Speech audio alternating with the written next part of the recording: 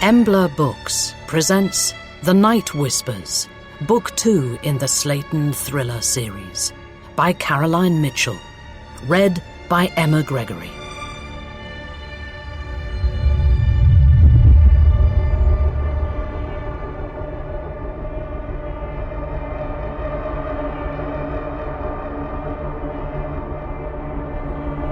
You hear them in the shadows.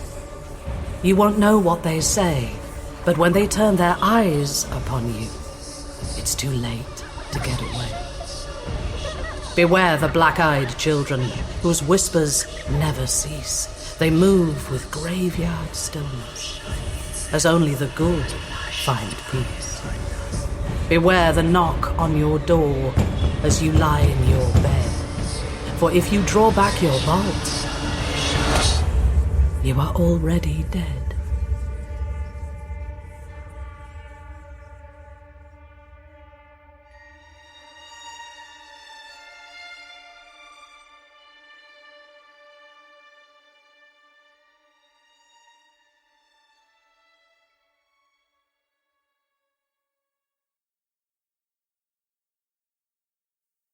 Chapter 1.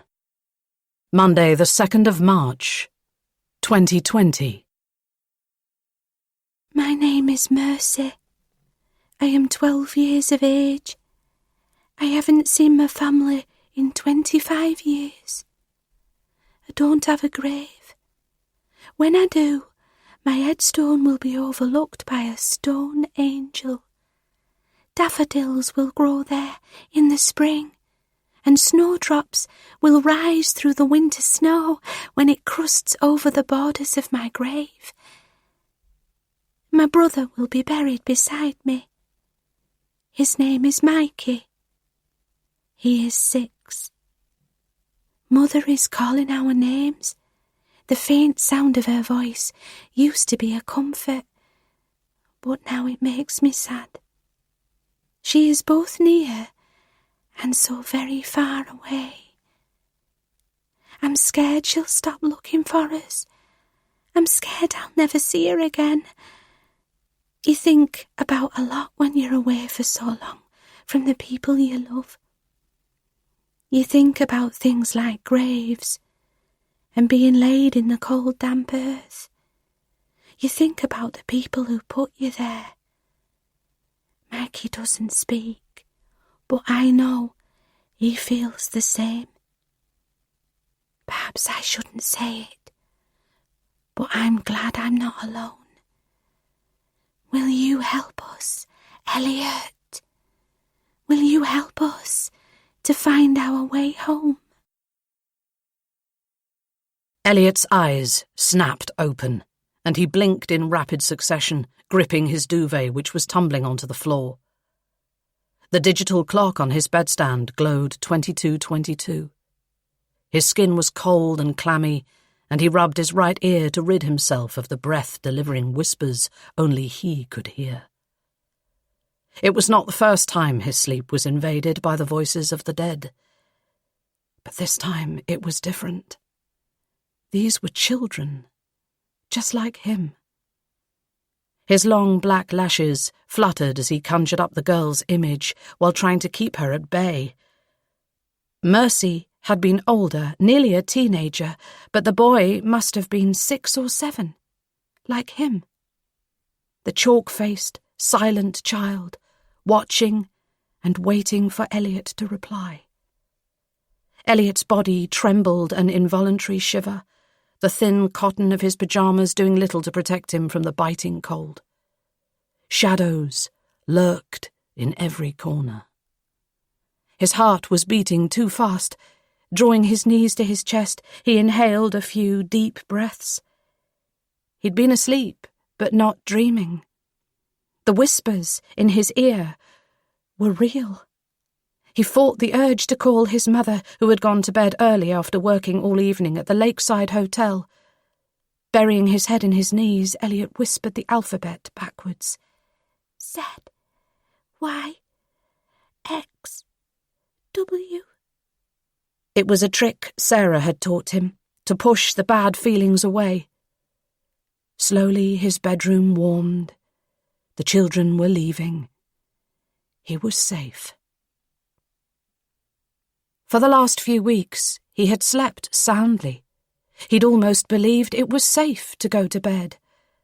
He relaxed back into his pillow, staring at the stars floating on his ceiling cast by his new nightlight. His father's medal for bravery glinted on his bedside table. He didn't bring it to bed anymore. His daddy was too poorly to be a hero now.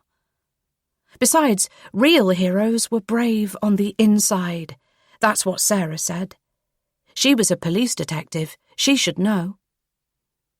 He sniffled in the moonlight as his heartbeat slowed to its normal rate.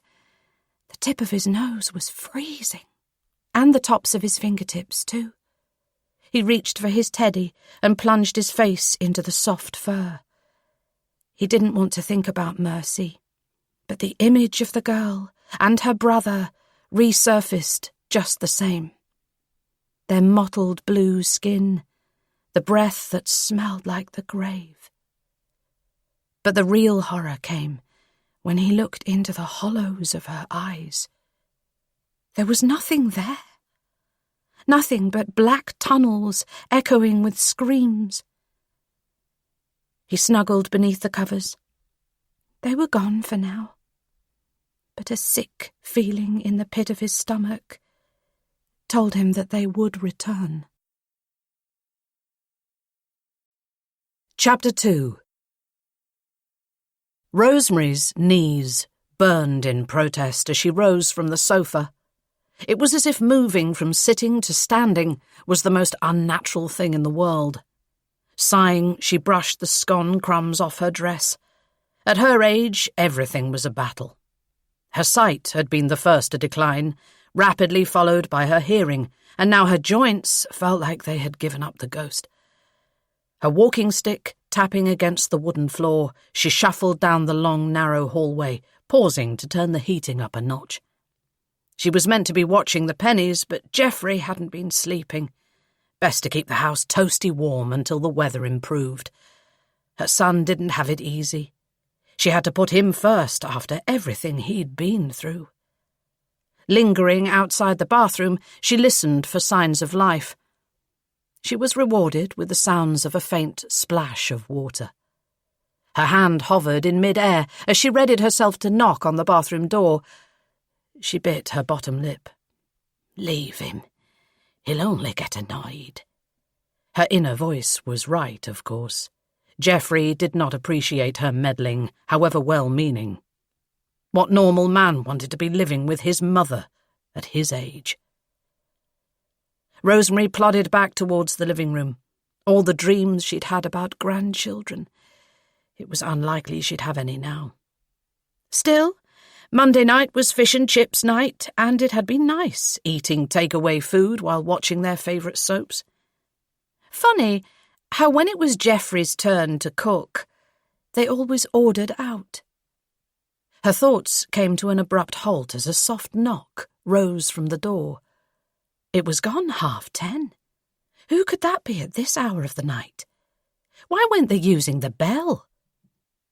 A rumble of thunder bellowed from outside. She froze in uncertainty as a feeling of ill tidings passed over her. It was as if someone had taken an ice cube and run it down the curve of her back. The last time she had felt like this, her beloved husband of 40 years dropped down dead. She forced herself to breathe in, out, nice and calm. It was coming up to the anniversary of his passing, and she couldn't get him off her mind. Sometimes it felt as if he was in the room with her. Last night she had thought she heard whispering, but when she turned around there was nobody there. Another soft knock. "Oh, get a hold of yourself, Rosemary," she muttered to herself as she walked to the door. A crack of lightning sharpened her senses as she pulled it open. There were 2 small figures standing on her doorstep.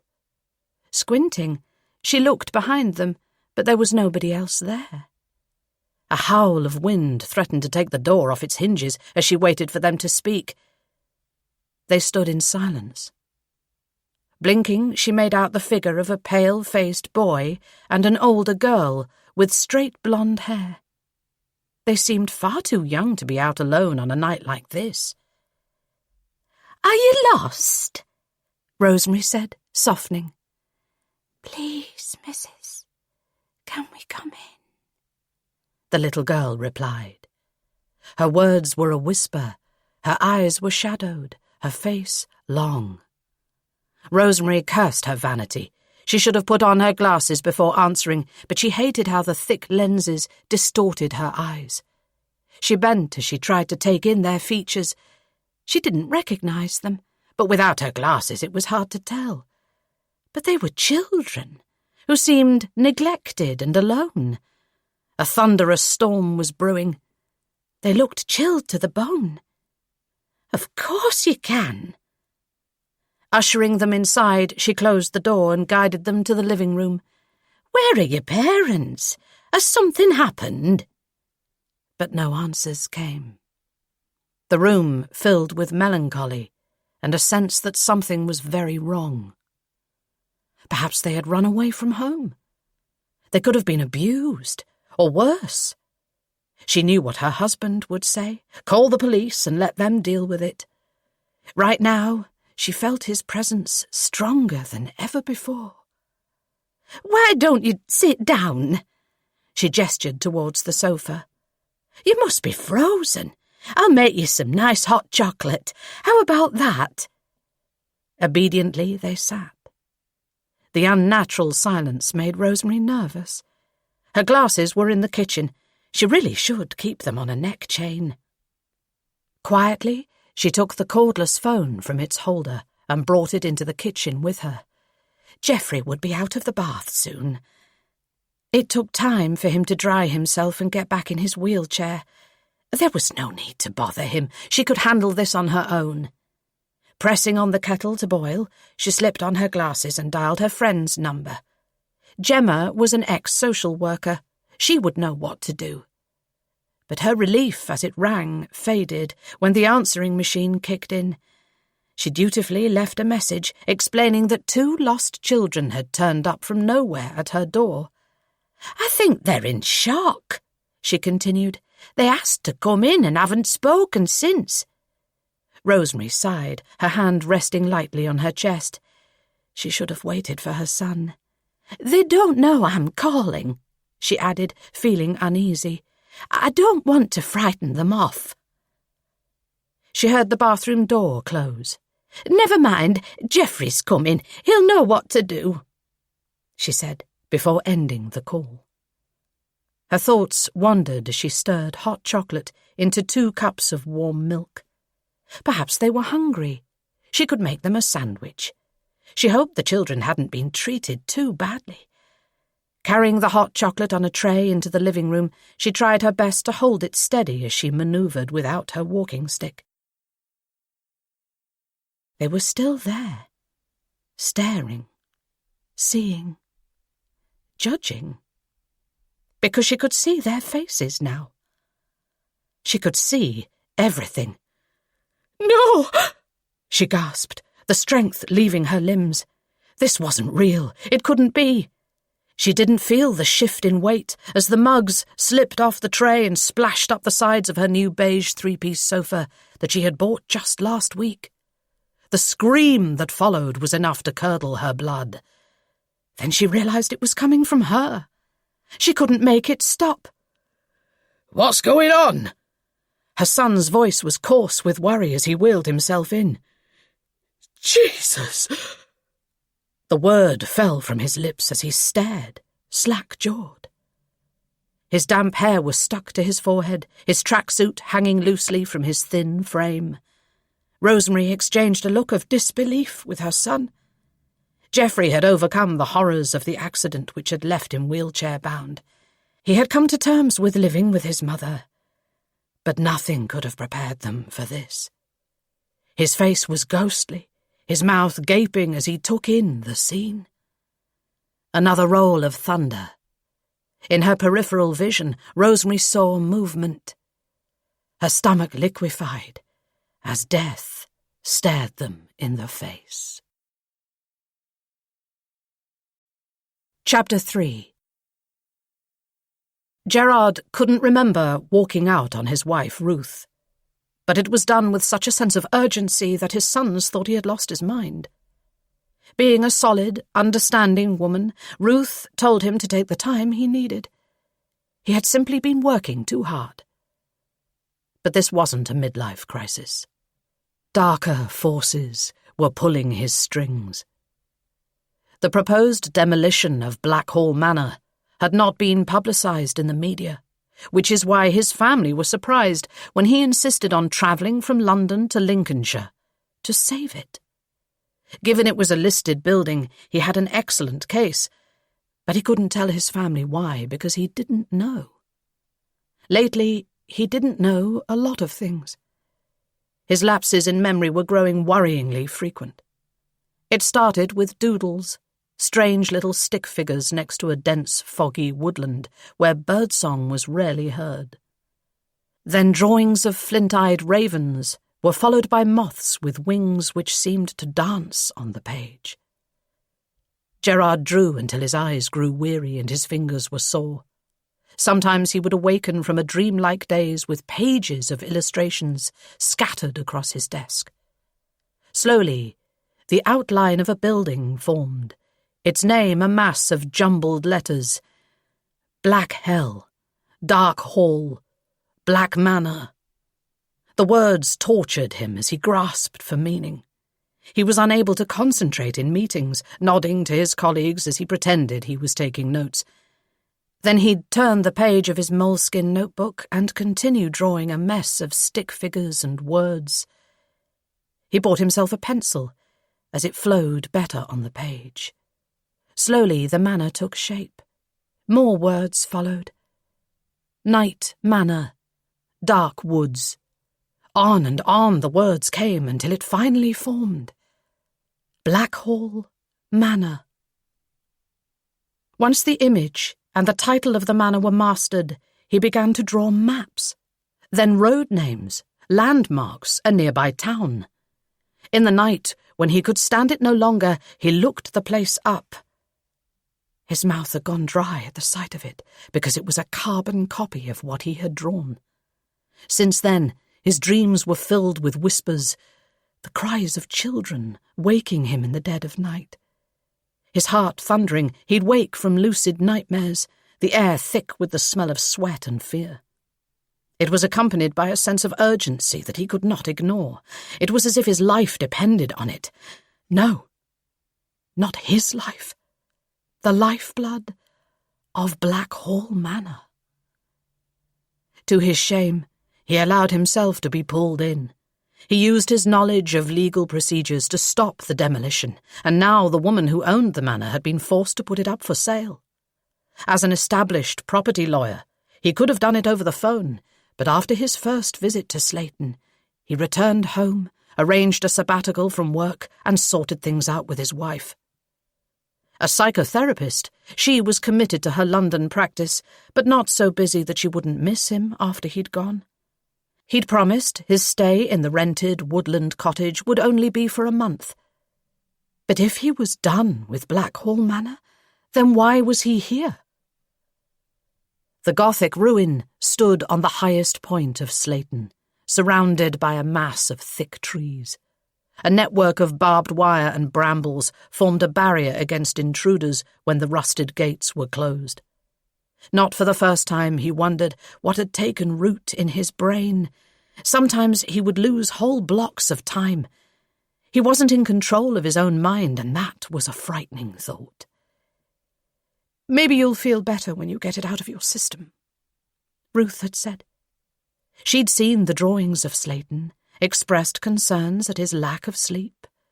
Then he had kissed her like he hadn't kissed her in years, because something deep down told him this could be the last time. But now he was naked, standing in his rented cottage on the cold, unforgiving tiles. As he swayed on weak legs, he felt like he was on a tightrope. One wrong move and he would plunge to his death. His limbs ached with tiredness. He felt like he'd run a marathon. Goosebumps rose on his bare skin, and his face creased in confusion. What had happened to his clothes? He touched the tight, dry skin of his face. Perhaps he had been about to get in the shower when a noise from down the hall made his thoughts fall away. Someone was in the cottage. His stomach clenched. There was no point in trying to remember how he got here.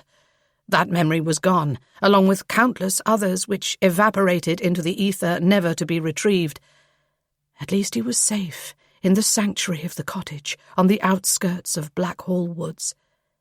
It was a small but adequate abode, with the stench of stagnant water. Or was that sewage, hanging in the air? Tonight it was particularly strong, but that was the least of his concerns. He crept silently down the hall, towards the knocking noise rising from the kitchen at the back of the property. "Who's there?" he said, dread rising with each step. But there was no response, just a steady, rhythmic knocking, then a slosh. He strained to listen, fear falling away as he realized what it was. He opened the kitchen door, exhaling in relief as the sight confirmed his suspicions. The washing machine. That's all it was. An old, battered model knocking and sloshing in the corner of the room. Although why he'd needed to put a wash on, he didn't know. As for being naked, he peered at the glass door of the washing machine as his clothes went around. What the... The whisper left his lips as he bent closer for a better view. The water was crimson. His brow furrowed in a frown. It must be paint. Or a red sock, maybe, something stupid like that. But he didn't have any red socks. Or dirty clothes, for that matter. He hadn't been there long enough. He stood, feeling as if his body knew exactly what had happened and was waiting for his dumb brain to catch up. The newly washed kitchen flagstones were damp, and he made out the sweet smell of lemon cleaning fluid beneath his feet. Had he just washed the floor? On autopilot, he returned to the bathroom, where he'd been heading when he came to. "It's all right. Nothing to worry about," he told himself as he tried to calm his palpitating heart. "Shower and sleep. That's all I'd planned. I'd just cleaned the kitchen and was getting ready for bed." It was the not remembering that was freaking him out. The deep-buried feeling that something bad had occurred. He pushed the door open, caught the unwelcome smell of sewage as he forced himself towards the only mirror in the house. Reaching out in the darkness, he pulled the long, dirty string which dangled from the ceiling and activated the light above. He closed his eyes as it clicked the fluorescent light into life. He was shaking now, his eyes closed as he prepared to greet his reflection. He didn't want to open them, but equally he had to know. To verify what was already screaming at him from the back of his mind. Blood. The water in the washing machine had been tainted with blood. He opened his eyes and froze. It was smeared across his face, with flecks on his eyelids, and his curly black hair that refused to turn grey despite his age. "Oh, God! Oh, God! Oh, God!" he said finally, his trembling hands touching his face. The blood staining his cheeks had dried into his pores, making his skin feel like stretched leather. It stopped abruptly at his neck, but flecks rested on his hair, his ears. He licked his lips and tasted it on his tongue. He checked his body for injuries, already knowing it wasn't his. But whose was it? A whimper escaped his lips as he dragged himself towards the shower. He had to get it off. It was all over him like 1,000 red ants crawling on his skin. Spikes of icy water made him gasp for breath as he stood beneath the rusty showerhead. His head bowed. He tugged at each strand of hair as he tried to rinse it clean. He grabbed a bottle of shampoo from the shelf, squeezing it hard and lathering himself. Tearing at the sticky red coating, his eyes stung as the shampoo worked its way in. With frenzied movements, he covered every inch of himself. He watched as the water turned from brown to red, felt it turn from cold to hot, steam cloaking him as he discarded the shampoo bottle and grabbed a bar of soap. He could still feel it, in his pores, up his nose, in his ears. He scrubbed until his skin was bright pink. Closing his eyes, he took a deep breath before working up a lather on his face. His clothes must have been caked in it. But where it had come from? He glared at his feet, watching the water swirling around the plug hole turn clear. Any minute now he expected the door to be kicked in as blue lights strobed from outside the window. But there was nothing. Nothing but the dull drip, drip of the showerhead as he turned it off. Wrapping himself up in towels, he glanced at his reflection once more. His hands squeaked against the steamed-up mirror, and he took a breath as it cleared. It was gone, all of it, like it never happened at all. There wasn't a mark on him, apart from where he had scrubbed his skin.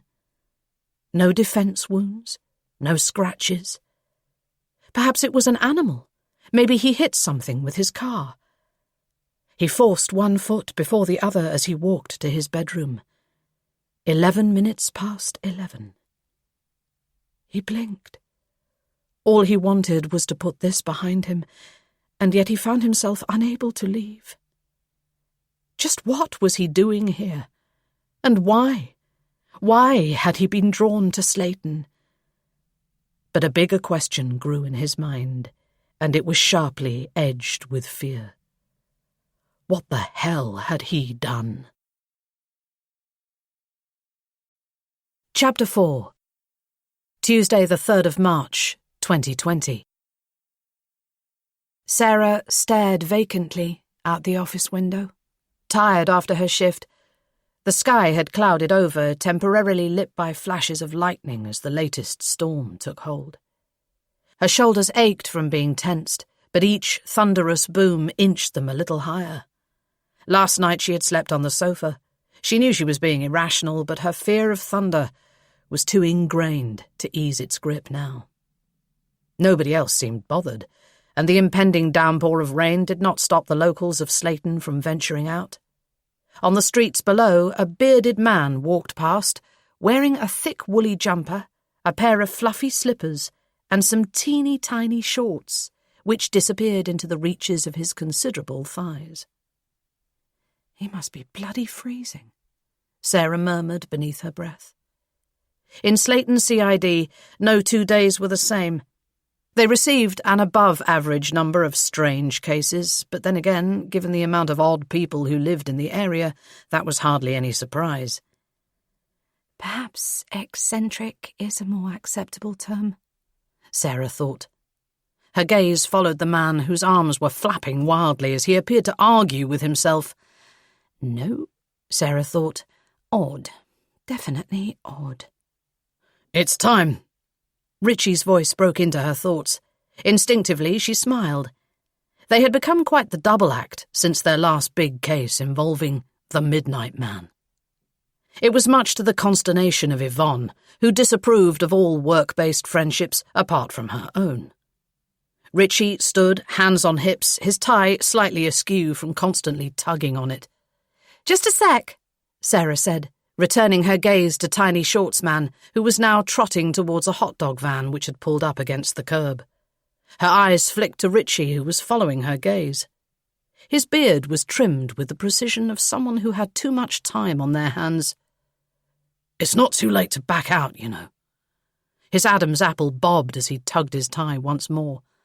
Their sergeant made no apologies for her high standards, and smart dress was expected. For male officers, ties were non-negotiable, and most female officers dressed in skirts or trouser suits. Today, the office was stuffy because it was too blustery to open the windows. Their budget did not stretch to air conditioning just yet. "Now, why would I want to back out?" Sarah gave Richie a patient smile before approaching the office mini-fridge. She was normally not one for the limelight, or any sort of light, in fact. Sarah was a blend-in-the-background kind of woman. But today had to be acknowledged, and given nobody else was up to the task, it had been left to her. Richie didn't seem at ease with the idea of presenting their sergeant with a celebratory cake. "The timing isn't great," he said, as Sarah rested the cake on her desk. Soon the icing would start to melt, and all her efforts would be in vain. "It's her birthday," Sarah replied. "The timing couldn't be any better." Rifling in her drawer, she found the pack of candles that she had been looking for. "Have you got a light?" Richie shrugged, but Sarah knew about the lighter in his pocket. "Don't give me that. I know you're back smoking." "Is it any wonder?" he said, handing it over. "Gabby's moods are driving me over the edge." He had a point. Their sergeant had been irritable for days, and Sarah needed to get to the bottom of it. "A nice bit of cake will lighten things." She popped numerous coloured candles where she could fit them. In Sarah's mind, tea and cake were the answer to everything. It was a stellar effort, if she said so herself. The big square cake featured a marzipan figure of a woman sitting behind a paperwork-laden desk. She sported a small frown, which Sarah believed captured Gabby's likeness quite well. Her short afro hairstyle had presented more of a challenge, but Sarah was pleased with the overall effect. The words, "Happy Birthday, Boss," were emblazoned in police blue. "Remind me why you're doing all this again?" Richie said, one eye on Yvonne, who was waiting at the door, ready to signal their sergeant's return. Gabby was at a command meeting discussing team statistics and targets, which was sure to compound her bad mood. "Think about it," Sarah replied, determined to remain optimistic. "Soon she'll be too full of birthday cake to mention our performance last month." Waving a hand, Yvonne trotted into the office on heels that were too high to run in. "She's coming." "Action stations, everyone!" Sarah flicked the flint of Richie's lighter to each candle. The click of Gabby's expensive Italian leather shoes echoed down the corridor. She narrowed her eyes as she entered the office, immediately homing in on Sarah, who was holding her cake with both hands. "Happy birthday, boss," she said cheerily. She wasn't brave enough to launch into song. If she did, she'd be doing it alone. Gabby stared at the cake, her mouth downturned. "That's a fire hazard. Put it out. You'll set the sprinklers off." "Don't you want to blow them out?" Not one to be put off, Sarah followed her to her desk. Apart from Richie, her colleagues had already returned to theirs. "I couldn't quite fit 50 candles. She took one look at her sergeant's frosty expression. 49. Gabby's expression was still rigid. 48? Fine. In one swift movement, Gabby leaned forward and blew out the flames. Chop it up, dish it out, and get back to work. Richie lingered long enough to give Sarah an "I-told-you-so" parting glance, but Sarah was not so easily dismissed. She acknowledged that she could be a major pain in Gabby's backside, given the number of times she'd told her, although she was never quite sure what she did to deserve it. "Sarge," she said, after Yvonne had taken the cake to divvy out. "Is everything all right?" But her sergeant was leaving her desk. Another look from Richie, accompanied by a tight shake of the head. Sarah shrugged in response before following Gabby out the door. They had their own silent communication. In the police, you learned to develop your body language and recognise that of others. It was a safety mechanism. But today she chose to ignore Richie's warning. She followed Gabby to the toilets. After checking the rest of the cubicles were empty, she knocked on the door. "Taken!" Gabby thundered from the other side. But it wasn't that long ago that Richie had come to Sarah's rescue as he knocked on her cubicle door. That day she'd been ready to walk out on it all. Today she was paying it forward. Spying a yellow hazard sign against the wall, she opened the main door and placed it outside. It would give them a few minutes' privacy at least. But as the door closed, Gabby emerged from the cubicle. Her eyes were moist with tears. "I thought you were gone," she sniffled, hiding her face as she blew her nose. "Just setting up a diversion with the sign." She watched Gabby splash her face before pulling a roll of paper towel and patting it dry. "If you tell anyone you saw me like this..." I saw nothing, Sarah said, and even if I did, I would never break the sanctity of the station loos. Besides, they were friends. Neither would come out and say it, but their last big investigation had bonded them. A beat passed between them as Sarah shoved her hands deep into her trouser pockets. Sorry about the cake. I told you all before, I don't do birthdays, Gabby said flatly. And as someone who avidly ignores her own birthday, I respect that. But I couldn't let your 50th pass without. She watched her sergeant's face crumple. Oh, crumbs, she muttered. I've really done it this time, haven't I? It's not you, Gabby sniffed.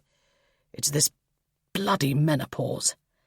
If I'm not sweating like a pig, I'm crying like a pubescent teenager.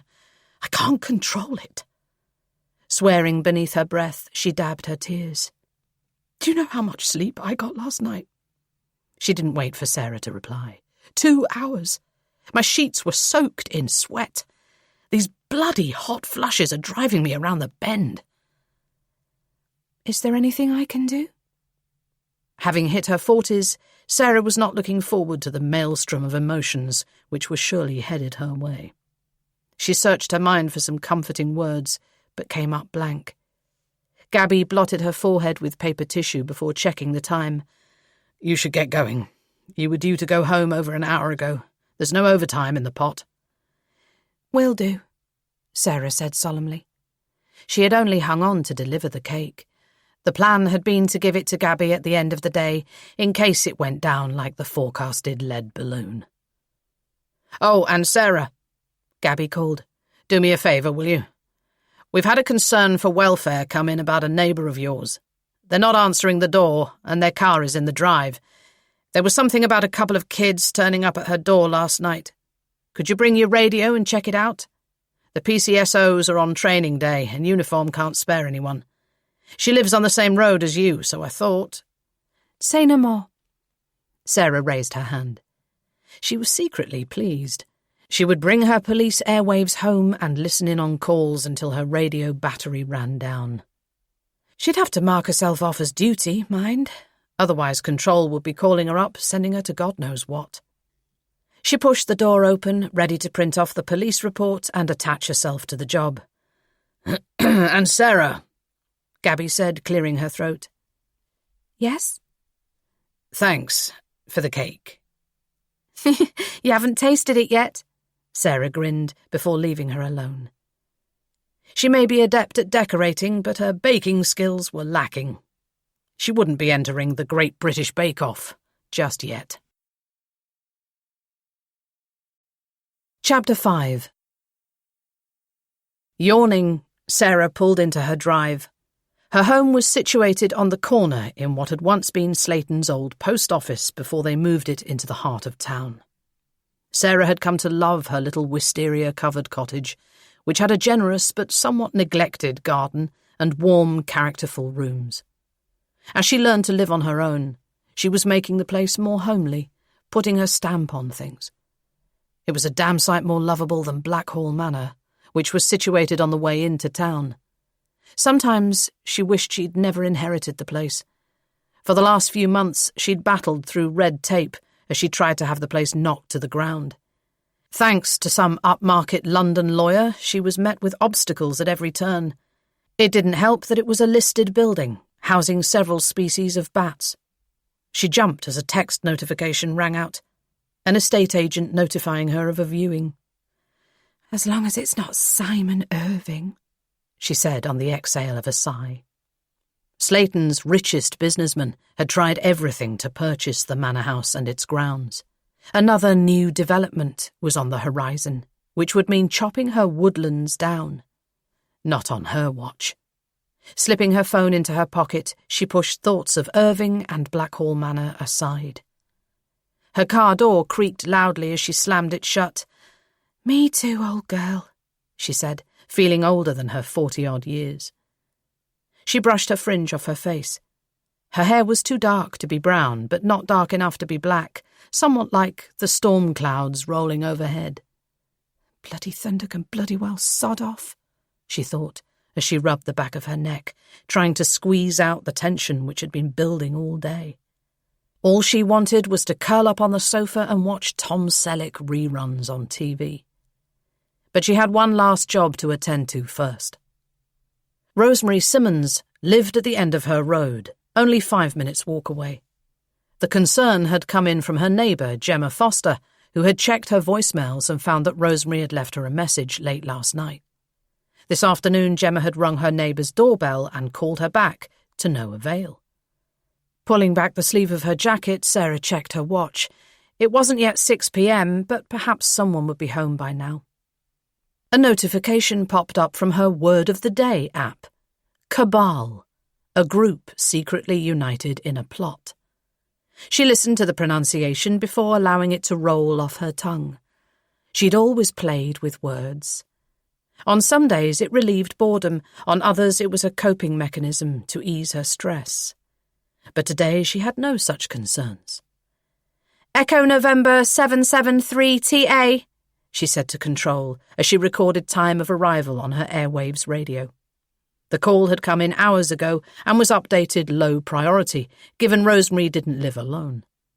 Sarah reread the incident print-off that she had skimmed through before she left. It stated that in her voicemail, Rosemary mentioned some neglected children who had turned up at her door. Probably some scallywags messing around, Sarah thought, scanning the page. Or on the take for biscuits and lemonade. But then parents kept a close eye on their kids in Slayton, especially late at night. Bad things happened to unsupervised kids in their town. Sarah scanned the rest of the short report. She didn't know Rosemary Simmons all that well, although Sarah was on waving terms with most of her neighbours. It seemed that Rosemary kept pretty much to herself. A woman in her 80s, she lived with her disabled son. They were more vulnerable than most on this street, and Sarah could relax once she confirmed all was well. "Bugger," she said, as rain fell in great fat droplets onto the broken pavement. She should have brought her umbrella. Holding her limp paperwork over her head, she glanced at the bungalow before her. A prickle of unease rose as she realised every curtain was closed. She slowed her steps. Good police officers didn't gallop up to the front door when attending a call-out, no matter how benign it seemed. They observed their surroundings, took their time. At least that's what her police training had dictated not so long ago. On the drive was a red Ford Fiesta, which appeared kitted out for disabled use. She placed her hand on the bonnet. Cold. She glanced over her shoulder, noticing a net curtain twitch across the road. A sudden rumble of thunder made her shrink in her skin as each deafening boom shook the branches of a memory she'd spent her life trying to forget. The storm was growing in momentum as another flash of lightning tore through the sky. She pressed her finger against the stiff doorbell and waited, uneasy on the step. There was plenty of light left in the day, so why did it feel like shadows were closing in? Fat drops of rain dappled the cement doorstep as she waited, shoulders hunched. "Hello?" she called, bending to peek through the letterbox. The hallway was in darkness, all the doors closed. An eerie silence lay claim to the building. Sarah didn't like this one bit. She searched for her radio, alerting Control. "Echo November 773, there's no response and all the curtains are closed. I'm going to check around the back." "Received," the call handler replied. "It's probably nothing," Sarah told herself. "The kids have left and Rosemary's decided not to answer the door, or maybe she caught the bus into town." But still, as she walked the gravel path to the side of the house, she couldn't shift the lingering sense of unease. And then she heard it, a steady thump, thump, coming from the back of the house. The side gate was unlocked and opened out to a vast, mature garden. The sound was coming from the conservatory door, flapping open with each gust of wind. Rosemary's neighbour couldn't have checked around the back. Something was very wrong. Above her, darkening clouds chased day to night before its time. Sarah unclipped her metal baton and extended it with a flick of the wrist. "Hello?" She wiped her feet on the grate before stepping inside to shelter from the rain. "Mrs. Simmons? It's the A flash of lightning illuminated the scene, and the words died on her lips. She stared through the conservatory at a bloodied handprint on the far kitchen wall. It couldn't be, could it? Finding the light switch, she turned it on with the tip of her baton and stole into the kitchen. Her hand went to her radio. "Calm down," she told herself. "See what's going on first." Sarah was economical with her words when it came to updating control. On police airwaves, you were heard by all. In training school, she'd stuttered, nerve-stricken updates, her cheeks burning furiously with each mistake she made. It played in the back of her mind, even now. Make a tit of yourself over police airwaves and you never lived it down. She had finally gained acceptance as a valued member of the team. The last thing she needed was her colleagues taking the mickey out of her. And now here she was, alone, staring at that red handprint, stark against magnolia walls. A rush of adrenaline flooded her system and her legs began to tremble. Blood. It was dried blood. On the counter was a tub of hot chocolate powder. A spoon lay on its side, and a fly sucked on a sugar cube in a small glass bowl. She touched the kettle, knowing it would be cold. Policing wasn't just about doing. It was about feeling, hearing, sensing, smelling. And right now, every fibre of her being was screaming at her to get out. She watched for shadows behind the glass door, her baton firmly gripped in her hand. Sarah knew these houses. The kitchen led into the hall, and the living room was across the way. But who or what was waiting for her in there? Her throat clicked as she tried to swallow. Her tongue felt glued to the roof of her mouth. She masked the feeling of dread by forcing confidence into her voice. "Mrs. Simmons? Rosemary? Are you in? It's the police. My colleagues and I are here to see if you're okay." A small lie, but a signal to anyone within. With her baton raised, she entered the hall. The door creaked as she pushed it open, her training on forensics and Locard's principle firmly in her mind. Powerful smells were being invoked in a house in which all windows were closed. The metallic tang of blood filtered through her nostrils.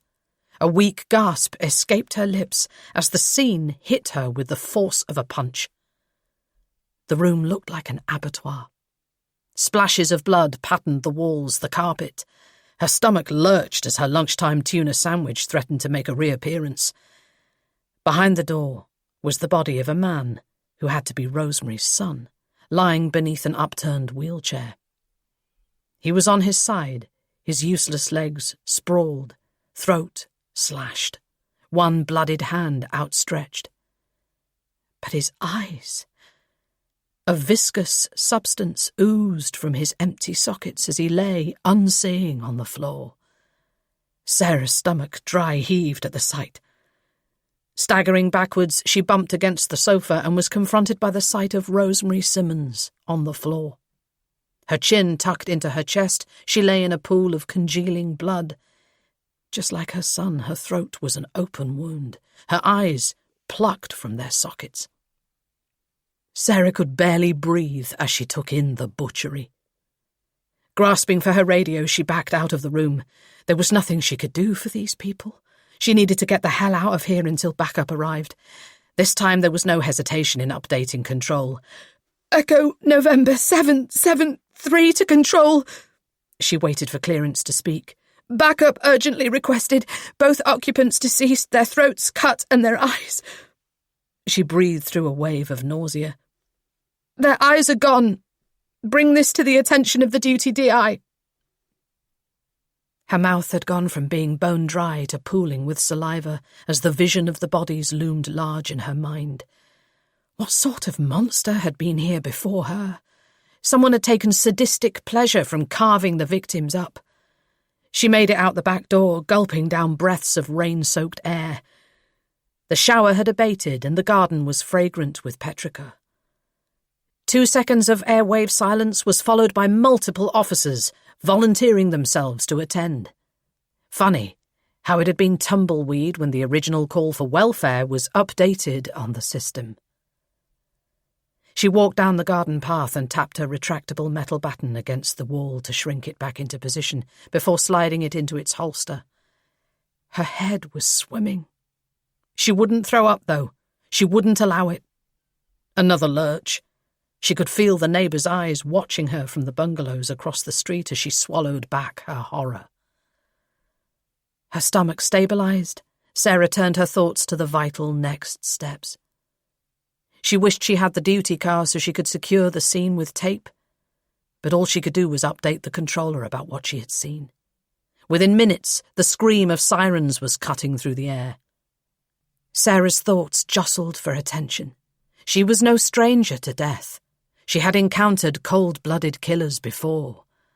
But the brutality of the scene in that cosy cottage had floored her. She stood on the pavement, raising an arm as police cars drew close. The sky flashed overhead. It was happening again. There was a killer in Slayton, and Sarah was right in the thick of it.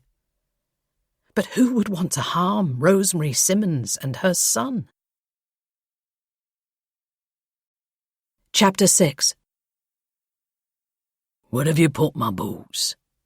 Noah stomped around the caravan, wondering how a pair of size 8 caterpillar boots could get lost in such a small space. There, out the way.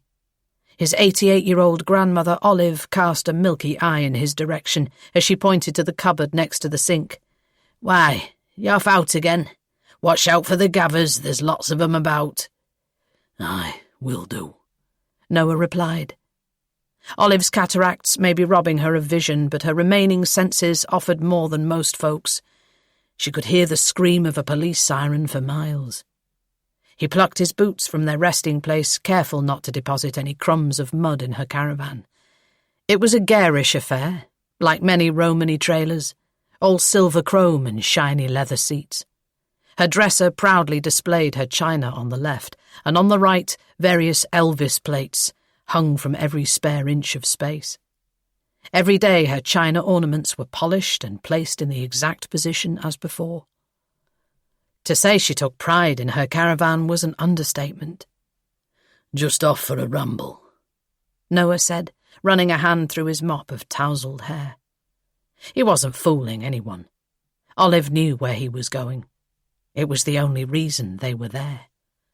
Aye, well, tread carefully. She spoke on the breath of a sigh. You know what needs to be done? I do. Opening the door, he called his dog inside, commanding the Rottweiler to sit at Olive's feet. Storm was better than any security system. No harm would come to Olive in his care. Shaking off the rain, Storm gave a contented sigh as he settled at the old woman's feet. Needles of rain spiked the roof of the caravan. Noah was not one to run for an umbrella. He embraced the rain. He handed Olive her walking stick, his voice softening. Every day with the woman who raised him was a bonus, given her age. I won't let you down. He spoke with conviction, a fiery determination to set things right. Because his grandmother wasn't the only person to have heard the children's whispers. He had heard them too. Olive's hand rested on his. Her skin was like parchment, but as soft as a newborn baby. Mind yourself. I couldn't bear to lose you too. He thought about Olive as he walked the forest, taking trails only known to a few. Tiny droplets of rain sprinkled his skin, easing the humidity which had left the caravan like a sweatbox. Not that he'd spent much time in it. Like Storm, he preferred to sleep outdoors, and he had the insect bites to prove it. Taking a deep breath, he inhaled the scent of wet moss and the rich, sweet odour of hawthorn flowers beginning to bloom. It had been an odd year for nature so far as flora and fauna bloomed weeks before their time. How anything grew in a forest so dank and dark was a mystery to him. He walked beneath the dapple of leaves high up in the canopy. It was twilight all the time here. This wasn't a welcoming woodland, alive with bird song as others he had stayed in. It was why his grandmother hated it here, only coming out of necessity and rarely leaving the safety of her trailer.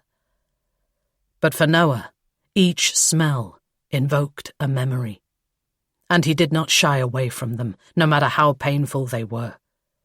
It was years since their last visit to Slayton, but he remembered each winding and crooked path as if they were etched into his skin.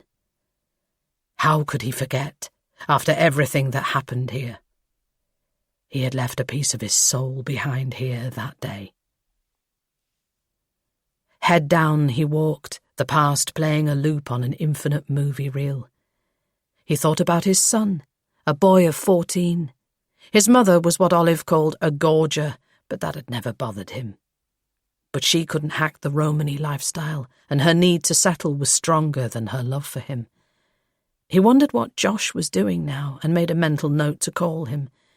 He used to think that when he was 40, he'd have a whole brood of children who would also enjoy roaming the land. He should have known more than anyone that life never worked out as planned. He darted behind a tree as a passing van rumbled by. He was coming to the outskirts of the woods now. Evening was closing in, and the weather was moody. Anger bloomed, raw and relentless, as he walked on, avoiding the main road, and saw the cottage in the clearing. He knew exactly who lived there. Its occupant, Arnold, had not been able to stay away forever. If he'd come back to face what he did, then Noah would gladly assist. But not yet. Such things had to be planned. He could not get caught and leave Olive and Storm on their own. There were a few cottages of this kind dotted about the woods. Most were standing empty, some were rented to holiday makers who didn't know any better. He'd heard Arnold's cottage had fallen into disrepair after standing empty for so long, but nothing had prepared him for this. Vine leaves snaked up every spare inch of the walls, and the roof, once a slate grey, was now thatched with tufts of moss. Thick brambles surrounded the pathway, almost as tall as himself. It was as if the woodland wanted to reclaim it. Arnold had always been a recluse, but now his wife had died. Had he come home to face up to the pain he had caused? He'd been back for a year or more, but word had trickled to Noah at a snail's pace. Better now than not at all. People still remembered. They did their best for his family, even after all this time. That's the way it was in the traveller community. They had long memories and looked after their own. Shielding his face with his arm, Noah chose his footing carefully as he fended through the brambles. The front path had been cleared for its occupant, but braving the hedgerow at the back of the cottage was a safer bet. He slunk behind the house, peering in through the tiny window which was thick with grime. The cottage was small and poky, the sort of place that was easy to forget. Noah took each window in turn. He was beginning to think he was on a fool's errand when he saw him, sitting in an armchair. Noah's jaw clenched in disgust. This, Arnold, was a smaller, shriveled version of the man he remembered, but his hatred for him burned like a furnace, despite the fact that the two men had never met. Should Arnold look up, he would not recognize him. Not now, not back then. He sat in the shabby armchair, staring blankly at the television. Noah thought about that night when the rain hammered against the roof of the caravan. His father's face, white with worry. It had been hard enough, bringing them up without their mother to help. He ground his back teeth. It should never have happened. He knew why the children were whispering. He could feel their malevolence skimming beneath the surface of this world. Too long had passed without answers. Yes, he knew what needed to be done. Chapter 7. Jesus, Sarah, you don't do things by halves, do you? Gabby stood, hands on hips, as she watched officers cordon off the scene. I send you out for a concern for welfare and you bring me back a double murder. They were standing outside the cordoned-off cottage as evening closed in. It was only 8 p.m, but the street lamps had come on automatically as the sky faded to murky grey. Sarah was about to reply when Daniel Maguire's tall, lean frame loomed over them both. So, you're the one I have to thank for this. Tutting, he unzipped the hood of his forensics bunny suit. While his words were jovial, his features were grim. A DI from MIT, he was several years younger than Sarah, but he seemed to have aged since surveying the murder scene. Boss. Sarah delivered a half-smile as she acknowledged his presence. The major investigation team worked throughout the area, but she'd heard the lilt of his Northern Irish accent on the airwaves from time to time. What's this about 2 wee kids? He looked intently at Sarah. You live near here, don't yez? Have you seen any out and about? No, boss, she replied. We've got a bit of a stray dog problem and some teenage joyriders in Lower Slayton, but kids don't go out unaccompanied. Not since. Her words hung in the air. They all knew she was talking about the Midnight Man. But their last big case had been put to bed. Whoever murdered Mrs. Simmons and her son was an unknown entity. A thought occurred. You don't think the kids could have done this, do you? It was with relief that Sarah had heard children's bodies had not been recovered from the scene. Doubtful. Maguire shook his head. Whoever it was unleashed all sorts of holy hell. I'm not sure any wee bairn would have had the stomach or the strength for that. His deep blue eyes seemed to probe her mind. You look shook, Noble. Why don't you go home? Get a stiff drink. We'll take it from here. Sarah cursed her inability to hide her emotions. She was a good cop, but not a tough one. Good because she listened, paid attention to the little things. Or at least, that's what she told herself. But tough? No. A born empath, she absorbed other people's pain. Hitting upon the scene without any prior warning had knocked the stuffing out of her. But admitting to it would make her look weak in the eyes of her sergeant. Wouldn't it? Unsure of how to reply, she stole a glance at Gabby. Her default expression was deadpan, but the look she was giving Maguire was glacial. Sarah's eyes narrowed as she absorbed the atmosphere between them. Gabby's dislike for the man was radiating from her in waves. Sarah cleared her throat. Her sergeant was the stiff upper lip type, and normally she'd have Sarah conducting door-to-door inquiries with the rest of the team. Right now, she didn't even acknowledge D.I. Maguire's concern. I presumed we were taking ownership of this case. Gabby straightened to her full 5'7" height, still looking up at Maguire, who was watching crime scene officers enter and exit the scene. Something told Sarah that Maguire didn't miss much. He turned on a smile, going from serious to cheery in less than a second as he turned his attention to Gabby. I've given St. Bernard the heads up. He took a bit of persuading, but he's happy for us to take control. He switched his gaze to Sarah as Gabby failed to reply. You look knackered. Away with you. It's an order. Go home to your bed. Sarah raised an eyebrow as she absorbed the dynamics between Gabby and Maguire as Maguire ordered her to go home. He was not in the least bit ruffled by Gabby's obvious displeasure. Sarah didn't know how many people who were prepared to go head-to-head with Gabby, but there was nothing she could do here. She was outranked. Their boss, D.I. Bernard Lee, was a rotund, good-natured sort who took Sarah under his wing. But lately he hadn't been himself. It wasn't like him to be going home early or handing over prime investigations, retirement looming or not. Gabby conceded and nodded to Sarah to go. That was very gracious of you, Sarge, Sarah said as they both left the scene. It wasn't like her to give up without a fight. They walked shoulder to shoulder to where Gabby had parked her car, which was near Sarah's home. The street was alive with twitching curtains, and several neighbours had ventured to their garden gate to watch the entourage of police and specialist teams. Both Gabby and Sarah were careful not to make eye contact. There was nothing they could tell them at this stage. The locals would learn more from the press once they got hold of it. Sarah only hoped the police managed to tell the victim's next of kin first. It didn't take a genius to work out that something awful had occurred. Crime scene tape flapped in the wind as it cordoned off some of the road. At some point, the black van marked private ambulance would arrive to take the bodies away, but not before the coroner had viewed them in situ. An image of Rosemary Simmons' dead, empty eye sockets rose in Sarah's mind. She sniffed her sleeve. The smell had clung to her clothes. There was no way she was getting any sleep tonight. "How are you feeling?"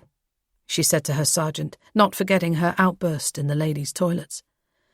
"Nothing a dose of HRT won't fix," Gabby replied staunchly. She was not one to stay down for long. The stink of car exhaust fumes grew as the road filled with traffic. Police were in the eye of the golden hour, and Gabby would no doubt return to the station to assist. As if sensing her thoughts, her sergeant glanced back at the cottage with regret. "If Bernard's given the case to MIT, then he's the one in control." She descended into low-level muttering, but Sarah could just about make her words out. The sooner he retires, the better. He's taken his eye off the ball. Sarah nodded in agreement. Murders like this were high profile, and solving a case worked wonders for the team's reputation and morale. There was more to life than dealing with the endless burglaries and fights which had broken out in town. "Should I come back to work?" Sarah said as they drew level with Gabby's car. "I don't mind." "Go home." Gabby activated her central locking before giving Sarah the once-over. "You look like shit. People around here are scared enough as it is." Sarah gave a weak smile. The quick and brutal follow-up was a defence mechanism. Gabby didn't want her thinking she was going soft because she had sent her home. "See you in the morning, then." Sarah stepped onto the curb as a police car drove past. Gabby was already in her car fastening her seatbelt, her usual frown in place. It wasn't Sarah who was the cause. It was Maguire, she could tell. Gabby was not a fan. An Oxford graduate, he had risen the ranks through a fast-track scheme, rather than having the benefit of experience beneath his belt. Plus, he'd stopped her from entering the crime scene. But Sarah could see his reasoning. If CID weren't taking charge, then Gabby didn't need to physically see it. Soon there would be a wealth of photographs, exhibits and videos back at base. Sarah walked the path to her house, uneasy in her skin. It seemed like a lifetime since she'd pulled up on her drive, planning her evening. She shoved the key into the lock, listening for sounds of life. She was greeted by her orange tabby, who delivered a low meow of disgust. "Sorry, Sherlock. Are you hungry?" Sarah bent to welcome him into her arms, but her embrace quickly became a hoop that he jumped through. Sherlock was not one for cuddles, and he ran ahead of her into the kitchen, his tail waving loftily in the air. It was just like any other evening, if it weren't for the image of two savaged corpses branded on Sarah's brain. She picked up the post from the mat. It was junk, apart from one official-looking letter. She recognised the headed paper as soon as she opened it. It was from Simon Irving's solicitors, making another offer for Blackhall Manor. As the CEO of Irving Industries, he was one of the richest men in Slayton, and well known to all. Tutting, Sarah threw it in the recycling bin. She wouldn't sell to Irving if he was the last person on earth. Discarding her jacket and shoes, she dished out a helping of stew into Sherlock's bowl. The thought of eating reheated chunks of meat made her stomach heave. She cast her eye at the floor that needed washing and the crockery gathering in the sink. It would have to wait. She was bone-weary, but sleep was far off. She rested Sherlock's food bowl on the floor, then groaned as an alert for a Zoom call pinged on the laptop she'd left open and charging. She'd forgotten all about the online meetup. Grabbing a bag of crisps, she settled on the sofa, her hand hovering over the invitation to join. She wanted nothing more than to find the TV remote, but she had only recently reunited with her school friends. She shouldn't let things slide. She clicked accept, getting the tail end of Elsie's conversation. Why is it that brain cells, skin cells, and even hair dies, but my stubborn fat cells have been granted eternal life by the Lord? Elsie's shiny pink face peered out from the screen as she noticed Sarah's presence. There you are! I thought y'all weren't going to show. She was sitting against her headboard, adorned with the cats who shared her large bed. Given she was morbidly obese, it was where she spent a lot of her time. Sorry, I forgot, Sarah groaned. I'm afraid I'm not great company tonight. Rough day at work, Maggie replied, glass of red wine in hand. Shoo! Elsie interrupted as she shouted at her cat. Get your ornery butt away from the camera. Nobody wants to see that. Her Southern American accent always made Sarah smile. It was nice seeing Elsie getting to grips with Zoom, even if her cats did get in the way. You'll hear about it soon enough, Sarah said, unable to share the details of the crime until it hit the press. Just don't answer the door to anyone you don't know, yeah? She watched her friends' faces fall. Elsie grabbed her mobile phone, no doubt searching her local neighbourhood groups, her online grapevine. Oh, Lordy! She paled as she turned back to the screen. Is it true? There's been a double murder in Slayton? Not again. Maggie shook her head before taking a large sip of wine.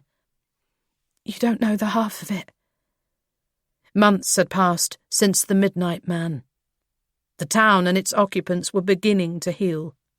But this was unlike anything Sarah had ever seen. And as for lost children knocking on doors, her friend's expressions reflected her own fear. Are you okay? Maggie's frown deepened.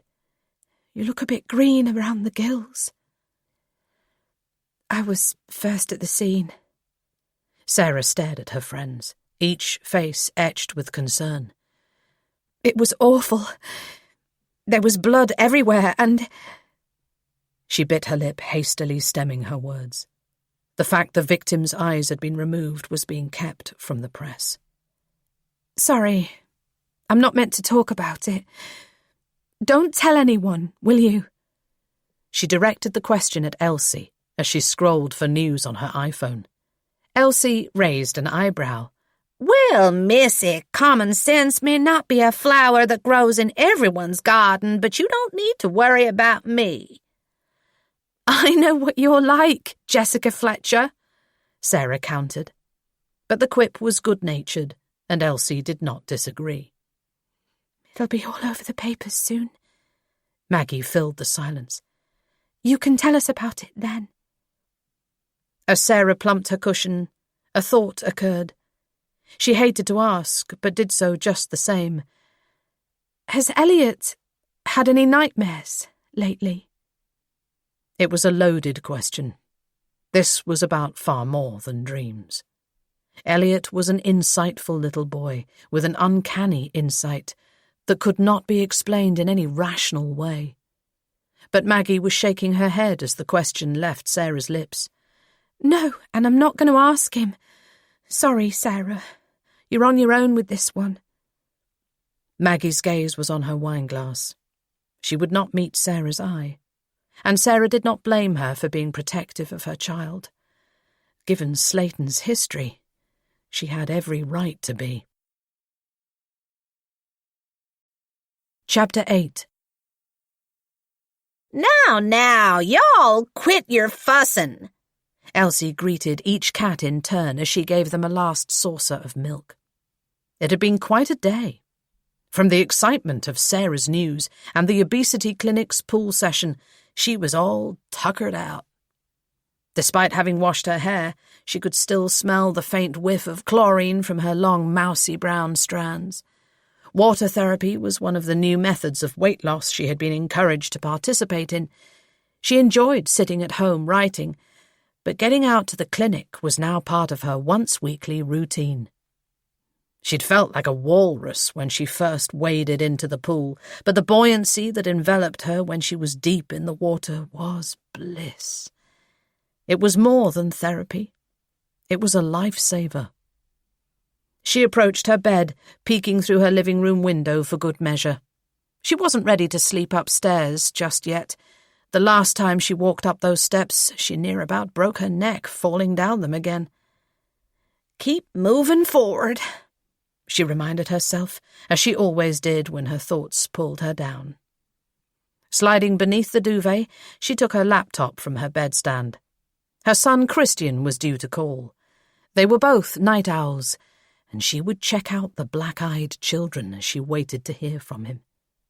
Word on the street was that 2 strange kids called on Rosemary Simmons before she died. Her neighbour, Gemma, said Rosemary sounded spooked when she left her voicemail, but when the police called to the house, the children were nowhere to be seen. Elsie wriggled her toes beneath her covers as 3 of her 6 cats settled down at her feet. A yelp escaped her lips as her computer's Skype application chimed, and she smiled as she accepted the video call. She barely recognized her son these days. With his smart clothes and tidy haircut, he was a world away from the nerdy young man who spent each night in his room. Christian would always be quietly spoken, but Irving had found him a flat to stay in midweek and a job in their Lincoln office which offered him respect. Nobody wants to piss off the boss's son, after all. As for her, she didn't speak to her baby daddy. Irving wouldn't give her the time of day, but she didn't get her panties in a bunch over that. He paid generous child maintenance, and for her treatment at the clinic. As a teenager, Simon Irving had made a bet with his friends that he could take her virginity, and won.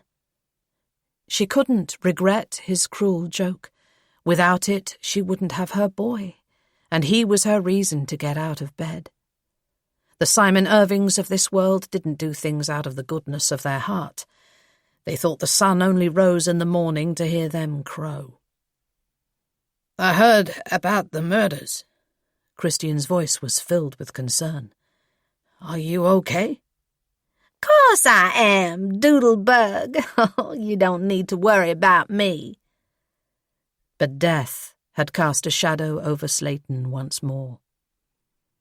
"You're very pale," he said, unconvinced. "Are you sure you don't need me to come home?" "Oh, that!" Elsie moved her laptop as her cat Felix joined her on her bed. "I was researching black-eyed children, and y'all made me jump." She would have loved nothing better than for her son to come home, but he'd spent most of his life looking after her. She would see him soon enough. "I've heard of them." Christian sat up, interested. "Wait, why are you looking them up?" Elsie told him about Rosemary Simmons and her alleged visitors, stroking Felix as he settled down on her lap. "Now everyone in Slayton is talking about black-eyed kids. I've read that if they follow you home, you're in deep doo-doo." "Pretty much," Christian chuckled, "but they're just an urban legend. You know how these things go. They're as real as the computer games I play." It was good to hear Christian sounding so sensible, but they both knew from experience that he was easily manipulated, and some legends could come true. But she didn't want to talk about the Midnight Man today. They had agreed to leave him in the past where he belonged. "Did you hear the story of the old couple in Vermont who answered their door to a strange boy and girl one night?" Felix purred rhythmically as she recalled the story. "They asked to come in, saying their parents would be back soon. But the minute they stepped inside, the owner's cat kicked up a fuss. The woman said she made the kids hot chocolate while the man tried to tease out who they were." Elsie grew serious. But when they asked to use the restroom, he saw their eyes were as black as the night. It gave her chills to imagine it. Then the man's nose started spurting blood and all the lights went out. She shuddered as she recalled the tale. After the kids left, weird things kept happening. One by one, their cats either disappeared or died. Then the man got cancer. He said he'd never been so scared as when he looked into their eyes. She stiffened as the radiator behind the bed emitted a long, low gurgle. I heard stories of them hitchhiking or asking for a lift. Christian joined in. There have been sightings in Texas and in a pub in Staffordshire. It made front-page news. Yeah, I read about that Texas reporter. They wanted to get into his car. He said they carried this feeling of impending doom. He couldn't get away quick enough. You'll find lots of stories if you look for them online, Christian replied. But maybe you're better off leaving that stuff alone, especially now I'm not there. Christian Abraham, hush your mouth. I'm not alone. My cats keep me company, and my friends keep an eye on things. Besides, she tapped the side of her nose, Sarah's a cop. She keeps me in the loop. She treasured her friendship with Sarah and loved being kept in the know. Christian scratched his chin. Okay, Mom. Just be careful. Make sure you lock up every night. As the call ended, Elsie warmed at her son's protectiveness. Reading between the lines, there was homesickness there too. He may only have been a short drive away, but it would do them both good to learn to cope on their own. There was a time when she depended on Christian for everything and felt the bitter edge of his resentment in return. Now he had a flat in the city. Things were better between them when he came home. She shifted in her bed, her breathing shallow as she listened for the slightest sound. There were no whispers outside her window, just the soft purring of her cats and the reassuring tick-tock of the clock on the wall. All the same, she closed down her laptop. She would leave the black-eyed children alone for tonight. Chapter 9. Wednesday the 4th of March, 2020. Elliot sat at the kitchen table, his feet swinging beneath his chair. Dust motes danced around him in a shaft of amber sunlight. They seemed to hold a life of their own. Elliot noticed the little things. He liked their little kitchen. It was small but warm, unlike his cold and unwelcoming bedroom, which cast shadows on the walls. In the kitchen, his mummy's paintings brightened the space, and his drawings were stuck to the fridge with turtle magnets he'd bought on a school trip. But today, the room felt unsettling, the sound of his mother's humming feeding his unease. Usually they listened to Smooth Groove's radio at breakfast time. Elliot liked waking up to the sound of Maggie singing her favourite songs. But this morning the radio was off, and Maggie was humming a soap opera theme tune instead. Something was wrong. He glanced at the empty wine bottle ready for recycling. Another bad sign.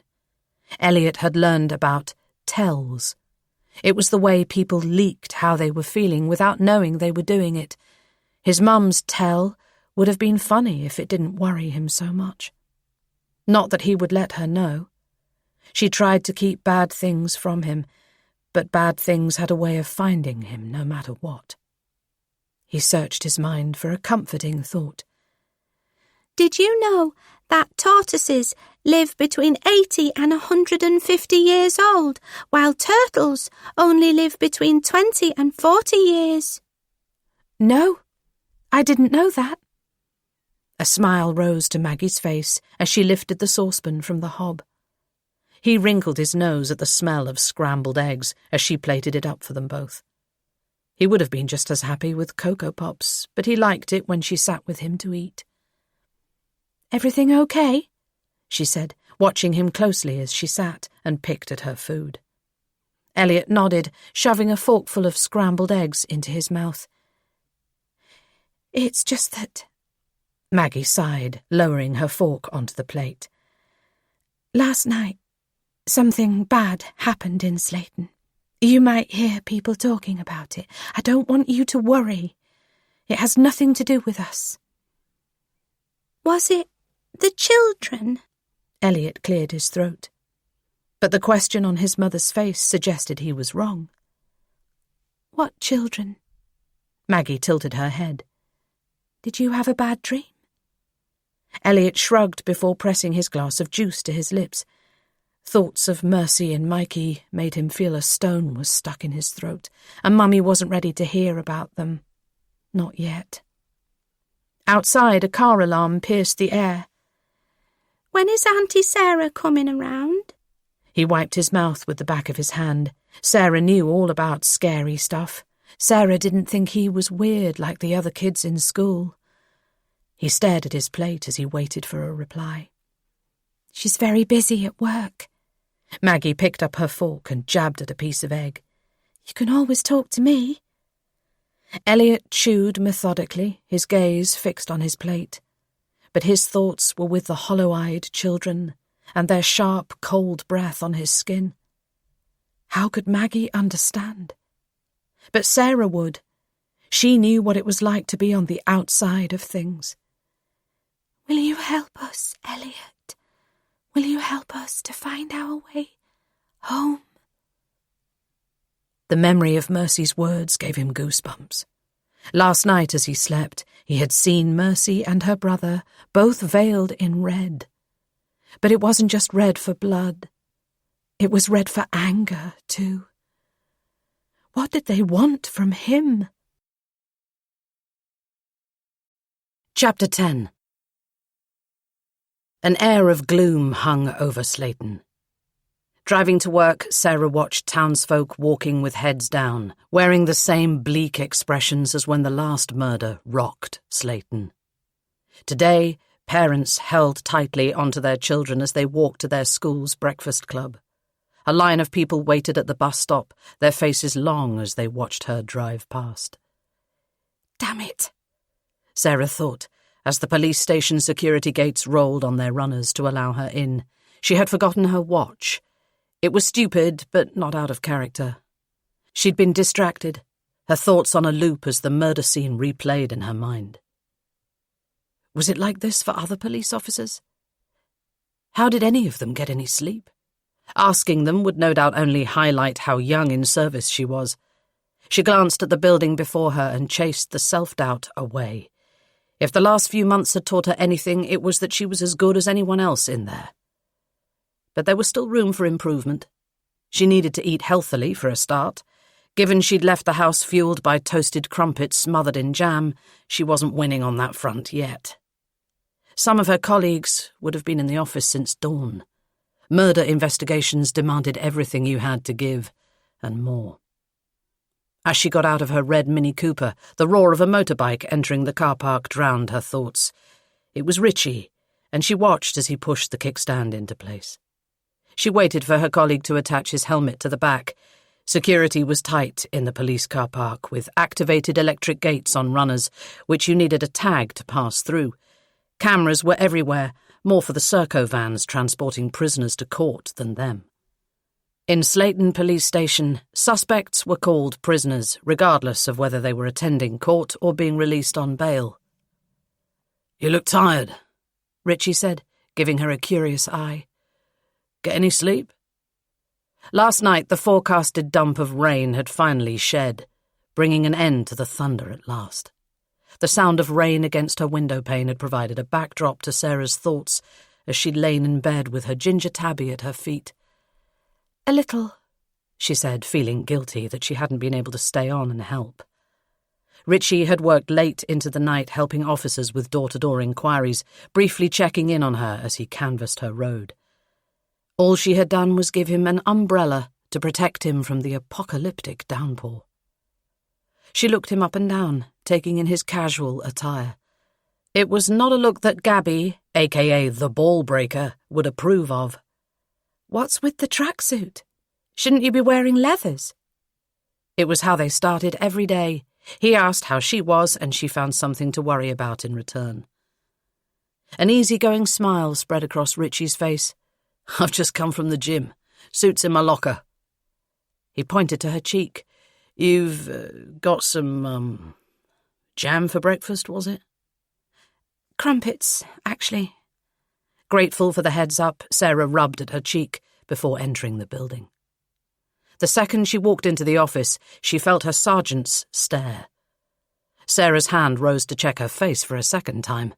It wasn't jam catching Gabby's attention. So what was it? She mentally recounted her movements at the crime scene yesterday. Had she left too early? Done something wrong?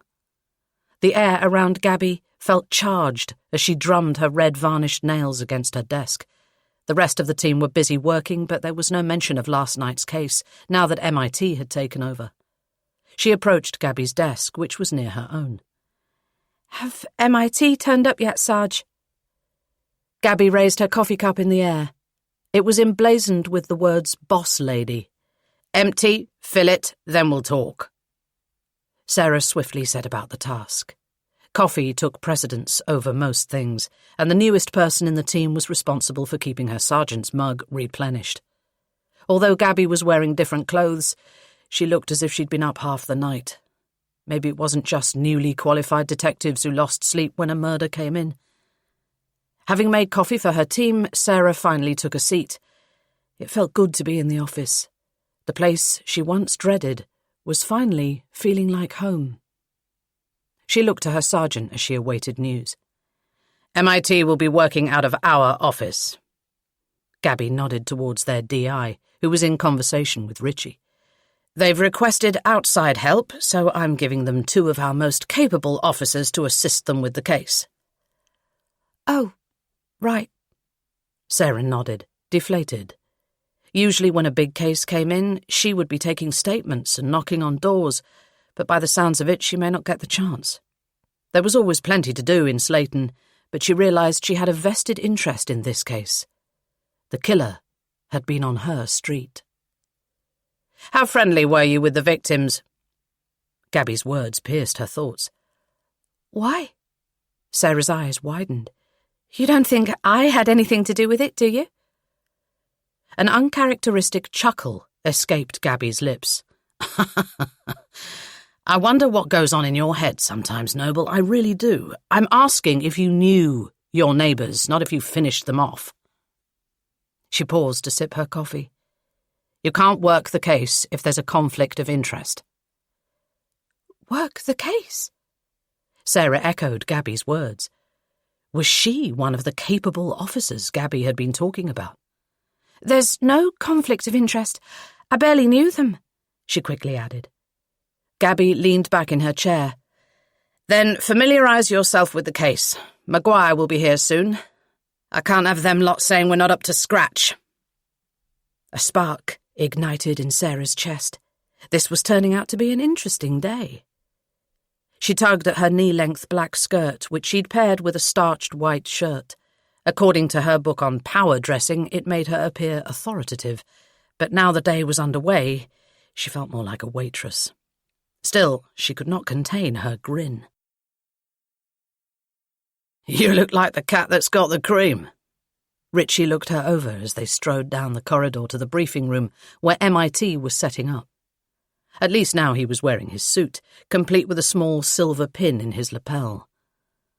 Richie was a member of the British UFO Research Association. It had taken him almost a year to be accepted. It fostered a scientific examination of unexplained sightings, as well as investigations into reports of high strangeness. He'd explained it all to her one evening over a glass of wine. "Most reports are complete BS, he'd said as they'd chatted in the pub. "It's the military sightings I'm interested in. Those guys have no reason to lie." Sarah had absorbed it like a sponge, fascinated by his findings, particularly his thoughts on hypnosis and memory regression. Sarah was glad he trusted her enough to show her a side known only to few. But today their focus was on the murders and integrating with MIT. The team comprised half a dozen people who dealt with high-profile murders, along with outside help from specialist officers who hot-desked throughout the country, going to where they were needed. While they would be sharing the CID office, briefings would remain separate. "Did you hear what Gabby said about us?" As they passed the intelligence posters and notifications of sports and social events, Sarah basked in the glow of her sergeant's words. "Do I want to?" "This time you do. She said she was giving the case to her two most capable officers. I didn't think for a second I was one of them." Richie snorted, his footsteps echoing down the hall. "Don't be taken in by that. She said most capable officers, not the best. She knows that if anyone can deal with this weird shit show, it's us." Sarah's smile faded. "What do you mean?" "It's not your run-of-the-mill crime. It's a high-profile case. If we don't get the results the public want, consider yourself thrown under the bus." "No, Gabby wouldn't do that." Maybe she wouldn't, but if things don't go to plan, Maguire will need someone to blame, and it won't be a member of his team. Sarah slowed her pace, sobered by his words.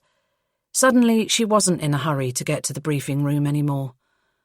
She nodded at a couple of officers as they passed her in the hall. She would make the best of the situation. She would not let Gabby down. "You managed to get someone to take over your caseloads?" Most officers kept their case files for the purposes of continuity and victim care. "Yeah," Richie replied. "Yvonne's been given the stuff that couldn't wait. She's well pissed off." Yvonne wouldn't appreciate being left behind, but now that Sarah thought about it, maybe she was the lucky one. Sarah's nerves bubbled up as they entered the briefing room. She'd been excited to work with MIT, but now she was wondering what she had let herself in for. Chapter 11. The briefing room was bustling as the officers set up the landscape for a busy day ahead. The space was large enough to hold several teams of officers, with generous windows flooding the room with light. The room buzzed with a sense of urgency. This was a fast-moving investigation. Every resource would be offered up for a quick result. "All right, Gav. Need a hand with that?" Richie approached a harried-looking middle-aged man as he updated the boards. "Richie, me old mate, how the hell are you?" Gav responded enthusiastically, shaking him heartily by the hand. Their banter quickly steered towards football. Sarah envied Richie's popularity as she stood, arms folded, waiting to be told what to do. "Excuse me." A young man bustled towards Sarah, holding two chairs. "Sorry." Sarah sidestepped him, feeling like a spare part. She turned to D.I. Maguire, who was speaking to an officer connecting a laptop to the briefing equipment. She'd heard Rosemary's next of kin had declined a family liaison officer who could have established full victim background and created a detailed family tree. Sarah presumed that task would now be passed on to her, along with the usual house-to-house inquiries. "Ah, noble." Maguire took her to one side. She followed him obediently to the corner of the room. "I hear you're embedded in the community."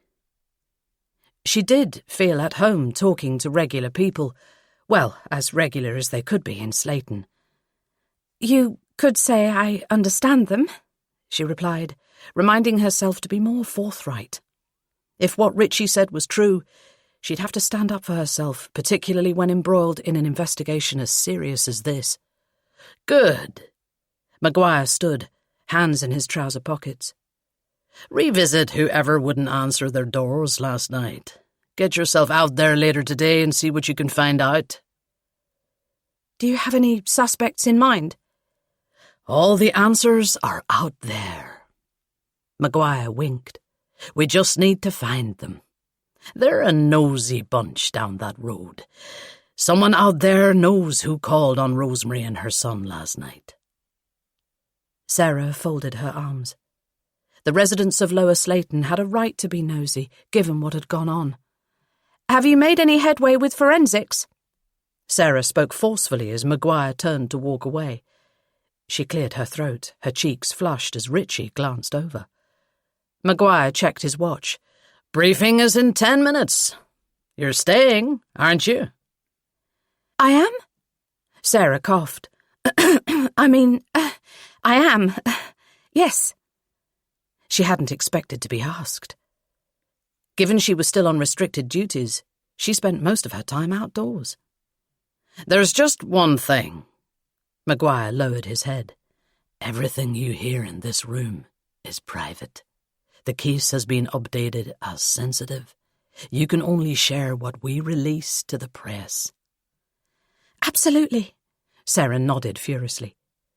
But it wasn't her colleagues she was worried about. It was Elsie and Maggie, the armchair detectives of Slayton, who had a way of prizing things out of her. She would have to be on her guard. "Good." He clapped his hands, making Sarah flinch. "Because after briefing, you and Richie can revisit the Simmons house. CSI are done with it, but the scene is still secure." Sure thing, boss. Sarah swiped her fringe from her face, trying to sound positive. But she knew what awaited them. Dried blood, flies, and the return of earlier memories. If someone had turned up at Rosemary Simmons's front door, her neighbours would not have missed it. It was just a matter of getting them to talk.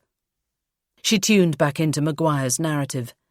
"Then, before you clock off, call in on the travellers camped up in Blackhall Woods. See what they know. I'd send someone from the team, but we don't want to go in mob-handed. It's better coming from you." With all respect, boss, why me? Sarah tilted her head, trying to figure out his angle. "You own the land, don't yous? You don't have to mention you're a copper. Best not to get their backs up." How did you know I owned the land? Maguire tapped the side of his nose. "There's not much that gets past me, Noble. Not much at all. It's not a problem, is it? You've not had trouble with them in the past, or you would have called it in." No, I haven't. If it's the Coopers, then they stay a few days and clear up before they leave. "Good," Maguire replied cheerily. "Put some feelers out and report back to me. If we need to visit them in a police capacity later, then at least you'll have built up a rapport." Sarah tried to look happy about it as she clutched her notebook and pen. She had just joined the team. She couldn't very well say no.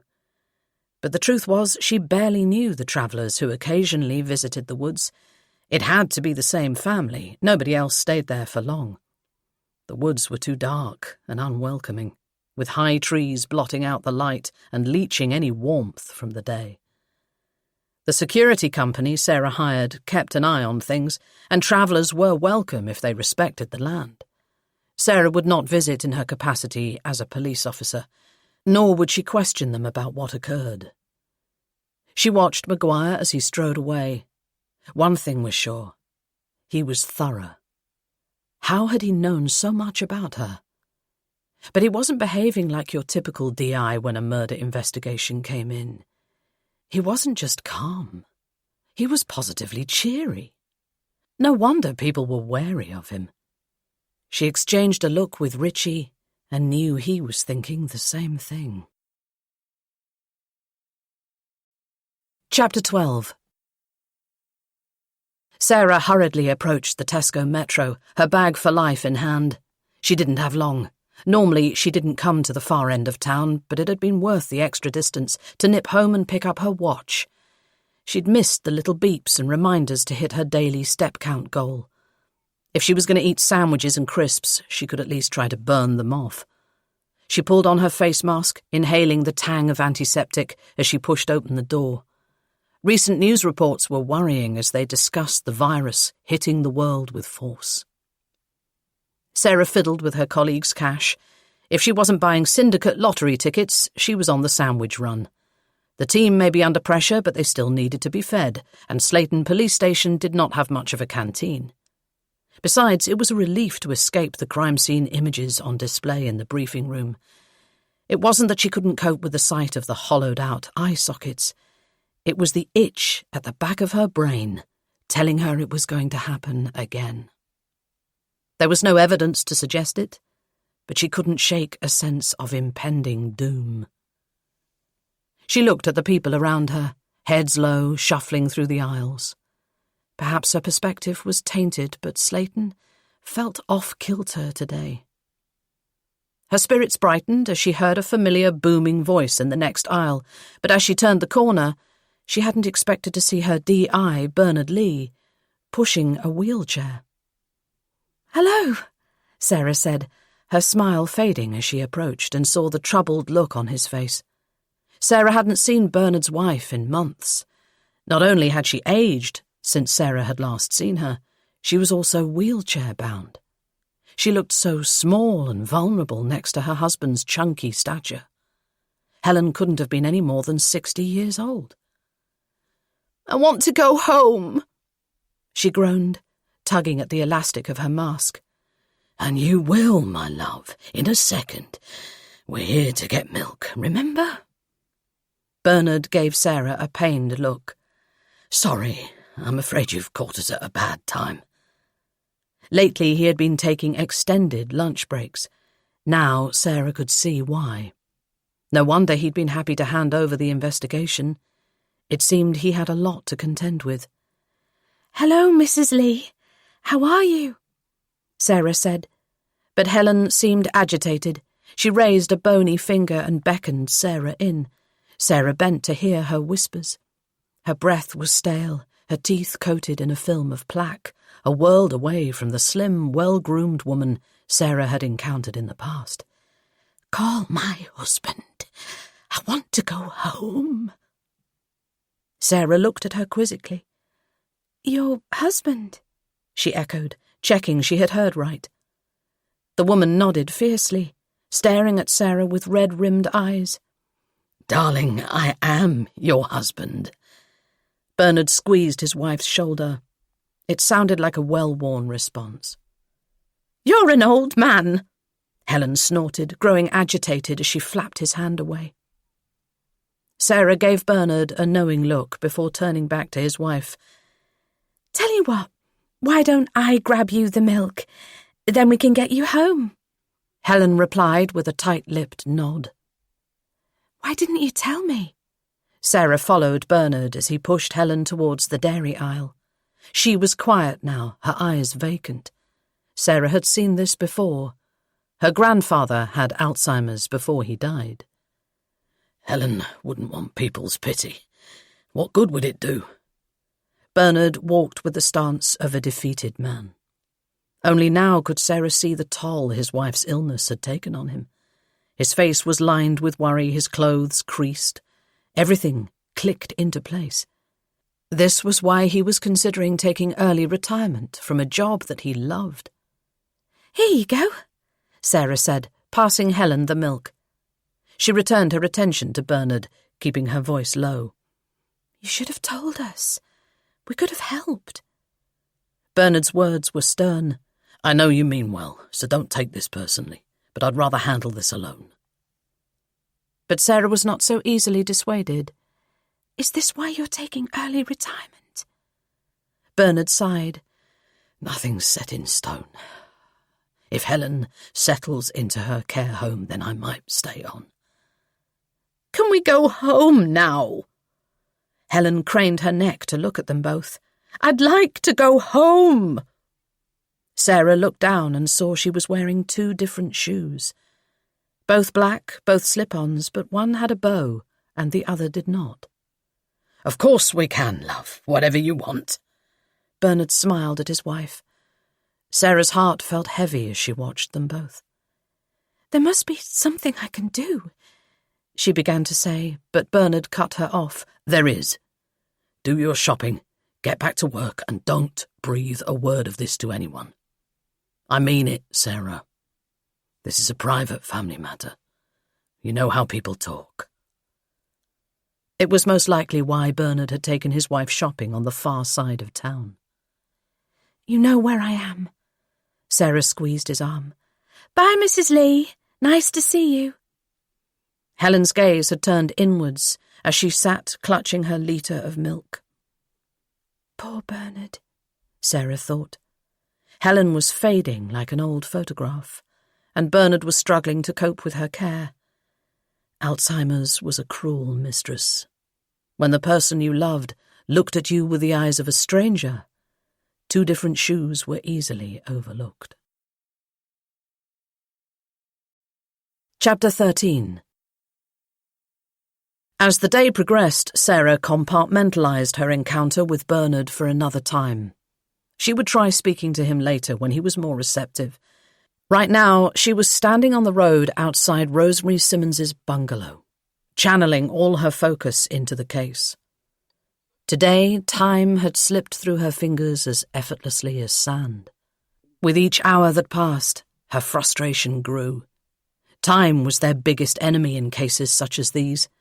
Evidence eroded, memories faded, and perpetrators got further away. "You okay to go in?" Richie watched as Sarah slipped on her forensics bunny suit. Sweat was beading her forehead as she wrestled her way into what felt like a giant plastic bag. It didn't help that she was wearing a skirt. She swore as she pulled it up while trying to retain her modesty. Okay," she grunted, zipping the suit over her chest. "Why wouldn't I be?"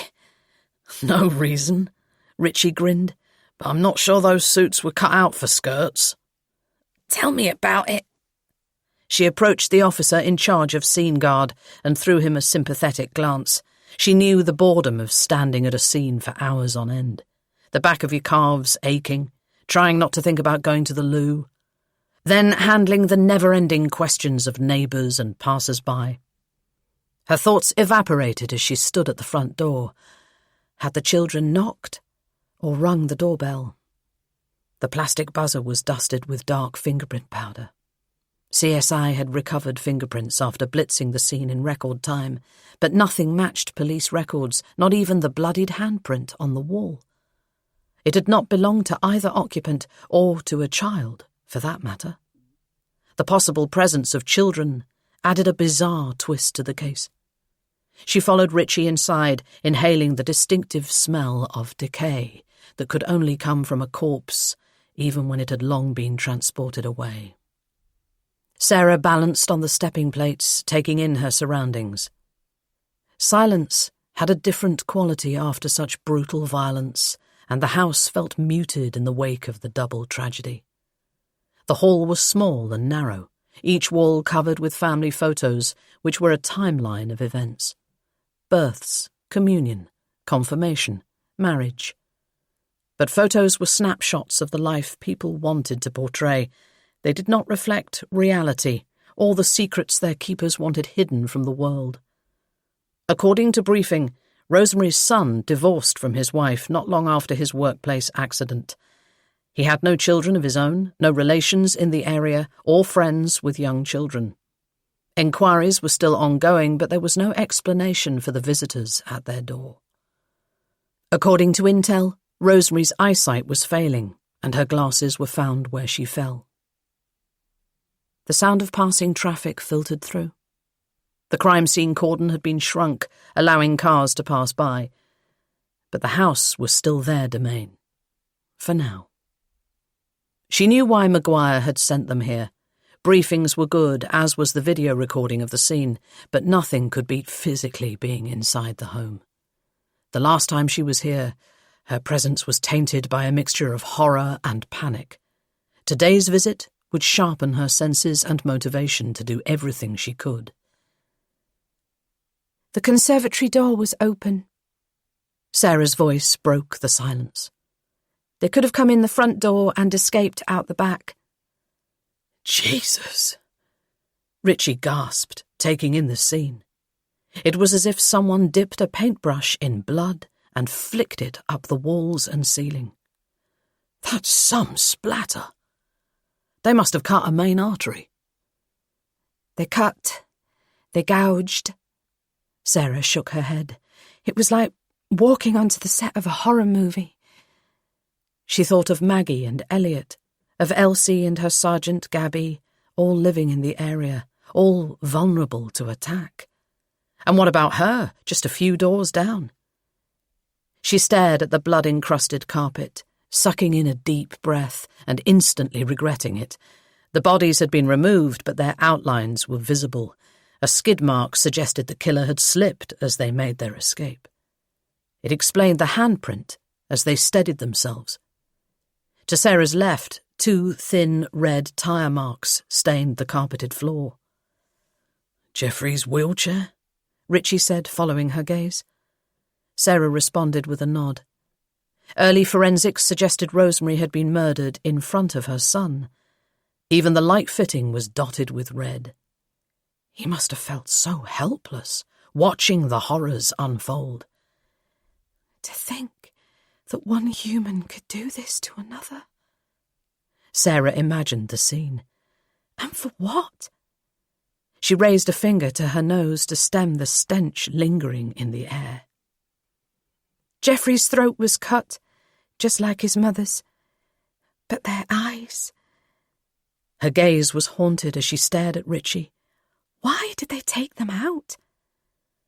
Her colleague's face was pale but composed. Because they're a monster. The moment lingered as Sarah continued to process the scene. Richie approached, his suit rustling as he touched her arm. We'll catch them. They're not above the law. Sarah nodded, not trusting herself to speak. This had happened just a short walk from where she lived. Was the killer a stranger to Slayton? Or were they homegrown? Chapter 14. As he trudged along the outskirts of the woodlands, Arnold kept his head down. His balding scalp was wet with perspiration beneath his peaked cap. At least it was cooler in the forest. There were no peering eyes to recognize him, no awkward questions from townsfolk. His gaze roamed over the treetops as something scurried overhead. No human eyes, anyway, he corrected himself. Tizzy, his Yorkshire Terrier, was yapping incessantly. She was his wife's dog as far as Arnold was concerned, but Mary had died some time ago. Tizzy was too highly strung to be a decent companion, but at least she forced him out of the cottage for her daily walks. He glanced over his shoulder as he ambled up the path to his cottage. His wife's words rose from his memory banks, as they did each time he ventured out. Nobody's looking at you, Arnie. Don't be so paranoid. Mary thought he was unhinged, but then Mary hadn't known the truth. In Ireland, it had been a relief to walk down the street without fear of being recognised. Even then, he'd half expected one of the travellers to catch up with him. And now, with Mary having met her maker, he was back where it all began. Why had he come back here? The same reason why he hadn't sold his old cottage, he supposed. He hadn't been able to stay away. Decades had passed since the incident, but the guilt he harboured was a parasite burrowed under his skin. It was 12 months since he'd returned to his cottage in the woods. 12 months of waiting for a knock on the door that never came, but the whispers did. He heard them each night as he drifted off to sleep. Sometimes they came through his keyhole when he was kicking off his shoes in the hall. It was enough to give him a heart attack. But when he stared through his grime-streaked window, there was nobody there. Now the town was alive with gossip, and he had made his way to Rosemary's house to see if the rumours were true. The sight of the crime scene tape told him all he needed to know. The past was knocking, just not at his door. Not yet. Negotiating his overgrown path, he mumbled his discontent as he tried to balance his bag of shopping, the dog lead and house keys to let himself in. His face grew slack at the thought of what awaited him. Rosemary and her son were dead. They had not gone into the night quietly. Their demise had been far from the blessed release he imagined himself facing one day. Yet he remained just the same. He unclipped the dog lead, dropping his bag of bacon, eggs and bread on the kitchen counter. He plodded into the living room, taking comfort in the soft ticks and chimes that were a kind of music to him. clocks of every variation and size surrounded him. They sat on the mantelpiece, his carriage clocks and decorative ornaments with embedded timepieces. The bigger clocks hung on the wall, cuckoo clocks, novelty clocks, and clocks which told you what time it was anywhere in the world. In the hall, his grandfather clock chimed with precise regularity. His collection had grown over the year. Anything was better than silence. It did not take long to get the open fire going, and the faint spits and crackles offered further comfort in the desolate space. He sat, watching the flames flicker, Tizzy snoozing on a newspaper at his feet.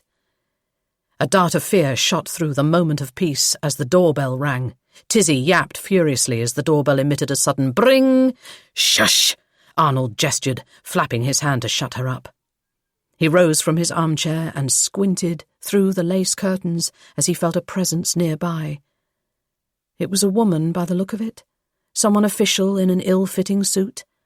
A charity collector? No, they didn't come this far out. She had to be police, and she was walking to the window, having given up on the door. Ducking away from the glass, Arnold pressed himself against the wall. There was no way he was talking to the police. He knew how these things worked. They would be making inquiries with Slayton townsfolk, but they didn't usually come this far out. Had they worked out the connection? The thought made his stomach churn. They couldn't have. The palms of his hands lay flat against the wall as the woman peered through the glass. He looked around the darkened room, the weak lamp in the corner barely enough to help him find his way. It was years since the curtains had been fully opened. He couldn't remember the last time a window had let in some fresh air. Satisfied the intruder had gone, Tizzy finally calmed down. Arnold had gained a reputation as a loner over the last year. The crazy old man with the dog who didn't answer the door. He shuffled back towards the window and watched the woman leave. Peace for now, he thought. But she would be back. His legs felt weak as he found his way to the chair. His gaze fell on the picture of Jesus which hung on his wall. Arnold cringed beneath the judgment of what he had once seen as a kind and loving deity. "Stop looking at me," he whispered, his words an anguished whine. "I said, stop looking at me." He grabbed a doily from the sofa and hung it over the frame. That was better, for now. But he was enslaved by a guilt he would never escape. God would judge him when his day of reckoning came. He fell down in his chair and buried his head in his hands. Chapter 15. Elliot didn't know where the whispers were coming from. He woke from the smog of sleep to hear faint scratching at his window pane. He pulled his duvet up to his chest as if it were a force field. The sudden extinguishing of his night light made him whimper. They were here. Mercy and her brother stared with hollow eyes from the end of his bed. "Help us," she whispered. "Help us find our way home, Elliot." They raised their hands towards him, their fingers lavender white. Elliot's eyes rolled to the back of his head as he became part of their world. Taking a sudden breath, Elliot jolted awake. His heart was thumping too fast, his pyjama top damp with sweat. His nightlight stars still floated on his ceiling. It had been a dream. He sucked on his bottom lip, peeping at his window. Slipping out of bed, he drew across the curtain, his tummy in knots. But there was nothing there apart from a tree. Had the branches been tapping against his window? He hated this house, where it felt like winter all year long. It was just him and Maggie now that Daddy was gone. Sometimes when he couldn't sleep, he heard her crying in her bedroom, and it made him want to cry too. He turned away from the window as he caught the sound of a TV theme tune coming from the hall. His spirits lifted instantly. It was Blue Bloods, which could only mean one thing. Slipping on his Gruffalo slippers, he trotted quietly down the hall. His friend Jamelia usually babysat, but she had a cold. The sight of Sarah in front of the television flooded him with relief. She caught his eye as he lingered in the living room doorway and immediately grabbed the TV remote. "Oops, sorry," she said, turning it down as the credits rolled. "Did I wake you?" Elliot shook his head. His gaze crept to the clock on the wall. The big hand was on 12, but the small hand was on 10. Mummy had made him go to bed early, and now he knew why. She didn't want Elliot to talk about the bad things happening in Slayton. But Maggie didn't understand. Bad things were like rainstorms.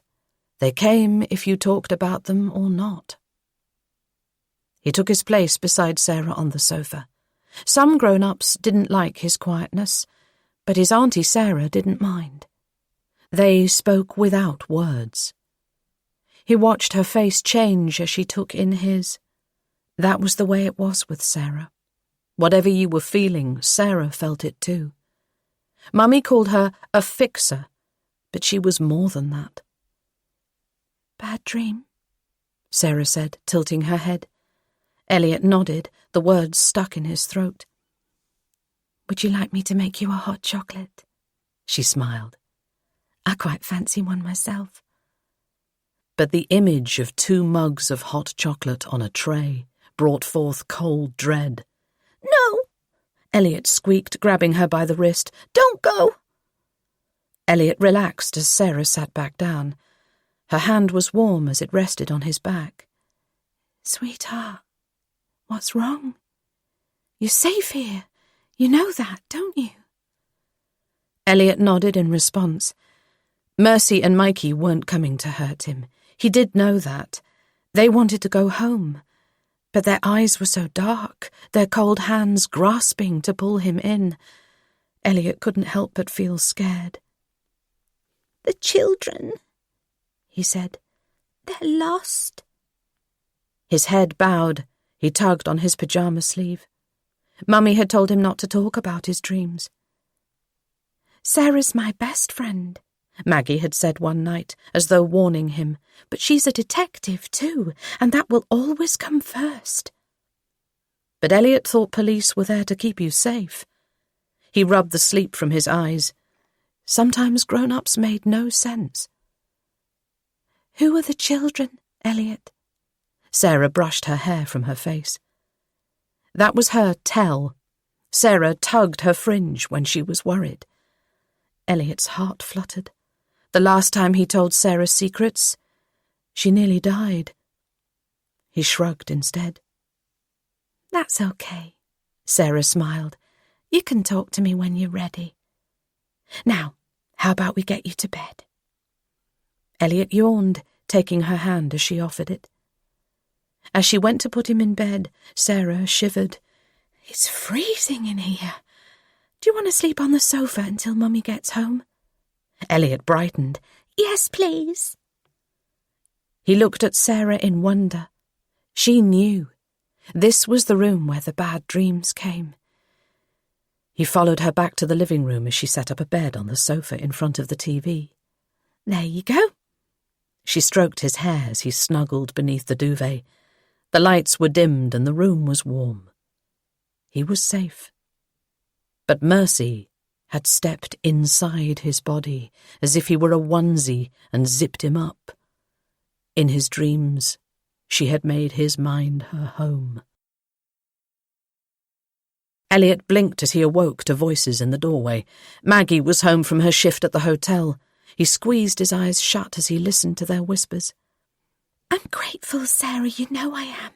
But Elliot's had a tough year. It's important to keep him in a routine." "Why didn't you tell me he was having bad dreams?"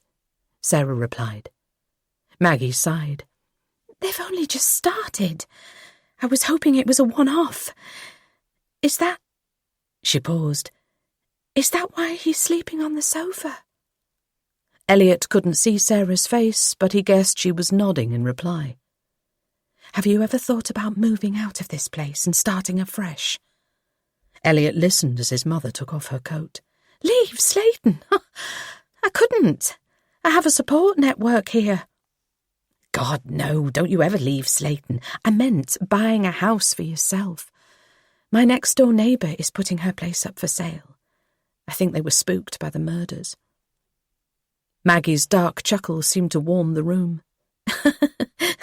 And you think that moving nearer a murder scene will make Elliot sleep better at night? Elliot strained to listen to the reply. Fair point, Sarah said, her voice low. But wouldn't you like to move somewhere a bit closer to work? This is all I can afford to rent, until my divorce is settled, Maggie replied.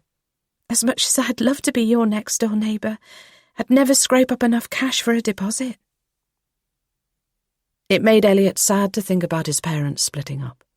He missed his daddy a lot, but Maggie said he needed the doctors now, and all the other people who were helping him. He wasn't the same person anymore. Elliot sank back into his pillow as Sarah pulled a throw from the armchair. You don't mind if I keep here tonight, do you? You'll never sleep on that battered recliner, Maggie whispered, hovering over Elliot on the sofa. Take the spare room. I'd rather get into your fridge, Sarah chuckled, her boots thudding against the floor as she kicked them off. You look bushed. Get to bed. I'll keep an eye on Elliot. He settled back under the covers. There would be no more nightmares tonight. Chapter 16. Thursday, the 5th of March, 2020. Sarah stepped carefully through the woodland, the early morning breeze playing with her hair. The people she needed to see were deep inside the forest, and you could only come so far by car. She grimaced as her foot skidded in the black, slippery earth. She'd woken with a crick in her neck this morning, but at least she'd managed to get some sleep. It had warmed her to see Elliot happy and bright as he readied himself for school. Sarah had taken his words from the night before to heart. Was it a coincidence that he had dreamed of lost children the same time 2 people were killed? He could have heard about the murders at school. Word had spread of Rosemary's nocturnal visitors, who were possibly the last to see her alive. Elliot may not have told her a lot, but it was enough to spur an early visit to the travellers on her land. Yesterday she had visited Arnold Smith, sure he was inside. But as she knocked on the door of his woodland cottage, an unwelcome feeling grew. His dog kicked up a fuss, but there was no sign of Arnold himself. Hopefully she would begin her working day by ticking off at least one outstanding task. She knew a little of Noah Cooper's sad family history, but had not linked it to recent events until now. She trudged on, the smell of rotting moss rising around her. This was Jean's and Welly's terrain. In the police, you never knew where the day would take you, which was why her Wellington boots were kept in her car. She paused at the sight of a chrome caravan parked up in the clearing, next to a shiny grey van. A small fire emitted a plume of smoke, which danced up to the high treetops. Next to it was timber chopped from fallen branches, which had been made into homemade seats. At the side of the caravan was a small washing line, its clothes hanging limply in the dead morning air. They would not dry quickly under the gloomy canopy. The air felt different in this part of the woodland. Sarah's flesh crawled as she was overcome by a sudden chill. She rubbed the back of her neck. Above her, tree branches were thick with crows. Their caws were low and grating as they communicated in the language of the forest. It reminded Sarah why she didn't come here. She felt like an intruder in the very place that she owned. She returned her attention to the washing line and the men's jeans and plaid shirts hanging next to a string of women's black dresses and old-fashioned slips. Would the locals assume the travellers were somehow involved in the case? It seemed like quite a coincidence them turning up prior to the murders. Given their history, they had every reason to feel animosity towards Slayton. Sarah could imagine the town meetings and the accusations which would fly as scared locals lashed out. Approaching the camp, she was welcomed by the sweet smell of burning timbers as they crackled their last breath. Her attention was drawn to a stocky black Rottweiler, whose hackles were raised. Hello, boy. Sarah extended her hand as she approached, but the dog did not appreciate strangers on his patch. He sat on his haunches, a rumbling growl escaping through his teeth, and didn't break eye contact as Sarah stepped to the side. Did he belong to the pack of strays that wandered around Slayton? Or were his owners inside? Hey there, Sarah said softly, taking another sidestep towards the caravan. I come in peace. But nobody was coming to her rescue as the dog vocalised his discontent. Bloody hell, she thought as he stood, teeth bared. What am I supposed to do now? Any sudden movements in either direction and he may pounce. Hello? She called out to the occupants of the caravan. Anybody there? She sensed movement inside, but it seemed nobody was in a rush to answer. She had walked all this way. She wasn't going home now. Can you call your dog off, please? She shouted. It's me, Sarah Noble. I own this land. She caught movement of a net curtain and exhaled an exasperated sigh. There's no problem. I just want a quick word. She hadn't realised the dog had closed in on her until she looked down. His large, honey eyes were unblinking as they locked on her. His coat revealed a crisscross of silver scars, but he was obviously well fed. Easy, boy. Sarah tried to mask her nerves. You've been through the wars, haven't you? Without warning, the dog lunged at her extended hand. Sarah's yell echoed around the forest as his sharp teeth punctured her flesh. You little sod! She gasped, trying to stem the blood that trickled from the bite wound. At last, the caravan door creaked open. Storm! A male voice boomed. Come in with you! The second the dog heard its master's voice, he turned and ran inside. The man's glare at Sarah was thunderous before he turned to close the door. Excuse me! Sarah called loudly, remembering his name. It's Noah, isn't it? Your dog just attacked me! The back of her hand throbbed as she tried to stop the blood. The man paused in the doorway, glancing at her wound. If he had attacked you, you wouldn't be standing.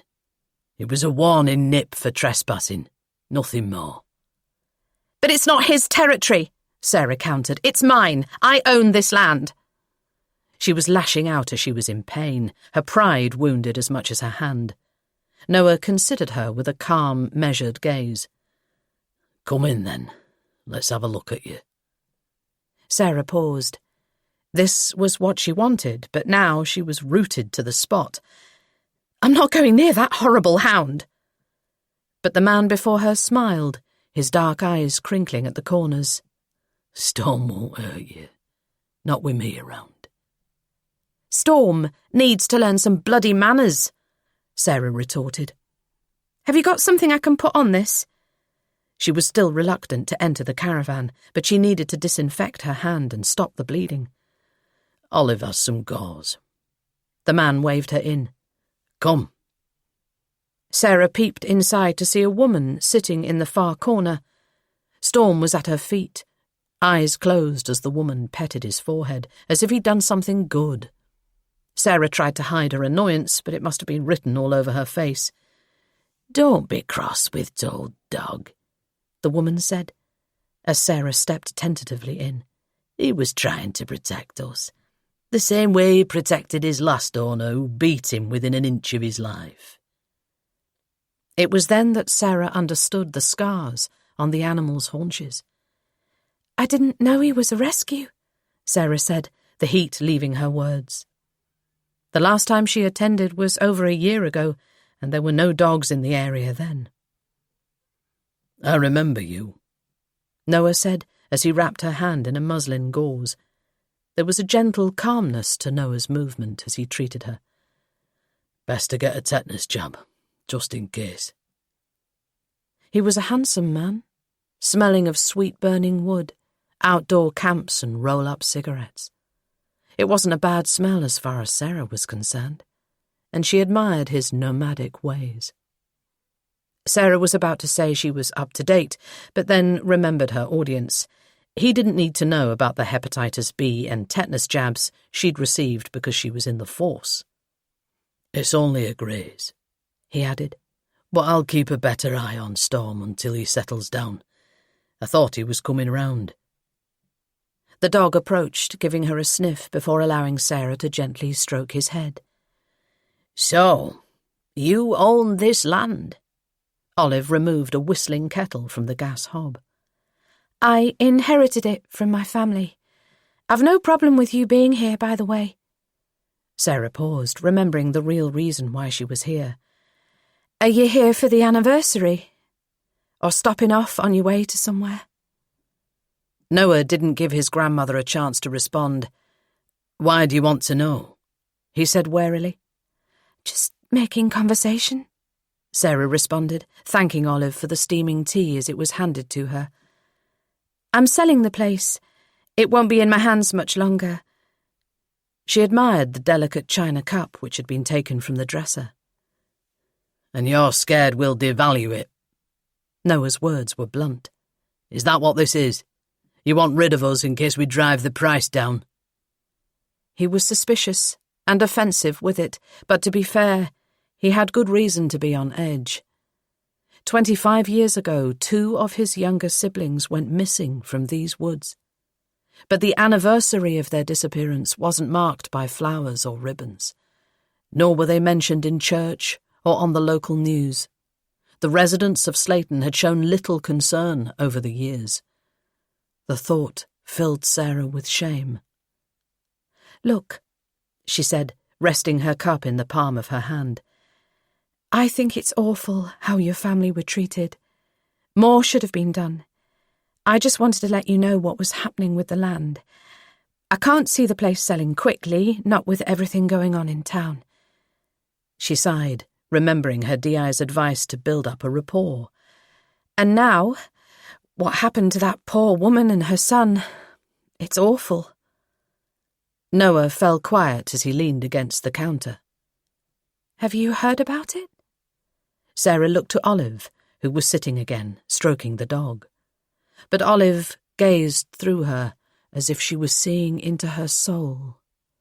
A breeze whistled through the caravan, and Sarah fidgeted on her seat.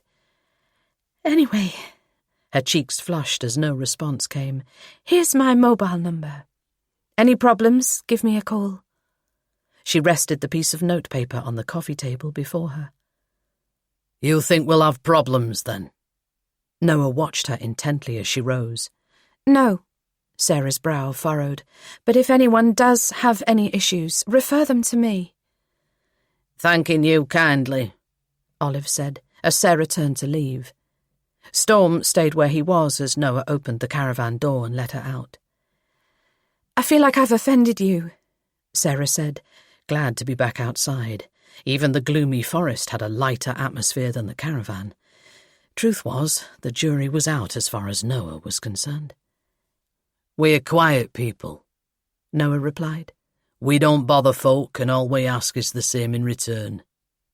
He folded his arms over his chest. But I'm sorry you got hurt. We won't darken your door much longer. I'm sorry about what happened before, Sarah said earnestly, both meaning the words and digging for information with the purpose of her visit in mind. It must be hard, not having answers after all these years. Well now, Miss Noble, Noah began. You of all people should know that the ties of the past don't easily let go. Noah didn't linger long enough to elaborate. Without saying another word, he had let himself back into the caravan. Sarah contemplated their meeting as she returned to her car. From what she had read about his siblings' disappearances, Noah's family had not received much support from the press. Then there were the missing posters, which were ripped down as fast as they went up. Police were under no pressure to solve the disappearance of the missing traveller children, and the case ran out of steam. Now, Noah and Olive were back, clearly haunted by the past. It was strange, though, how they had shut down when Sarah mentioned the recent deaths. She sat in her car, recalling their tight expressions, the suspicion in their eyes. Were they here to mark an anniversary, or was their presence more sinister than that? Chapter 17. Craig's Cakes and Coffee Shop was a welcome respite from the cold. The morning had been a busy one, and it was a relief to sit down. Sarah dabbed at her sandwich crumbs with the pad of her finger. I can't stay much longer, she said, smiling at her old friends Elsie and Maggie. The only reason I'm here at all is because I said I had a dental appointment. She squirmed in her chair, resisting the urge to tug at her black trousers, which were digging into her waist. Maggie gasped in mock horror. Really? Officer Sarah Noble veered off the straight and narrow to have some lunch? She arched a blonde eyebrow as she switched her gaze to Elsie. It's you, isn't it? You're the bad influence. Elsie chuckled. Heavens to Betsy! If the cat had kittens, y'all would blame me for it. She was sitting in a reinforced mobility scooter, the only one big enough to accommodate her girth. Elsie was trying hard to lose the weight that had confined her to her home for the last year. Getting out of the house was a huge step forward for her planned independence. You gotta eat, Elsie continued, patting Sarah's hand. I'm sure the Lord will forgive you this once. Sarah relaxed into the padded circular chair. It wasn't the Lord she was worried about, it was D.I. Maguire, who she was hoping to impress. She could put this down to community inquiries. It wasn't as if Elsie or Maggie were short of things to say. The three of them made a unique trio. Despite her prudish ways, Elsie was a closet steamy romance writer under the name of Caroline Brooks. Maggie was an artist and raising Elliot, a 7-year-old boy with inexplicable insights. Sarah valued her time in their company, which was why she couldn't bring herself to cancel today. What in tarnation is going on in Slayton? Elsie asked. My life has turned into one big calorie counter, and I need a change of subject. For the last 10 minutes, they'd talked about Elsie's treatment at the obesity clinic, where she was making slow progress. I wouldn't know where to start, Sarah replied. There's always something going on in Slayton. Never a dull moment and all that. She clasped her fingers around her coffee cup and stared at the remainders of her drink. She knew what they were after, insider info on her latest case. Maguire's warning had been clear. She wasn't allowed to share. I think Elsie's looking for the lowdown on the black-eyed children, Maggie said knowingly. Black-eyed what? Sarah heard her, but it didn't make sense. Elsie's face lit up as she prepared to tell all. They've been sighted in Slayton around the time of the murders. She waggled her fingers for spooky effect. With their deathly white skin and blacked-out eyes. Blacked-out eyes? Sarah turned to Maggie as a chill enveloped her. This was too close to the bone. What's she talking about? Please translate. Elsie was known for her embellishment, and this was Sarah's good-natured way of asking for it straight. She's telling the truth? Maggie rested her hands around her coffee cup as she relayed everything she had learned. If they follow you home, great harm will befall you. Befall? Sarah scoffed. Have I stumbled into an episode of The Twilight Zone? Well, it's all over town. Elsie looked dolefully at her mineral water, most likely wishing it was a latte. The internet is alive with it too, Maggie continued, scrolling on her phone. This fella called Roger Newman makes YouTube videos about them. I saw that. It's been shared in the Slayton community group on Facebook. Elsie sniffed. News like this travels faster than a burp in a sandstorm in these parts. Why haven't you mentioned this before? Sarah groaned, reaching for Maggie's phone. But Maggie responded with a shrug. Was it connected to Elliot's unease? Sarah watched the video on mute, reading the accompanying subtitles. Newman talked enthusiastically about black-eyed children calling to a house in Slayton and crying to be let inside. He went on to say how mother and son had been murdered, but the children were nowhere to be seen. Content like this would make her job harder as local pressure mounted and panic set in. Slaytonites weren't just superstitious, many were gullible too. Soon the station would be hounded with calls. Maybe it won't get that many views. Sarah handed Maggie her phone. Are you kidding? Maggie laughed. It's the talk of the town. Fan-bloody-tastic, Sarah sighed. Slayton was a magnet for all things strange as far as she could see. Elsie threw her a curious glance. Have you all figured out who did it yet? I need to know if I'm safe in my bed. Sarah's expression tightened. Now, Elsie, you know I can't talk about the case. Doggone it, Sarah. I'm asking as a concerned citizen. If I stopped you on the street, you'd have to tell me something. Wouldn't you? Elsie fixed her friend with a glare. I'd offer you some reassurance and tell you our best officers are working on it. In other words, you don't know diddly squat. Sarah glanced around the coffee shop, which had mercifully died down after the lunchtime rush. There was a man sitting at the table behind her, filling out a crossword puzzle.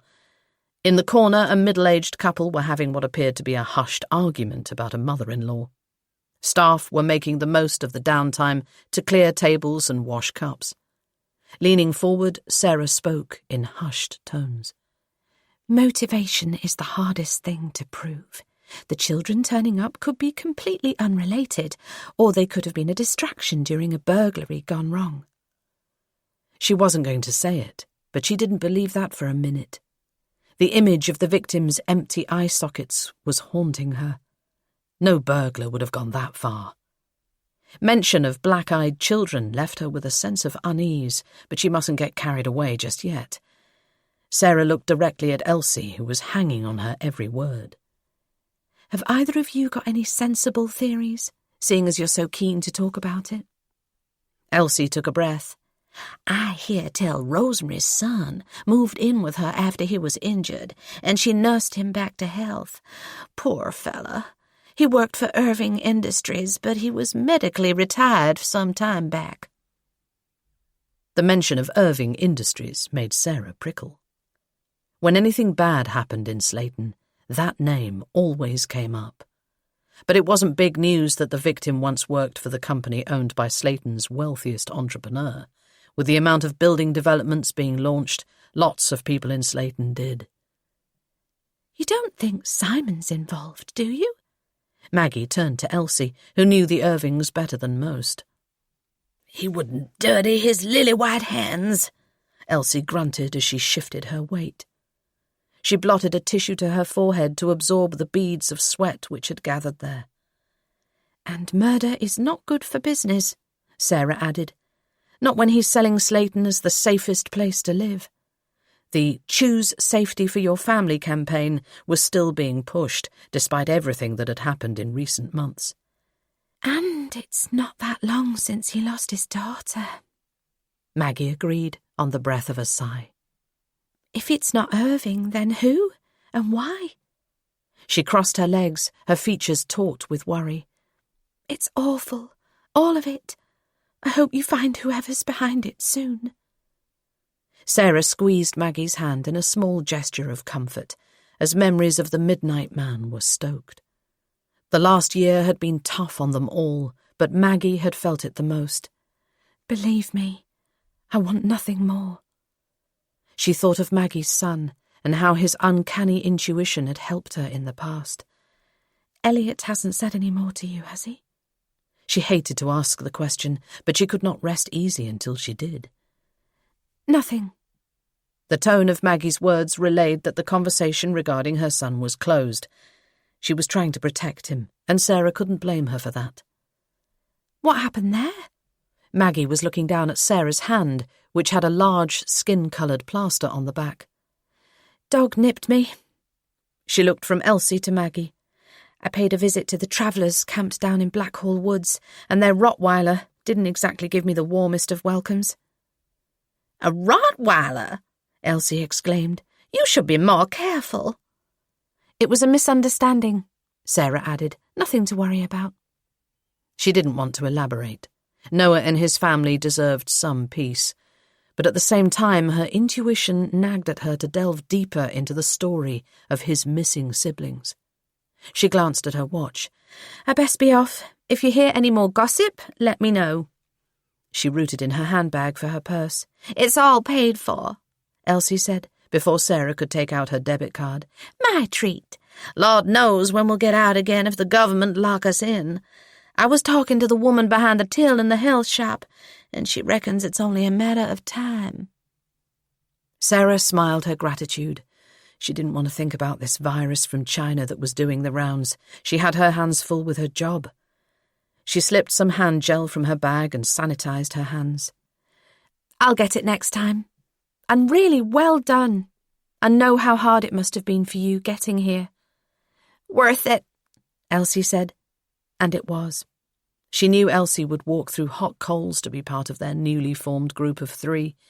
In school, Elsie had been an outsider, but now Sarah couldn't imagine not having her and Maggie in her life. Their regular meetups were better than any therapy. But as she waved her goodbyes, her mind was racing ahead. Talk of black-eyed children would not go in their favour as speculation ran wild. Just who, or what, had visited Rosemary's house? There had been no signs of forced entry. Young people were much more likely to be invited inside. Were these black-eyed children killers in disguise? Chapter 18. Gerard sat in Craig's Cakes and Coffee Shop, absorbing the community around him. It was ages since he'd had the luxury of people watching, but it was more than curiosity which brought him here. He'd consumed as much as he could from online news and social media. 2 people died on the day of his blackout. On the day he'd come to in the cottage, naked and bloodied, with his clothes swishing in the washing machine on a boil wash. It couldn't have had anything to do with him, though. Could it? The idea was ridiculous. Yet it was there, that tug on the gut, that knowing, the childish, urgent whispers. But Gerard couldn't believe that he had killed those people. How could he forget a thing like that? He didn't have it in him to commit murder, and he didn't even know the people involved. But then he hadn't known about Blackhall Manor either, until he'd discovered the place existed in real life as well as in his head. But murder? No. He was a father, a husband. He was the man who bought his wife roses once a week, the person who chased a bee around his office with a glass and a piece of cardboard to ensure it left unharmed. He wasn't capable of it.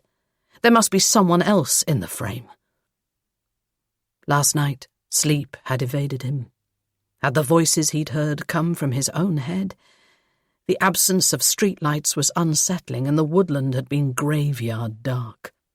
The screeches and cries which had risen from the trees had made him keep the curtains tightly shut. He didn't know what he was more afraid of, the noises in the woods or another blackout.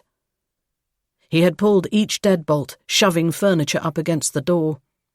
But if he could drive a car during his blackouts, then he could quite easily pull a deadlock against a door. Perhaps it wasn't the only thing he was capable of. This morning his wife had called him, and it had taken all his self-control not to break down. He'd told her it was a bad line, cupping his hand over his phone as he cleared his throat. As always, Ruth was understanding, patient and kind. It was another reason why he couldn't bring his problems to her door. She didn't deserve whatever shit was about to rain down on him, not to mention the kids. Not that they were children anymore. He stared, unblinking, at the newspaper as his thoughts went to them. At least he'd taken out life insurance. If anything happened to him, they would be well provided for. Was that what this was coming to? He examined his nails. He had scrubbed every inch of his skin, but it still felt like someone else's blood was sinking into his pores. He felt bone-weary as the thought gnawed at his brain. It came from the dark place, the part of himself that scared him. He should leave, turn his back on Slayton and never return. But he knew he would only get a mile down the road before turning back. This wasn't a spontaneous sabbatical. This was dangerous. His head low, he sat, pen in hand. The newspaper crossword helped him blend into the background as he listened to the people around him. He stared at the puzzle, chewing the top of his pen before filling each box. Harvest. He stared at the question for a second time. To reap what you sow.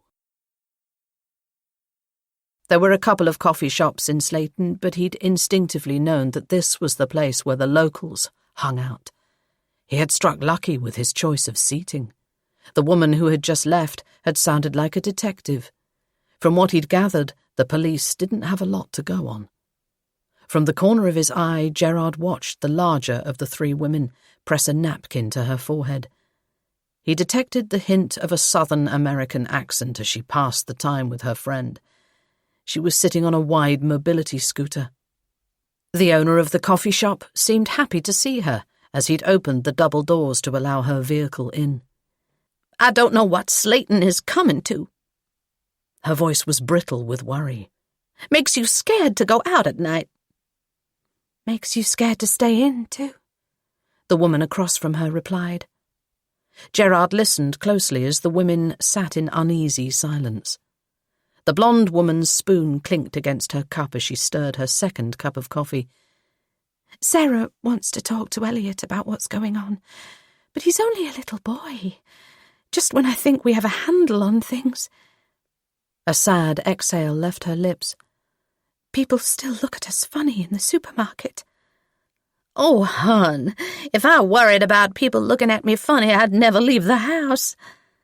The larger woman spoke in good-natured tones. Gerard felt like a voyeur. What was he doing here, listening in on private conversations? A year ago he wouldn't have contemplated such a thing. He thought about leaving when the woman spoke again. Do you think Sarah knows more than she's letting on? About the murders, I mean. Her blonde friend sipped her coffee. I can read Sarah like a book. I think the police are baffled by this case. I mean, who are these kids? And why are they knocking on people's doors? Ugh. The Southern lady shuddered. I'm getting one of those Ring cameras. If any creepy rugrats turn up at my door, I'll be telling them to back the hell off. Her friend chuckled at her response. Can you imagine it? Wouldn't want to be a girl guide selling cookies right now. Their laughter broke the concern that was etched on both of their faces. Keeping his head down, Gerard moved quietly between chairs as he exited the building, but he was leaving with more questions than he had when he entered. How much truth was there in this small-town gossip? What did children knocking on doors have to do with a double murder? Whatever it all meant, it provided a frisson of hope that there was someone else involved. There was nothing to say that the blood on his skin was human, after all. It could have belonged to an animal. It could have been any number of things. Perhaps the children's presence was a distraction tactic for a burglary gone wrong. It could be nothing more than a coincidence that he'd returned in such a state that day. But why couldn't he remember? That was the biggest mystery of all. He should see a doctor, but he was afraid of what they might find. No, the most important thing of all was not to say a word. To anyone. As he parted through the double doors, he inhaled a breath of fresh air. Passing a nearby bin, he glanced at the unfinished newspaper crossword puzzle before tossing it in. Some things were better left untouched. Chapter 19. Maguire loomed over Sarah as she typed up reports on the system. It was a blessing that she'd learned to type, given the amount of admin involved in her role. It was coming up to 5 o'clock, and given she was still on restricted hours, she was due to go home. But Sarah didn't want to return to her empty cottage with nothing but her cat for company. She frowned as Maguire continued to look over her shoulder. Sarah was used to D.I. Lee, who left her and the team to it. Maguire's hands-on style of leadership was taking a bit of getting used to. Sarah shifted, waiting for him to leave. "Did you not hear the tannoy?" he said at last. "Front desk is calling you." "Bugger," Sarah muttered. She had been so immersed in her work she hadn't heard the call. "I mean, thanks, boss," she said as Maguire turned and left. Locking her computer, she headed down the corridor. She still hadn't worked Maguire out. He was certainly a different kettle of fish from Gabby. "Sorry, I didn't hear the tannoy," Sarah said as she spoke to a glum-faced Patricia, today's front counter staff. She sat picking at her chipped nail varnish, her flowery perfume filling the room. "I rang, but your phone lines are jammed." Patricia was from the Black Country and did not suffer fools gladly. "Yes, sorry," Sarah apologised for the second time. "They've not stopped ringing all day." "Tell me about it." Patricia shook her head.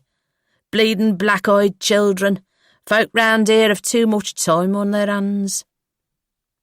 She exhaled a disgruntled huff as her phone rang for her attention, and Sarah waited as she dealt with the call. Front counter was a depressing place, situated behind a sheet of safety glass, with holes and a small microphone to aid communication with the outside world. Being a police officer, she had access to front office, but members of the public had to speak behind glass. Slayton Police Station was open 24 hours, so it wasn't unusual for people to wander in drunk off the street and cause trouble. Then there were the disgruntled girlfriends who came in to complain about their other halves being locked up. Fights had often broken out as feuding families came together to inquire about the family member who had been taken in. It was the reason why the hard plastic seats were bolted to the ground. There were 4 basic interview rooms off reception and the main door into the station for which you needed a security pass. Clasping her hand over the phone, Patricia pointed to the door on the left. "And Mr. Irving wants to speak to you. I told him to wait in there." "Irving?" Sarah replied. "I'm not expecting any Irving. Unless—" Her eyes widened. "It's not Simon Irving, is it?" The untouchable Simon Irving wouldn't be interested in the likes of Sarah. Would he? Patricia responded with a crisp nod before returning her attention to the phone. "Sorry to keep you waiting," Sarah said, entering the side room. She didn't like or trust the intimidating Simon Irving, but she would still be polite. "Ms. Noble."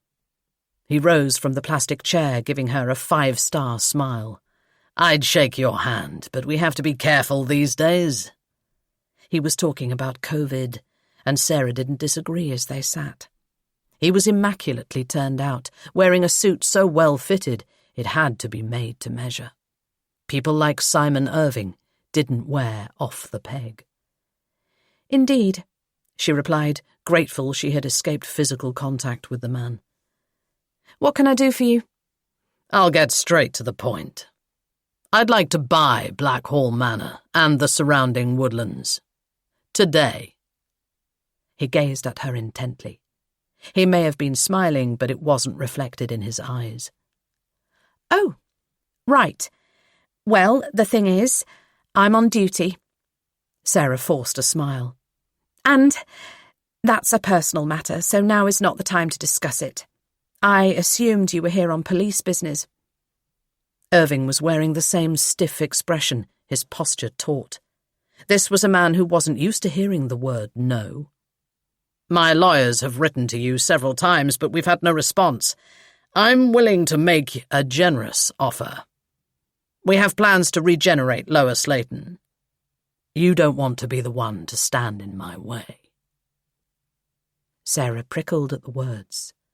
For months, she complained that Lower Slayton was left behind, and now here was someone promising to inject some much-needed cash, starting with the land she owned.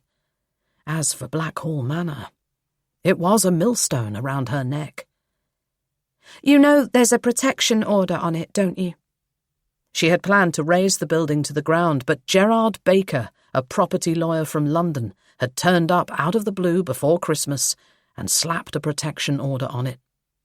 She'd thought it was strange at the time, how he had appeared from nowhere, just to stop her tearing the old place down. My dear, Irving said with a dollop of condescension, there are ways and means around everything.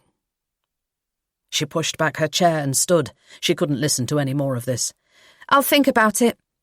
She glanced at the clock on the wall. Now, if you don't mind, I need to be getting back to... But Irving blocked her exit as he struggled to contain his growing annoyance. She caught a whiff of mint on his breath as he stood closer than she was comfortable with. He flashed her another 5-star smile. I'm sure we can come to a mutual agreement. Why don't you give me your mobile number? My receptionist will schedule us in for a meeting at my offices in town. Or lunch. Sarah swallowed, unable to think of any number of comebacks which would line up in her thoughts once he had left. She wished she had the guts to stand up to him, but by the second or third round in the ring with the Simon Irvings of this world, she turned to water. Sarah was aware she had issues with male figures of authority. Given her background, it was hardly any surprise. It was why she worked so well with Gabby. As a female, her sergeant wasn't a threat. Sarah ground her back teeth as Irving refused to budge. People like Irving sensed weakness, and she was positively reeking of it. Pulling her phone from her pocket, she reeled off the number on her screen. With a sly smile of satisfaction, Irving said goodbye and immediately left. Why did he want the building so badly that he had made a personal visit to her workplace? More to the point, why hadn't she bitten his hand off? Sarah would finally be free of the building that had been in her family for years. And there was the money, which would go a long way. Right. She slipped her phone from her pocket. Time to sort this once and for all. Joan, her estate agent, seemed sympathetic as she explained the need for a quick sale. Funny enough, I was about to ring you. We have had an offer, but it's £50,000 below what Irving Industries is offering. Take it. Are you sure? It's a lot of money. I said take it, she snapped, not wanting to change her mind. A beat passed between them. Sorry, I have a lot on my plate. Please accept their offer. What do they want it for? They're twins, a right pair of old dears. They have links to Slayton and they'd like to turn it into a hotel. Nothing ghoulish. They want to restore the place back to its former glory rather than make money out of its history. Cash buyers, not short of a bob or two. She explained the offer was lean because of the amount of money they'd need to plough into the place. Fair enough, Sarah said. As long as they're not connected to Simon Irving, we can go ahead. Then, the next time he bugs you, tell him the place is sold. Sarah afforded herself a smile. The number she'd given Irving was Joan's, not hers. Thoughts of the manor clung to Sarah as she walked down the corridor. Would she finally be free of it? More importantly, was she ready to let it go? Chapter 20.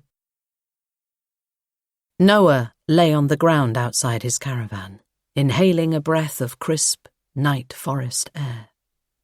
His cot bed was slightly risen to keep the insects from crawling into his sleeping bag. His skin was oily from the homemade concoction Olive insisted he slather on himself, which repelled the horseflies and midges that flew in swarms this deep in the woods. That and the smoke from the fire which crackled and spat next to him. He enjoyed living off the land. Noah didn't need a television screen when the sky above him was clear. His hands clasped behind his head, he stared through a clearing in the trees at the stars above. Memories of days past danced and bobbed, raising a host of emotions. He wondered what sort of reception he and his grandmother would receive from the people of Slayton. He had never encountered such a superstitious bunch. He had pitched up on many sites over the years, faced many forms of prejudice, but it was nothing compared to the mixture of dread tinged with hope which he encountered each time he returned here. Hope that they would find closure this time. Dread that they would leave without answers, the same as every other year. But this year was different. Arnold was back, and according to his extended Romany family, who were also searching for answers, Arnold knew what had happened that day. He watched as the bats above him flitted between the trees. They lacked the grace of the ravens who swooped through the skies with ease. Bats skittered to and fro like drunk drivers, calling to each other in a frequency that only they could hear. He felt a kinship with the forest creatures that may be unappealing to some. The whole foundation of the Romany existence was built on being free and untethered to the modern world. These days, they were hidden people, which suited him just fine. It seemed that he was not the only restless soul tonight. He had paid Arnold's cottage another visit, and the old man was out.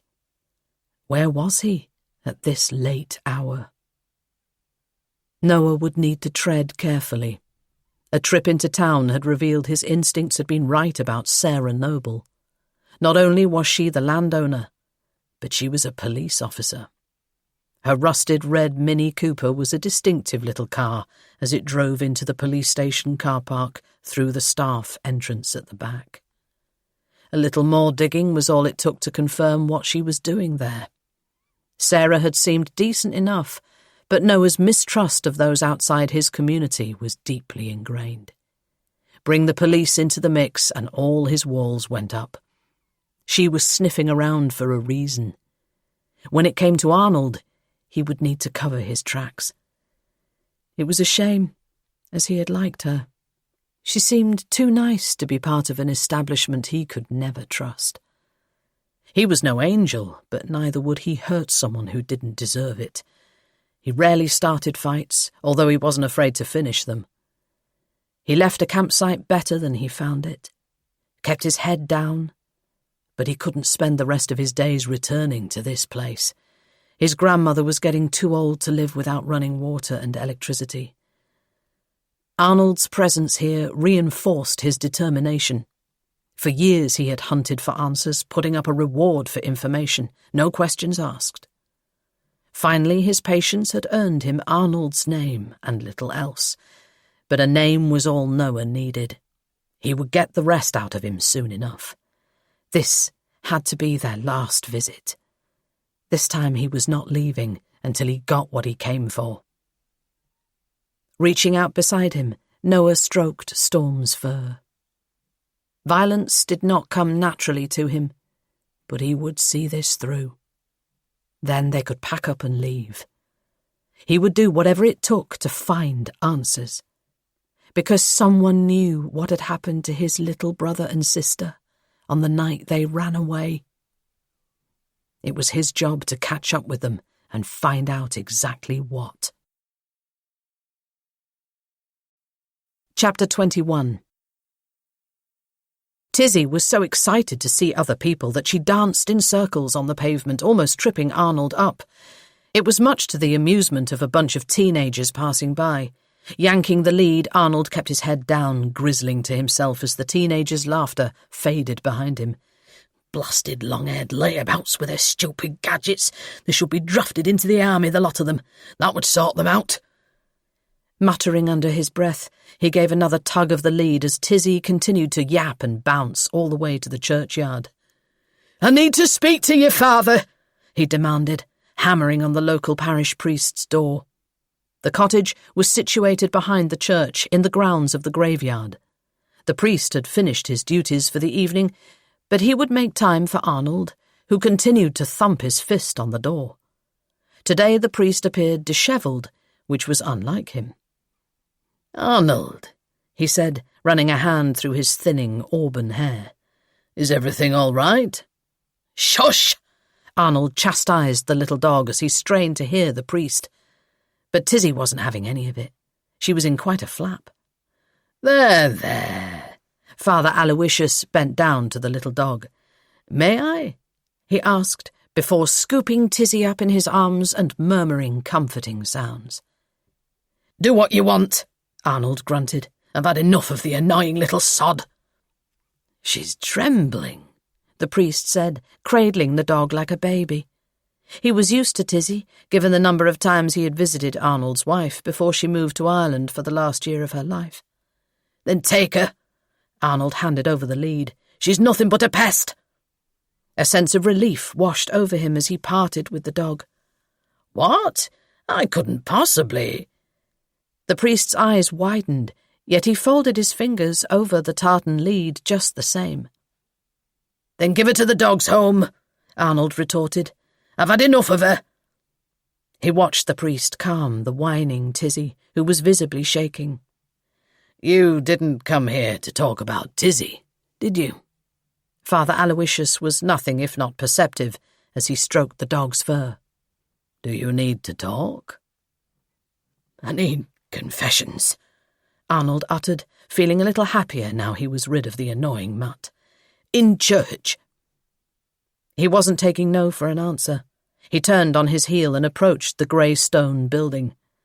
As his feet scrunched on the gravel path, he knew Father Aloysius would be palming Tizzy off on his unsuspecting housekeeper.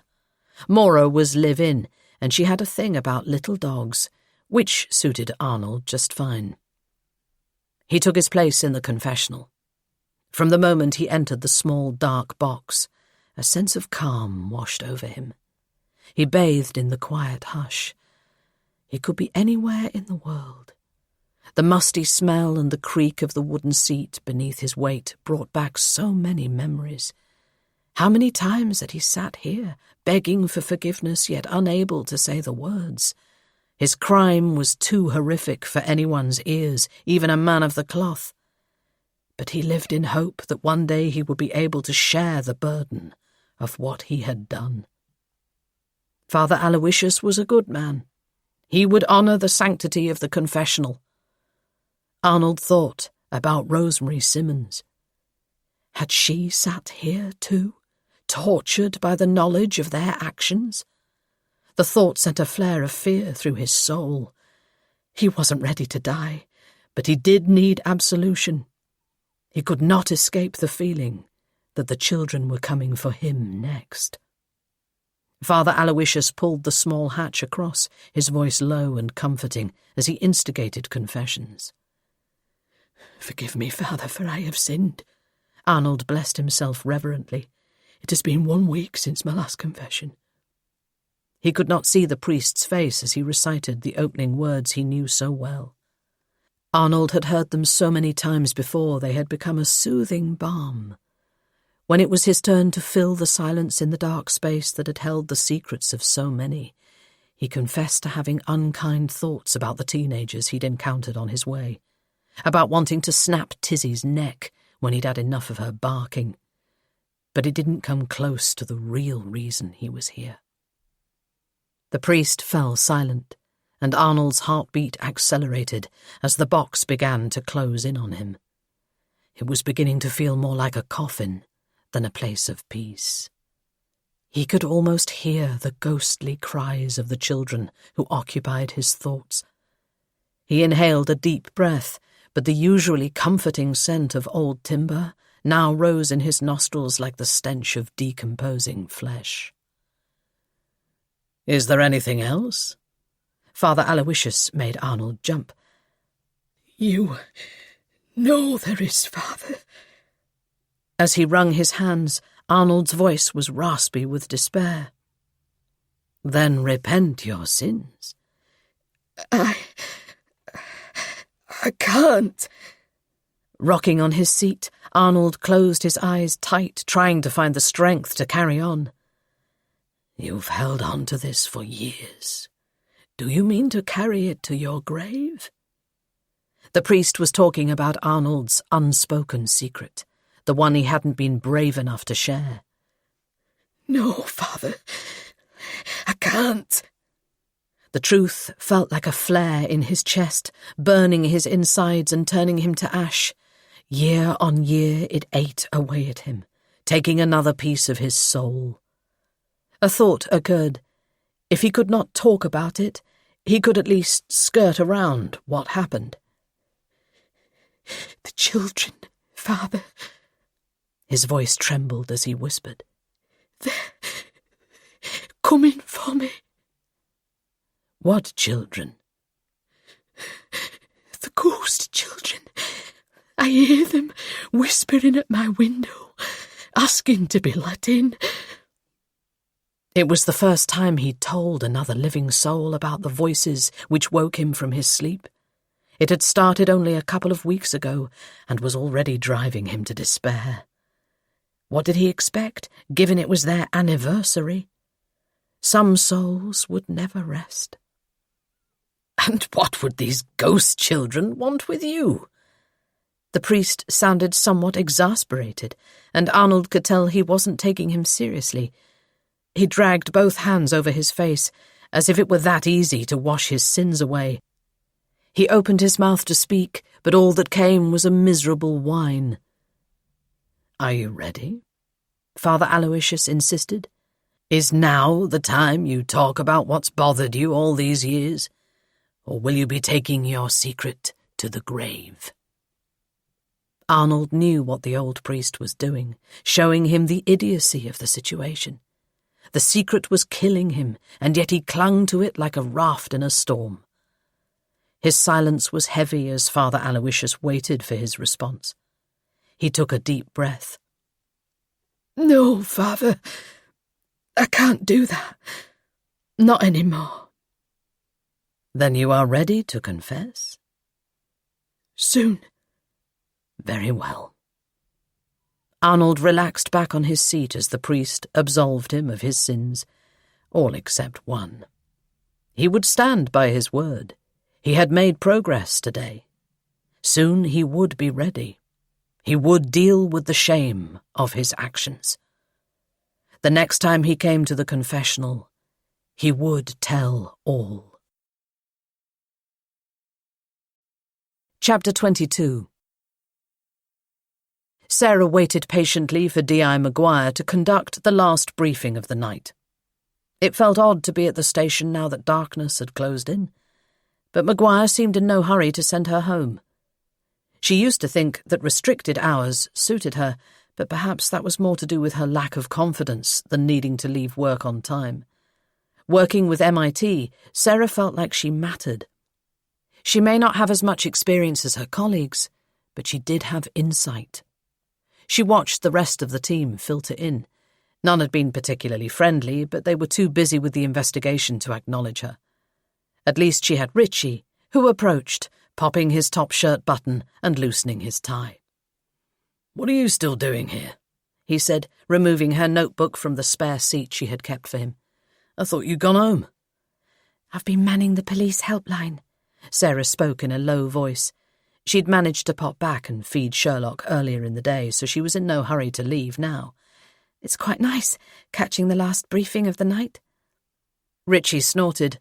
"Come back to me when you've worked 10 days straight. Then we'll see how nice it is." His words broke into a yawn as he stretched in his chair. "I've been interrogating the intel system for the last hour. I'm bushed."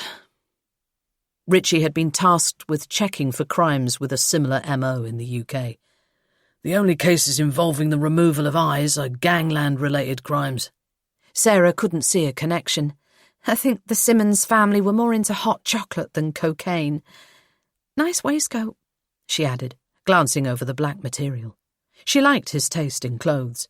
Unlike Simon Irving, he didn't have to try hard to look good. "Thanks." Richie delivered a warm smile, their eyes locking as Sarah's stomach did a little somersault. She cleared her throat, inwardly chastising herself for thinking of Richie as anything more than a colleague and friend. They both watched as Maguire took long strides into the room, casting an eye over his audience before standing in front of the board.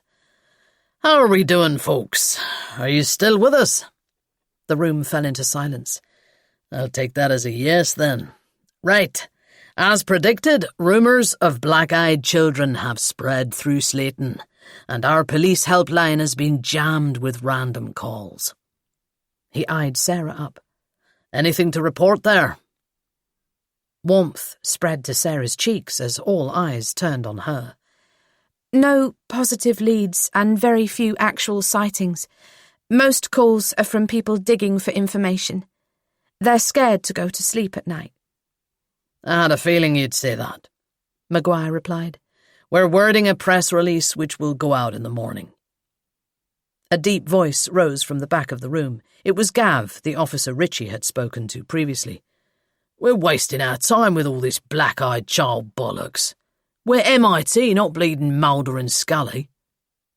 I know, Maguire replied, and you're probably right. But we'll explore every avenue, as this is a particularly gruesome case. His hesitation made Sarah sit up in her chair. By the look on his face, he had news. The search team have found the victim's eyeballs, discarded in a dog litter bin on the next street. Sarah's stomach churned at the thought. Those poor people, not to mention the officers who had to search through piles of dog dirt to find their eyes. The discovery gave them something new to think about. Why remove them in the first place? Between forensics, the autopsy and the blood splatter report, Maguire pieced together a series of sinister events in the Simmons family home. Let's recap what we know so far. Jeffrey had been taking a bath, and at some point his mother made hot chocolate for 4. Maguire talked about the voicemail that Rosemary had left with her neighbour. The drinks were probably for the children, which suggests she was comfortable in their presence. The question is, who were they, and why were they there? A bearded officer named Dan spoke up. His hair skimmed his shoulders, his blue striped shirt open at the neck. Well, it wasn't a distraction burglary, because they would have kept Rosemary in the living room, not in the kitchen making drinks. Distraction burglaries were common in Lower Slayton, and the trick was to keep the homeowner talking at the front while someone crept in through the back and grabbed items of value, such as handbags, phones, or laptops. Aye, Maguire replied, his features grim. They usually avoid direct contact, and it's rare for anyone to get hurt. He nodded at Martin, their head CSI. Martin wasn't just small in stature, he was quietly spoken, and Sarah strained to listen as he pointed to various photos. From piecing together clues, we've worked out that Rosemary was attacked when she was carrying out a tray of hot drinks from the kitchen to the living room. This was around 20 to 11, not long after she left the voicemail on her neighbour's phone. Time of death is also backed up by the autopsy report, due to the partially digested fish supper they'd had a couple of hours before. Silence descended as officers listened to Martin replaying the scene.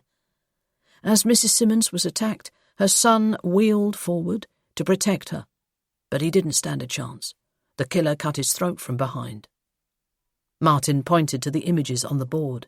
You can see the blood splatter here, here, and here as it rises in an arc. He would have bled out quickly once the jugular vein was severed.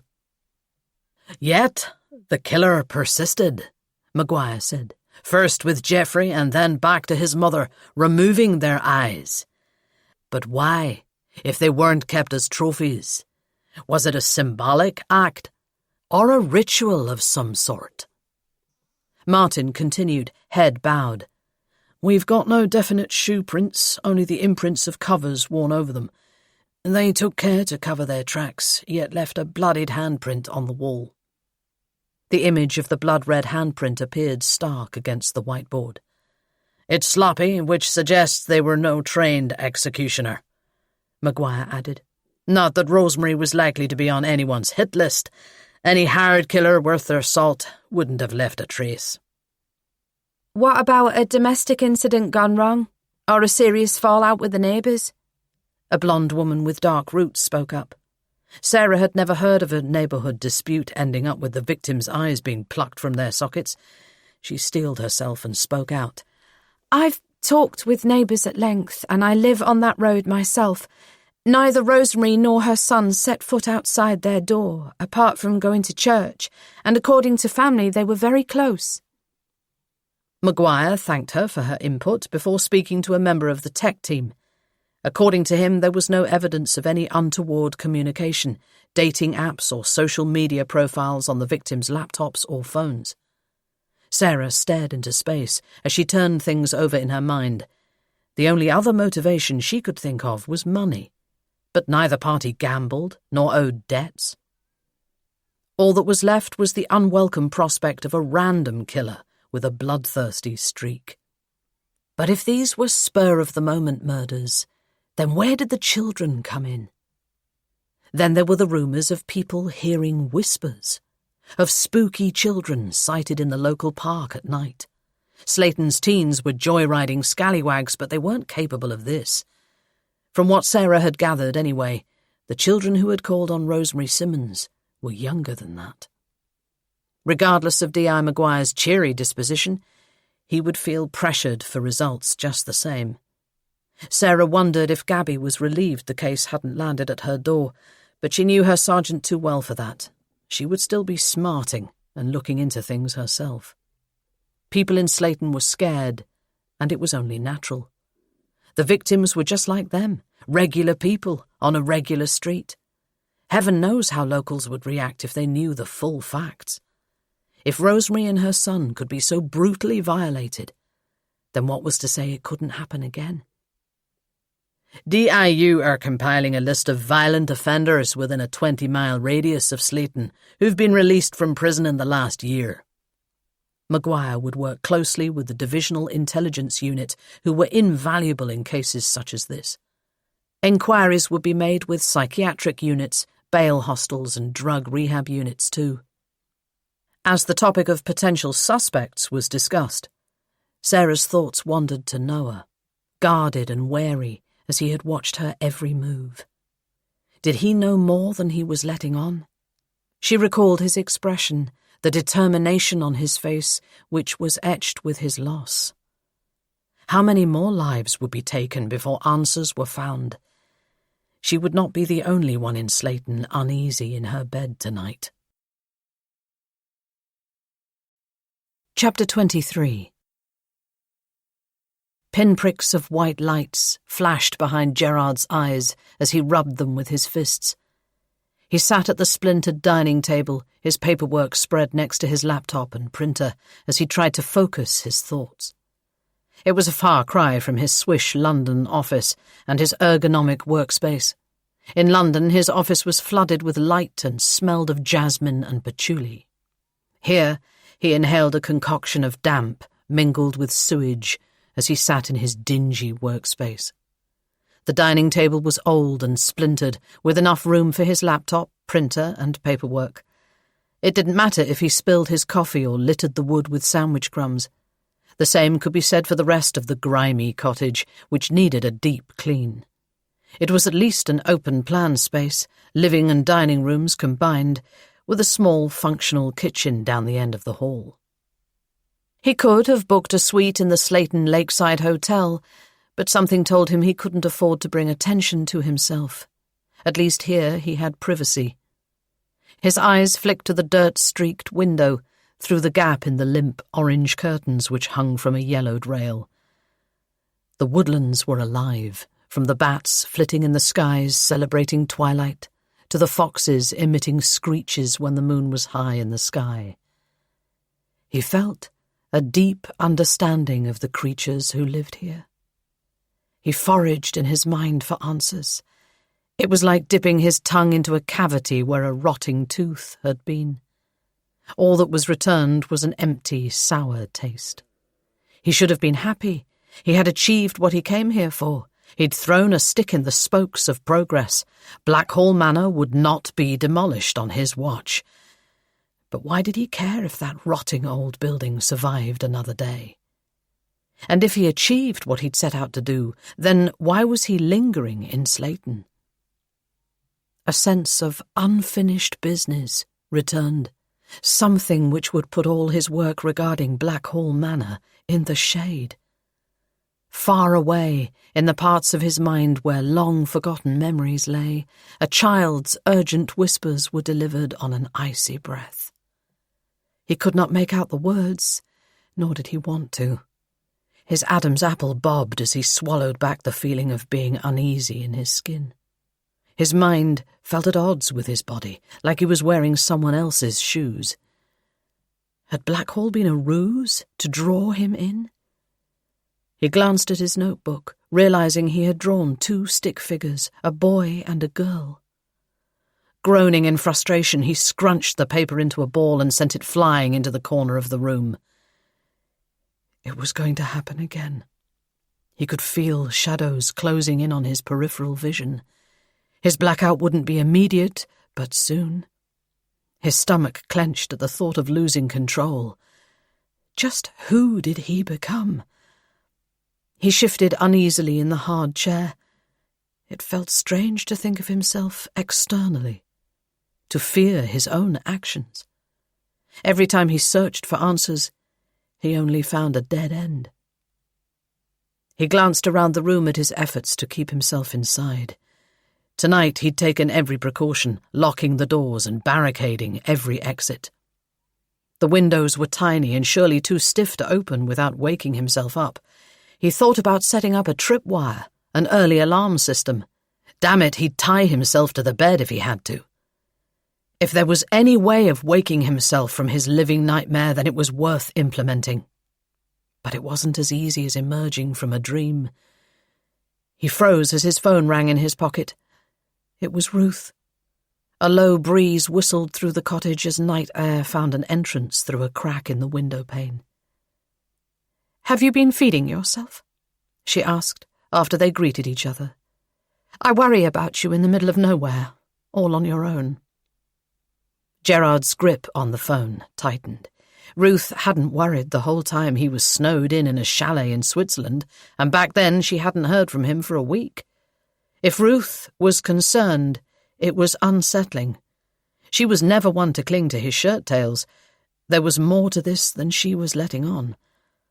Her voice brittle, she skirted around the subject, confirming his suspicions. His wife thought he was losing his mind. "I'm fine," he said at last. "Then when are you coming home?" Ruth swiftly replied. "People are asking questions." Gerard rose from his chair and rested his hand on the radiator, which was stone cold. "Since when did you care what other people think?" Silence filled the line. "Ruth, if you have something to say, I'd rather you came out with it." "All right, then," she replied. "I'm worried about your health. I want you to see a doctor. You're not yourself." In those 3 words, his astute wife had touched on the heart of the problem. For once in his life, Gerard didn't know what to say. He was tired, too tired for any of this. All he wanted was to go home, but he was caught in an invisible web. He pulled a blanket from the back of the sofa and wrapped it around his shoulders. The temperature was plummeting as night drew in. "I'm coming out there." Ruth's voice was forthright as he failed to respond. "We can travel back together. I'll set it all up." "No," Gerard said flatly. "I need to do this alone." The turn of phrase surprised him. It was the first chink of insight he'd had all day. So he needed to do something more. But what? He could not involve Ruth, whatever it was. "Need to do what?" His wife echoed his thoughts.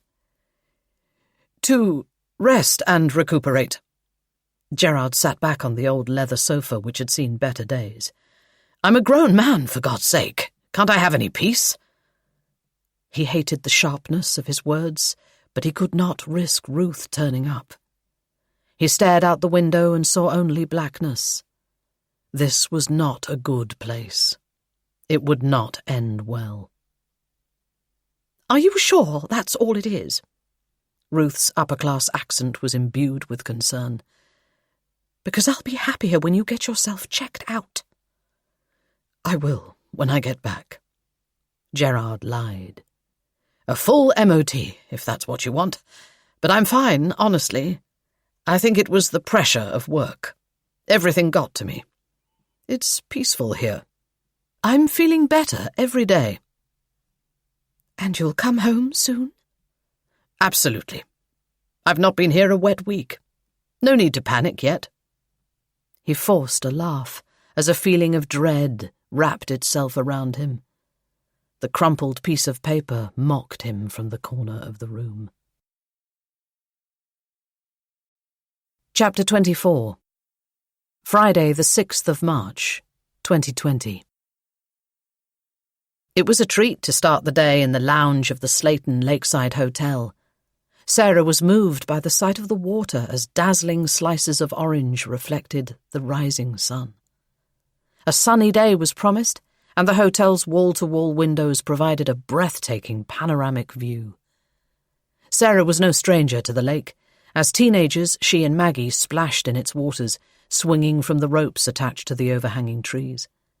The memory was a happy one, but the smile faded from Sarah's face as she remembered why she was there. Something dark was looming over Slayton, and the mystery of the whispering children was one she had to unpick. She tore her gaze away from the lake as she greeted the woman she'd arranged to meet. Lou Simmons was Rosemary's only daughter and had flown over from the States. She was Florida-tanned with glossy black hair and a set of white teeth that Simon Cowell himself would be envious of. Introducing herself, Lou extended a jewelled hand. "Sorry for your loss." Sarah shook her hand firmly, but the words seemed inadequate given what had occurred. It was more than a loss. It was devastation of horror movie proportions. "Thank you." Lou spoke from behind a large pair of sunglasses, undoubtedly hiding puffy eyes. She scooped her navy dress beneath her as she took a seat. Staff at the hotel knew Sarah well. This area was known as the Chill Zone, with cosy chairs and a selection of books and newspapers to choose from. A small bar served specialty coffees and muffins, while the bigger bar served alcohol at the other end of the room. The first floor housed the hotel's restaurant and nightclub. They would not be bothered here. Sarah depressed the plunger on a coffee pot she had ordered for them both. "Is coffee okay? Or would you prefer something else?" "Coffee's fine." As they settled into their conversation, Sarah probed Lou on what life had been like for her mother and brother, as gently as she could. "Did you keep in touch much? It can't have been easy after your brother's accident." "I've been so busy getting my business off the ground, I didn't have time to call home." Lou sighed, her words heavy with grief. "When we did speak, all Mum would talk about was Jeff. Even before he was injured, her life revolved around him." She delivered a sad smile. "Sorry, that sounds bad." Her accent was more American than English as she talked things through. "Don't apologize," Sarah replied. "Families are complicated. No judgment here." She sipped her glass of water. "Did you get on with your brother?" What she really wanted to know was if Jeffrey was easy to live with, but she skirted around the question, conscious that Lou was at the early stages of getting to grips with the loss of her brother. "He had a real chip on his shoulder." Her features taut, Lou tore her gaze away from the lake. "He worked for Irving Industries until the workplace accident which put him in a wheelchair. He struggled to cope with it all. He found fault in everything I did. Like life was so tough for him and nobody else." She slipped off her glasses and dabbed a tissue to her watery eyes. "He had these awful bouts of depression, and then Mum would expect me to get involved. It's partly why I left Slayton." Her words faded as she gazed out at the lake again. "Sometimes I forget how beautiful it is here." "You live in Florida now?" Lou nodded. "Mum's never been. I bought them both plane tickets after Dad died. Thought they'd come back with me for some sun. They wouldn't step outside of Slayton." She shook her head. "It's like the place had, she corrected herself, a hold over them." "But not you?" Sarah drained her glass. She understood the power of Slayton more than anyone. "I can't stand the place. It's always felt so closed in. And the people, they're so narrow-minded." Her gaze flicked to Sarah. "Sorry, no offense." "None taken." Sarah smiled. She couldn't disagree. The hiss of a coffee machine interrupted their conversation as a barista got to work. What about Jeffrey's wife? Did you get on well with her? Lou shrugged. They weren't together that long. I didn't know her very well. Police had already spoken to Jeffrey's ex-wife, who had been shocked by her husband's death, but was clueless as to why anyone would want to hurt him. You mentioned a business in America, Sarah continued. They were going off tangent, but people opened up more over an informal chat. I run a British chauffeur service, Lou replied. The celebs love it out there. We're in LA, Hollywood, Miami, and Manhattan, too. They can't get enough of us Brits. Her expression brightened as she talked about work. You should hear my phone accent. I sound like the Queen. That's impressive, Sarah replied. The business, I mean. She paused, gently steering the conversation towards what she needed to know. And business is going well? You don't have any adversaries? What I mean is, she continued, carefully orchestrating her words, there's nobody who would wish your family ill. Anyone you owe money to. Lou's hand fell to her chest as the conversation took a turn. God, no. People think I come from Windsor. They don't know anything apart from the story I feed them. Social status is everything over there. Slipping her police-issue notebook from her bag, Sarah made a note of her website as Lou provided details. And your mum or brother weren't worried about anyone? Lou shook her head. Mum wouldn't hurt a fly. She devoted her time to church and Greg. Her world revolved around him. She paused for thought. But after his accident, it felt like they closed ranks. What do you mean? Sarah tried to read her expression, but she was giving nothing away. I don't know. I couldn't quite put my finger on it. I remember I came over once, and sometimes they'd be whispering, like they didn't want me to hear. When I asked what it was about, they'd look at me funny and deny it. You know, I hadn't thought about that until now. But that was years ago. She slid her glasses back on her face. I can't believe they're gone. Her chin began to tremble, and Sarah passed over a pack of clean tissues. She always carried a pack for interviews such as these. I'm so sorry, Sarah said. I know how hard this must be for you. She spoke with some authority. You've been offered a family liaison officer, I take it? But Lou shook her head. No need. I fly home tomorrow. My wife will come back with me for the funeral as soon as their bodies are released. It made sense under the circumstances, as the bodies may not be released for some time. Why would anyone do this? Lou leaned in towards Sarah as a couple walked past. They weren't robbed. They didn't have any enemies. I don't understand. She wasn't the only one. Motive was their biggest problem right now. That's what we're trying to find out.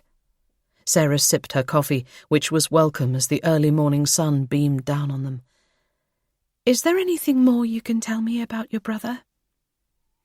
Only what you probably already know. Lou dabbed her eyes with a tissue. He loved Mum. Even if he lost the plot and did this himself, he would never have hurt her. Sarah shook her head. Your brother didn't do this. That much we're sure of.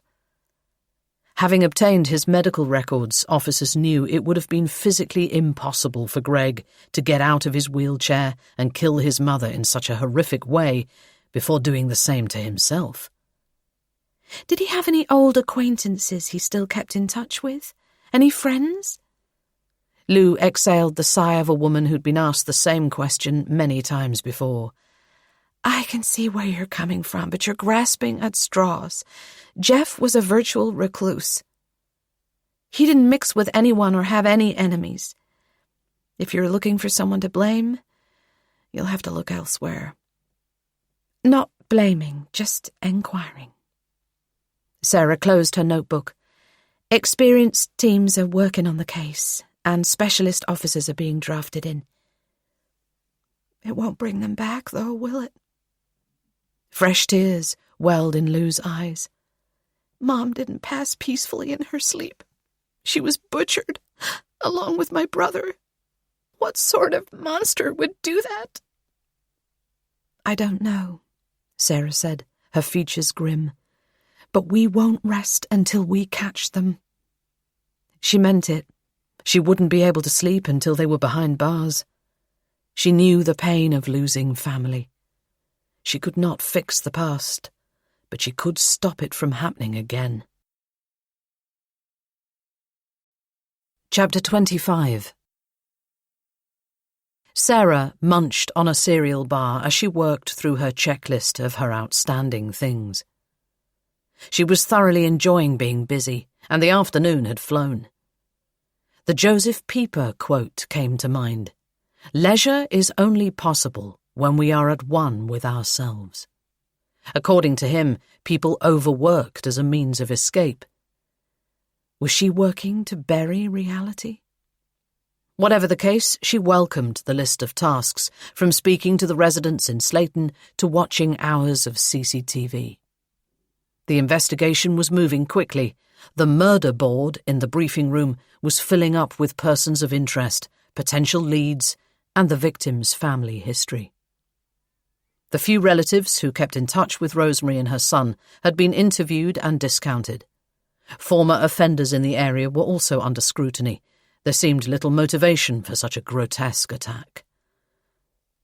The words calling card or accident were written above the picture of the bloodied handprint.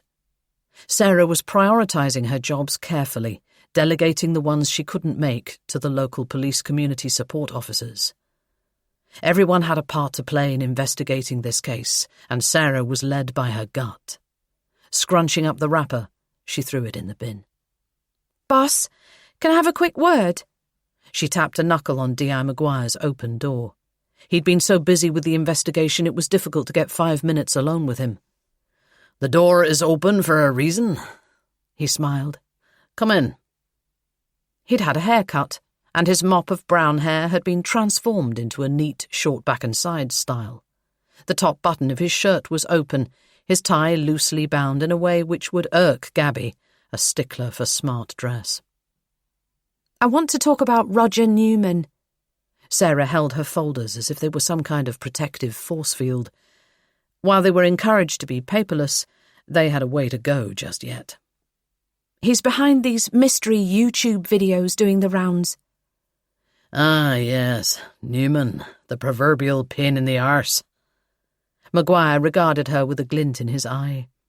He had an air of mischief which could be unsettling in times like these. Take a pew. He gestured to a chair. His office was warm and comfortable, a pile of neatly stacked paperwork to his left.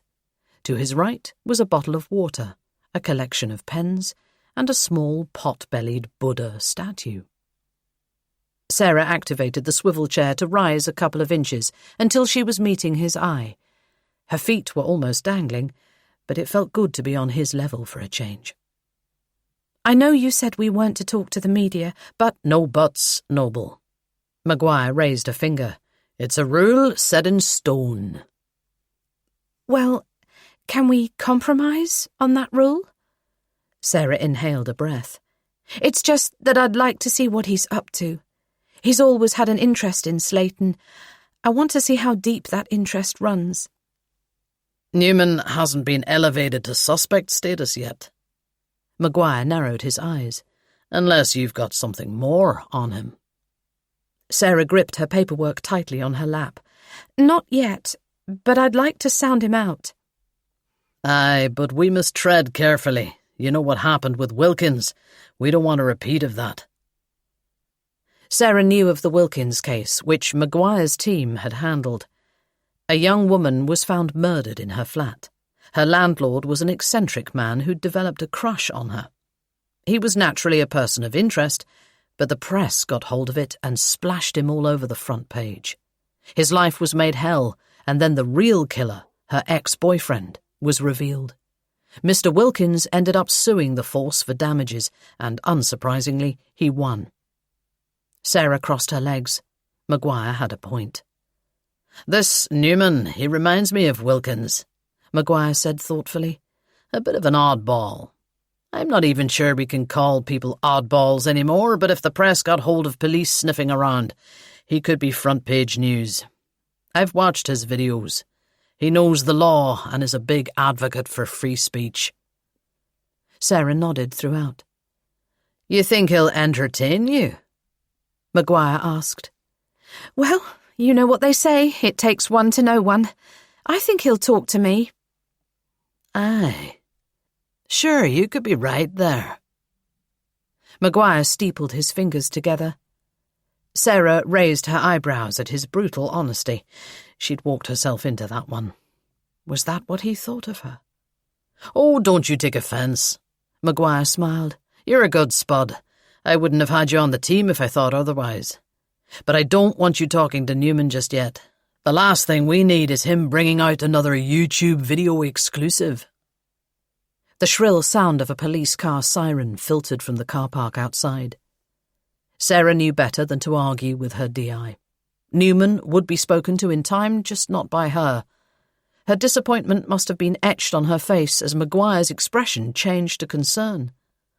"Come, take a walk." He grabbed his suit jacket from the back of his chair.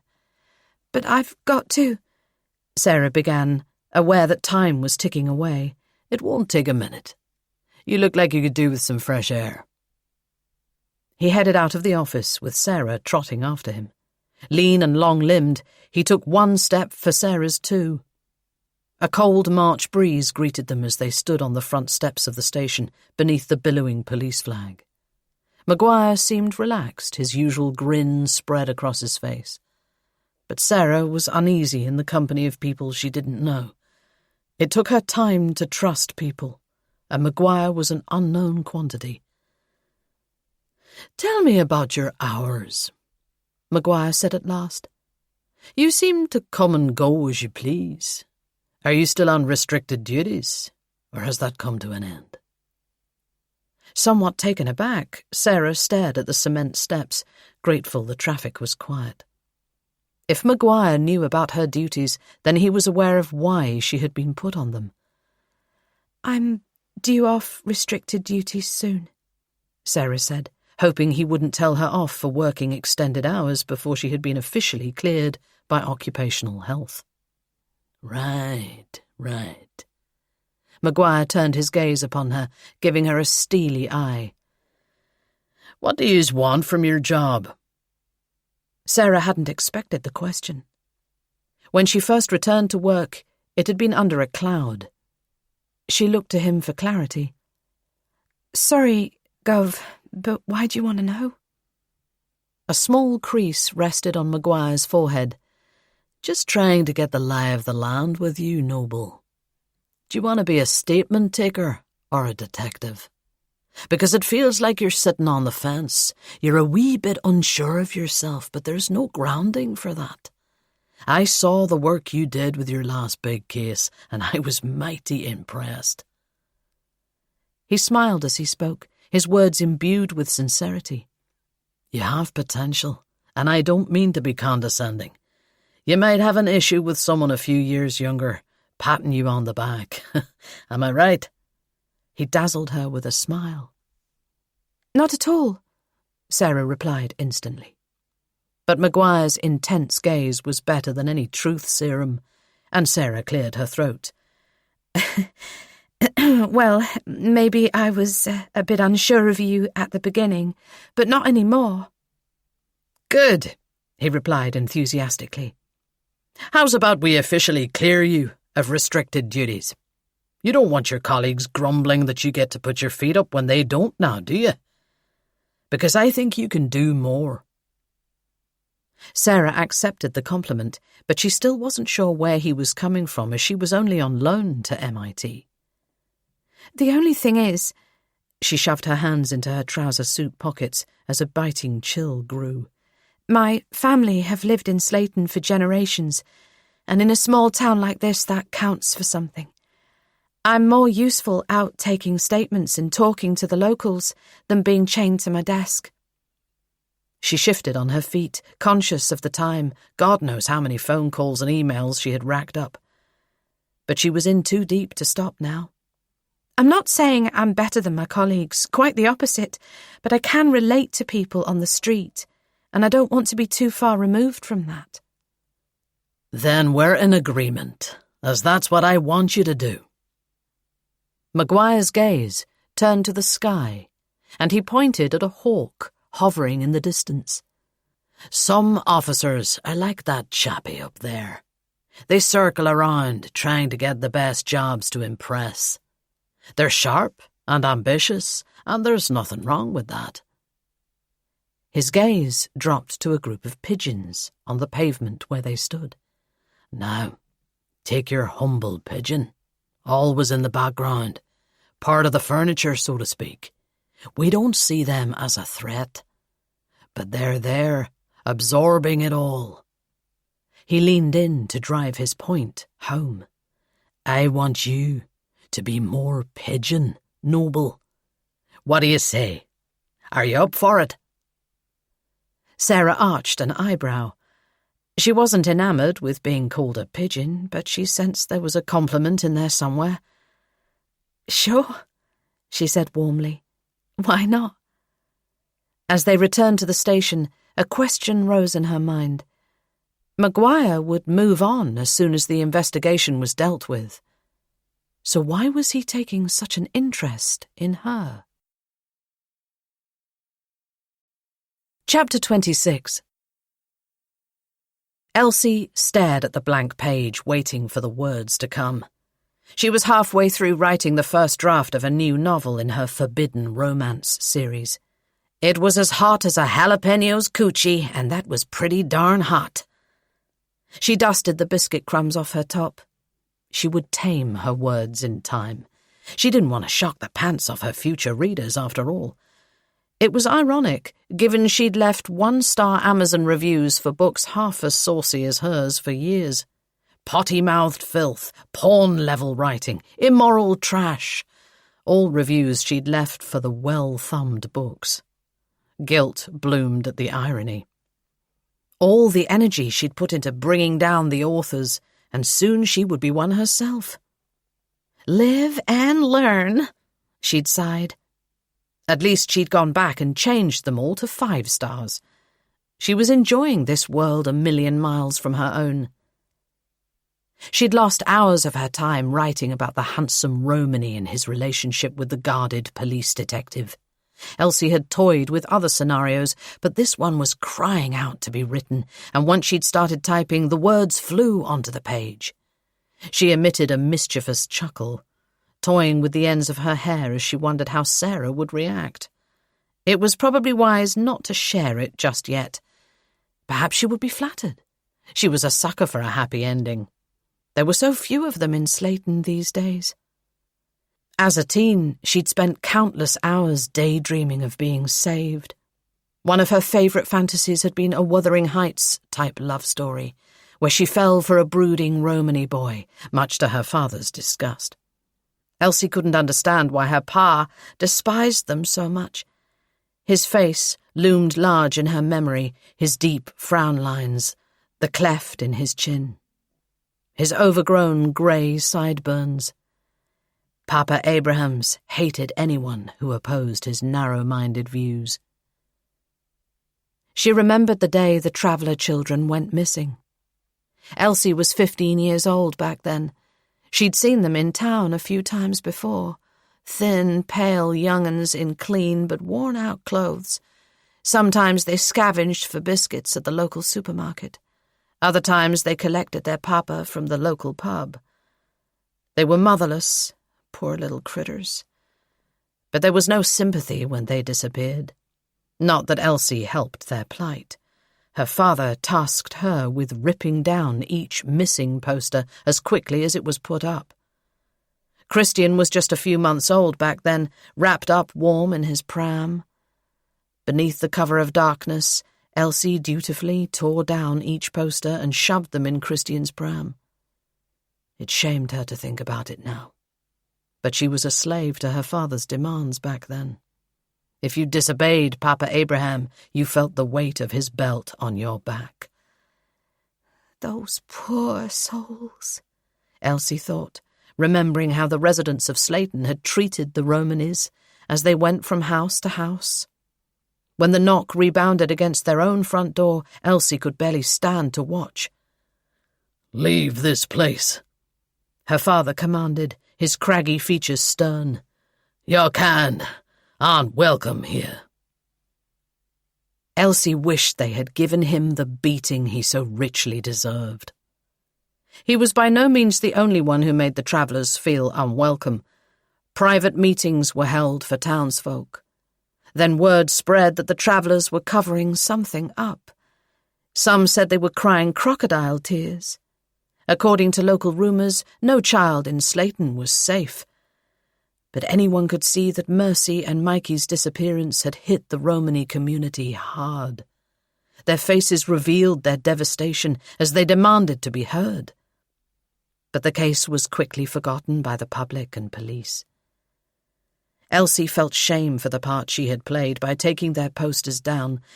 She may have been helpless then, but she wasn't any more. She shut down her laptop. There would be no more writing today. Not when there were people to call, inquiries to make. Somebody must know something. She knew how the rumour mill worked. They may not want to talk to the police, but they would speak to her. Chapter 27. Evening was closing in fast, turning Sarah's office window into a dull grey sheet dappled with rain. "Here you go." Richie rested a fresh mug of coffee on her desk. She blinked to relieve her eye strain. Their old Dell computers had been refurbished so many times they looked like they came from a different era, with big boxy processors which whirred if you opened too many tabs. The hot coffee tasted like heaven as it slid down her throat. Thanks, I needed that. How's it going? "I've been rushed off my feet all day," Richie replied, taking an empty swivel chair. "I've been going from pillar to post with ANPR checks and CCTV inquiries to check any suspicious cars in town. Then there's the media inquiries and calls coming in. What about you?" Same, Sarah replied with a sigh, weary from being on her feet all day. I was hoping the DI would let me interview Roger Newman, but he said no. "You're kidding." Richie folded his arms, his sleeves straining over his biceps. "Hasn't he seen his YouTube channel? The black-eyed children are all he can talk about. He's pulling in the viewers, too." Grateful for his support, Sarah nodded in the direction of Gav's desk. I know not everyone approves of spending time on it, but it can't harm to have a quick word. Her colleagues were engrossed as they tapped speedily on their keyboards, but as busy as they were, they hadn't made any real headway. It made her both tired and uneasy, knowing a killer had been on the street where she lived. "Newman is a media whore," Richie said firmly, "and Slayton is feeding his channel. Let me have a quick word with the boss." Richie was up before Sarah got a chance to reply. She sat, wondering if she should be offended or grateful. Either way, if he persuaded him to think differently, it would be worth it. Sod it, she thought, rising from her desk to join them. "Look at his latest video," Richie said, his phone under Maguire's nose. They were standing by the water cooler and Richie was showing him a channel displaying videos of mysterious events. The thumbnails were ridiculous. Newman, wide-eyed and shocked with pictures of UFOs and Bigfoot in the background. "He's hit 1 million subscribers since coming to Slayton." "I've seen his channel," Maguire replied. "I can't understand why a middle-aged man is gallivanting around Slayton in the first place." "This is more than a hobby, boss." Richie scrolled down. "He's monetized, which means he's earning a fortune from these videos. And for someone like Roger Newman, it must be a dream come true." He pointed at another video. "The more views he gets, the more income he receives. But people must watch it all the way to the end, which is why his videos are so sensationalist. The thumbnails draw people in, then his promises of shock revelations keep them watching to the end." Maguire nodded. And the bigger the shock, the more people watch? Yep, Ritchie replied. He has a vested interest in keeping the rumours alive. Which makes our job so much harder, because people aren't thinking with a clear head.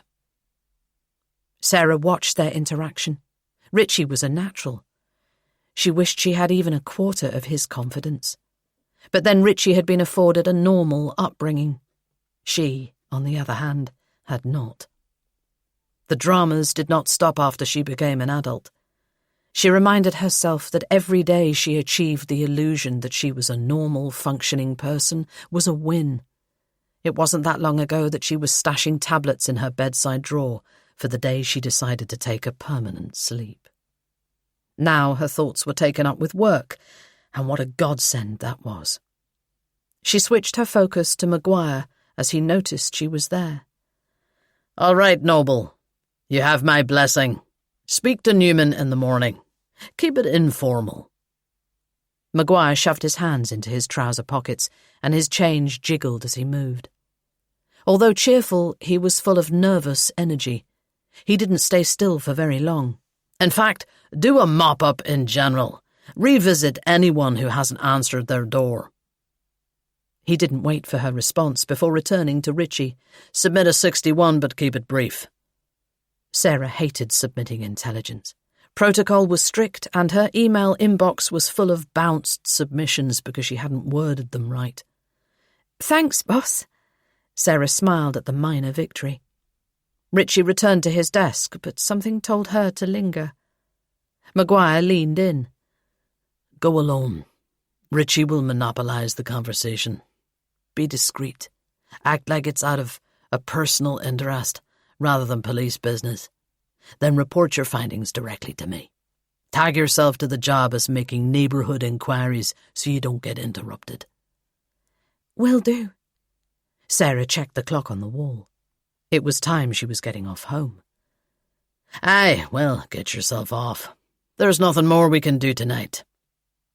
It was as if he'd read her mind. Calling on Newman at this late hour would only spook him. Don't you think it's disrespectful? She continued, taking Ritchie's empty mug to wash it up before she went home. Making money out of other people's misery through YouTube. Newman and his viewers don't mean any harm, Ritchie said. There are lots of Facebook or Reddit groups where armchair detectives solve mysteries police don't have the resources for. Sarah understood where he was coming from, but it still niggled, probably because she had been a victim of crime herself. But what about the people who treat killers like A-list celebrities? You're telling me they give a damn? Ritchie shrugged. Dark tourism is real. Like it or not, you can expect to see them in Slayton from now on. He was speaking with authority. The strange and unusual was something he was passionate about. But this was not what Sarah wanted to hear. It was bad enough a killer walking the streets. Ghouls were not welcome here. The sooner they solved the crime, the sooner these people would go home. Chapter 28. Saturday, the 7th of March, 2020. Sarah's stomach bubbled with nerves. She was getting used to socialising with her colleagues occasionally after work, and she met up with her friends Elsie and Maggie once a week. But now she was approaching a man who most likely wanted to eat his breakfast in peace. She had Maggie to thank for the tip-off. Given she worked at the Lakeside Hotel, she was first to know the comings and goings of anyone who stood out from the norm. The sight of a small Yorkshire Terrier caught her attention as its owner walked her on the hotel grounds. She recognised the dog, with its one black, one brown ear, but was sure it didn't belong to Maura Bellum, the woman holding its tartan lead. She was Father Aloysius's live-in housekeeper, and they didn't own a dog as far as Sarah was aware. Perhaps she was doing its owner a good turn. Sarah liked the hotel, with its rich furnishings and friendly staff. It was a big hit with Slayton locals, as well as visitors from out of town, like Roger Newman. Sarah saw him the moment she entered. With his red frizzy hair and bulky stature, he was hard to miss. Gathering up her courage, She slipped into the booth and sat across from him. His fork froze mid-air, bacon dangling as he stared, one bushy eyebrow raised. "Roger Newman, isn't it? Sorry to bother you," Sarah began. "But can we talk?" Newman sat, shoulders hunched, and shoveled his food into his mouth. If you're a fan of the channel, then talk to me online. I came here to eat in peace. He spoke in a nasal tone, his words abrupt and to the point. Not exactly the warmest of welcomes, but Sarah persevered. She took no pleasure in watching him eat, given his fried eggs were trailing halfway down his beard. "I'm not a fan." She interlaced her fingers. "I'm here to ask you to stop." Newman finally raised his eyes to her, talking with his mouth full. You're a hater, then. Either that or a local. Either way, you've no right invading my privacy. "Ironic, isn't it?" Sarah snorted. "That's what most of the residents of Slayton say about your videos." Swallowing the last of his food, Newman rested his fork on the table before wiping his beard with a linen napkin. He ran a tongue over his teeth, regarding her as he knocked back the last of his tea. Sarah knew he was buying time, probably trying to think of something smart to say.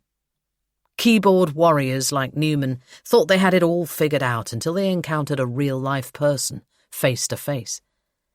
Who are you? He finally said, with an ill-concealed burp. Press? Police? What's your angle? Sarah couldn't lie, but she didn't want him knowing exactly who she was. The last thing she needed was more videos about Blackhall Manor popping up. She glanced over her shoulder, her voice just loud enough to be heard over the bossa nova music filtering through hotel speakers. "I'm police, but I'm here as a concerned resident of Slayton. The town has been through enough, and your gossip-mongering is sending people into panic mode." A sly smile rose to Newman's face. I'd say the infestation is doing that. I take it you're a non-believer. Sarah resisted the urge to roll her eyes. He didn't know her, nor did he know what she'd been through. Her mind was more open than most, but that wasn't why she was here today. She inhaled a deep breath as she composed her words. "What I believe in has no relevance to this. You're hurting the town. Rein it in." Or else? Newman tilted his head to one side. Are you threatening me? Sarah's features tightened. Maguire's words echoed in her mind. The last thing they needed was a YouTube video casting aspersions on the police. She needed to watch her step. "On the contrary, I'm looking out for you." Oh, yeah? How'd you figure that? Amusement danced in Newman's eyes as he mopped up his beans with a piece of toast. Sarah responded with a sigh. "I've nothing against your theories, and you have the right to free speech, but I'm asking you to be mindful when spreading some of the more outrageous claims of spectral beings walking the streets of Slayton. There's a lot of pissed-off people around here." She was about to say that she didn't want to see him get hurt, but that could also be taken as a threat. "I can offer you safeguarding, if it comes to it." Newman almost seemed disappointed by Sarah's sudden backtrack. I won't shy away from the truth. "I'm not asking you to, as long as it is the truth and not sensationalist gossip. What do you know about these black-eyed children? There's a dangerous murderer on the loose. I don't want you getting caught up with that." Everything I know is in my videos, and I never give away my source. Newman chewed rhythmically. Are you in charge of the investigation? "Hardly. I'm a DC, a worker bee, but I am heavily involved in the community. Feelings are running high. Try to take the locals into consideration before you upload your next video." Sarah had a feeling his source was the realms of his provocative imagination. Newman delivered a thin smile, appearing anything but remorseful. I'm used to pissing people off. It's part and parcel of what I do. He paused for thought. So can I add local police to the list of people who are riled by what I say? He seemed to like the idea of this, and a smile rested on his face. God, no! Sarah laughed, playing things down.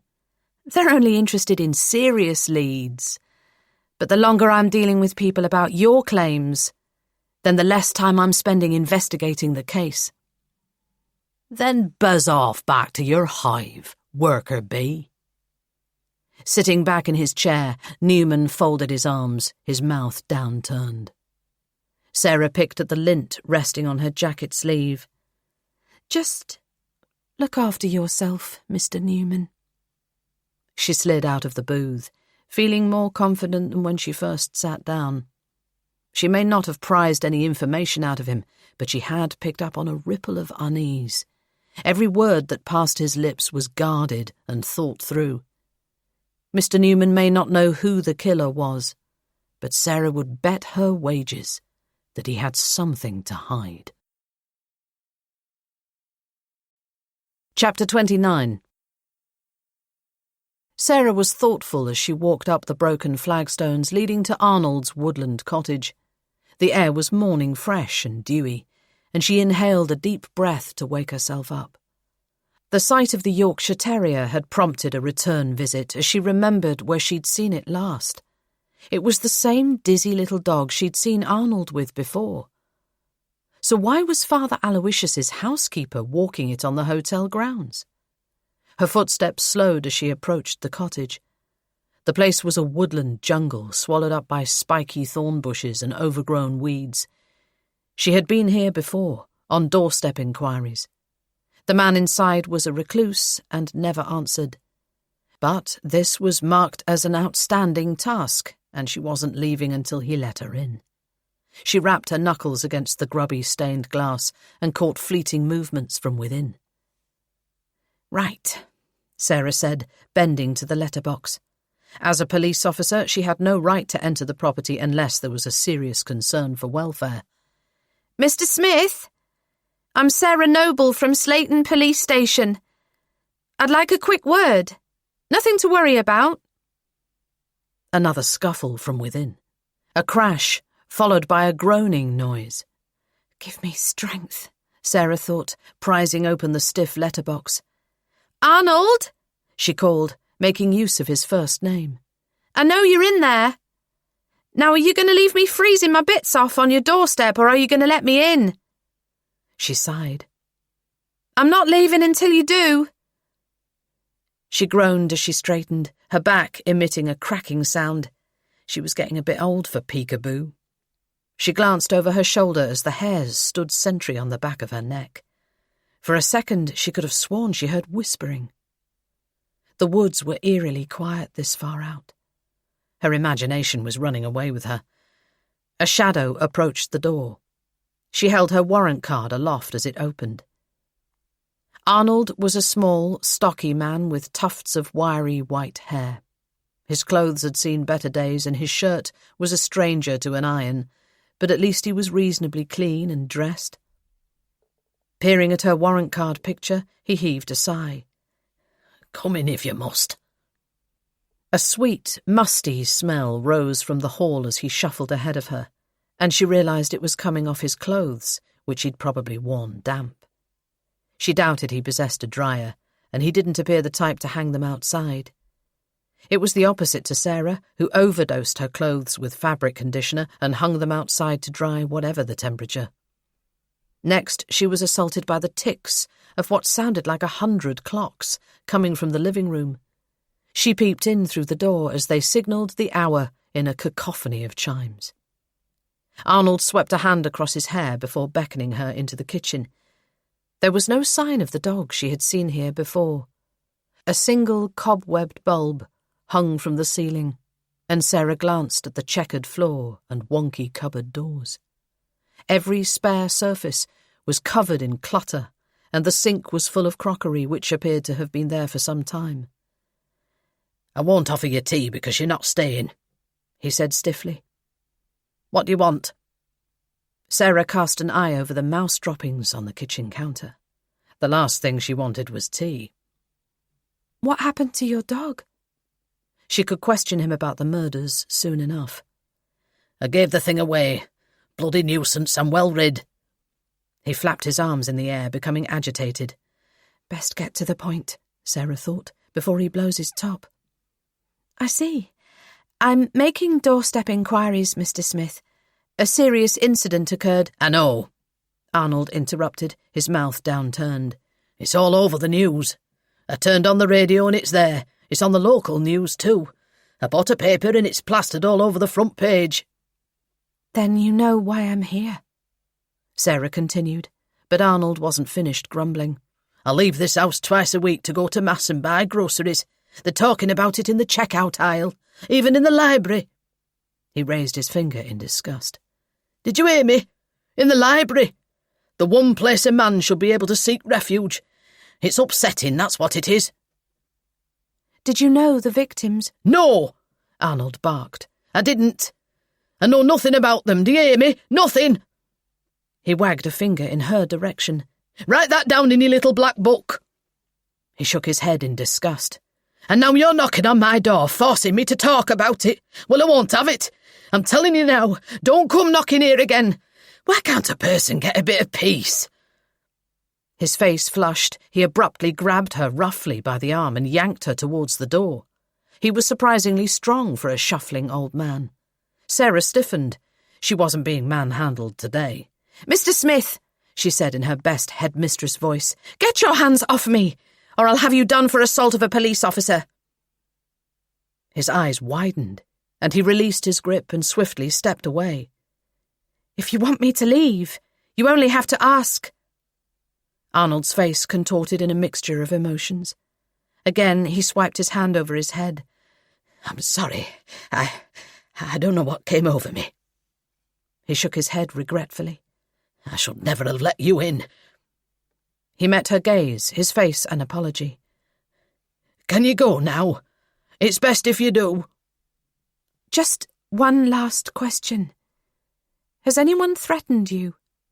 Do you need safeguarding? Because I can arrange it. He shook his head wearily. I just want you to leave me alone, please. His words dissolved into a whine, and Sarah could see he was getting upset again. Fine, then I'll go. Sarah slid a card from her pocket and laid it on a dusty dresser table. If you change your mind, then you can reach me on this number. As she opened the front door, she welcomed the fresh air. She turned to speak, but the door was slammed shut in her face. Arnold was disproportionately upset. Lots of people in Slayton had mental health issues, but there was more to it than that here. She cast her eye over the cottage as she eased her way through a gap in the brambles to the broken garden gate. It was disappearing into the vegetation, swallowed by the earth it was built upon. Did Arnold want to disappear along with it? Chapter 30. As Sarah sat in Maud's humble kitchen, she welcomed the opportunity to sit down.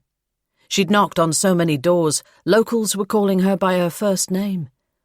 Like many Lower Slayton residents Sarah had encountered this morning, Maud struggled to get by in a town forgotten by those with the power to change it. Drug use was becoming more prevalent, as was car theft and joyriding. At least once a night, Sarah was awoken by a stolen motor of some sort tearing down her street.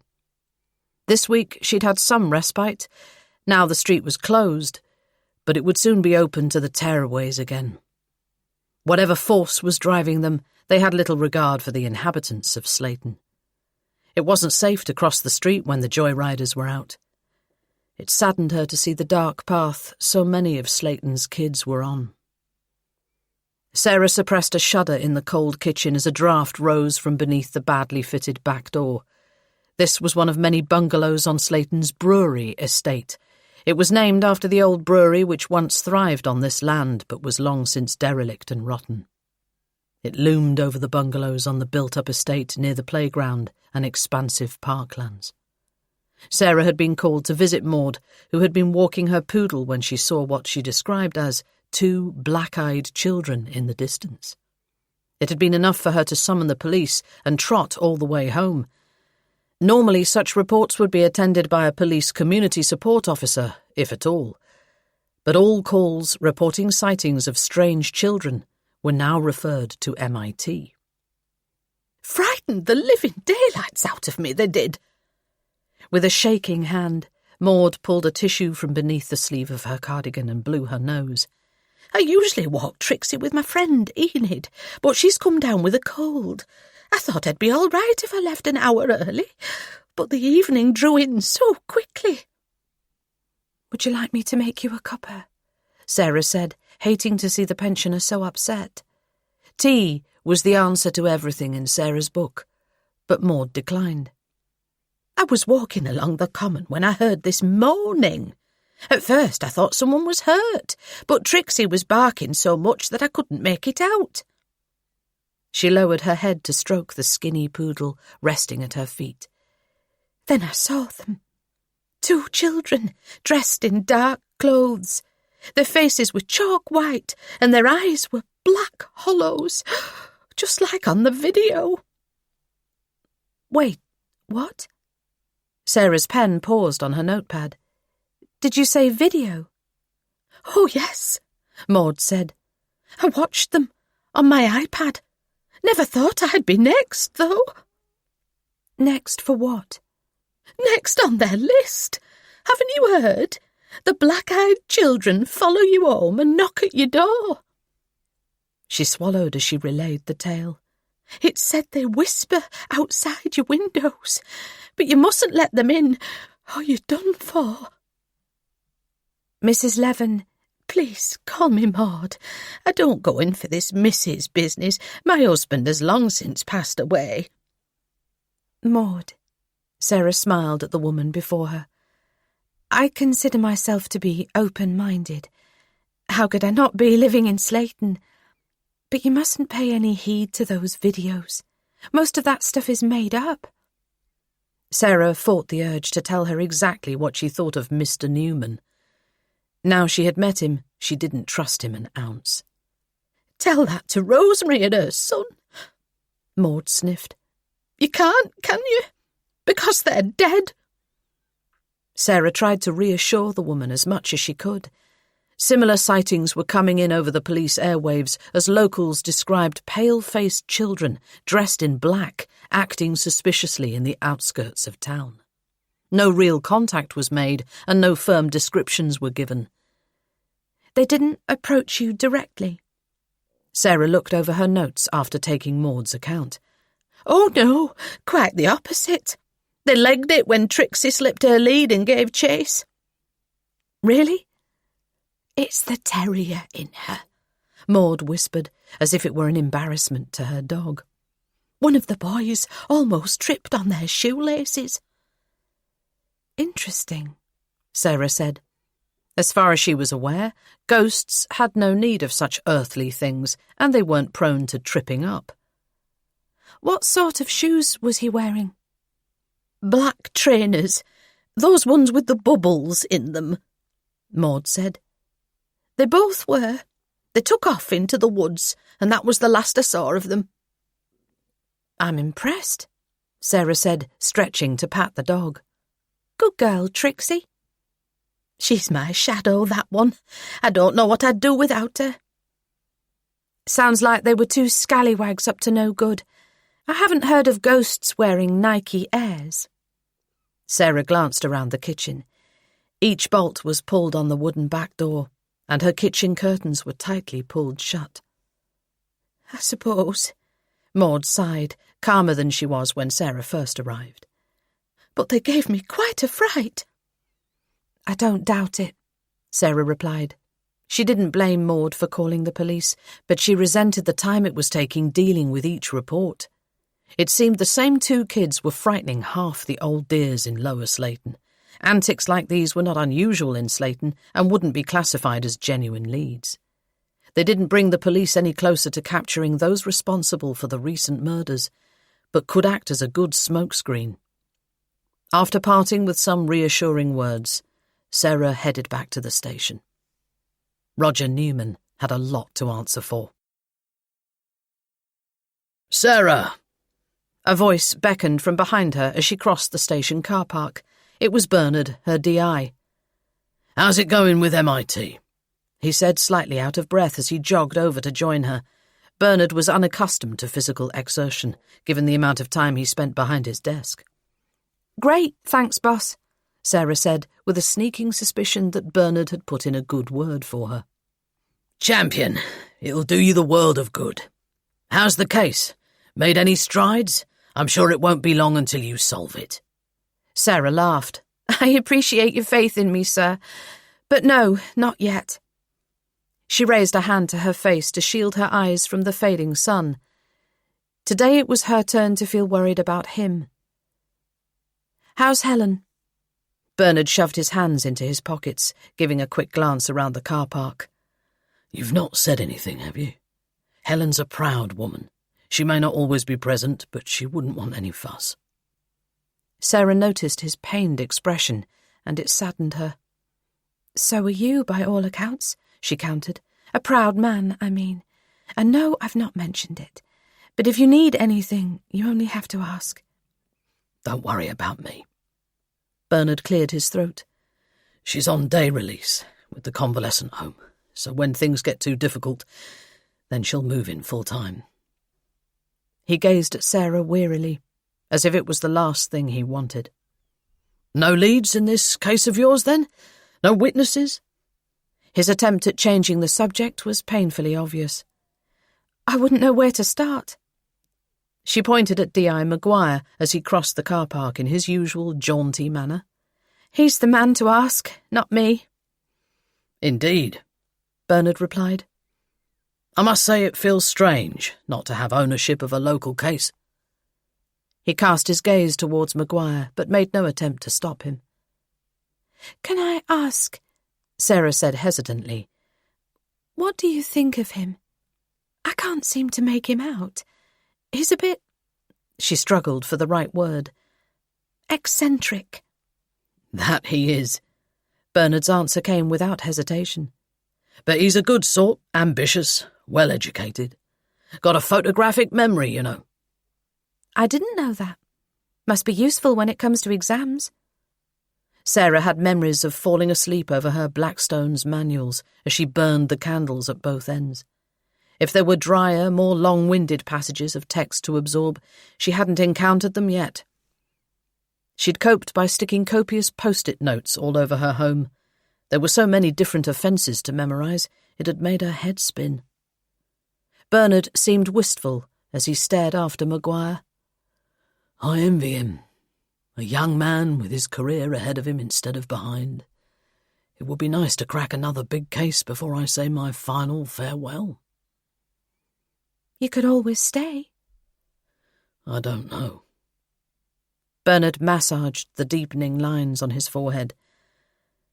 I'm being squeezed from all sides. She felt his frustration. It seemed her DI was torn between family and work. Ah, well, don't speak too soon, Sarah chuckled in an effort to cheer him up. This is Slayton.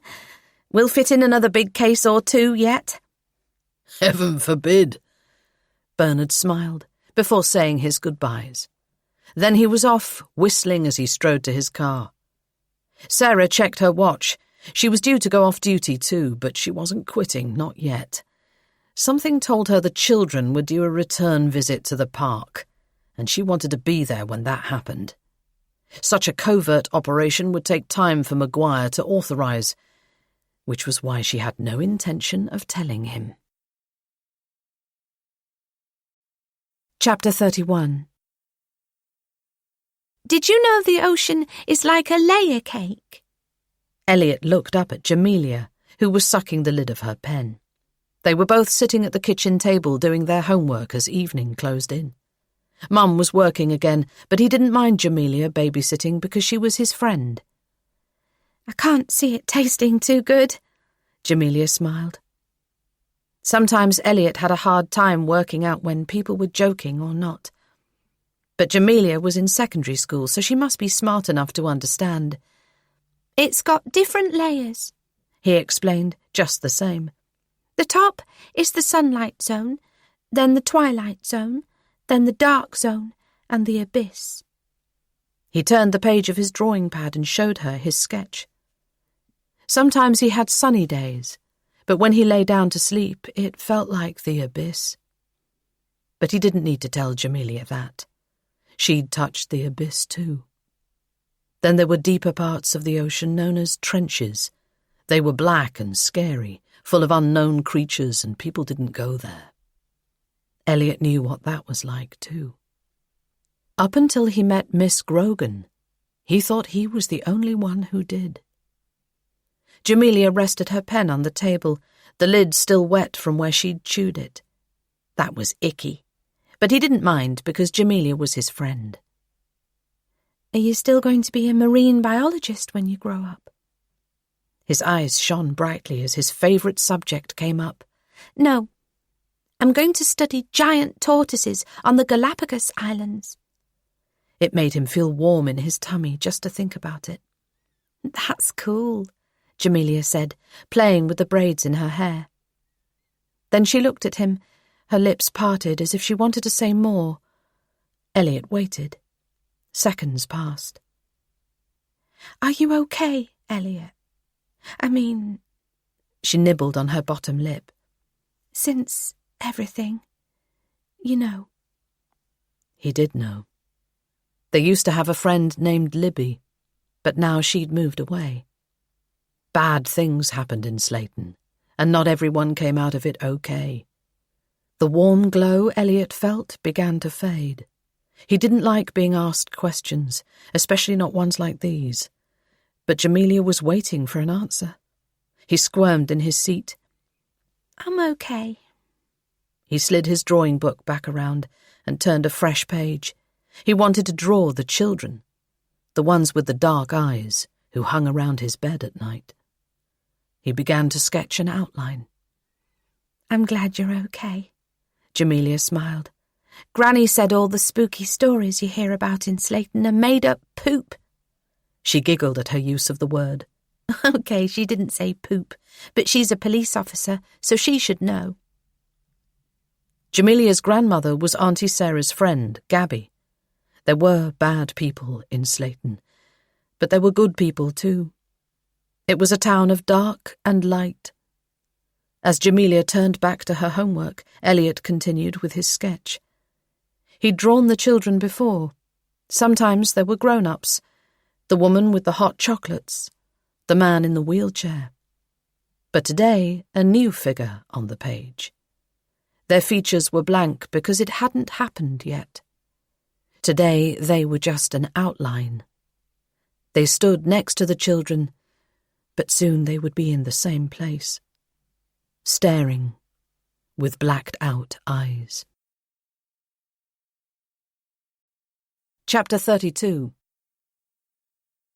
Hoodie up, Sarah trudged through the back alleys and shortcuts of Lower Slayton. In her black hoodie and jeans, Sarah had made every effort to blend in, although her presence at this hour of the night was unpaid and unauthorized. She reached for her phone as it vibrated in her pocket. It was Richie. "Hey, Danger Mouse, are you still scouting the town?" Sarah rolled her eyes. What if I am? She had confided in Richie in case she needed backup. He was still at the station as far as she knew. "Get yourself over to the Hare and Hounds. We've had a sighting of 2 black-eyed children looking in through their windows." I'm not far from there. Sarah quickened her pace down the muddy trail. Give me a description. 2 kids dressed in black hoodies, white faces, black eyes. Backup was on the way, but a fight's broken out in town, so they may be a while. On it, Sarah said, jogging up the dark path. Be careful. I'll update the system to say you're off duty but attending. Any problems, call it in. But Sarah was busy listening to young voices from the other side of the hedge. Hang on. I've got eyes on them. She whispered down the phone to Richie, her voice low. She leaned forward, looking for a gap. 2 IC1 teenagers in hoodies. They've taken a bag from the hedge and they're changing their clothes. Can you update control and ask for a silent approach? A police car arriving on blues and twos would scare them off. Sarah peered through the hedge, trying to distinguish their features. They were scrubbing their faces with what looked like wet wipes. "Did you see that old guy's face?" the taller of the two chortled. "He looked like he was going to piss himself." "It was Peng," his companion laughed. "Here, get that stuff off your face before the cops come sniffing round." "They won't find us here. Not yet." That's where you're wrong, Sarah thought as she approached. She cursed herself as a twig snapped underfoot. "Who are you?" The taller of the two turned, but Sarah recognised the second boy instantly. "She's a cop!" His eyes widened as he grabbed his companion by the arm. "Run!" "Don't run!" Sarah called, giving chase. "I hate running!" She made a mental note of the bag they had dumped behind the bushes as they gave flight through the parklands. "Charlie Potter, you stop right now! I know where you live!" But she didn't know the bigger of the two, which was why she took after him when the boys went in different directions. It was a well-used teenage tactic. Split up and you've got a 50-50 chance of getting caught. Luckily, the bigger boy was the slower of the two, and Sarah was surprised to find herself gaining ground. A miracle had occurred. She had managed to find someone more unfit than her. "Hey!" she shouted, a stitch burning in her side as she ran up the hill towards the houses that bordered the park. She hadn't thought about what she was going to do when she caught up with him. She was alone in the wilds of Lower Slayton, where people would either turn a blind eye to a cop getting beaten up or stop to watch. At least she had brought her cuffs. "Stop! I need to talk to you!" she panted as she gained ground. Her mind raced. Could she arrest him? What for? She didn't want to make a fool of herself. Was there a law against pranking? She lunged on top of him, bringing him thudding onto the soft, muddy grass. "Get off me!" he squealed as Sarah wrestled to keep control. "I only want to talk to you!" she shouted. But the kid was in no mood for reasoning as he clenched his hands into fists. "Get off me, psycho bitch!" he yelled, connecting with the side of her ribs. It was enough to deliver a sudden surge of pain, but not enough to knock her off. "Right!" Sarah gasped, deftly clicking one rigid metal cuff onto his wrist. "You're under arrest for assaulting a police officer!" Reeling off the caution, she grunted as she attempted to cuff his second wrist. One swinging metal cuff was a dangerous thing, and she'd been warned in training to be wary of it. Police cuffs weren't like the chain-link ones people fooled around with from Ann Summers or fancy dress shops. A swinging loose cuff was hard, sharp-edged metal. Dangerous in the wrong hands, or wrist in this case. As the boy squealed and fought, Sarah knew she would have to move fast. Grunting, she jabbed her thumb below his ear and burrowed it into his neck. It was a pressure point technique she'd learned, which could make a grown man cry. He screamed in surprise, dropping his arms as she issued instructions to comply. Deftly snapping on the second cuff, Sarah caught her breath. "Jesus! What was that?" the teenager cried, his eyes moist from the pain. "It felt like a poker in my neck." "Non-compliance," Sarah retorted, getting to her feet. "Up, or I'll give you another one," she instructed, taking him by the cuffs. "You're lucky I didn't gas you. That would have given you something to cry about." The flash of blue lights relayed backup was arriving, and she walked him towards the road. She hadn't expected to see Richie step out of the police car. Night had fallen hard and the wind was beginning to bite. "What are you doing here?" she said as Richie opened the passenger door to bundle the griping teenager in. "You never hung up our call." Richie closed the door as their suspect was secured. "I heard everything over the phone." "Oh," Sarah said. "I mean, I did that on purpose." "Sure you did," Richie laughed. "What did you do to him? He was squealing like a pig." A smug smile rose to Sarah's face. "Pressure point to the neck. I was quite good at them in college. I can practice on you later if you'd like." "Nah, you're all right." Richie backed away, a glint of newfound admiration in his eyes. Sarah spoke to the uniformed officer, who agreed to bring their prisoner to custody and present him to the sergeant for signing in. The teenager would be dealt with later when witnesses were spoken to and any evidence recovered. "Where are you going now?" Richie said, following as Sarah turned on her heel. "They dumped a bag." Sarah shoved her freezing hands into her jacket pockets. "I'm going to seize that, then speak to Charlie. Find out what they've been up to." "You handled yourself quite well," Richie grinned. "I didn't know you had it in you." "There's plenty of things you don't know about me." Sarah navigated the muddy hill with determination. Life had dealt her many cruelties, but she was finally turning things around. Work was the healing balm over her physical and mental scars. If she couldn't find her neighbour's murderers, she could at least interrogate the kids keeping the rumours of the black-eyed children alive. Chapter 33. 15,000. According to Sarah's watch, that was how many steps she had taken today. By the way things were going, she'd get another 1,000 under her belt before the day came to an end. Her walk to Charlie Potter's house would contribute to that. At least the lights were on, and his mum's car was on the drive. Tracy Potter was the local librarian, and as an older single mum, she worked hard to keep a roof over their heads. She also cared about the people who walked in through the doors. Her memory seemed capable of cataloguing everyone's book of choice. But Charlie was left to his own devices much of the time. Like many teenagers in Lower Slayton, he wasn't averse to a bit of shoplifting or spraying rude images on derelict buildings when boredom sank in. He was at that age where his life could take one of two directions, and Sarah hoped that early intervention could help. She'd only arrested his accomplice because he'd left her no choice, but she was loath to give Charlie a criminal record too. She knew more than anyone how your early years could influence the rest of your life. Sarah glanced around Tracy's warm and homely kitchen.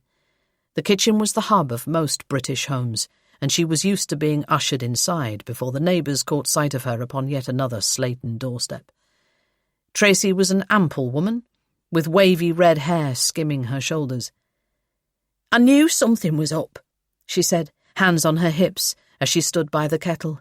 "He ran upstairs like he was chased by the devil himself." Her strong northern accent filled the room. "Not the devil," Sarah smiled. "Me."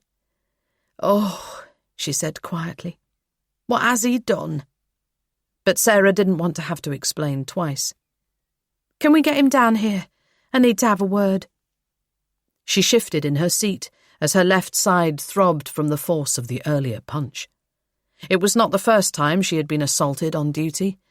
Had her attacker been carrying a knife, it could have been a whole lot worse. A sheepish-looking Charlie joined them, looking furtively from his mother to Sarah and back again. His skin was bright pink from where he had scrubbed away the white face paint, but Sarah could still make out some faint blotches along the creases of his nose and ears. He shoved his hands into his tracksuit bottoms, which were baggy on his frame. On his feet were black Nike trainers, complete with bubbles in the soles. Sarah watched him closely. She had given him the benefit of the doubt by attending his home single crewed, but people could be unpredictable when cornered. She had worked out an exit strategy and scanned the room for potential weapons which could be used against her should Charlie kick off. A knife block next to the sink, a stone paperweight on the dresser next to the door. Self-preservation was second nature. It had as much to do with her childhood as police training. "We've got your friend in custody." Charlie responded with a double blink. The silence in the room was palpable as his mother gave him a daggered look. "I didn't want to arrest him," Sarah continued, "but he gave me no choice. I'm hoping we can sort this out with a chat. That all right with you?" Charlie nodded vehemently. "Is someone going to tell me what happened?" Tracy folded her arms. Somewhere outside a dog barked, but Sarah's attention was on Charlie, who looked like he was about to dart out the back door. "Can we sit?"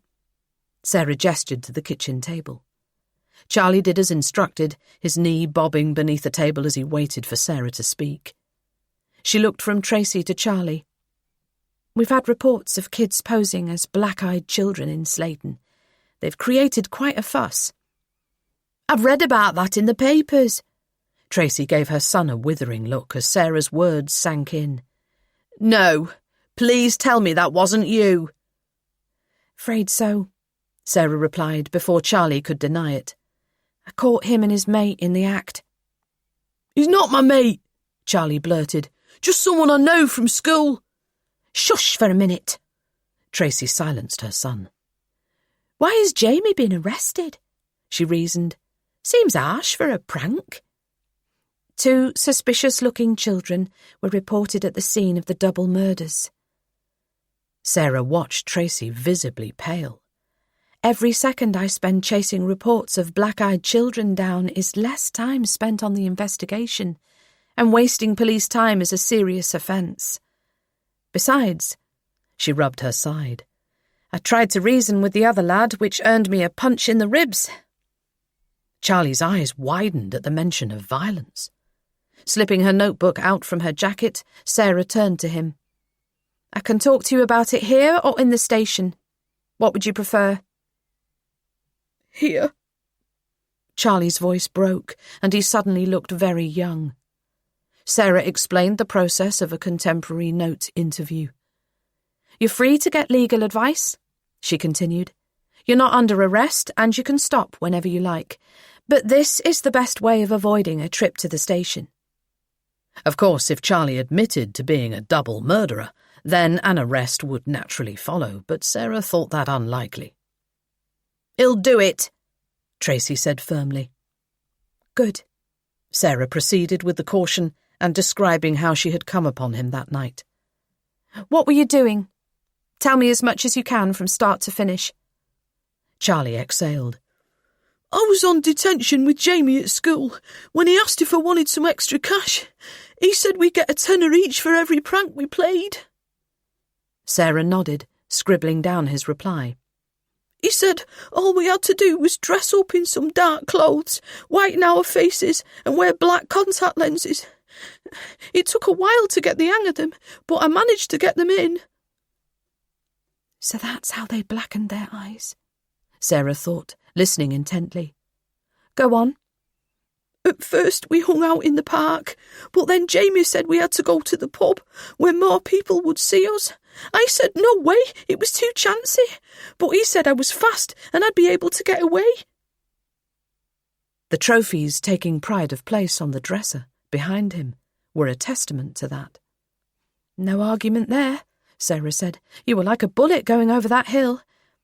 But you should put your talents to better use than trying to outrun the police.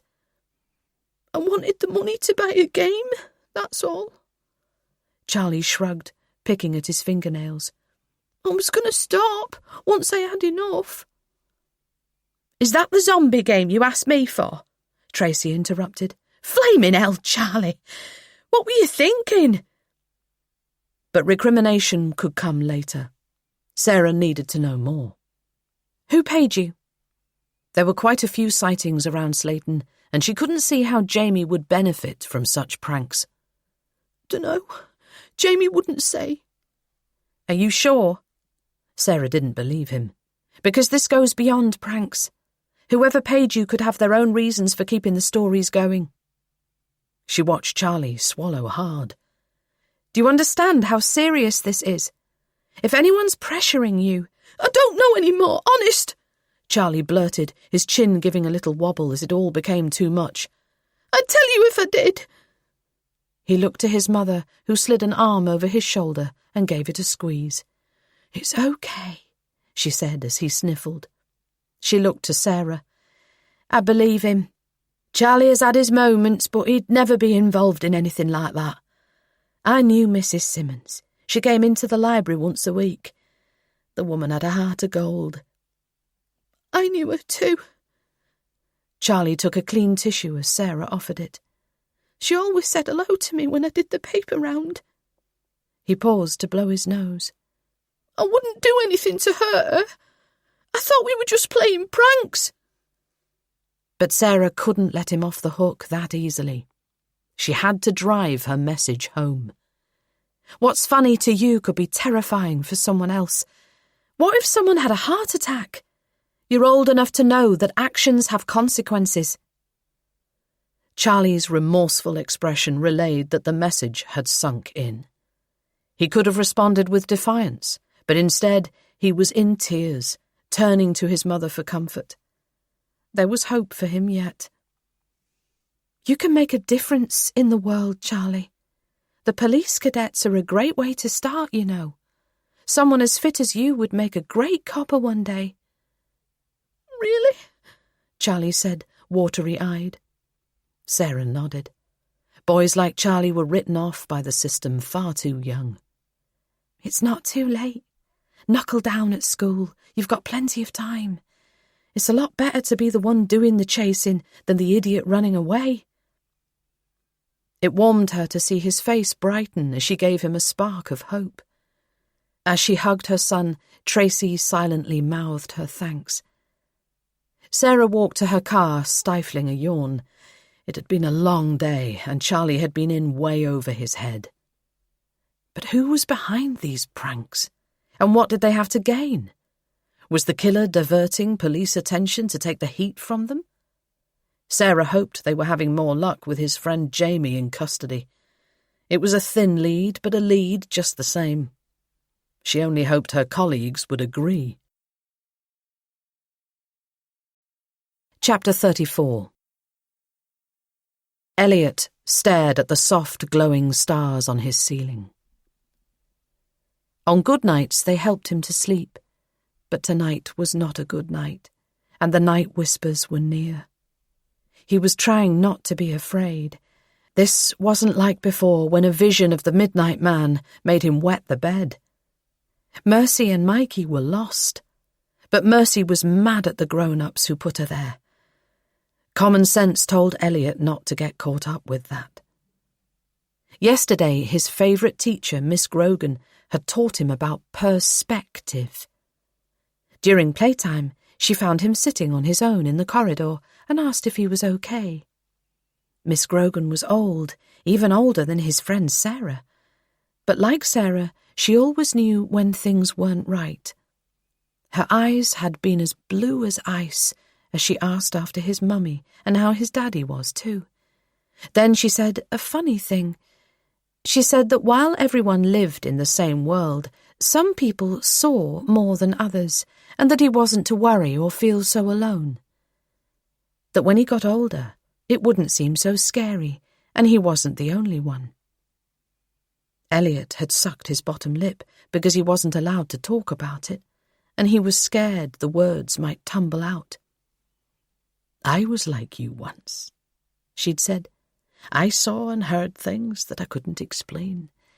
But then I realised that if I stayed strong, they couldn't hurt me any more than scary programmes on TV."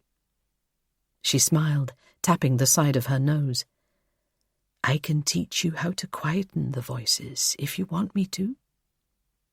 Elliot was about to ask how, but the bell rang, making him jump. "I'd like that, miss," he managed to blurt before she left for class. Maybe one day she could show him how to make the whispers go away. He relaxed in his bed now, allowing her words to coast over him. But it was no use. The air was turning cold. He shuddered beneath his duvet. Mercy and her brother were here. Mercy's voice was dry and brittle. They smelled of the woodlands, of rotting moss and worm-infested earth. "You must help us." Her words were insistent as Elliot pressed his hands against his ears. "You can't hurt me," he whispered. "Go away. You must listen, please." Elliot had no choice. He was probably the only person who had heard her speak since she had died. Apart from one or two others, maybe. The thought rose in his mind as she closed in. Only then did he realise that Mercy and Mikey were there when the old lady and her son died. "They wouldn't listen," Mercy said, reading his mind.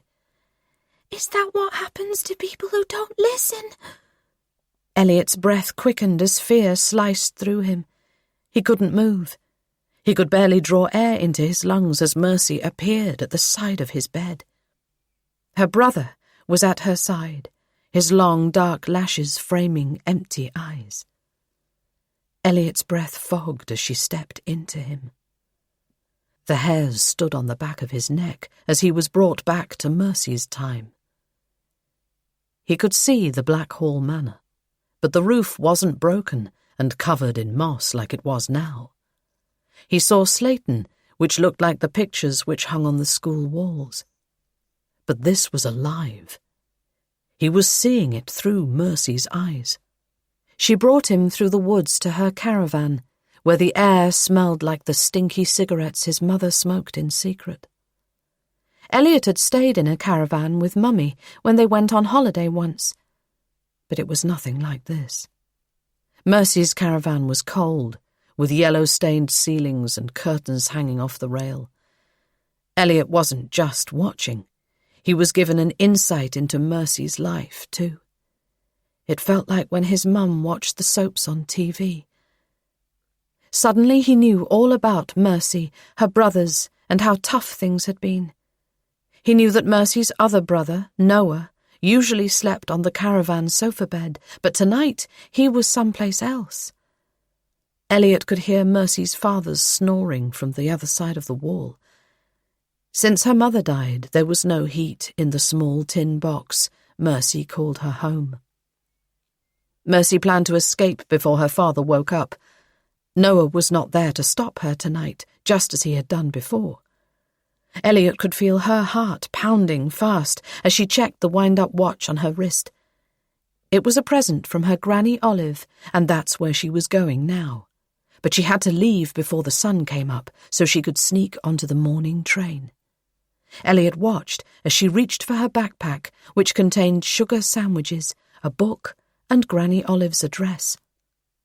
Olive didn't like Mercy's daddy because he wouldn't let her visit them after their mother got sick and died. Mercy tiptoed around the small space, knowing that if her daddy caught her, he would skin her alive.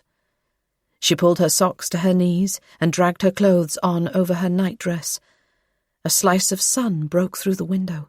Time was running out. "I want to come," Mikey whispered, rubbing his eyes.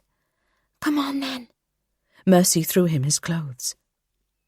All at once, Elliot knew that Noah was in hospital because of a burst appendix.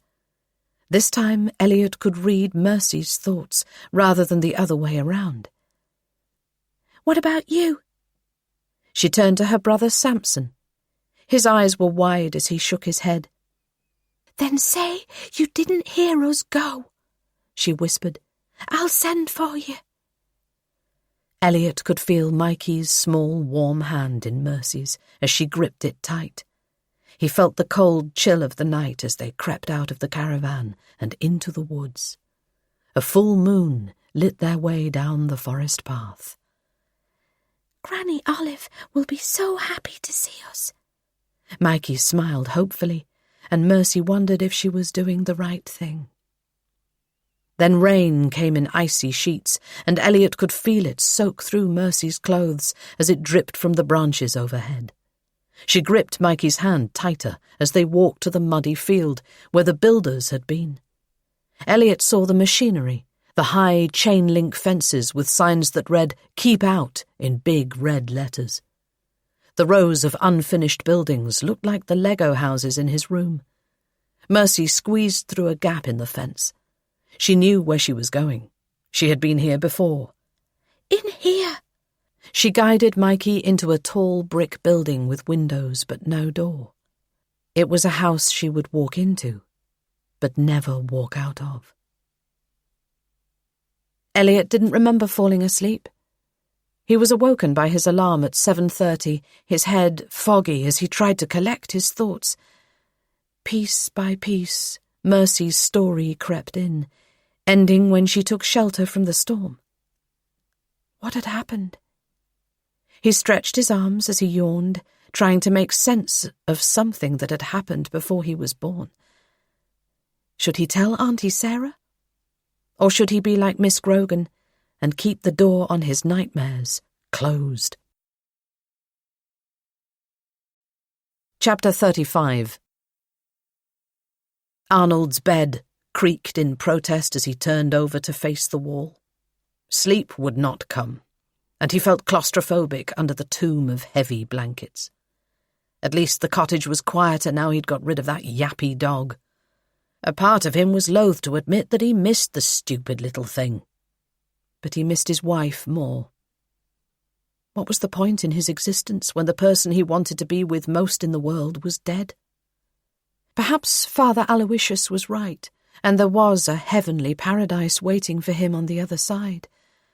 Lately, thoughts of suicide came as naturally as the dark, its thick, heavy presence doing little to ease his troubled mind. But fear held him back, and there was no heaven for sinners who took the easy way out. He threw back his blankets, mumbling as he slipped on his shoes. He hadn't bothered changing into his pyjamas because sleep rarely came. Perhaps he would be able to nod off in his chair. He sloped into his living room, greeted by the ticks of too many clocks to count.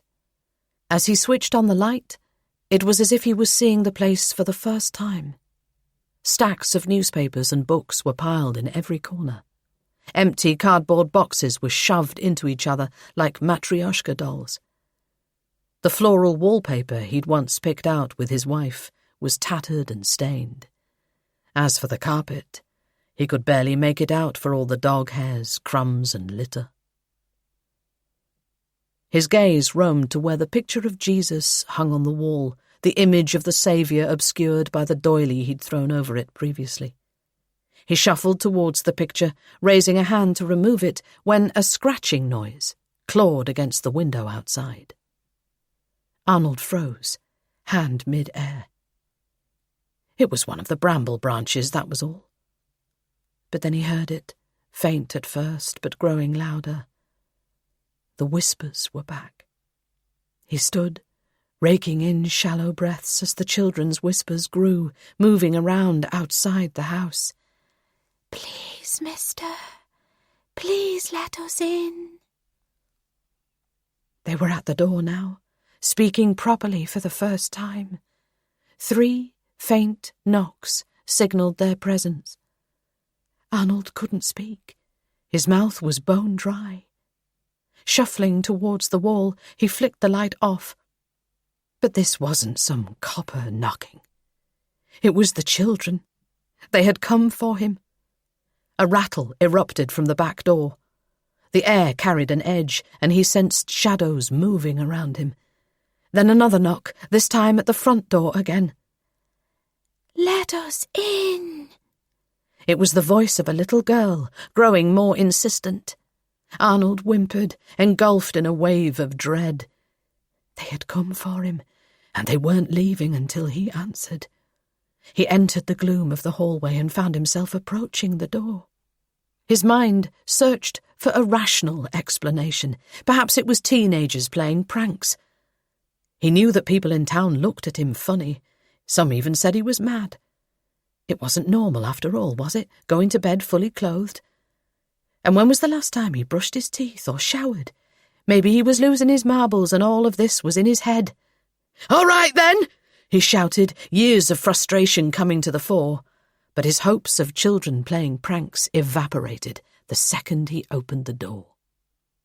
Cold bit into his flesh as the air curled around him, and the smell of rotting flesh made him stagger back. "What? No, you're not real!" His words were strangled as he retreated into the hall, sliding against the wall for support. His lungs seemed devoid of air as he stared into the faces of the little boy and girl. "You're not real," he uttered again as they came towards him. This couldn't be. But he had opened the door. He had already let them in. Warmth spread through his trousers, and the smell of urine competed with the stagnant air. They were upon him now, their black, unseeing eyes casting judgment. Arnold retreated into the living room, the ticking of his clocks impossibly loud. "I'm sorry!" he cried, falling back against the sofa. But as the figures loomed over him, he knew it was too late. Chapter 36. Sunday the 8th of March, 2020. Noble! Maguire shouted in Sarah's direction as she entered the station corridor. Urgency coursed through his movements, and the irritation she felt at the use of her surname dissipated. Come with me, he said, gesturing at her to go back outside. She sighed, hoping he wasn't treating her to another pigeon analogy. Her pace quickened as she followed him out to the station car park. "Morning, boss," she said, still wondering why he was dragging her back outside when she was yet to make Gabby her hallowed morning cup of coffee. Maguire almost lost his long, striped scarf as he crossed the station car park. She wondered if he was a Doctor Who fan. But this was not the time to ask as he pressed the keyring's remote activation to find the marked police car. "Has something come in?" she said instead, before sliding into the passenger side. She kicked aside litter in the footwell before turning up the heat. You could say that. Maguire fumbled with the indicators and wipers as he worked out which was which. Who owns Arnold's property? It's on your land, isn't it? "I think it's a rental owned by Irving Industries." Sarah's face soured at the mention of the name. Now she had accepted the offer on Blackhall Manor, the sale was going through. She pulled her seat forward as she focused her thoughts. "I own 3/4 of Blackhall Woods, but there's a couple of rental properties on the outskirts owned by Irving Industries when they bought the rest of the land." "Why? Is that where we're going?" Yep. Maguire reversed out of the space. Strap in. As they sped out of the car park, Sarah held onto her seatbelt. Maguire was driving like his house was on fire. He flicked on the lights and sirens, and the traffic parted before them. Her spirits plummeted as the latest update from control came through on the car radio before Maguire had a chance to update her. Arnold, the loner in the woods who practically threw her out of his home, had been found dead. "Oh no," Sarah absorbed the news. "Not another murder." Aye. Maguire's eyes were fixed on the road. A grim one at that. His eyes have been gouged out. "No," Sarah said quietly. "That poor man." He was a prickly little ball of anger, but she couldn't help feeling sorry for him. Maguire listened intently as an officer updated that he had gone Code 3 too. "They've made an arrest." Sarah's pulse quickened. "Who?" Her mind raced for possible suspects, but she was not prepared for what Maguire said next. That traveller fella from the campsite. He was found at the scene. They're bringing him in. He indicated left before taking the busy junction with ease. Sarah's grip tightened around her seatbelt, her face fixed in concentration as she tried to hide her shock. Not Noah. It couldn't be. Was this what had brought him back to Slayton? Was he capable of such butchery?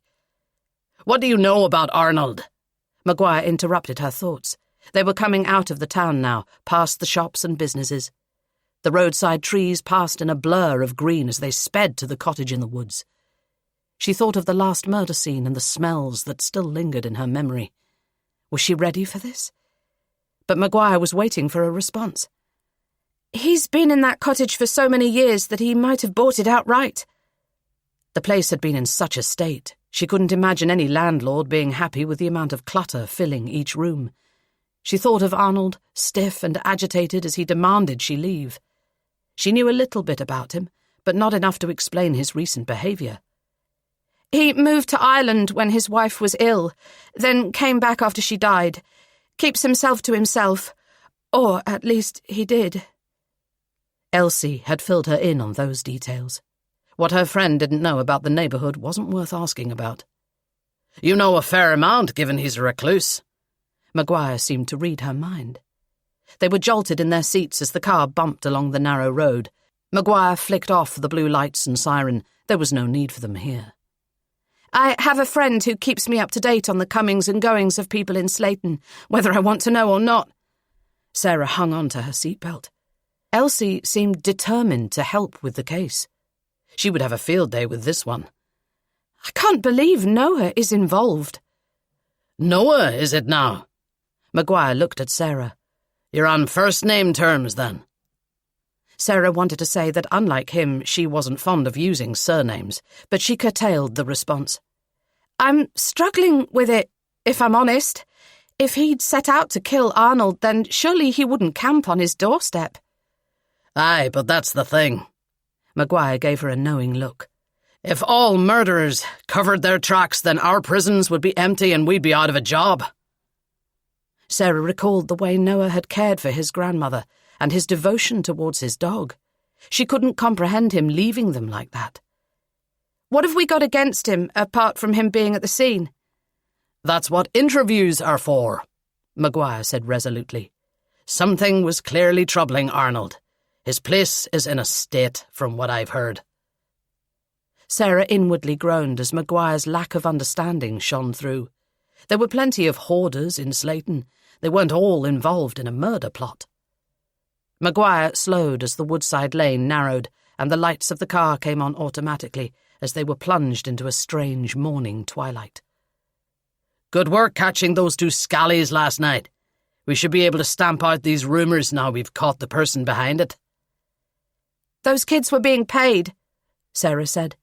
As much as Jamie annoyed her, he didn't deserve to be criminalised. Ah, you don't know, do you? Maguire glanced over as the car bumped along the potholed road. Soon they would have to park up and make the rest of the way on foot. The late Tern interviewed him. He coughed the lot, said Roger Newman was behind the whole thing. Newman? Sarah said. Is that the YouTube guy? Maguire interrupted. Feckin' idiot. Sarah's eyebrows rose. You're not saying he murdered those poor people for views? No, not at all. We got him in early doors. He has an alibi and doesn't match the print on the wall. Maguire steered with one hand on the gear stick. He hired the kids to boost his YouTube channel. He'd no way of knowing that people would end up dead. But Charlie said they didn't call on Mrs. Simmons. Sarah wished he would slow down as she was jolted out of her seat for the third time. She could feel her fillings virtually rattling in her head.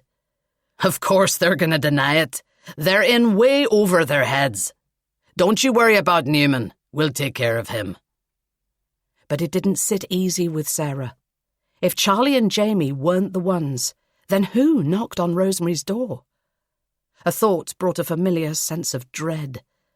What was the real reason behind Noah's visit to Slayton? Had he unearthed information regarding his siblings' whereabouts? Was Arnold somehow involved? Chapter 37. Elsie scanned the shelves of her local library, grateful for their Sunday opening hours. It was a welcoming place, with 2 floors and lots of cosy nooks to sit and read undisturbed. She loved the smell of old books, the soft hush of whispered voices, and the low whir of computers and photocopiers in use. It was her sanctuary, and since regaining her independence, she'd spent countless happy hours there. Christian had rung to say he wouldn't be home this weekend because a colleague had asked him out on a date. Her name was Lucy, and their friendship had bloomed over the last few weeks. As Elsie perused the romance section, she floated in a bubble of happiness for her son. There was a time when she'd thought that he would never leave home, let alone come out of his shell long enough to find a partner. Elsie had never been in love, not with a real-life person, anyway. The daughter of a Presbyterian minister, she emigrated from the US to England, where her father set up a branch of the Presbyterian Church. They were a God-fearing family, but behind closed doors, her father's treatment of his family was hell. Elsie was glad he was dead. He had skewed any chance she had of a normal, loving relationship in her adult life. "You've got lovely skin. Has anyone ever told you that?" Simon Irving's words loomed large in her memory. At 15 years old, she had never received a single compliment from the opposite sex.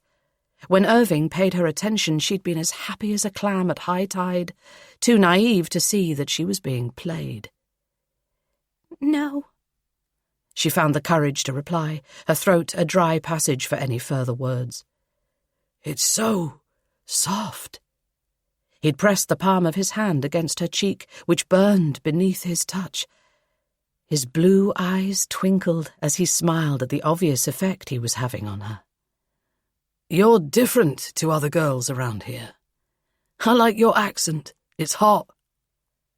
Irving had spoken to her a couple of times, out of sight of other people. winked at her as she walked home from school, waved at her in the shop.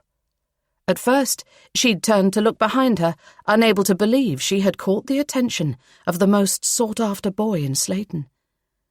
"Come to the outdoor cinema with me," he'd whispered into her ear as he caught her on the way out of the local newsagent's one night. The feel of his breath on her neck had made her weak at the knees. "They're playing Jurassic Park. I'll pick you up at the bottom of your road at 9. She'd lied to her parents and told them Sarah and Maggie were taking her out, but she wasn't even friends with Sarah and Maggie. Back then, they wouldn't look twice at someone like her. Fantasizing about being Irving's girlfriend, she had worn her best homemade dress, using a little Vaseline to smooth her lips.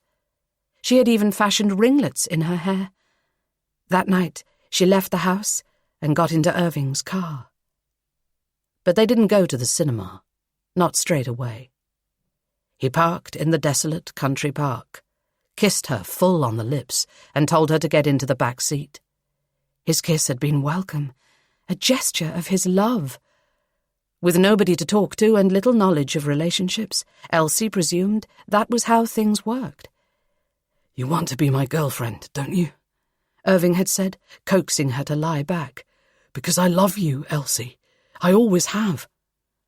His words cast away any lingering doubts as she closed her eyes. It had all been so quick. She consoled herself that she was his girlfriend. This was what people in love did. He was the one person who could save her from her miserable life at home. But when they got to the outdoor cinema afterwards, Irving's words were cold. "Get out." He opened the door. "We're done here. I don't want to see you again." "But I'm your girlfriend." Her face pale with shock, she watched his friends gather round. Irving's face creased in incredulity. "You really believed that, didn't you?" His friends joined in with his laughter, slapping him on the back. She heard them saying something about cherries and winning a bet. Tears pricked Elsie's eyes as her humiliation and shame grew.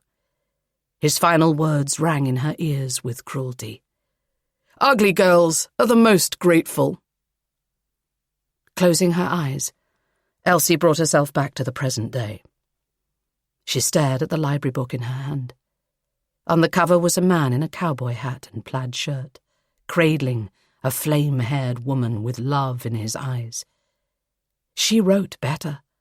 In her stories, the men were brooding but kind and devoted, and sex was an adventurous act of love.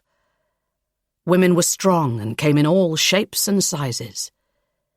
Inspired by her heroines, she had even found the courage to send the first 3 chapters of one of her manuscripts off. It was a spicy, homegrown romance, in her pen name of Caroline Brooks, with thinly veiled characters based on people she knew in real life. And there was none of that potty-mouthed filth that some romance authors debased themselves with. Elsie finalised her book choices and rested them on her lap as she sat in her mobility scooter. The librarian, Tracy, smiled as Elsie approached her desk.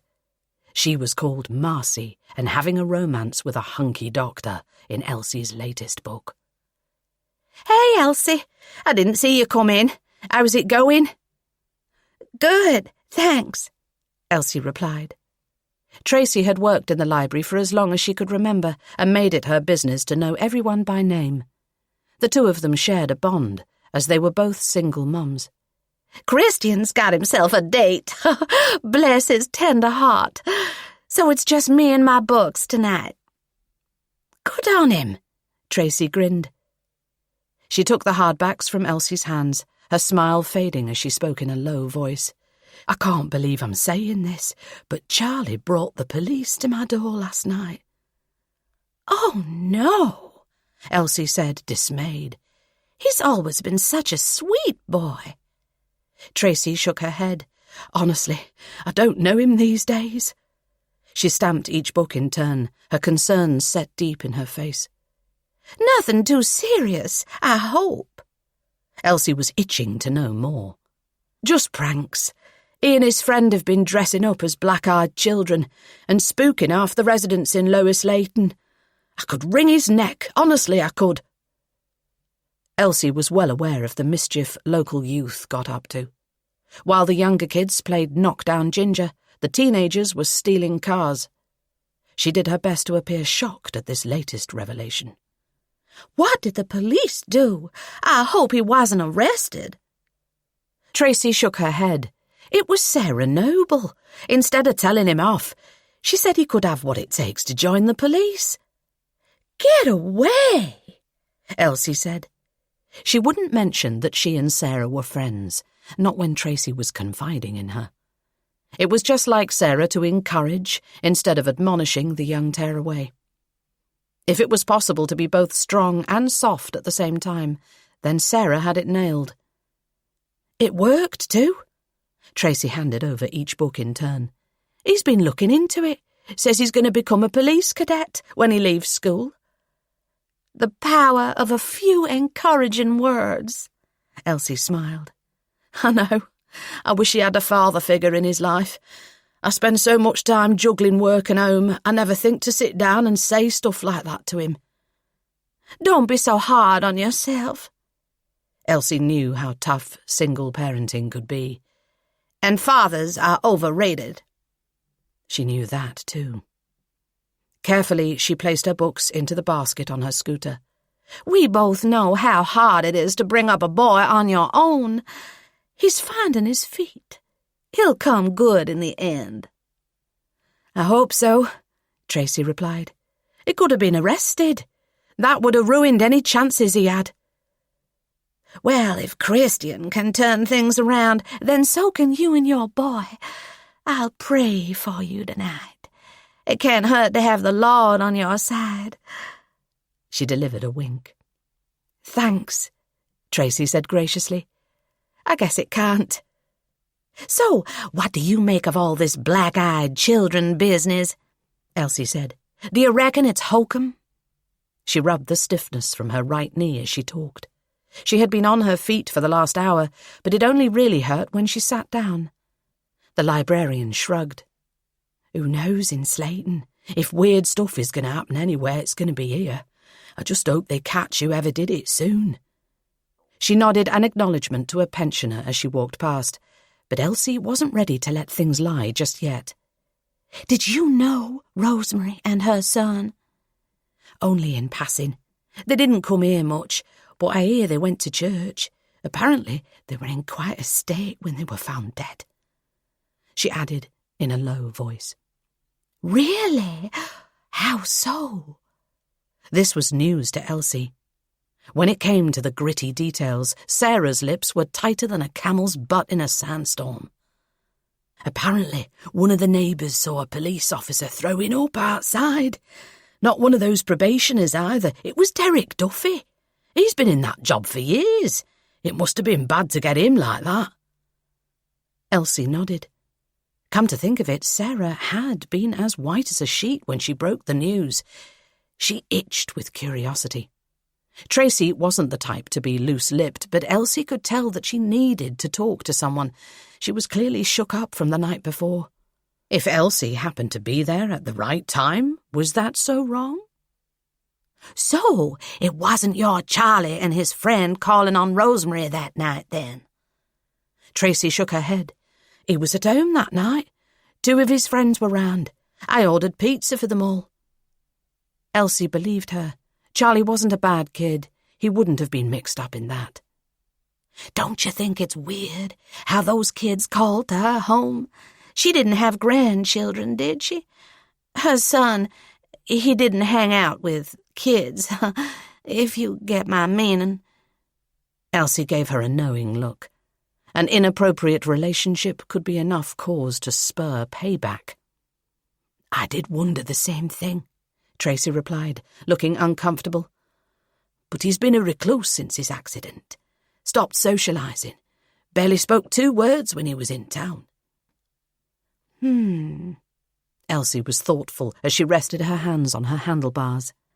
I guess we all want answers, so we know none of us are next.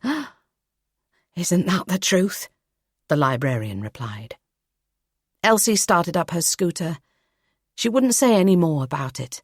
Walls had ears in Slayton, and sometimes bad things happened to blabbermouths. Chapter 38. Gerard's heart stalled at the sight of his wife's parked car outside his rented cottage. He had only been gone a short while, and the woodland walk had done little to clear his troubled mind. He pushed through the open front door and inhaled the light fragrance of Ruth's perfume that lingered in the hall. It felt like a rose had bloomed in the dark, dank woods. How had his life come to this? His heart lifted even as he saw her in the cramped living room, standing before the fireplace. She was wearing a black pencil skirt and cashmere jumper, impeccable as always. She didn't belong here. "Hello, Gerard," she said, her chin tilted upwards. "You left the back door unlocked." She was trying to appear aloof, but the tips of her fingers were white as she held her designer bag tight. Their relationship had never involved big emotions or gestures. Weeks would pass without a kiss or hug. But they relied upon each other to keep the family together in a fast-paced, chaotic world. But now he was part of that chaos, and he did not want to bring it down on her. Their children may be adults, but Ruth deserved more. "Ruth," he said eventually, "what are you doing here?" He searched her face for clues. "Are the boys okay?" "The boys are fine. I was just concerned about you." Ruth glanced around the cottage as the atmosphere between them thawed. "I heard about the murders. It's all over the news. Are you okay?" Gerard delivered a tight nod, but he was as far as you could get from okay. "Look at this place." Ruth stepped back, looking him up and down. "It's worse than I thought. You look terrible. I want you home." Gerard ran a hand through his hair, feeling a familiar tug in the gut. He loved his wife, and he hated causing her this pain, but he couldn't leave now. "I can't," he began to say, but Ruth cut him off. "I'll book you into a private clinic. Gerard, I know something isn't right, and this place... It's not safe to stay here. Come home. Please." She swept an arm around the dilapidated cottage. "You can't tell me you prefer this." The worry on her face almost broke Gerard's heart. He hadn't realized quite how much she cared until now. "I can't bring this to your door." His stomach churned at the thought. "It's not a doctor I need. It's the police." Ruth guided him towards the worn leather sofa that had seen better days. "Sit." She brushed the sofa cushion before joining him. "Tell me everything." Gerard knew his wife. She wasn't leaving until he did. The clock on the wall ticked away the seconds as she awaited his response. "I think I've done something awful." He shook his head, unable to look at her. How could he tell her he'd turned into a monster? That the man she had married, had brought up a family with, had murdered 2 helpless people in cold blood. The words backed up in his throat. "Whatever it is, we'll face it together." Ruth wore the steely look that he loved her for. If only it were that easy. But he was no stranger to the legal world. It was his profession, and he knew exactly how these things went. The police were bound to have harvested his DNA from the murder scene. The only reason they hadn't come knocking was because he wasn't on their system. Yet, as soon as they took his fingerprints, he would be pegged as guilty for the crime. Innocent men didn't run away. Innocent men didn't boil-wash their bloodied clothes and dispose of evidence. He stared at his shaking hands, still seeing the blood that had stained them. "I've been having blackouts." He was unable to look up. "It started months ago with the manor." She knew about his obsession with Slayton and Blackhall Manor. He didn't need to reiterate that. "And when I got here, I had the strongest sense that I knew this place, and that it knew me." Gerard thought he was the only person suffering up until now, but judging by the expression on Ruth's face, all was not well in her world either. I thought if you came here, you'd get to the root of what was bothering you. But from what I can see, it's made things 1,000,000 times worse. Oh, Ruth! He took his wife's hand. Her skin was warm and comforting, a comfort he needed right now. You've no idea. Then tell me. The blackouts have been worse since I came here. It's like the flick of a switch. I open my eyes, and I have such a dreadful feeling that I've done things. Terrible things I would never do in my right mind. He watched her face crease as she tried to put the pieces together. She pulled her hand away. Are you saying you've been unfaithful? Is that what this is about? Gerard was shocked to see tears glistening in Ruth's eyes. I know we've grown apart. I hold my hands up to that. But I need you. I didn't realize how much until you left. I want my... She choked a sob. The sudden display of emotion took him by surprise. I want my husband back. Gerard couldn't feel any worse than he did now. Ruth was never getting her husband back, and his heart ached for her.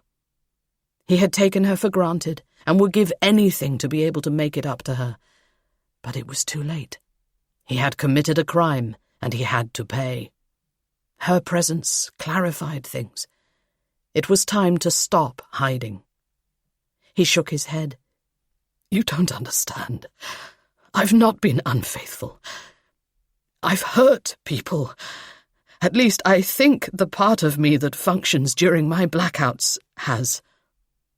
Distressed, he gesticulated with his hands. If only he could make her understand. But how could he expect Ruth to come to terms with things that he couldn't fathom himself? His old life was slipping away, and tears rose to his eyes as he grieved its loss. There was no going back now. Ruth rested her hand on his head. What do you mean? What people? Say something. You're frightening me. Her complexion grew pallid, her sea-green eyes boring into him. Gerard rose, his gaze fixed on the window as he prepared to tell her what he was. A thought sent chills throughout his body. What if he hurt her? What if she wasn't safe around him? He was flooded with a sense of urgency as he tried to confess. At least then she would leave him. The safety of his family was all he could hope for. It's about the murders. He touched the window pane. The glass was cool beneath his fingertips. He needed to ground himself. Everything felt so surreal. It was me, Ruth. I killed them, which is why you need to get away from here. I'm scared of what I might do next. He had thought he might feel some relief saying it all out loud, but the words felt alien on his tongue. How could they possibly be true? He turned to face her, expecting to see horror in her eyes, but a sudden shrill of shocked laughter escaped his wife's lips. Don't be silly, she exclaimed, rising from the sofa. You couldn't hurt a fly. But it's not me. Gerard set his jaw firm. It's another part of me that comes alive when I have my blackouts. He relayed the story of his clothes in the wash and the blood swirling down the shower drain. It had to be me. He watched the colour leave Ruth's face. I don't believe it. I won't. But it happened, Gerard said, and I can't let someone else take the blame. I need to be locked away before I hurt anyone else. You need help. Ruth didn't waver. And we're going to get it. But I'm bringing you home today. She wasn't listening. What she was suggesting was ridiculous. Can't you see? Gerard turned to face her. What if I hurt the boys? What if I hurt you or the people around us? You would never do that, Ruth scoffed. And what about Rosemary Simmons or her son in a wheelchair? They weren't just murdered. They were butchered, Ruth. Whoever did it was deranged. I'm going to the police, and that's it. Then I'm coming with you. Ruth picked her handbag up off the floor. Gerard weakened. The presence of a supportive wife could only help. She raised a hand in the air as he took a breath to argue. They'll have to give you access to a doctor, and I'm hiring the best legal advice money can buy. You don't know what's going on beneath the surface of this creepy place. We'll go to the station together, but not a word until you've spoken to my lawyer first. Agreed?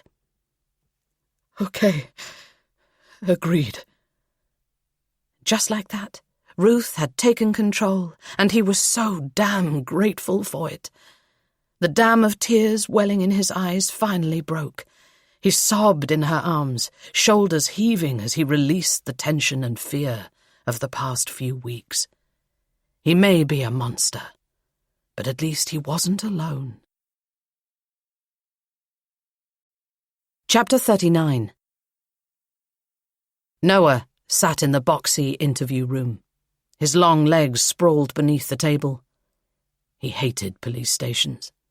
The feeling of confinement hit him the second he was led through the door. He glanced at the female detective sitting across from him. Her long, dark hair shadowed her face as she scribbled on her writing pad.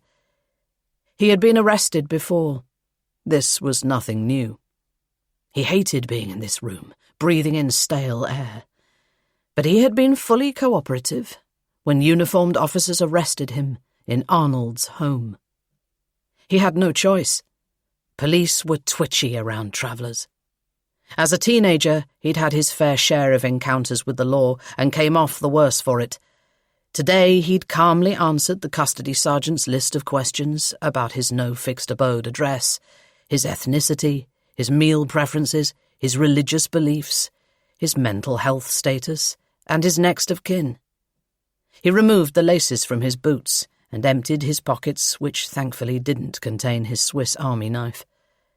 The long booking-in procedure was something he had reconciled himself with, as well as his fingerprints and photograph being placed on the system for everyone to see. At least Olive knew the state of play. The custody sergeant was decent enough, organising his phone call. It had taken his grandmother forever to answer her mobile, and she had sighed wearily before telling him to get back soon. But Noah wasn't sure when soon would be. In cases like these, pressure was on for the coppers to find someone to blame. A traveller man who'd turned up like a bad penny was as good a target as anyone. He settled into the uncomfortable plastic chair and went over things again in his mind. What did they have on him apart from him being there? There was no weapon, no blood on his clothes. His thoughts clouded over. But there was motive. He needed to step carefully. A disposable cup of custody tea was placed before him as a male officer entered the room. He introduced himself as D.C. Richardson, while offering him a smile. His stony-faced colleague was D.C. Yvonne Townsend. Noah said nothing, listening patiently as the officer talked of his right to have legal advice and ensured he understood what he had been arrested for. Noah trusted lawyers as much as he trusted the police. I know what I was arrested for, but I don't understand why. Noah interrupted. We'll discuss that shortly, Richardson said, carrying on with the introductory spiel before he could get to the meat of things. He looked tired, no doubt from the investigation, but all Noah felt was mistrust. His heart tripped in his chest as he imagined being imprisoned for the rest of his days, staring at a ceiling instead of the sky, and waking up to the same four walls. He could not allow that to happen. His soul belonged to the outdoors. If he had to live a life in confinement, then he would rather not live at all. Thoughts of being away from the animals, the wind, and the smell of rain was too much for him to bear.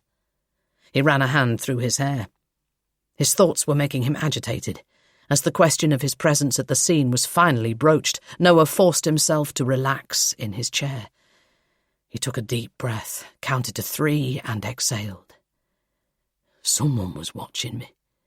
They knew I'd been visiting the old man every day, that I had a grudge against him, so they killed him and waited until I turned up.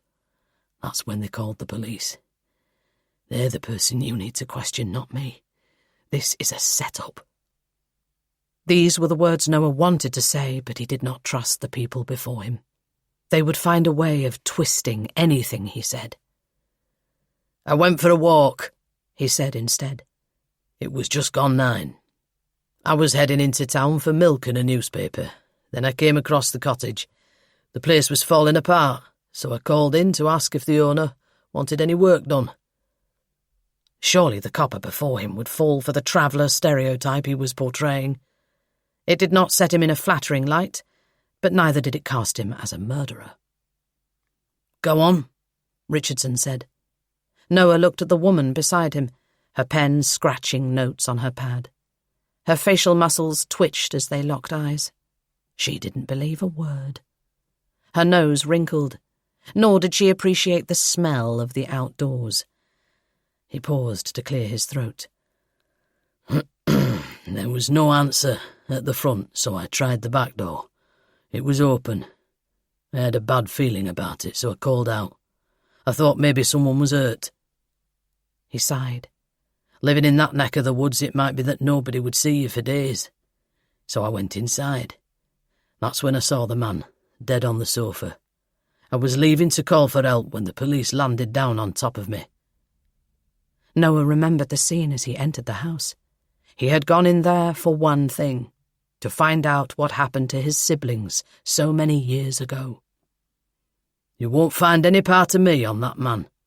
Looked like he'd been dead a while. He recalled the colour of his blood, congealed like jelly in dark red pools. "And where were you before that?" the officer said without missing a beat. His sleeves were rolled up to his elbows, his tie loose and askew, as if he'd been tugging on it. Noah looked him straight in the eye. In my grandmother's caravan. She'll testify to that. She has no love for the police, mind. She hasn't had the best dealings with them. His eyes narrowed as he glared at the woman across the table. She didn't need to speak. Her disbelief couldn't be any more clear on her face than if she'd written it in pen.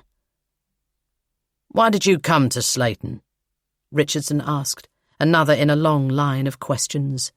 An hour had passed and they were no further on. "It's no crime to travel. That's what we do." Noah crossed and uncrossed his legs. He felt like he was seizing up, sitting at the table, unable to move around. He raised his hands over his head to stretch, and the woman before him flinched. "Can I stand?" he said, to ease his growing discontent. "I'd rather you didn't," Richardson said. "Are you here visiting anyone in particular? Has the timing of your stay got anything to do with your brother and sister, Mercy and Mikey?" He looked at his notes. "Who disappeared on the 2nd of March, 1995? Noah jabbed the air with his finger as his temper rose. "You don't get to mention their names. Not when your lot did nothing to find them." His eyes darted towards the female officer shooting him daggers. "You make me sick. So quick to point the finger at me while my brothers and sisters' remains lie God knows where." It felt good to finally get it off his chest. 25 years, and I've had nothing from the police. Where were the helicopters when my little brother and sister disappeared? Where were the town meetings, the press releases, the appeals? He was referring to the recent disappearance of Angelica Irving, a blue-eyed, blonde-haired little rich kid whose disappearance had made national news. "So don't say their names aloud. Not unless it's to tell me where they are." He wanted to tell them of Arnold's involvement, of the rumours he had heard, but it would only serve to incriminate him, and he couldn't risk that. "I was sorry to hear about your brother and sister," Richardson replied. "I wasn't here when they went missing, but we are all aware." "Save your breath." Noah waved his concerns away. "I've heard it all before. I'm not answering any more questions. Either charge me or let me go." But the detective persisted with his questioning, going over his account in detail. Noah answered no comment to each one. He didn't feel sorry for Arnold. The man had got what was coming to him. He only wished he'd been able to get answers before he died. Chapter 40. Are you all right, Noble? D.I. Maguire peered over the top of his surgical mask. Arnold's home was swarming with crime scene investigators carrying out their duties as a matter of urgency. A team of officers had searched the surrounding undergrowth.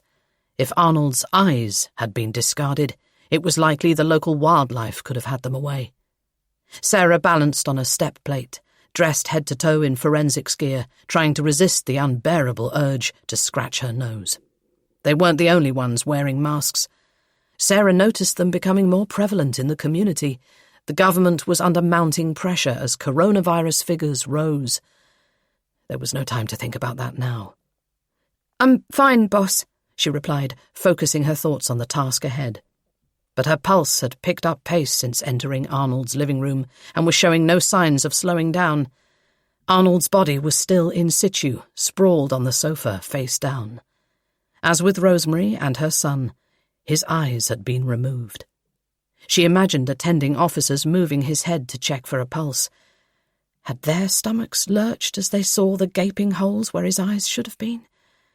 Her glance fell to the floral patterned sofa. It may have been pink and green once, but today it was soaked with the old man's blood.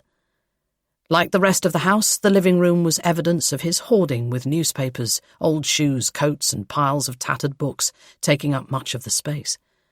The incessant ticks of his multitude of clocks were getting under her skin. She wondered if she would ever become hardened to such grisly scenes.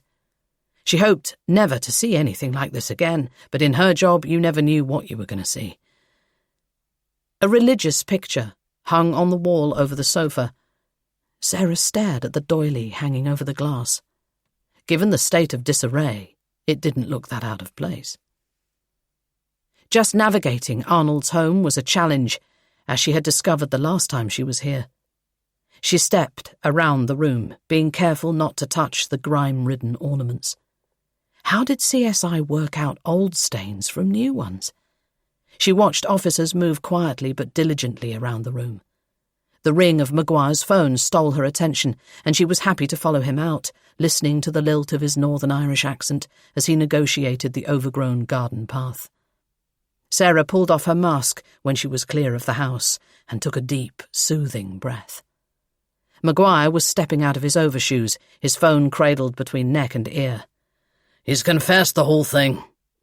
He spoke down the phone before throwing her the car keys. Sarah's spirits plummeted as they took the woodland path to their car. She couldn't equate Noah with such carnage.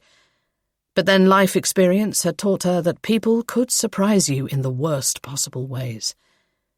Had he murdered Arnold as part of some vigilante revenge?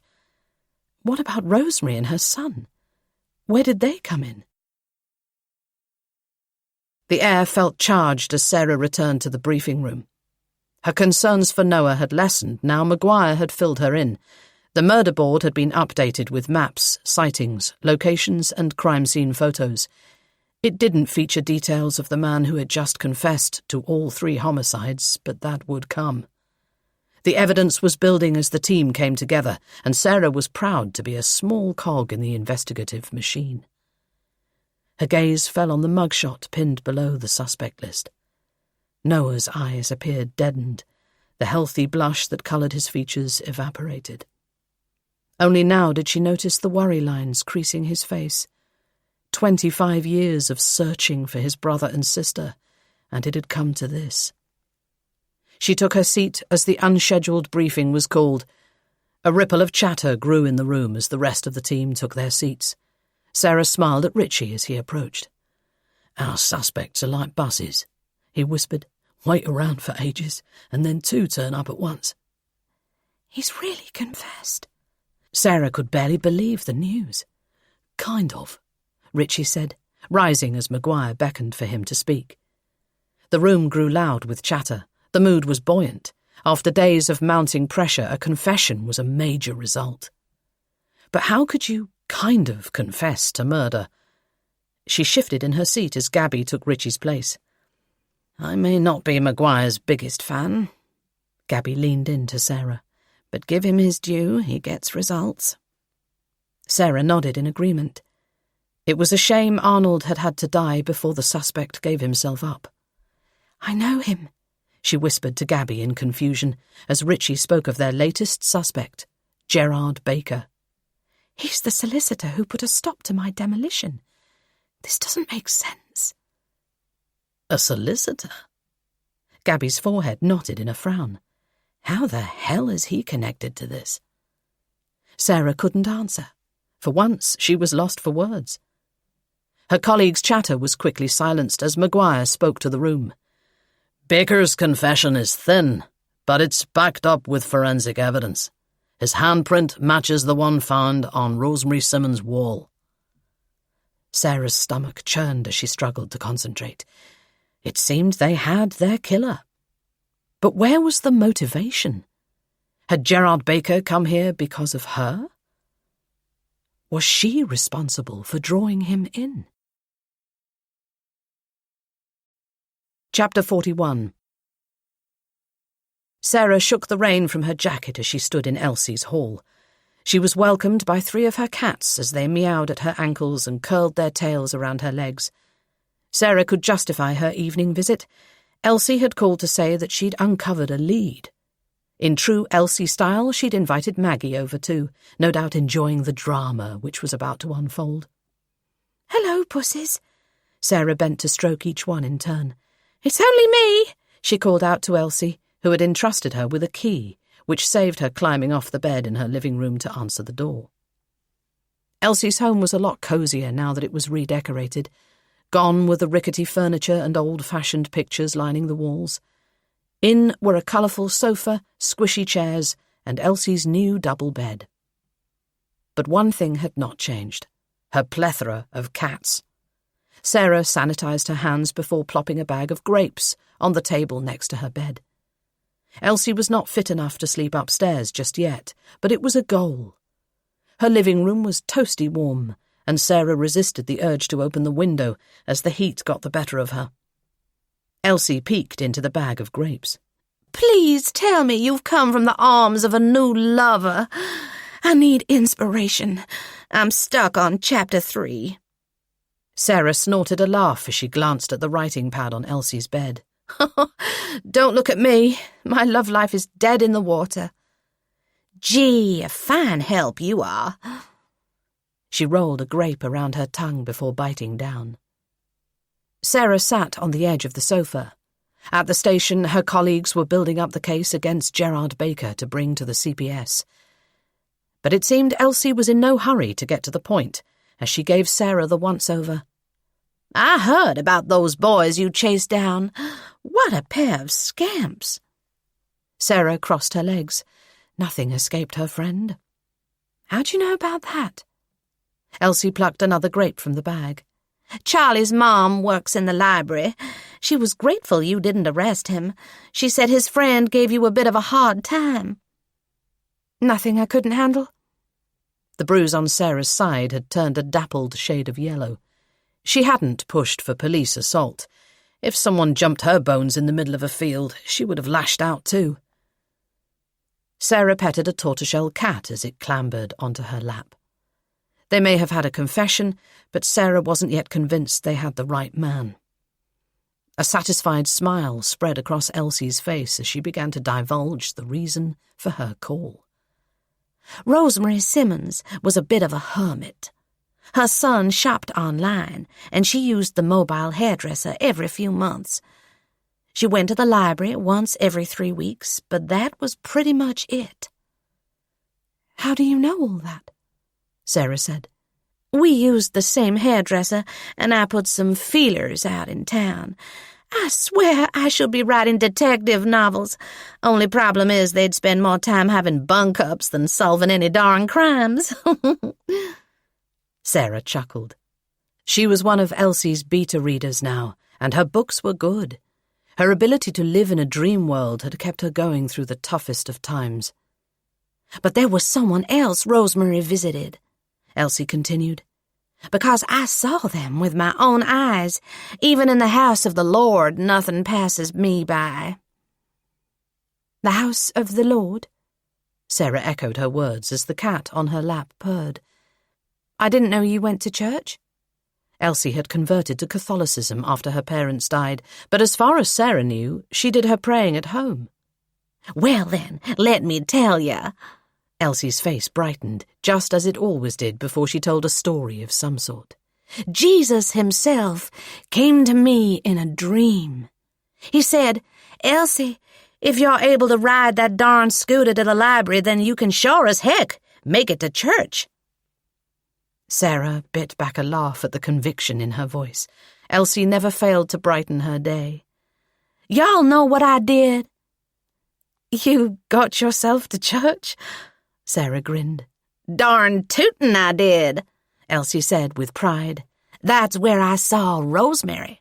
She was never out of that confessional box. She leaned forwards, her words conspiratorial. Would a woman like Rosemary Simmons need forgiveness every week? A fondness for a confessional doesn't make her a bad person, Sarah interjected. Sure, but folks round here say Rosemary only started going after her son moved in with her. Isn't that queer? Sarah mulled it over. You could have a point. Uh-huh, Elsie replied. I should have mentioned it earlier, but sometimes my thoughts stew like a fine apple pie. She gave Sarah a knowing look. Now, this is where things get juicy. Father Aloysius changed his name when he joined the priesthood. Does his best to distance himself from his family. Not that I blame him, bunch of snakes in the grass. Elsie grimaced as she shifted on her bed. What? Who?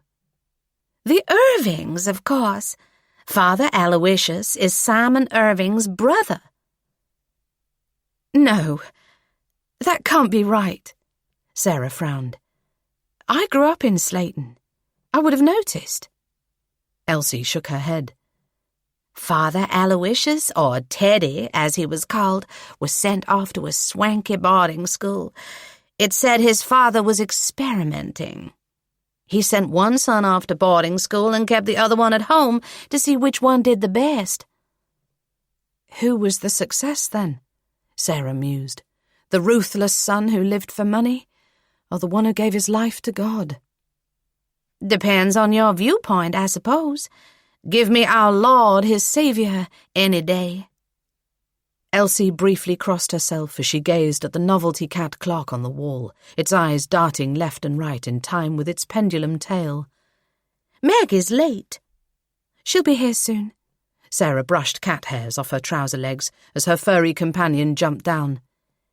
Is she still bringing Elliot? Sarah tilted her head to one side.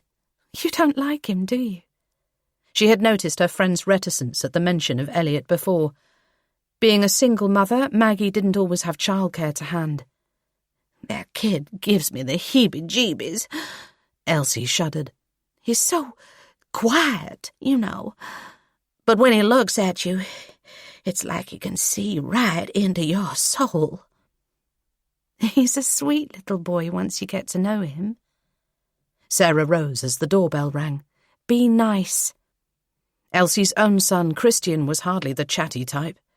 Sarah was confident she'd bring her friends together in time. Maggie appeared hesitant as Sarah allowed her in. Did we have to meet here? She whispered as Elliot shrugged off his raincoat. All these cats give me the creeps. Sarah couldn't help but smile. Her friends were more alike than they knew. How are you today? Sarah turned to the little boy who was holding his iPad with both hands. A shy smile warmed his face. His eyes were brown today. Some days they were darker, reflecting his mood. Sarah showed them into the living room. With Elsie's son Christian away, the house was quiet, apart from the occasional mew of Elsie's 6 cats. We were talking about the case, Elsie said with some satisfaction after Sarah had made drinks for them all. Sarah's glance fell to Elliot, who was playing on his iPad, headphones on. Elsie was telling me that Rosemary's priest, Father Aloysius, is Simon Irving's brother. Really? That should give you something to get your teeth into, Maggie said, giving Elsie's cats a cautious eye. "I saw on the news that you've got someone in custody," Elsie exclaimed. "Is it the traveller? I heard he'd been arrested. All that business with poor old Arnold Smith." She lifted her cup as her cat almost upended it on her lap. "Kizzy, skedaddle!" She returned her attention to Sarah. "At least you've caught him now, before he can hurt anyone else." "But that's it," Sarah said. "Noah has been bailed to sign on at the police station every day." It was not an uncommon practice for those with no fixed abode, and a good way of keeping tabs on him. As for the news release, their team were under pressure to get quick results. A piece about their most recent arrest should buy them a little more time. "Noah, is it now?" Maggie delivered a wry smile. She was the second person to remark on Sarah's use of his name. "Well, that's his name." 2 spots of pink stained Sarah's cheeks. She liked Noah. Despite his gruff exterior, he seemed a kind man. "Someone else has confessed." She could share the information. It would be public knowledge soon. "And his handprint matches the one left at the murder scene." Sarah followed Elsie's gaze as she looked behind her. She hadn't seen Elliot get up from his chair, much less heard him approach. His gaze was steady and unwavering, his stance rigid, his face ghostly pale. "The children. They want to go home." His words fell like a stone. "Oh, my Lord," Elsie whispered, one hand resting on her chest. "Elliot," Maggie began, but Sarah gave her a pleading look. If Elliot was compelled to overcome his shyness, there was good reason for it. Her face pinched. Maggie relayed a reluctant nod. "What children?" Sarah said, taking Elliot's hand in her own. His fingers were limp, his skin cold to the touch. His pupils were 2 dark pools of dread. All at once the cats ran from the room. "They're in a box." As Elliot spoke, Sarah had a thought. She slid her phone from her pocket. She'd saved pictures of Noah's missing siblings. This was against police procedure and completely against the grain. But she was doing it anyway. "Mercy." Elliot pointed to the photo Sarah had taken of an old newspaper clipping. "Mikey." He pointed to the gaunt little boy beside her. "He's right." Sarah looked to her friends. "Those are their names. Where are they, darling?" She turned back to Elliot, a wave of emotions rising inside her. Elliot's gaze moved around the room. Slowly, his finger rose. "Mother of pearl," Elsie whispered dramatically, only to be shushed by Maggie with a glare. Sarah followed the direction of Elliot's finger as it finally pointed to a picture of Jesus on the wall. "They're with the Lord," Elsie said sadly. "Are you okay?" Sarah said to Elliot. "Do you want a hug?" She opened her arms and embraced him, feeling him sigh with relief in her arms. "It's okay." Sarah rubbed his back. "I'll find them. I'll bring them home." Elsie wasn't the only person in Slayton with that picture. She had seen the exact same one in somebody else's home. Chapter 42. There was a time when Sarah could barely bring herself to speak to her sergeant, let alone knock on her door, but she had been unable to sleep. This couldn't wait until dawn. Gabby did not suffer fools gladly, and Sarah had found herself on the receiving end of a tongue-lashing more than once. But she was the only person she trusted enough to confide in tonight. Gabby didn't believe in the supernatural, although living in Slayton would surely serve to broaden her mind. But the woman couldn't resist a lead, and Sarah had given her results in the past. Sarah could have called Richie, but she needed the security of a senior officer who would have her back if things went awry. D.I. Maguire was uncharted waters, and as much as Gabby intimidated her, the woman had earned her trust. She only hoped that she was not making an utter fool of herself. She was slowly gaining her sergeant's respect. If she cocked this up, it would bring her back to square one. Gabby nodded to the officer on scene guard as he added her details to the log. It would take officers time to pick through Arnold's abode, and it was not ready to be released just yet. Which was just as well, because if Sarah's gut was right, answers would be found here. "I hope you know what you're doing, Noble, dragging me out of my bed to come to this God-forsaken place at this hour of the night." Gabby grumbled as she pulled on the plastic overshoes. Something told Sarah that Gabby was not the outdoors type. She had already slipped twice in the walk from the car to the cottage. "Sorry, Sarge." Sarah did her best to sound repentant. "But I've an awful feeling we've missed something." She knew Gabby hadn't been sleeping, despite her protests. She had sounded as sharp as a tack when she answered her phone after just one ring. The stepping plate creaked beneath Sarah's weight as they entered the dimly lit cottage. The room still looked like an abattoir. "Well," Gabby rasped, "what are you looking for?" Sarah tugged on her PVC gloves with a satisfying ping. "That picture," Sarah said, pointing to the religious image of Jesus Christ hanging on the wall. "He'd covered it with a doily. He must have been plagued with guilt." "So?" Gabby said, standing next to her as she examined it. "Isn't that part and parcel of being a Catholic?" Given the doily had been removed, Sarah felt confident enough to lift the heavy wooden-framed picture from the wall. "Give me a hand with this," she said in such a confident manner that Gabby complied. Sarah had hoped for a note, or maybe even a map, stuck to the back of the frame. But there was nothing of the sort. There didn't need to be. The answer was staring them in the face. The large religious picture was covering a safe in the wall. "Well, I'll be—" Gabby uttered on a low breath. How did CSI miss that? "They would have found it eventually," Sarah replied, trying not to sneeze as dust floated in the air. "There's a lot of stuff to get through." Sliding her camera from her pocket, Gabby took some photos. They should not disturb the scene. This was best left with CSI. They stood, staring, both wondering what secrets it contained. "I don't suppose it's open," Gabby said, breaking the silence at last. "I feel like I'm in a movie." Sarah smiled, her pulse picking up pace at the thought of finding out. "What do you think we'll find?" "Nothing if you don't get a move on," Gabby instructed. But the safe door was shut tight. "How old was he again?" Gabby said, trying to remember his date of birth. 60. He was born on Christmas Day. I remember because I'd thought he was much older than that. Gabby clicked the dial to the 4 numbers of his date of birth, but the safe refused to budge. "Okay, we should call this in," Gabby sighed. "Leave it to the specialists." "We should," Sarah reasoned, "but that would take time. God only knows what's behind that door." "All right, then." Gabby's eyes twinkled in the darkness. "Let me make a call."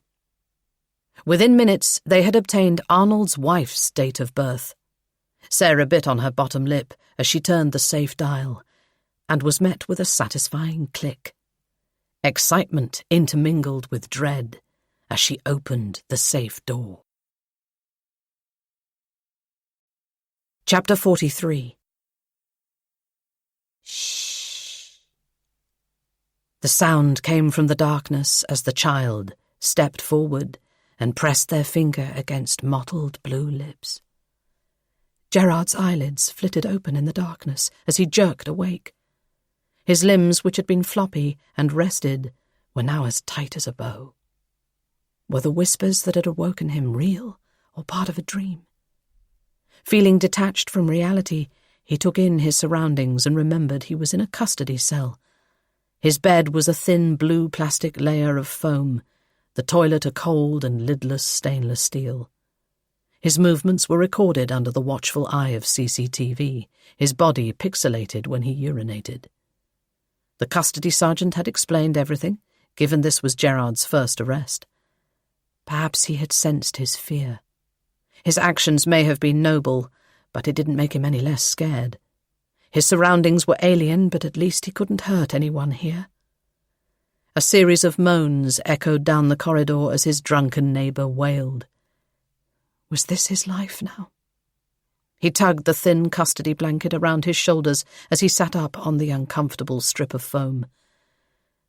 There was a prologue to his life, and it frightened him to think about it. This was about more than his frequent blackouts. He could see it now. "No," he whispered, holding his head in his hands as if it were an unexploded bomb. He wasn't ready. He didn't want to know. A tsunami of emotions threatened to break him. Saying goodbye to Ruth had been hard enough. They had drifted over the years, both so wrapped up in work that they had little time for each other. But now their love was renewed, and he physically ached for her. He had brought this upon them, and now she had to live with the stigma of a husband in prison. He would encourage her to divorce him in time, but right now she was all he had. The doctor had examined him briefly, deeming him fit for interview. Frustrated detectives had pushed for answers, showing him pictures of the grisly murder scene. The sight of their empty eye sockets had made him recoil. Gerard had hit a stone wall. The revelation that his DNA had been at the first murder scene winded him. At the back of his mind, he'd hoped that he was wrong. He didn't feel capable of such grotesque acts. Yet he remembered the first time he came to, the taste of someone else's blood on his tongue. He had relayed his experiences in detail, against his solicitor's advice. Officers had descended on his rented cottage, seizing his clothes and shoes. He exhaled a long breath as a disquieting feeling grew. What sort of animal was he? The truth was, he didn't want to know. His mind was protecting him for a reason. But what had compelled him to come here? It was about more than Blackhall Manor. Even now the whispers followed him. He had given himself up. He'd done the right thing. Why were they still here? He pulled the blanket tighter around his shoulders as childish voices rose in the air. "Go!" He heard a young girl's insistent voice. "Go now!" But what did they want from him? Chapter 44. Monday, the 9th of March, 2020. Sherlock stretched in contentment on the sofa as soft music played from the speaker in Sarah's living room. "This has really shaken you, hasn't it?" Gabby was sitting across from her, legs crossed in a wide armchair. "I'd be lying if I said it hadn't." Sarah cradled her mug. "But you don't need to babysit me." "I'm hardly babysitting," Gabby retorted, "but I won't rest until I get to the root of your source." Sarah didn't answer. This was a serious investigation, and the last thing she wanted was to implicate a 7-year-old boy. Elliot deserved to be kept out of things. He'd been through enough. "I thought we'd find a letter," she said eventually, "or something that points the finger at the killer. I never thought we'd find bones." The charred remains, which were wrapped in dirt-stained cloth, told a sombre story. Somebody had burned them before burying them in the ground. The blackened crumbles of mud, still clinging to the bones, told Sarah they came from one place, Blackhall Woods. Nowhere else in Slayton had the same rich, dark earth. Sarah's eyes grew moist as realization hit. They belong to the children. Everything revolves around them. But the black-eyed children were a hoax. Gabby watched her intently. Not those children. Noah's siblings. He's been searching for them for 25 years. She stiffened as a thought entered her mind. I should go there. Somebody needs to tell them. Not yet. You heard Maguire. Gabby's red nails flashed as she raised a hand. Not until we know more. Their DI had been pleased with their discovery, but urged caution for now. But there were 2 sets of bones, and they weren't adults. The forensic examiner had given some early deliberations, and now all they could do was wait. One more day won't make any difference to Noah and his family. She paused, turning to look at Sarah with an expression of consternation she had come to know well. Just how did you know where to look? Gabby was talking about Sarah's knowledge of Arnold's safe. Just a hunch, she explained. And the doily hanging over the picture of Jesus, it felt significant. She hoped that would satisfy Gabby, who had gained results from Sarah's insights in the past. But now it was 1 o'clock in the morning, and Gabby was making no effort to leave.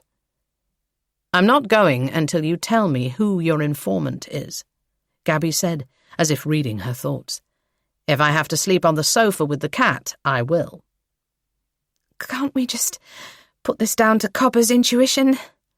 Sarah said hopefully, but Gabby shook her head. Maguire will want to know your source. I can't. Sarah sipped her coffee. Because how do I tell him? She hesitated, winding her fingers tighter around her cup. Go on, her sergeant encouraged. How do I tell him that it came from a 7-year-old boy? A beat passed between them. Elliot. Gabby knew of him. He had helped them in the past. Sarah didn't deny it. I don't want him involved, him or his mother. Then stick to your guns. Gabby rested her cup on the coffee table before her. We've been here before. If anyone pushes, just tell them the picture played on your mind, and the fact that Arnold had covered it up. She stood, masking a yawn with the back of her hand. At least I'll get to sleep in my own bed tonight. But sleep was far off for Sarah, as she contemplated her source. How had Elliot known about Mercy and Mikey, much less been able to guide her to where their remains had been laid? But had he, though? The sensible side of her psyche argued the toss. He'd pointed to a religious picture and spoke about children in a box. But she had made the link to Arnold's home. She saw her sergeant out, keeping her conflicted thoughts to herself. In a few hours she would be back in the office. Who knew what the day would hold? Chapter 45. There's a bad man in Slayton. His blood is warm, but his thoughts are black. You have to tell the woman about the bad man. Elliot woke with a start, scooting up on his elbows as he stared around his room. Mercy's voice seemed to come from inside him, the words sounding like a piano played out of key. It was so long since Mercy died that she couldn't quite remember how to talk in his world. He felt them stronger than before, so strong that he had stood up before Maggie, Sarah and Elsie and spoken. He hadn't wanted to do it, but he wasn't able to stop. He hadn't understood why he'd pointed at the picture of Jesus, but Sarah did.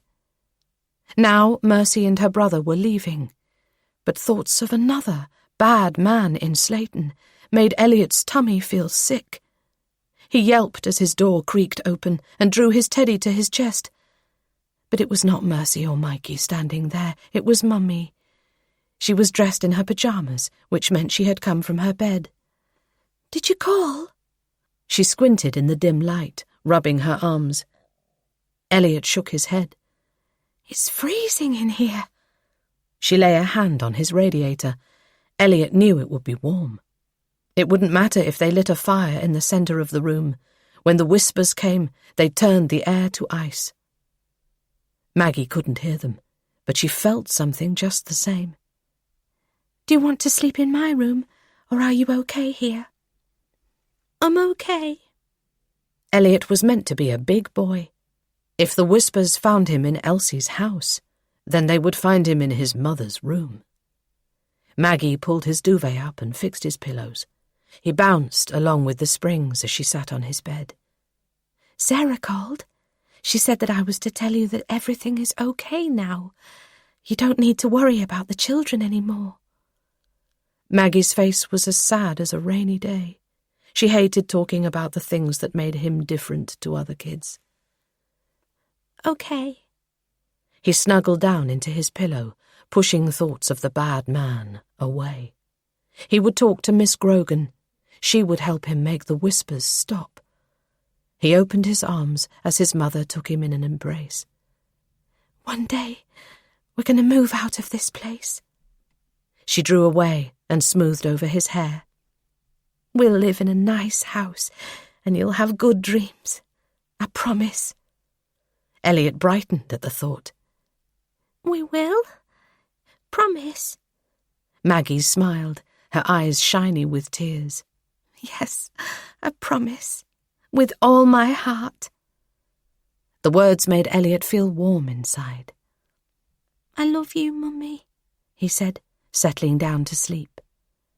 There would be no more whispers tonight. Chapter 46. It was with some surprise that Sarah learned that Gerard was being considered for bail. While his confession held weight, he was not considered a flight risk, and given his impeccable record, he could be released into his wife's care. While the Crown Prosecution Service was happy with the DNA link, police were advised to proceed with further investigation to ensure a watertight case for both sets of murders. There was no arguing with the DNA, which put him at the scene. Police had descended on his rented cottage in search of evidence, but there was nothing there to tie him to Arnold's murder apart from the same M.O. If police wanted to charge Gerard with all 3 murders and feel certain of a conviction in court, then more digging was needed, and that would take time. "People are talking about you," Richie said, handing Sarah her morning cup of coffee. She'd done well to get to work so early, given her late finish last night. Nice to know I've got a fan club. She masked a yawn with the back of her hand. "They're wondering who your secret contact is." Richie leaned across his desk, staring her down with his big brown eyes. "You're not holding out on me, are you?" Sarah rolled her eyes. His tactics of persuasion may have worked on younger female officers, but they were having no effect on her. There's no secrecy about it, just plain old-fashioned policing. It pays to go with your gut. Richie watched her over the top of his mug. As she grew older, Sarah found that pleasing everyone was impossible, but pissing them off was a piece of cake. She would have to tread lightly where Elliot was concerned. The same went for Elsie and Maggie. If Maguire knew she was discussing the case with outsiders, he would bring holy hell down on her. She was pretty sure when he advised her to be more pigeon, he didn't mean carrier. It was something she bore in mind when she approached Gerard's wife, who had asked to speak to a female officer. I'm afraid I can't discuss your husband's case. Sarah directed her to a chair. But if you want to speak to him over the phone, he'll be able to tell you himself. Sarah had brought her through to a witness interview room situated in the heart of the station. It offered privacy and was more comfortable than the drafty rooms just off reception. In her silk blouse and black trousers, Ruth Baker appeared a complete professional. But there was also something wholesome about her presence, and given she wasn't in the area when the murders occurred, she was not considered a witness for the case. Sarah had her undivided attention as she explained the protocol. You've already given officers a statement, so I'm not sure what more I can do, other than tell you Gerard is comfortable, fed and cared for. He has access to a phone and should be free to call you later today. That's not why I'm here, Ruth said, although I'm glad he's well. I've been thinking about the situation. She began to wring her hands, which had been resting on her lap. As I said to officers, none of this makes any sense. I understand, Sarah said with some sympathy. And remember, he's not been charged with anything yet. But it's likely, Ruth said, given his handprint matches the one found at the cottage where those poor people... A sigh escaped her lips as she struggled to finish. He told me. He wants to get to the bottom of this as much as you do. Her eyes were wide and sincere as she looked at Sarah. But I know my husband. He's not physically capable of hurting another soul. There's something you need to know." Sarah felt for the woman before her and was willing to listen. When it came to working a case, she kept an open mind. You never knew which piece of information might prove the linchpin.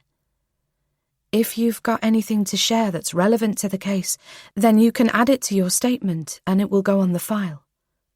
Ruth's lips thinned. "I don't want to add to my statement. I want you to take what I'm telling you and do something about it." Her words carried an edge. "Sorry," she said. "It's so frustrating. It's like he's resigned himself to spending the rest of his life in prison. But something drew him here. A memory, perhaps? A sense of unfinished business? Then he got tangled up in the murders, and he's blocked it all out." Sarah frowned as she tried to decipher the words. "Gerard said he'd never been here before all this business began." "Delve deeper. My husband needs a psychiatrist, not a prison cell." "He's been spoken to by the force medical examiner." Sarah scratched her temple.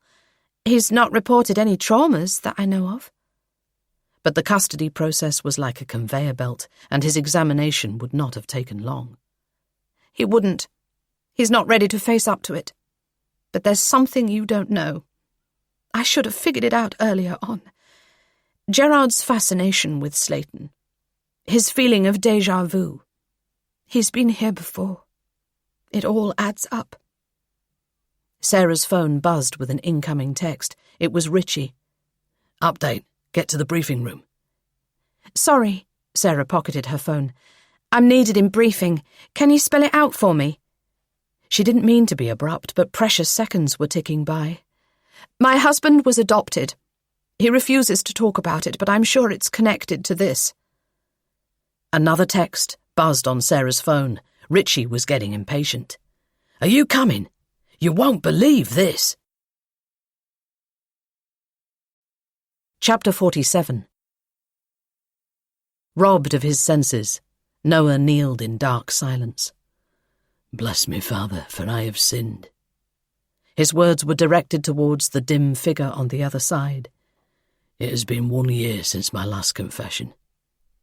Father Aloysius spoke in a low, droning voice, repeating holy words he had recanted 1,000 times. Noah made out the glint of the priest's auburn hair as he tipped an ear towards the open shutter. He was probably thinking that there must be a terrible sin for Noah to return after a whole year. The truth was, Noah had not stepped inside a church since his siblings had disappeared. He and God were on bad terms. It had taken every ounce of self-control to force himself into the confessional. It was bad enough that he'd lost his mother at such a young age. Now he was sitting in the darkness with a cynical heart, his knees aching against the wood as he tried to remember what to say. In the old days, his parents stopped off at Slayton because it was predominantly a Catholic town. His mother used to describe them as many stars scattered in the sight of God when people asked what faith Romany people followed as a whole. There was no rule when it came to faith, but his mother was Catholic through and through. He remembered being prodded into the wooden confessional box along with his siblings as she prayed for their souls. One at a time they entered to be suitably chastised. Noah had learned to recycle his sins, so he always had something to say. But he didn't come here today to be forgiven by a God he'd stopped talking to. Neither was he here to be patronized by a priest who was a far bigger sinner than he was. His visit was a worm on the hook. Over the last few days, his community had been alive with speculation. It seemed he wasn't alone after all, at least not in the traveller community. Word had spread of his recent arrest, and his Romany brothers and sisters were outraged after everything his family had been through. His grandmother Olive was fondly thought of in many communities, both in England and far beyond. His network finally found answers in a little Irish town outside Ballinasloe, the place where Arnold had lived with his wife as she saw out the remaining months of her life. According to the rumour mill, Arnold was drunk at her wake and became loose-lipped. In such a close-knit community, nobody was in a hurry to go to the police. Only now had Noah's Romany brethren been able to unlock the shameful secrets of his past. But how much was speculation and how much was fact? Noah took a breath when it was his turn to speak. I'm not here about my sins, Father, but someone else's. I know who took my brother and sister 25 years ago. His words were free-falling in the darkness, his hands clenched into fists. He could not stop now. Their names were Mikey and Mercy. We were staying in Blackhall Woods when they disappeared. He recalled his father's face when he came to pick him up from hospital, his bloodshot eyes and the shake in his hands as he explained how they had gone.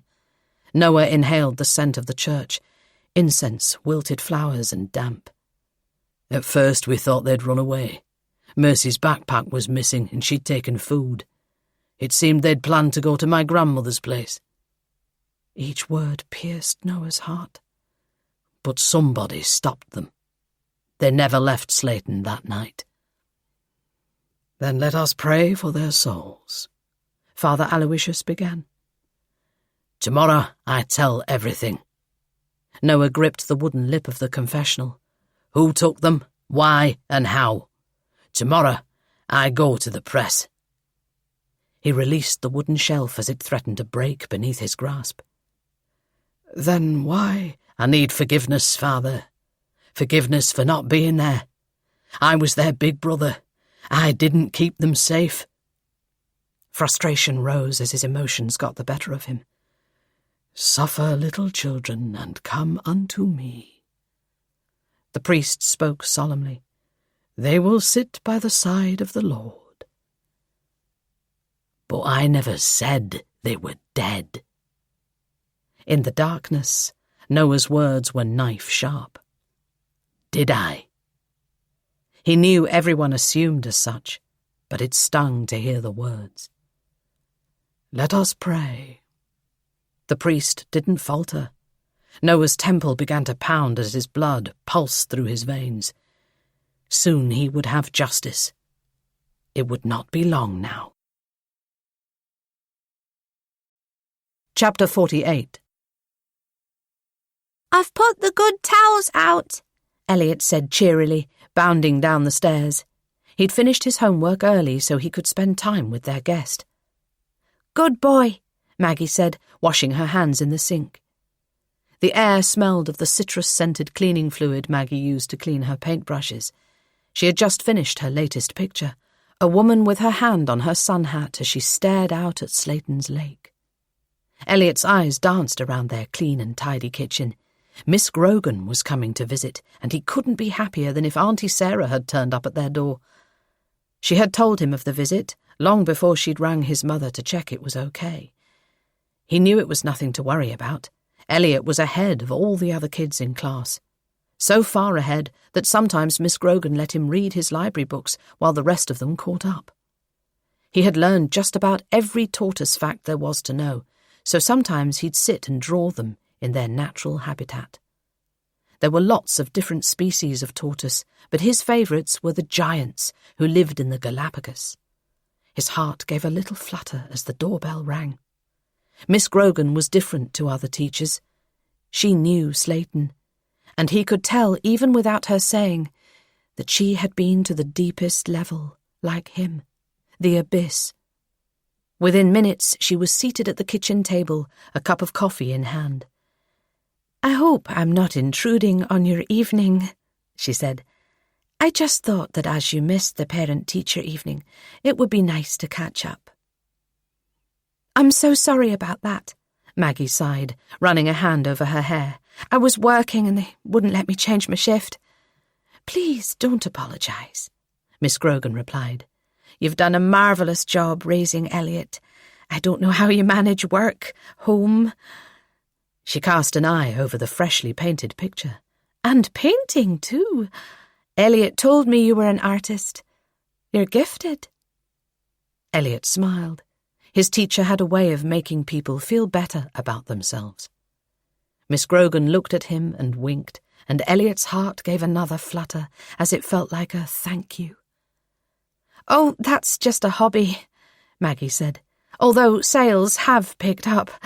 It's hard finding time with work and—" She looked to Elliot, faltering. "Not that I would change a thing." Elliot wished his mother didn't feel so bad about everything. A shaft of sunlight beamed through the kitchen window, highlighting his mother's art. Sometimes it felt like her pictures were alive. "Well, I know you're a busy woman, so I'll get to the point of my visit." His teacher rested her cup of coffee on the table.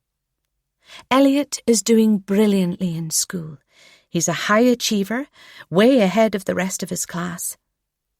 "Oh," Maggie exhaled in relief. "I'm so glad to hear it. I was worried his grades had slipped." "Not at all." Miss Grogan looked to Elliot and back at Maggie again. "Although it would be forgiven, given the past few months." The room fell silent, as it did when the topic of his father was discussed. Elliot looked at his hands, feeling his mother's discomfort grow. "Why don't you go into the living room, Elliot, so Miss Grogan and I can talk?" But straightening in his chair, Miss Grogan raised her hand. "Do you mind very much if he doesn't?" She smiled and tilted her head to one side, just the way Maggie's mother used to do when she was alive. "Elliot wants to talk things over, but he's scared it will upset you." She paused. Elliot had never told Miss Grogan this. She just seemed to know. "I know he's young, but his life experiences have shaped him. You can count the number of people that Elliot trusts with one hand." She gave him a reassuring smile. "Which makes me very lucky to be in that circle of trust." Elliot shot his mother a furtive glance. He felt a little squirmy, but Miss Grogan was right. He wanted Maggie to know how he felt. "I know he's had counselling, but it's hard for him to trust strangers who don't understand what he goes through. Some people call them night terrors, but we both know they're much more than that." And there it was, out in the open. Elliot nibbled his bottom lip as he watched his mother's face darken. "With all respect," she said, a prickle in her words, "the counsellors are trained child psychologists while you're a primary school teacher. I know you're coming from a good place, but are you qualified to analyse my son?" Elliot shifted in his chair. Sometimes Maggie was rude when she was scared. He met Miss Grogan's gaze. She was smiling, patient. She patted his mother's hand. "My dear, please don't take offence. I know you want to protect your son. So do I. But if it helps, one of my degrees is in child psychotherapy. All I'm asking is that we give Elliot the opportunity to discuss how he's feeling without fear of upsetting us." Maggie sighed. "It's just hard after what happened with his father. Did Elliot tell you we're getting a divorce?" "He did," Miss Grogan said, although Elliot didn't remember saying it out loud. "But this is about more than his relationship with his father, learning how to cope with it and everything else." Elliot sensed that Miss Grogan had come here to talk about his nightmares, but given Maggie's reaction, had pushed that to one side. "What do you suggest we do?" Maggie replied. "I'd like to be there for Elliot, help him with some child-friendly coping strategies when it comes to blocking out scary thoughts. Does that sound okay with you?" "Anything that helps Elliot is fine with me." "Good, because he's an amazing little boy." She stopped for a moment. "Slayton is a great place to live, with a tight-knit community, but it's had its fair share of unusual events. Elliot can't help but pick up on that. But if we work together, we can silence the whispers in his mind." Maggie opened her mouth to speak, then closed it again. Elliot realised his mother didn't know what to say. "It's okay." He smiled. "Miss Grogan is my friend." His teacher rose from her seat. "I won't intrude on your evening any more. If you ever need to chat, you know where I am." "Thank you," Maggie replied, showing her out.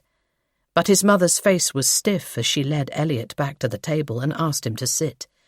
"What have you told Miss Grogan?" Elliot shrugged. "Because you need to be careful, Elliot. What you have, it's special, but not everyone understands. If you need to talk about it, you come to me. Okay?" Elliot nodded. His mother was scared. Scared of the whispers, scared of what people thought, scared of the bullies who tormented him at school. But what she didn't understand was that Miss Grogan was just like him. "Mummy," he said, because she liked it when he called her that. "Yes, sweetie." She curled his hair around his ear. "Don't drink wine tonight." He looked to the canvas on the easel. "I like that." It was a bright and happy picture. He wanted things to stay that way. "You don't like it when I drink," Maggie said softly. Elliot shook his head. "It makes you sad." "Well then, I'll drink milk tonight." Then she kissed him on the forehead and gave him her brightest smile. Chapter 49. Sarah zipped up her coat as she left the comfort of her parked car. She knew she was making extra work for herself, but not long ago everything was falling apart quicker than she could put it back together. After her husband died, she wavered between giving up and seeing how much more she could take. Now, as she trudged through the brooding forest, she was grateful for the job which gave her the strength to carry on. Her glance flicked upwards. You were never alone in Blackhall Woods, and she didn't want to wonder what nocturnal wildlife was shaking droplets of rain from the tree branches. In such an unwelcome place, it was a battle not to turn on her heel and run. At least it wouldn't be hers for much longer. The sale of Blackhall Manor and its woodlands was going through. Irving had persisted with his demands to buy the manor, even upping his offer from before. With a warm sense of satisfaction, Sarah imagined his anger at being turned down. The torch on her iPhone illuminated only a couple of feet before her, but the journey from her car to Noah's caravan was short. At least she'd had the sense to pull on her boots to negotiate the slippery earth. She'd barely had time to feed Sherlock before getting changed and heading back out. The sooner she reached Noah's caravan, the faster she'd make it home. The last few hours had been a whirlwind of briefings, phone calls, paperwork, and tying up loose ends. She was bone-weary, but determined to do whatever she could. Tonight, she wasn't working under orders. Her colleagues had accepted Gerard's confession, although motive had not been established yet. A full background check was being carried out on Gerard and his family, and the Crown Prosecution Service had advised officers to make the case watertight. Sarah wasn't sure what to believe. Gerard's wife came across as genuine, but surely no woman would want to accept being married to a man capable of such brutality.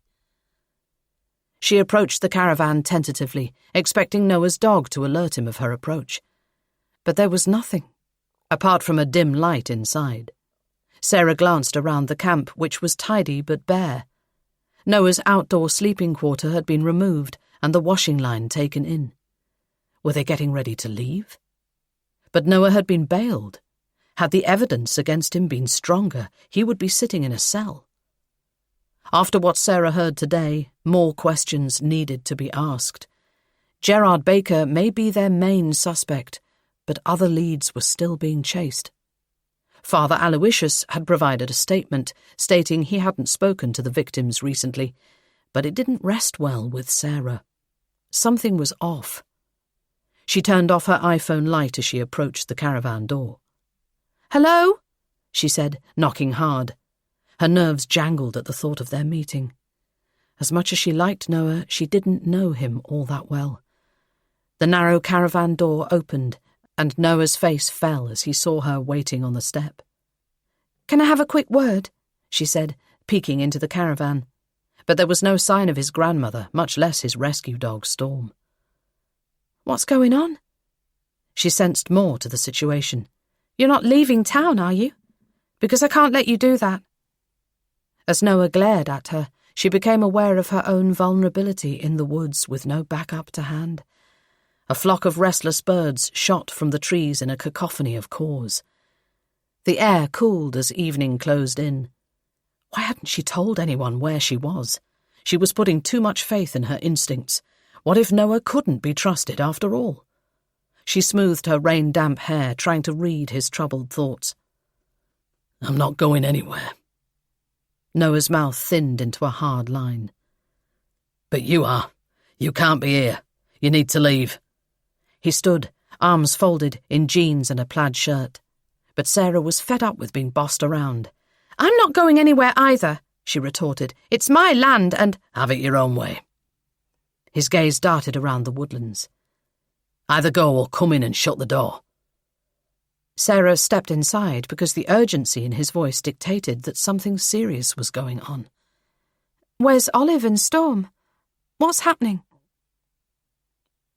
"They're somewhere safe." Noah peeked through the net curtains, checking every window before pulling the curtains closed. "You only have yourself to blame, getting involved in this." "In what?" A spike of annoyance grew as she took a seat. "I'm not a mind reader. What's going on?" Noah sat across from her, hands on his thighs as if ready to spring up at any second. "I suppose it's too late now. You've probably blown the lot." Finally, he met her gaze.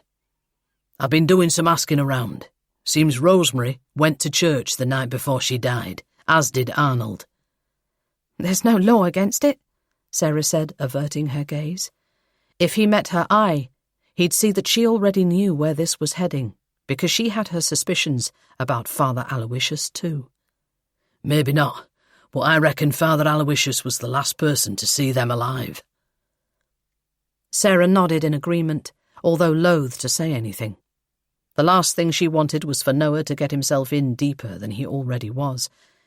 She thought about Arnold's dog and how the priest had denied seeing him.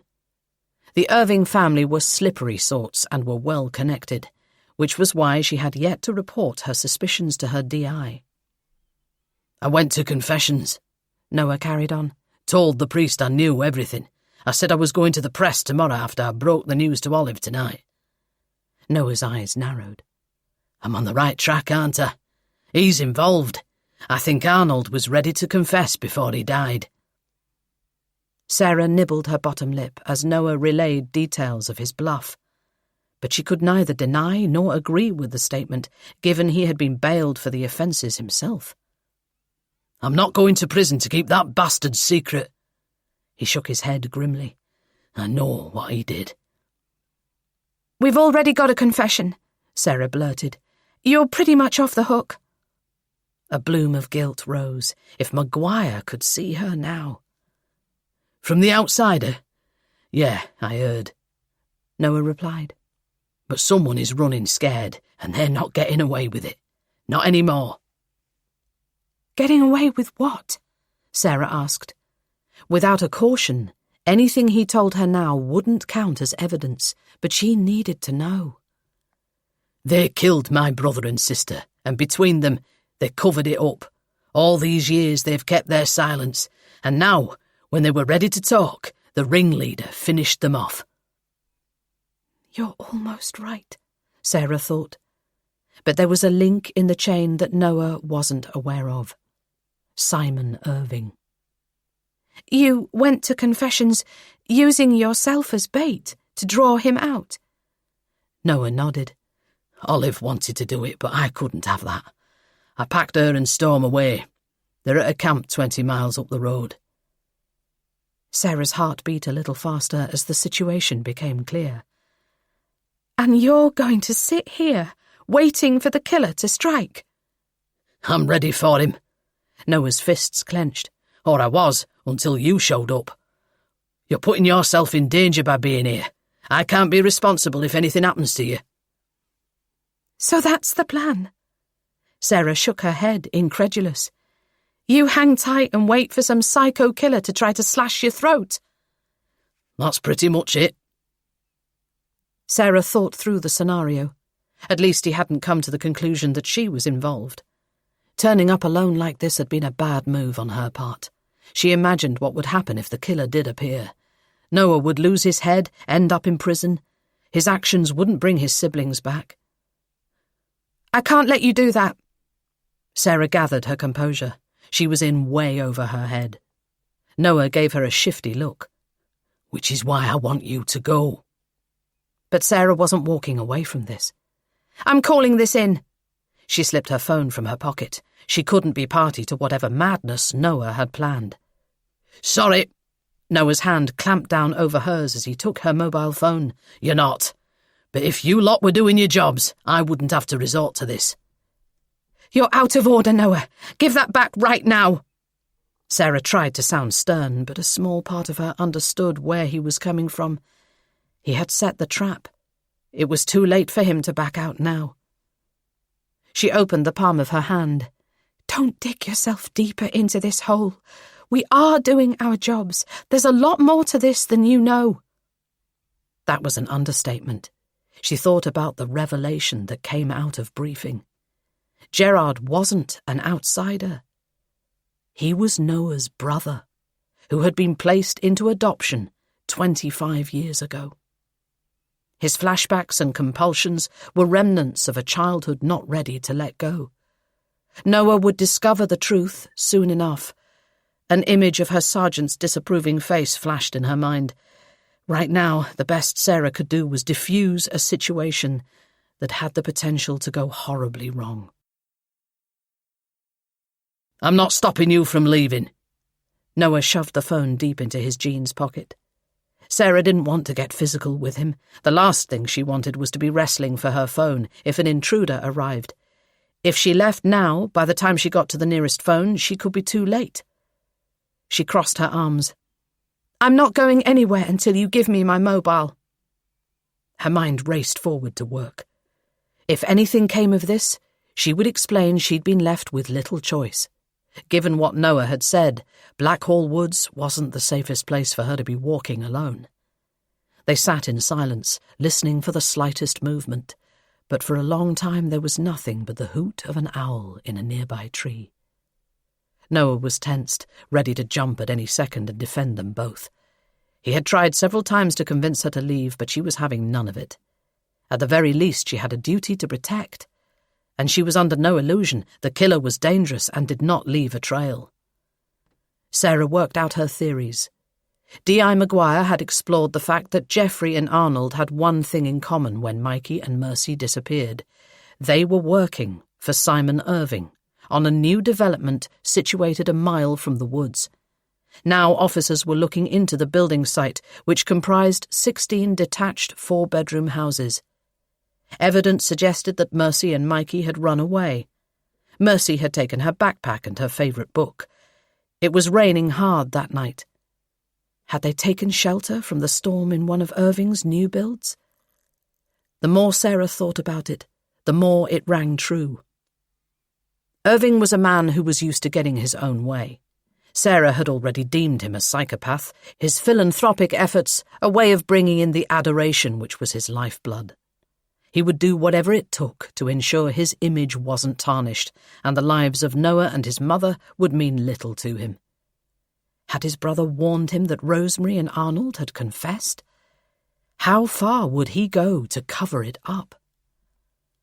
The atmosphere was thick, and Sarah took a breath to speak. Noah raised a hand to quieten her before pointing to the window. He silently pressed a finger to his lips. He rose to his full height and opened the cupboard next to the door. Sarah had seen him glance at it a couple of times. As he pulled out his weapon, she was relieved that it wasn't a gun. Her heart picked up an extra beat as he rested the hammer by his side. If you have to use that, it had better be in self-defense, she whispered as he waited at the door. He signalled at her to be quiet as they heard movement outside. Another heavy snap of twigs underfoot. The killer was here. Chapter 50. Sarah tensed at the sense of evil brushing past. It was not the first time she had been in an enclosed space, heart hammering, as she wondered if it was her turn next. There was movement on the other side of the caravan. and she fought the urge to peek through the window out into the beyond. "It could be an animal," she spoke in a hoarse whisper. "A deer or a badger." "Shush," Noah commanded as he stood poised for attack.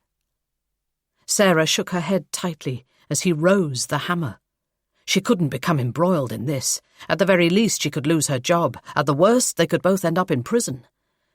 By the way Noah was holding that hammer, he wasn't messing around. Her senses heightened by adrenaline, she detected a faint sloshing sound as footsteps approached the caravan. Noah stood, frozen like a statue of a Greek god, wielding the hammer mid-air. Sarah's mind ticked over. Why weren't they coming in?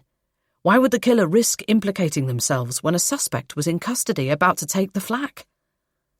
She sucked in a cold breath before darting towards the window and pulling back the curtain a fraction of an inch. There was a figure in the darkness, but they weren't coming in. Then it hit her, just how stupid she'd been. Sometimes her lack of service shone like a beacon, and this was a prime example. This wouldn't be like the other murders. They would make it look like an accident. She sniffed the air as the sound of sloshing intensified. "Gasoline," she whispered, catching the pungent odour.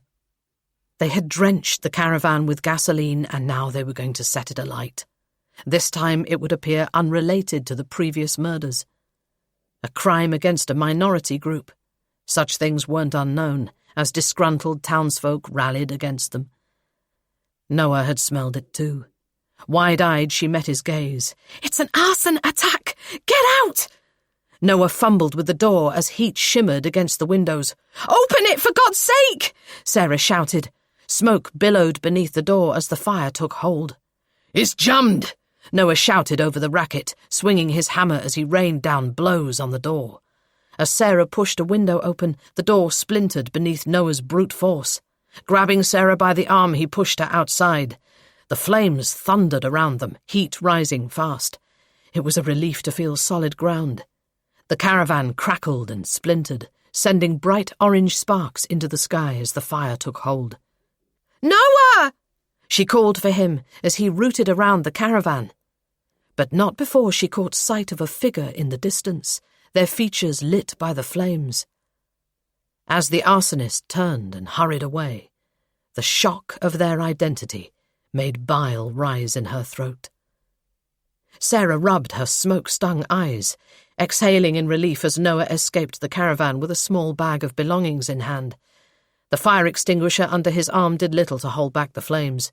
Sarah glared at the padlock hanging from the broken door. This was attempted murder. "My phone!" She raised her voice over the roar of the flames. "I need to call this in!" "Stand back!" Noah guided her away after returning her phone. "The gas canister might blow!" Sarah choked a cough as the smell of burning upholstery and rubber filled the air. She dialed the emergency services, informing them of the blaze. But she didn't say who lit it. Not yet. "Who's done this?" Noah's face was white with fury as he flung his bag of belongings to the ground. "Stay here," she said, determined to take control. "Guide the emergency services in. The last thing we need is the woods catching alight." Flames had already engulfed the caravan, but Noah would not leave the woodland. Methodically, he sprayed the surrounding ground with the fire extinguisher. Given where Sarah was going next, she could not afford for him to tag along. Clutching her phone to her ear, she waited for Gabby to answer. This needed to be handled with care. Chapter 51. Her throat scratchy from coughing, Sarah jogged to her car, taking a little-known shortcut. Gabby had agreed to meet her alone. Her breath was heavy, but Sarah would catch the arsonist, because the person she was chasing was unfit. With Gabby blocking the road ahead, and Sarah not far behind, they would stop him en route. Sweat dampened her armpits as she pulled her car keys from her jacket pocket. She could smell the smoke on her clothes. She had been lucky to escape with her life. Her red Mini Cooper was parked in a clearing in the woods. She hoped Noah would stay put. His method of justice would spell trouble for them all, particularly given who she was chasing. "Trust me," she'd said when Gabby demanded the identity of their arsonist. "This is sensitive. We've got to keep this between us until we know how to handle it." It was only then, when she uttered his home address, that Gabby asked her if she was sure. 100%, Sarah had replied with conviction. "If we catch him before he goes home, he should still have the accelerant on his clothes." With any luck, Blackhall Woods' black soil would be ingrained into his car tyres too. "I'm bringing backup," Gabby insisted, as Sarah raced to meet her, the call on car speakerphone. "I've kept it off the main airwaves, at least until we know what's going on." As Sarah peered through her windscreen, she didn't blame her sergeant for being cautious. She was looking out for both of them. She dimmed her headlights as she caught up with the arsonist's car.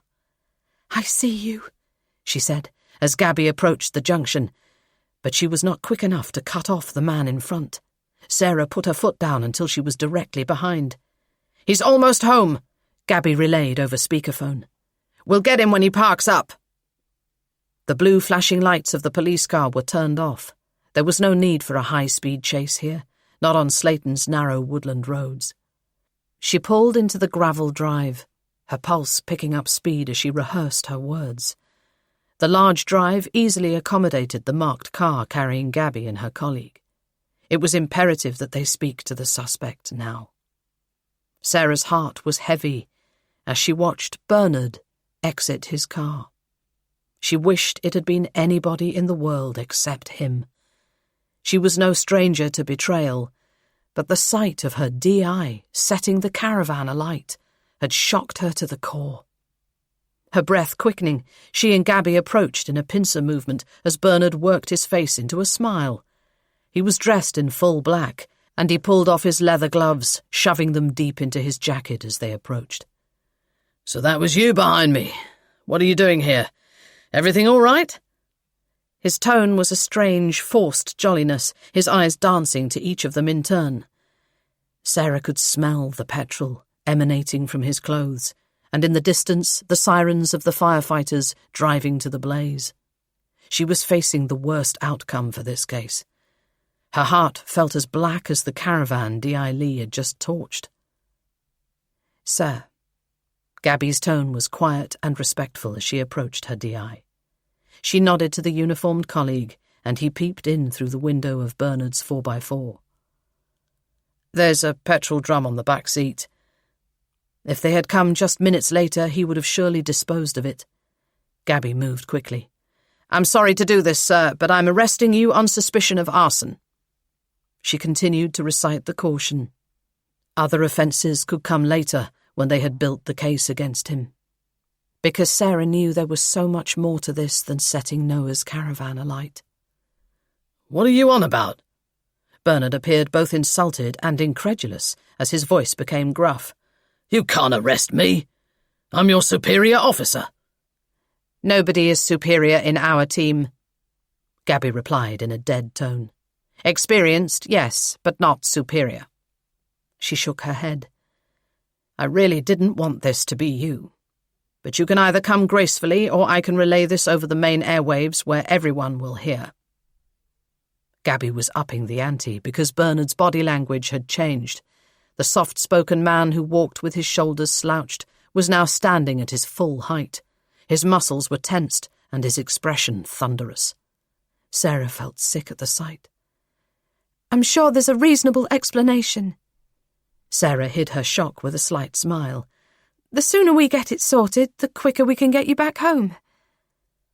But Bernard stood, feet planted solidly on the ground.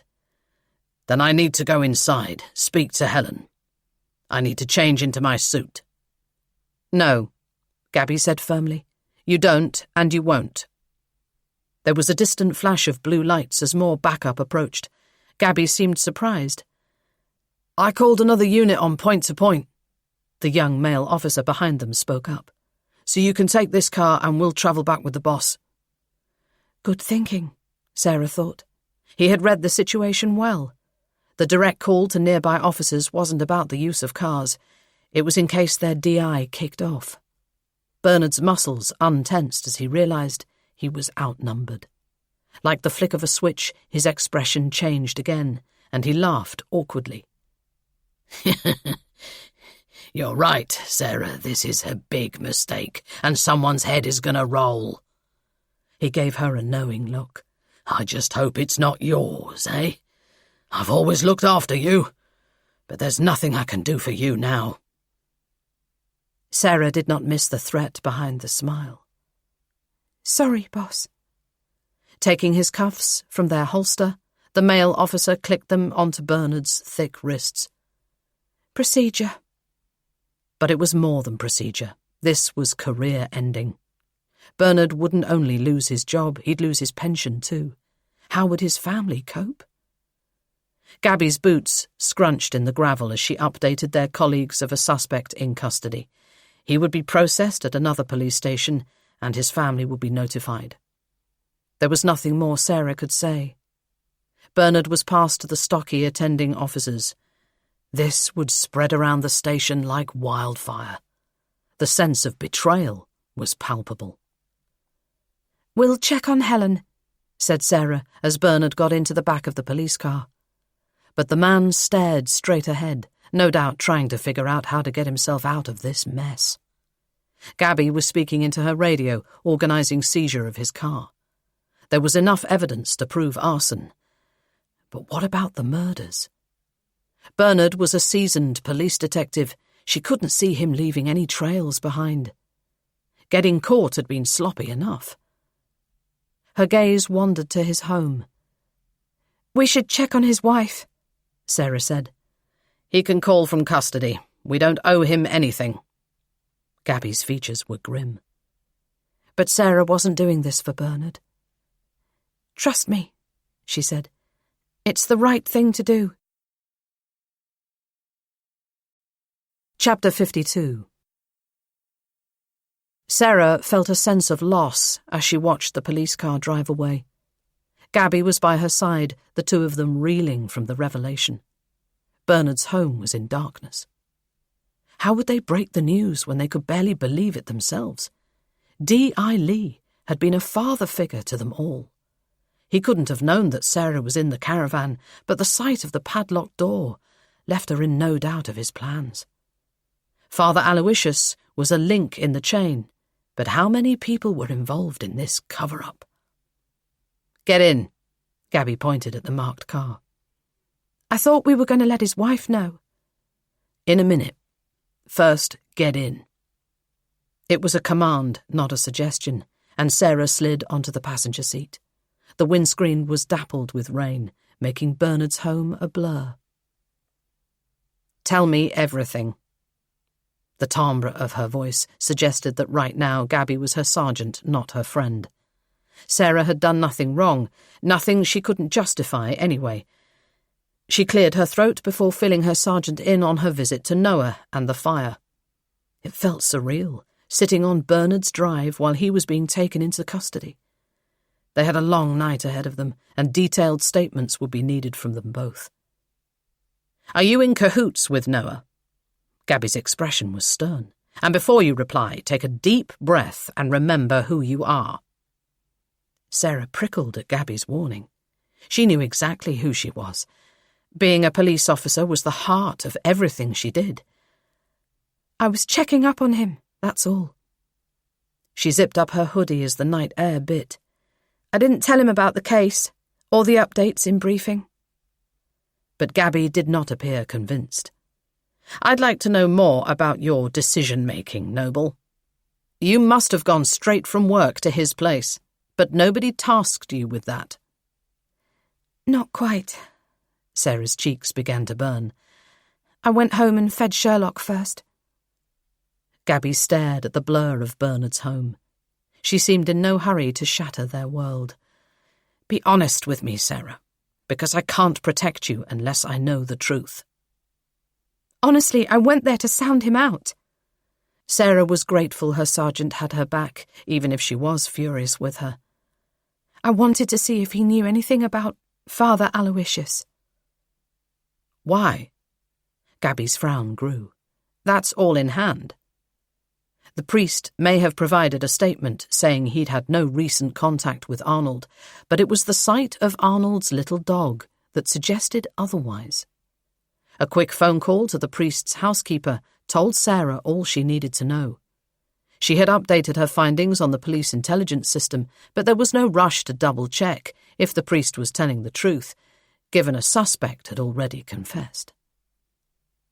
She watched her sergeant's face change as she relayed everything she had learned. I wasn't the only one who noticed. Noah was watching Arnold too. He knew the priest was the last person to see him alive. The pair of you were sitting ducks, waiting for the killer to arrive. Gabby rolled her eyes. Oh, I despair over you, I really do. No, not at all, Sarah hastily added. I just got there when it kicked off. But in her mind's eye she could see Noah standing at the caravan door, hammer raised. She could so easily have ended up in prison. She could have. Your face says otherwise, Gabby interrupted her thoughts. But that's the story you need to stick to if you don't want to end up under investigation.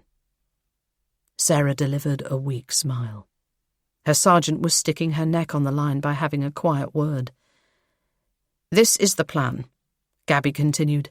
Bernard doesn't know you were suspicious of the priest, does he? No, and there's no record of it anywhere. Good. Then we won't spook Father Aloysius. Given he's Irving's brother, we may have bigger fish to fry. We'll update Bernard's family, then go back to the station, speak to Maguire, and take it from there. God, I can't believe old St. Bernard's involved in all this. He padlocked the door. Sarah's heart fluttered at the thought. Each time she moved, the acrid stench of smoke rose from her clothes. Noah and his mum weren't meant to get out of this alive. If he's capable of that, then... She couldn't bring herself to finish the sentence. Was Bernard responsible for the previous murders? She knew he'd grown up in his family's slaughterhouse business. He was no stranger to blood. He was also Simon Irving's friend. Was he doing Irving's bidding? Or was he at the heart of it all? She looked up at the grand house. $2 grand for a police officer to be able to afford? One step at a time, she reminded herself. His wife has dementia, Sarah hastily added. We need to handle her with care. Then they were out of the car, walking up the generous gravelled driveway to Bernard's home. A light came on in one of the rooms. It was gone 10, but at least someone was up. The front door opened as Sarah lifted a brass knocker shaped like a lion's head. Oh! A young brunette started at their presence on her doorstep. Who are you? Her hair was falling out of her ponytail, and there was baby sick on her dressing gown. She looked every inch the stressed mum. As Gabby introduced them both, the woman told them her name was Sam, and that she was Bernard's daughter, home from Australia. Are you looking for Dad? He went to bed early, but I've just checked and he's not there. Gabby and Sarah exchanged a glance. Had he concocted an alibi before he left to start the fire? That's why we're here, Gabby replied. Your dad is at the station, helping us with our inquiries. Can we come in? Sarah added, shifting from foot to foot. Bernard's daughter led them into a warm and cosy living room. Helen was sitting, staring at the wall. Her dressing gown was tied around her, her white hair askew. The dying embers of a fire danced in the hearth. Sarah absorbed the pictures of Bernard in uniform during various times in his career. Photos of his children and grandchildren took up every inch of shelf space. Hello, Helen, Sarah said with a smile, but no response came. Mum was asking after Dad. Sam toyed with the belt of her dressing gown. They sleep in separate rooms because Dad snores like a chainsaw. She afforded them a smile. Has he been called into work? Not quite, Gabby replied, her features grim. Hello, Helen. Sarah tried again. She was desperate to connect with the woman who had been married to Bernard from a young age. Any second now, Gabby would usher them both out. She bent to the woman before her, making eye contact. I'm Sarah. I met you in the supermarket the other day. Are you from social care? Helen's expression tightened. Because I told you lot already. Naff off! I'm not a social worker, Sarah smiled. I work with your husband. Her daughter stepped in, resting a protective hand on her mother's shoulder. Mum's quite direct these days, aren't you, Mum? She gave her a sad smile. Sarah nodded knowingly. My granddad had Alzheimer's. Sarah had seen it all. The bouts of confusion, frustration, uncharacteristic swearing, lashing out, then sadness, blankness, and finally the empty peace that followed as they became more dependent on specialist care. Sam sighed as Helen brushed her hand away. Dad has found it very hard. My brother is based in Scotland and my sister lives in London. I've flown over with the kids from Australia for a few weeks to help with her care. Mind you, the way things are looking with this virus, we could all be stuck at home soon. Sarah nodded, surprised. It seemed that Bernard's children were scattered, with none of them living nearby. They were not the close family he had portrayed. Sam looked at her mother with sympathy. Mum needs specialist care, but the place she goes to for daycare is so expensive. She shook her head. I don't know how he's going to manage it full time. She walked to the window and pulled back the curtain. Where did you say Dad was again? Those poor children. Helen spoke into her hand, as if a part of her was trying to stem her words. Poor, poor children. I heard them whisper, outside in the dark. They come when everyone's asleep. It's okay, Mum. Sam returned to her mother. Annie's upstairs asleep. There's nothing to worry about. A wail rose above them, the baby's cries echoing on the monitor. I spoke too soon, Sam sighed. Can you stay with Mum for a minute? I need to sort her out. Helen? Sarah said, turning to face her as her daughter went upstairs. When we say Bernard's at the police station, I mean that he's been arrested. From the corner of her eye she caught Gabby's warning glare. But the last thing Bernard had said was to tell his wife. Words she had made a note of in her police pocket notebook. While the testimony of a woman with Helen's condition may not be admissible in court, Sarah needed to find out what she knew. She allowed the words to sink in, gauging the woman's reaction. I think you know what this is about. I think you've known for a long time. Tell me about the children. Sarah glanced pointedly at a picture of Bernard and Simon Irving. She felt Gabby's presence, taut and concerned. She was alluding to something that they knew very little about. Sounds of Bernard's daughter soothing her child came over the baby monitor. They did not have long. Helen shook her head in irritation, having an internal monologue with herself. Those poor bairns, she said, her voice frail. Poor, poor bairns. She stared at the photographs of a younger version of her husband, the one she was thinking of now. Out there, in the cold. He should have taken them home, but it was too late. Too late. Her eyes pricked with tears. The baby monitor fell quiet. Mrs. Lee, Gabby said, her voice low and soothing. Bernard's gone to the police station to talk about an arson offence. I'm sorry if there's been some confusion. She glared at Sarah before returning her attention to Helen. We didn't mean to upset you. She rose to leave just as Bernard's daughter entered the room. Your dad will be allowed a phone call. I'm sure he'll be in touch soon. What do you mean, a phone call? Sam said, jiggling her baby in her arms. I thought he was at work. What's going on?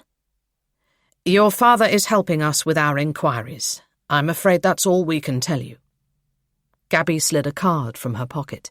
Here's my office number. He'll have access to a phone soon. Sam stood, open-mouthed, her hands full with a grisly baby. Sarah followed her sergeant as she let herself out. As soon as they were out of earshot, Gabby rounded on Sarah. "What the hell do you think you're playing at, questioning a vulnerable woman? You know none of that would stand up in court." "Sorry." Sarah shoved her hands into her pockets. "I didn't think you'd mind." They walked down the drive, the moon high in the sky. "Why do you do this job, Sarah? Who do you expect to help?" As she fiddled for her car keys, Gabby didn't wait for an answer. "The old, the vulnerable, people who can't speak up for themselves? Do you think Helen would have told you anything about her husband if she was in her right mind?" "She might have." Sarah withered beneath her sergeant's gaze. "Well, okay then, maybe not." "Helen has as much right to compassion as anyone we deal with. An officer will speak to her soon, but it will be controlled and recorded in the proper way." Gabby exhaled a short breath. "You infuriate me sometimes. You display flashes of real insight among acts of total idiocy." Silence fell between them, and Sarah noticed that Bernard's car was gone, no doubt already seized as evidence. "I'll meet you back at the station." Gabby jingled her keys, pressing the fob to activate the central locking system. Sarah had fallen out of favour with her sergeant, but as she approached her red Mini, Helen's words echoed in her mind. She hadn't been talking about her grandchild. She was talking about Mercy and Mikey, in the cold, forever wandering. Who else knew of their fate? Chapter 53. Tuesday, the 10th of March, 2020. There was a sense of defeat in Father Aloysius's stance as he pulled his chair back from the interview table and took a seat. Sarah found it odd to have such a figure of virtue across the table from her. He was still wearing his dog collar and black shirt, a slight paunch hanging over his trouser belt as he sat. He ran a hand over his thinning hair, his eyes flicking up to the camera in the corner of the room. Richie had set up the digital recording, and Sarah settled down next to him, grateful for his presence. Her stomach felt like it was taking flight, fueled half by nerves, half by excitement at the confession she hoped was to come. So much for keeping their suspicions low-key. Father Aloysius had come to the station first thing this morning on a voluntary basis to get things off his chest. "I knew this day would come," he said, after Sarah had gone through the preliminaries, "and it comes at a very high cost." The priest's hands were trembling as he rested them on the table, one cupped over the other. The skin was pink, his nails manicured, so unlike Noah's weathered, calloused skin. A silver ring graced his middle finger, and Sarah noted the Tag Heuer designer watch on his left wrist. Quite extravagant for a Catholic priest. "Then tell me," Sarah responded, "what do you know about the murders of Rosemary Simmons, Jeffrey Simmons, and Arnold Smith?"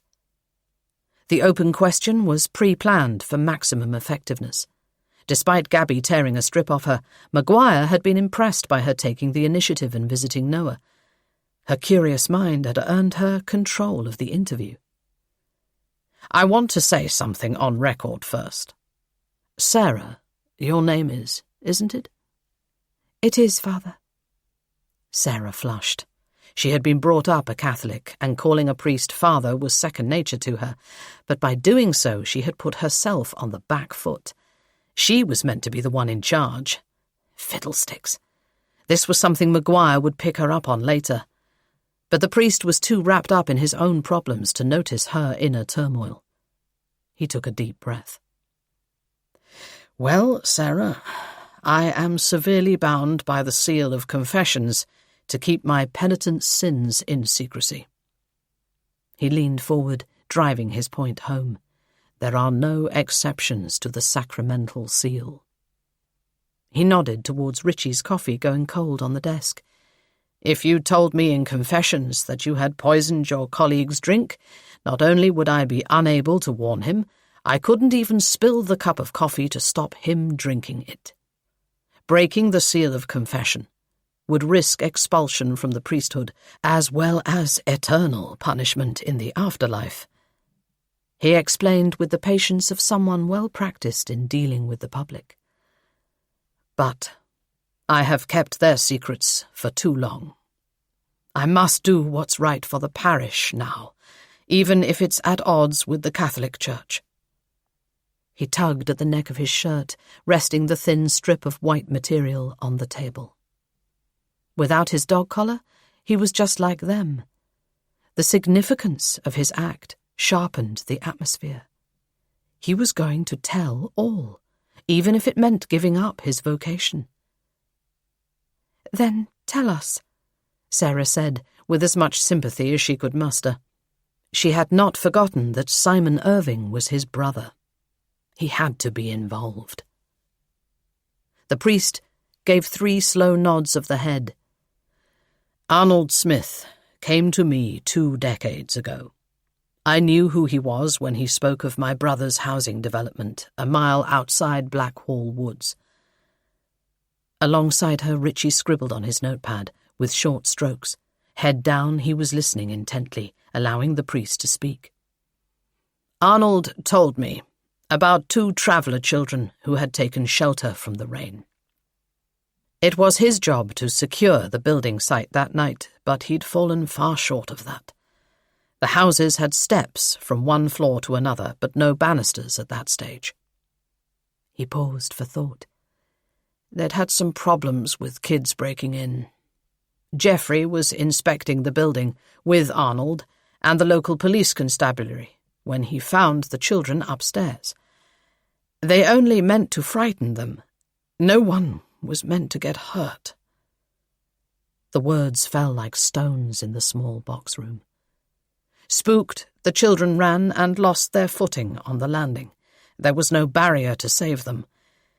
They were dead instantly. He shuddered. It was a terrible accident. Sarah felt a wave of sadness as the scene replayed in her mind. "Go on," she encouraged, waiting to hear of Simon Irving's involvement. He had to be the one behind this. Sarah had nicknamed him Teflon, as despite all his dodgy dealings, nothing stuck. Until now. His days of being above the law were coming to an end. She watched as unshed tears glistened in the priest's eyes. Arnold said their little bodies were at an angle after they fell, and He paused for a shuddering breath. The colour had left their skin. There was no saving them. The police officer said nothing more could be done for the children, so it was best to bury them. Richie's scribbling came to a sudden halt. Neither of them believed a word. "Who was the police officer?" Sarah interrupted. Sorry, didn't I say? It was Bernard Lee. He was in uniform back then, but not that night. Arnold said he was off duty and turned up as a favour to them both. Sarah's eyes narrowed.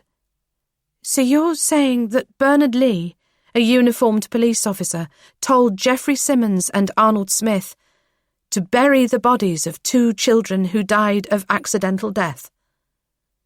It sounded utterly ridiculous to Sarah as she relayed it back. And where was Simon Irving in all of this? The priest wouldn't meet her eye. He was staring at his dog collar as if his life depended on it, but its removal was merely theatre, to demonstrate how serious he was. That's what Arnold said, and I have no reason to disbelieve him. Geoffrey gave a similar account in Confessions years down the line. He said he and Bernard were friends.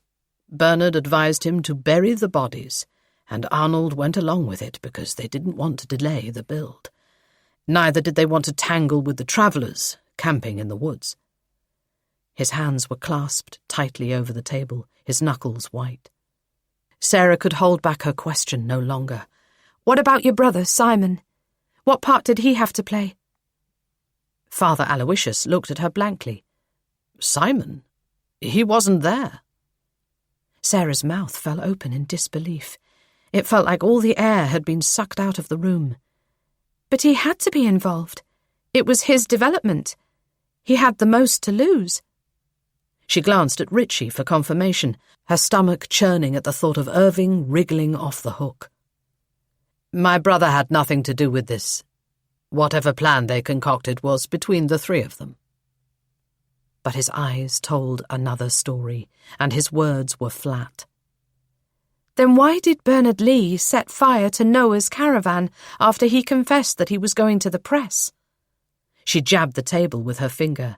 I think you went straight to your brother, Simon Irving. He put a hit out on Noah, just as he did with Arnold, Rosemary, and her son. He couldn't afford for the truth to get out. My dear, the priest smiled, as if trying to placate a child. That's far too fanciful to be true. He leaned back in his chair, his arms folded over his chest. Then why come here? Sarah's annoyance rose as the interview took an unexpected turn. For the good of my parish. I didn't want anyone else to get hurt. But while his voice may have been condescending, his body language said otherwise. His arms were tightly crossed, sweat beading his forehead, in a room which was stuffy but not warm. You're lying. Tell the truth. As Sarah's voice rose, Richie placed a guiding hand on her arm.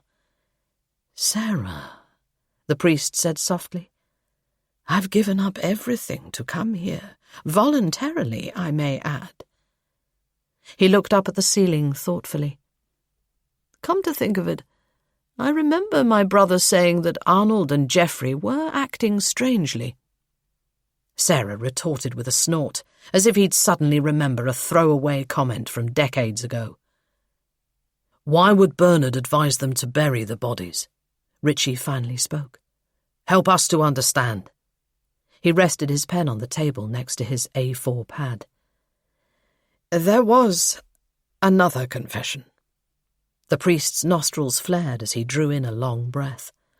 I wasn't going to divulge it, but... His words faded as he took stock. I've come this far. I warn you, though, you won't want to hear it, much less accept what I have to say. Our feelings don't come into it, Sarah said, despite her earlier outburst. We're here to gather evidence. Very well, then. Father Aloysius sat back in his chair, arms clamped to his sides, as he clasped his hands over his stomach, but not before Sarah caught sight of the sweat stains under his shirt. Arnold came to see me shortly before he died, he continued. He was agitated. He even gave me his dog. The church was closed, but I offered him confessions, and he was grateful for it. Sarah imagined Arnold launching his dog upon the priest before accepting one more confessional. The dog was with his housekeeper. That much was true. She watched Father Aloysius recall what happened that day. Arnold said Bernard had been blackmailing him and Geoffrey for years. But Arnold couldn't keep up the payments. His wife's illness had left him penniless. He was struggling to exist. Sarah recalled the state of his cottage and his frugal lifestyle. But could her old DI commit blackmail? It was true that the fees for his wife's luxury care home were astronomical. A care home owned by Irving Industries. She listened as the priest relayed his story, wondering how much of it was rehearsed. Arnold was scared to go to the police. He didn't think he'd be believed. He was also scared of the travellers and what they would do to him. And so you just listened? You didn't advise him on what to do? It wasn't my job to question it, only to hear the confessions. It tortured him for years. His gaze flicked up at the camera. I only hope he has finally found peace. In the bland interview room, Sarah's stomach sank with disappointment as Richie continued with questions of his own. Had Bernard, not Irving, been orchestrating things all along? Was she too blind to see? She would not find the answers she wanted here. Chapter 54. Wednesday the 11th of March, 2020. Elliot didn't mind that Elsie looked at him funny, or was sometimes scared when he spoke. He was happy his mother had a new friend. He had made a new friend too. As he sat at Elsie's table, he tried to do his maths homework, but his mind was back at school. Today, he found out his favourite teacher was just like him. She could see the other world, too. He had gone to her during lunchtime when he was supposed to be in the playground. Miss Grogan was at her desk, staring at the door as if she was expecting his visit all along. He told her he wanted to make the bad feelings go away. He didn't want to see the other side any more. "Are you sure?" she'd said, her blue eyes like icy fingers reaching into his mind. "Yes," he'd said. "I don't want to hear the whispers. They make me sad." "Ah," she nodded in understanding. "And they make your mummy sad, too." Elliot nodded, convinced that Miss Grogan must be magic. She didn't just know about the stuff she taught him in school. She knew everything. "Well, then, I can help you quieten them," she said, her eyes crinkling at the corners as she spoke. And she did. She explained how sometimes you were born with gifts you didn't want, how he wasn't to feel guilty about pushing them away for now. She said there was nothing wrong with being different, as long as he was happy. But sometimes the people that whispered thought only of themselves. They were pushy and insistent, and it was okay to want a life of his own. Then she'd showed him how to make his mind what she called impenetrable. She talked about dungeons and walls, about castles and moats, drawbridges and portcullises. He understood all of it because they were studying medieval times in school. By the end of break time, his mind was his castle, and he controlled who he let in. Miss Grogan said it didn't matter what ideas you used, as long as you turned your thoughts around. She said that his mind was a magnet, and he had to switch it the other way, so that it repelled the whisper children instead of drawing them in. He liked that Miss Grogan explained every word, so he understood what it meant. He learned a lot of new words that way. She said it would take practice to get it right, but he'd already been able to get rid of the bad feeling in his tummy when Mikey and Mercy were near. He thought of their still, lavender faces, of the dark caves where once there were eyes. They came to him, like moths in the darkness, seeing his light. Miss Grogan said his soul burned very bright, but each time they visited, they touched him with their anger. Bad feelings clung in the other world. When you died all of a sudden, hate made you strong. But their mummy was waiting. She would make them good again. He glanced over at Maggie. She was sitting next to Sarah on a squishy armchair, trying to push away a big black cat from her lap. Mummy didn't like cats. She almost suffocated as a baby because a cat slept on her face when she was in her pram. Most people can't remember that far back, but a small part of his mother remembered it very well. "Tell him to git," Elsie chuckled as she watched Maggie wrestle with the over-affectionate feline. Elsie was sitting against the headboard of her bed. Her face wasn't as round as when they first met, and she didn't huff and puff quite as much either. But the room smelled of the hot chocolate she had drunk before they got there.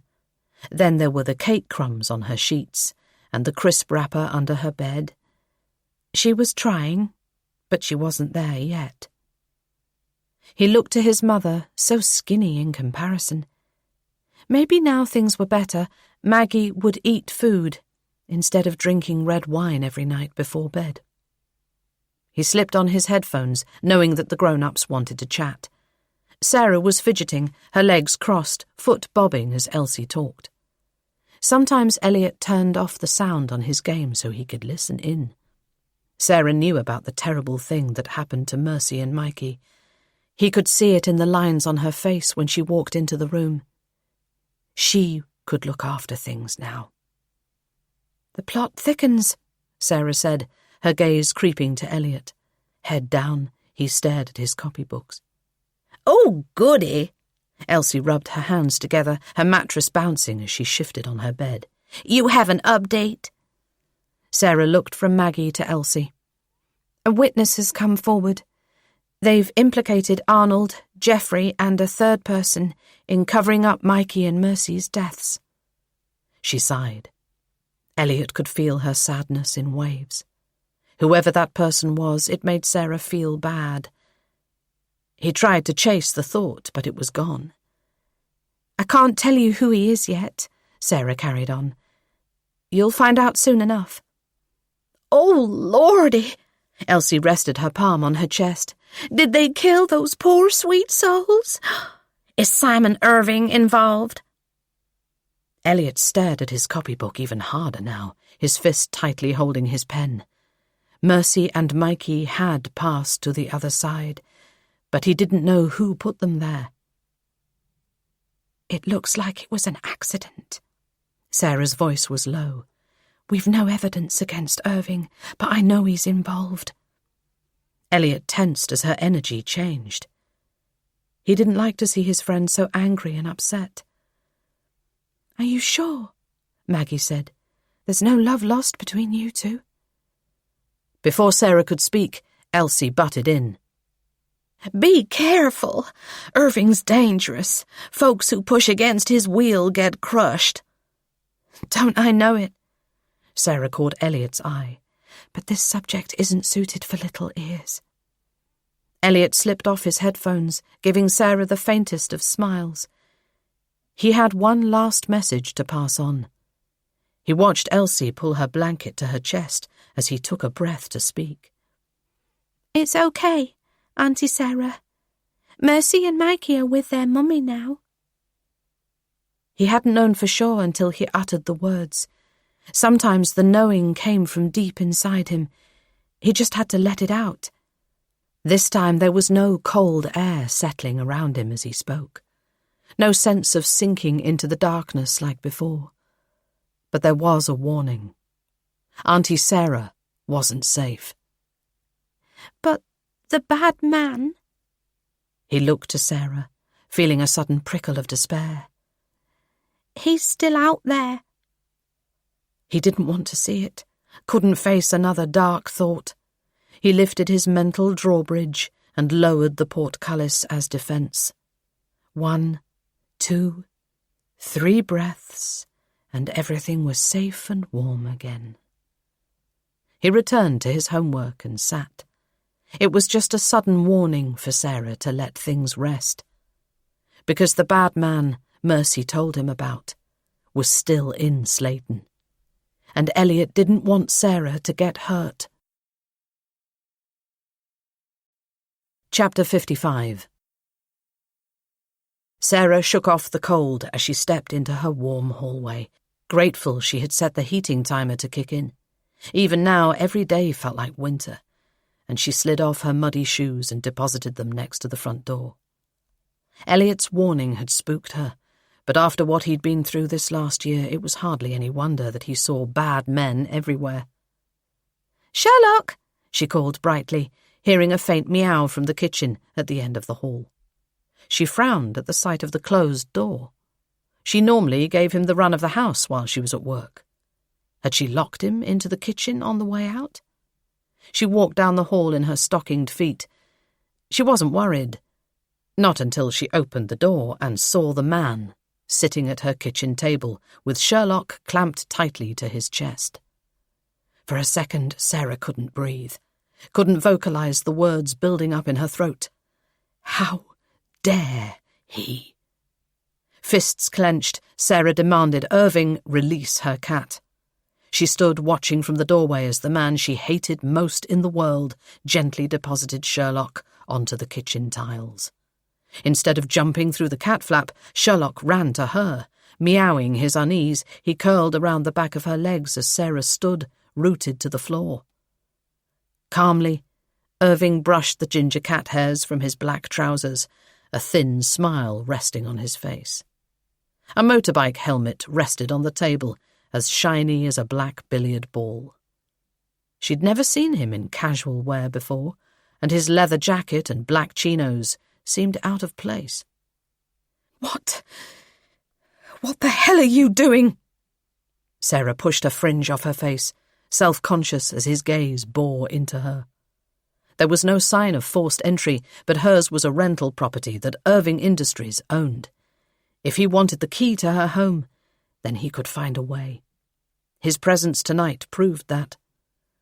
"There's no need to be afraid."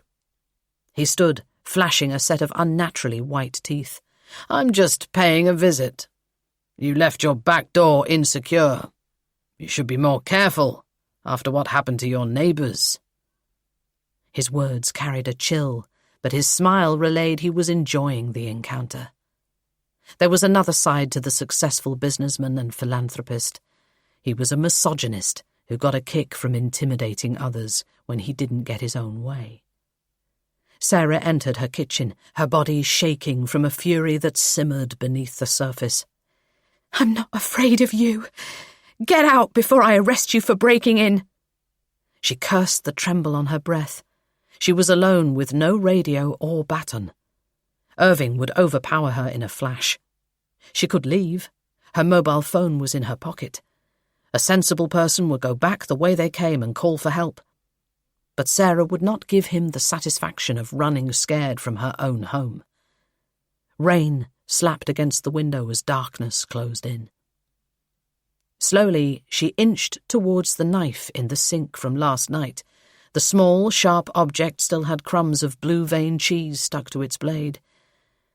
She didn't want to up the ante, but her body was moving without any conscious decision from her. Irving showed no signs of backing off as he approached with slow, deliberate steps. "I'm warning you," Sarah spoke with as much confidence as she could muster. "I'll call for backup."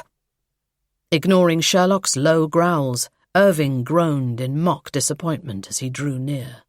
"Oh, really? When you're so close to the truth? This is your one and only chance to find out. Don't you want to know?" His dark eyes twinkled. He had her, because right now she wanted to know more than anything in the world.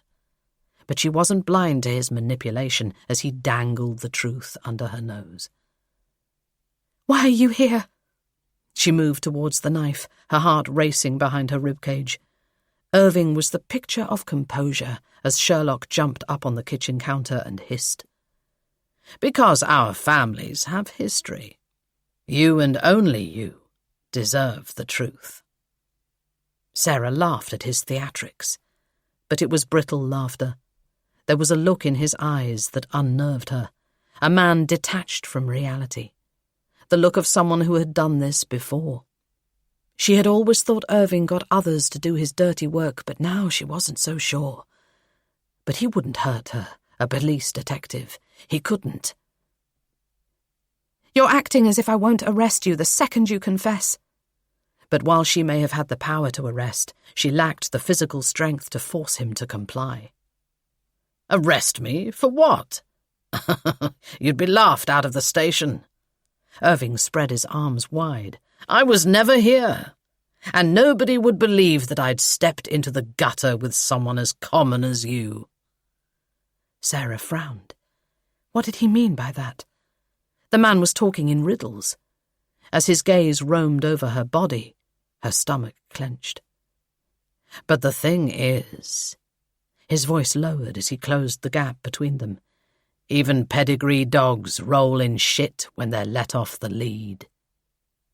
He was close, far too close now, and he leaned in, the stench of whiskey and cigarettes on his breath.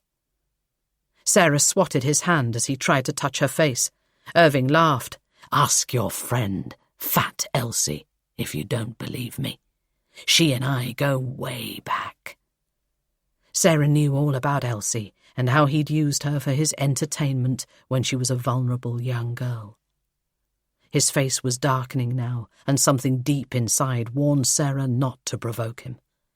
This was another side of Simon Irving that she didn't want to know, the side of him that wasn't always in control. "It's the thrill of the hunt," he continued, bearing down on her. "The rush I get from watching you lot run around, chasing your tails. Because you know who killed Rosemary, Jeffrey, and Arnold, don't you, Sarah?"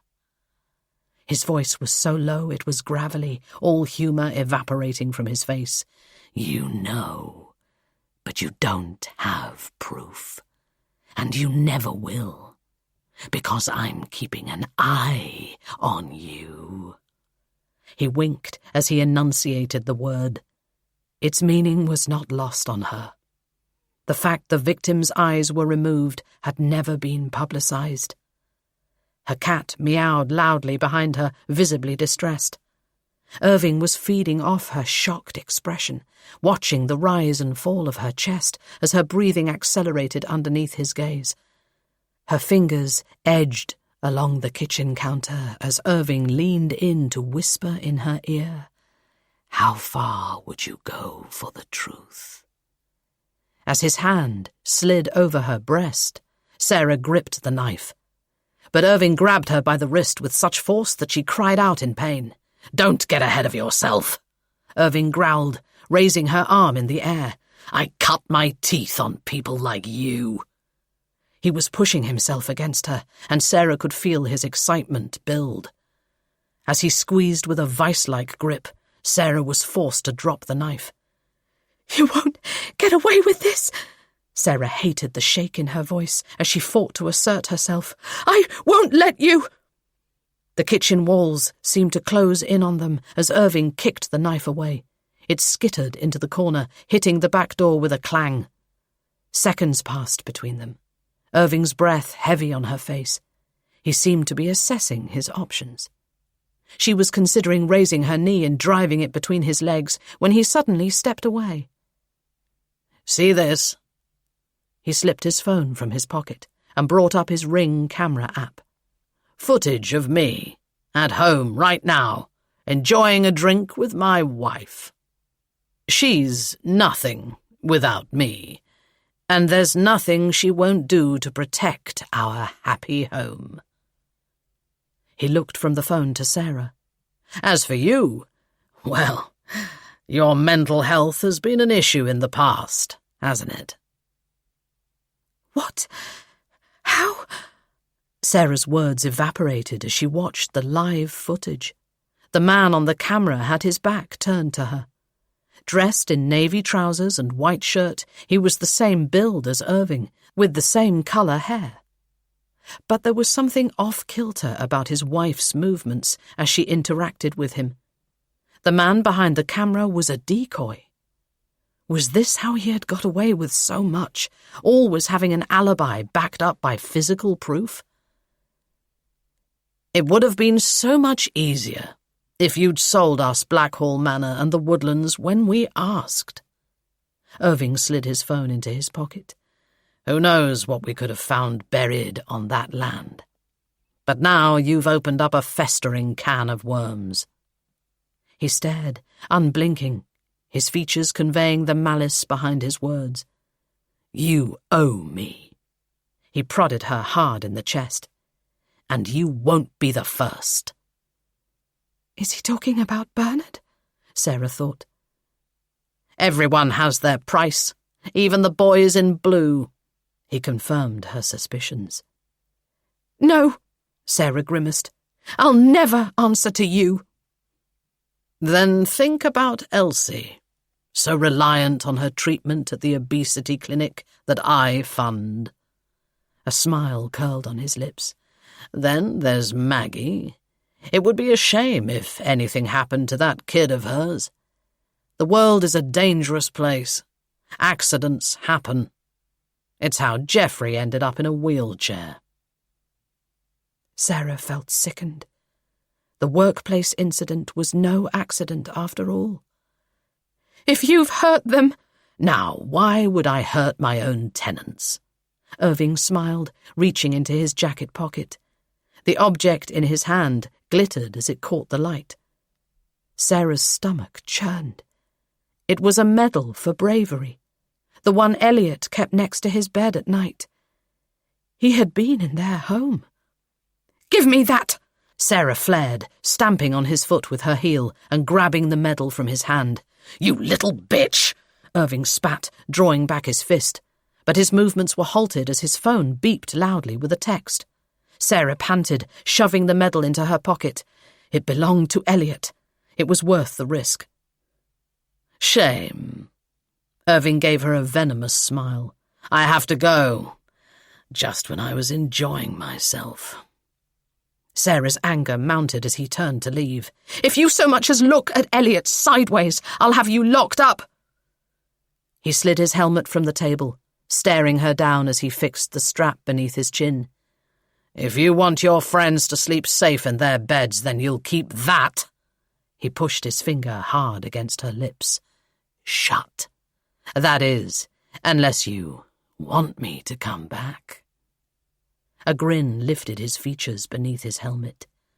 Then again, we might both enjoy that. Sarah's mind spiraled. If she called the police now, he would be gone by the time they arrived. It would be her word against his, and even if she could prove his threats, he would get off with nothing more than a caution because his record was impeccable. She would have put her loved ones at risk for nothing. This man had friends in powerful places and could come and go as he pleased. She picked up her cat and held him close, her mind racing as she followed Irving out. He had to be stopped. "Come to my house again and I'll have you arrested. Do you hear me?" But her words were empty, and by the look on Irving's face, he knew it too. Goodbye, Sarah. And don't forget, you belong to me now.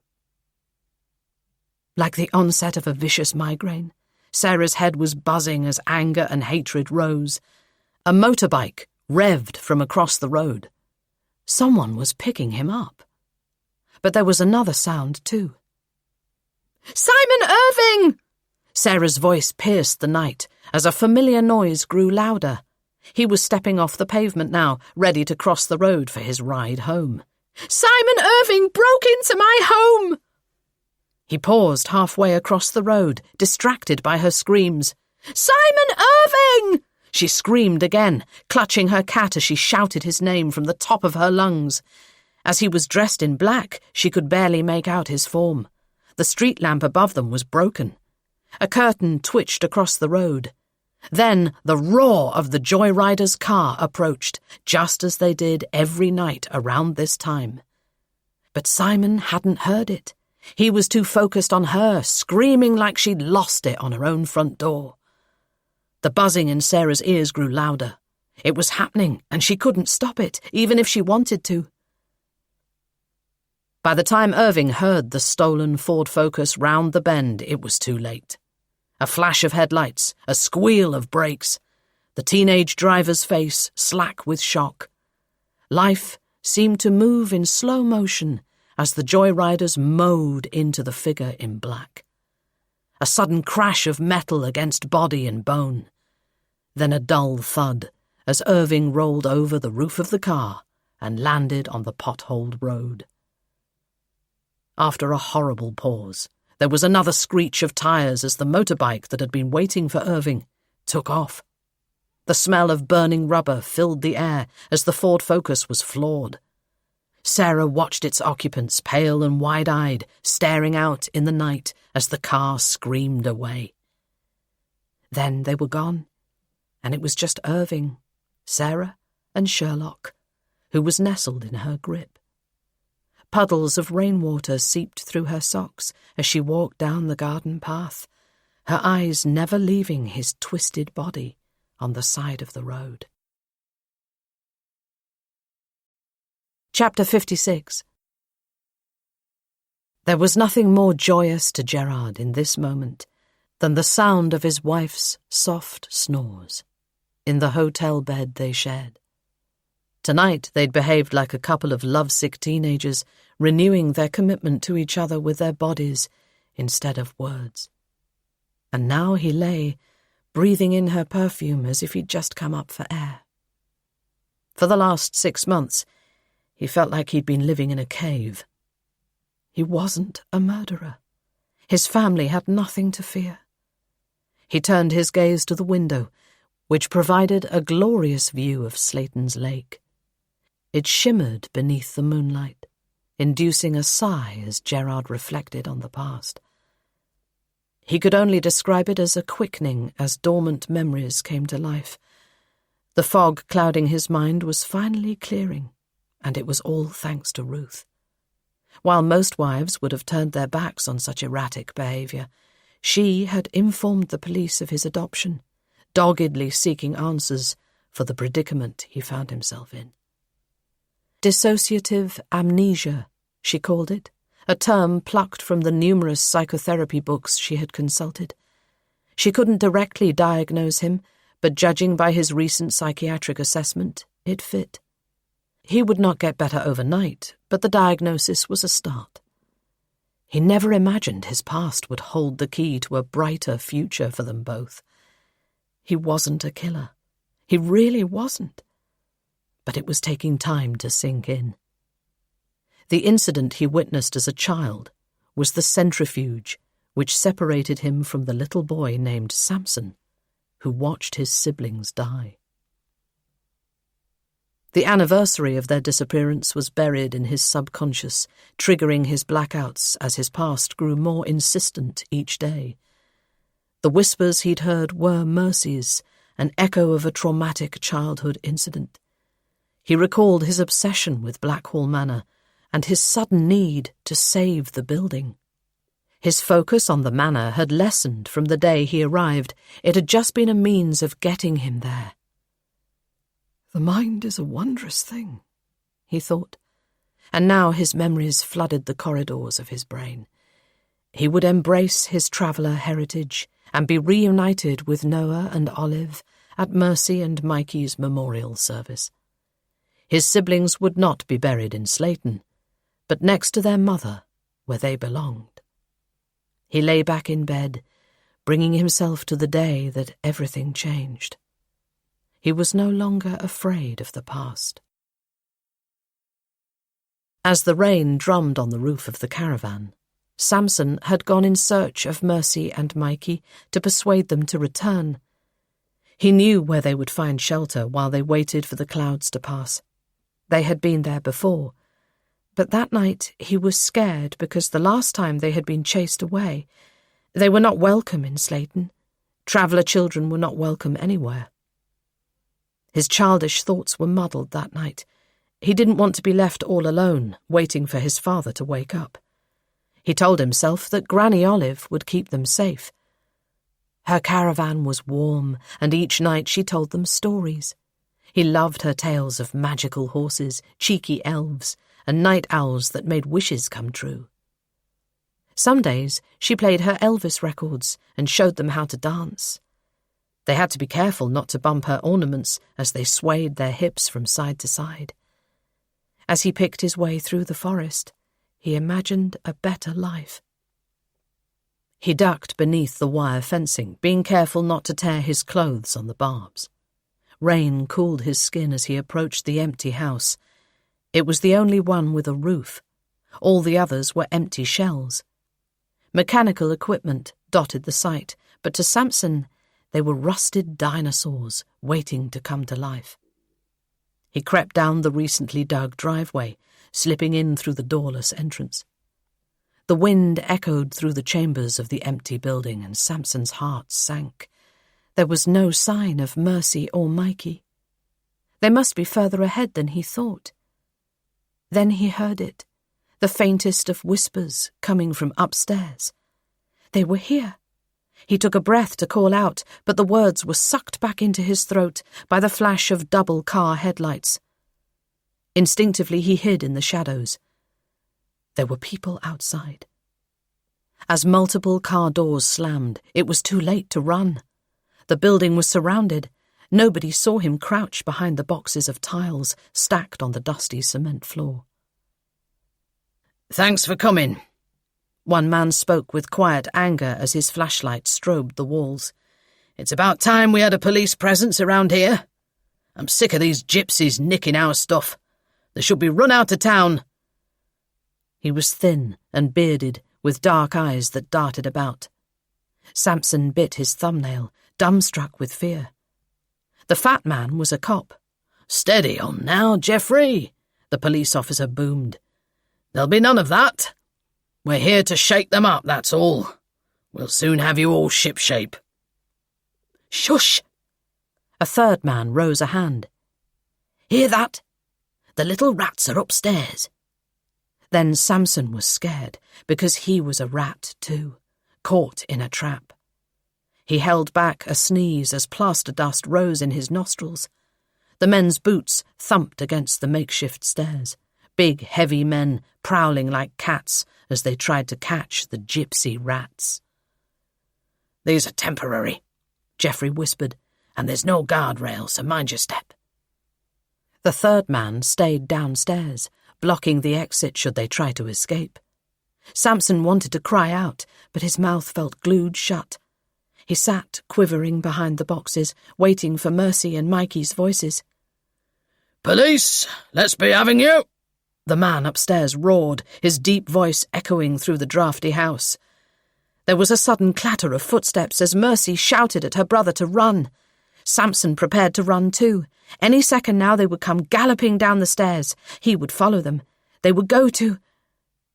But Samson's heart stalled as he heard Mikey gasp, his quick footsteps coming to a staggering halt across the landing. The builder's warning to mind his step came too late. Screaming his name, Mercy reached out to save him, but Mikey's weight must have pulled her down.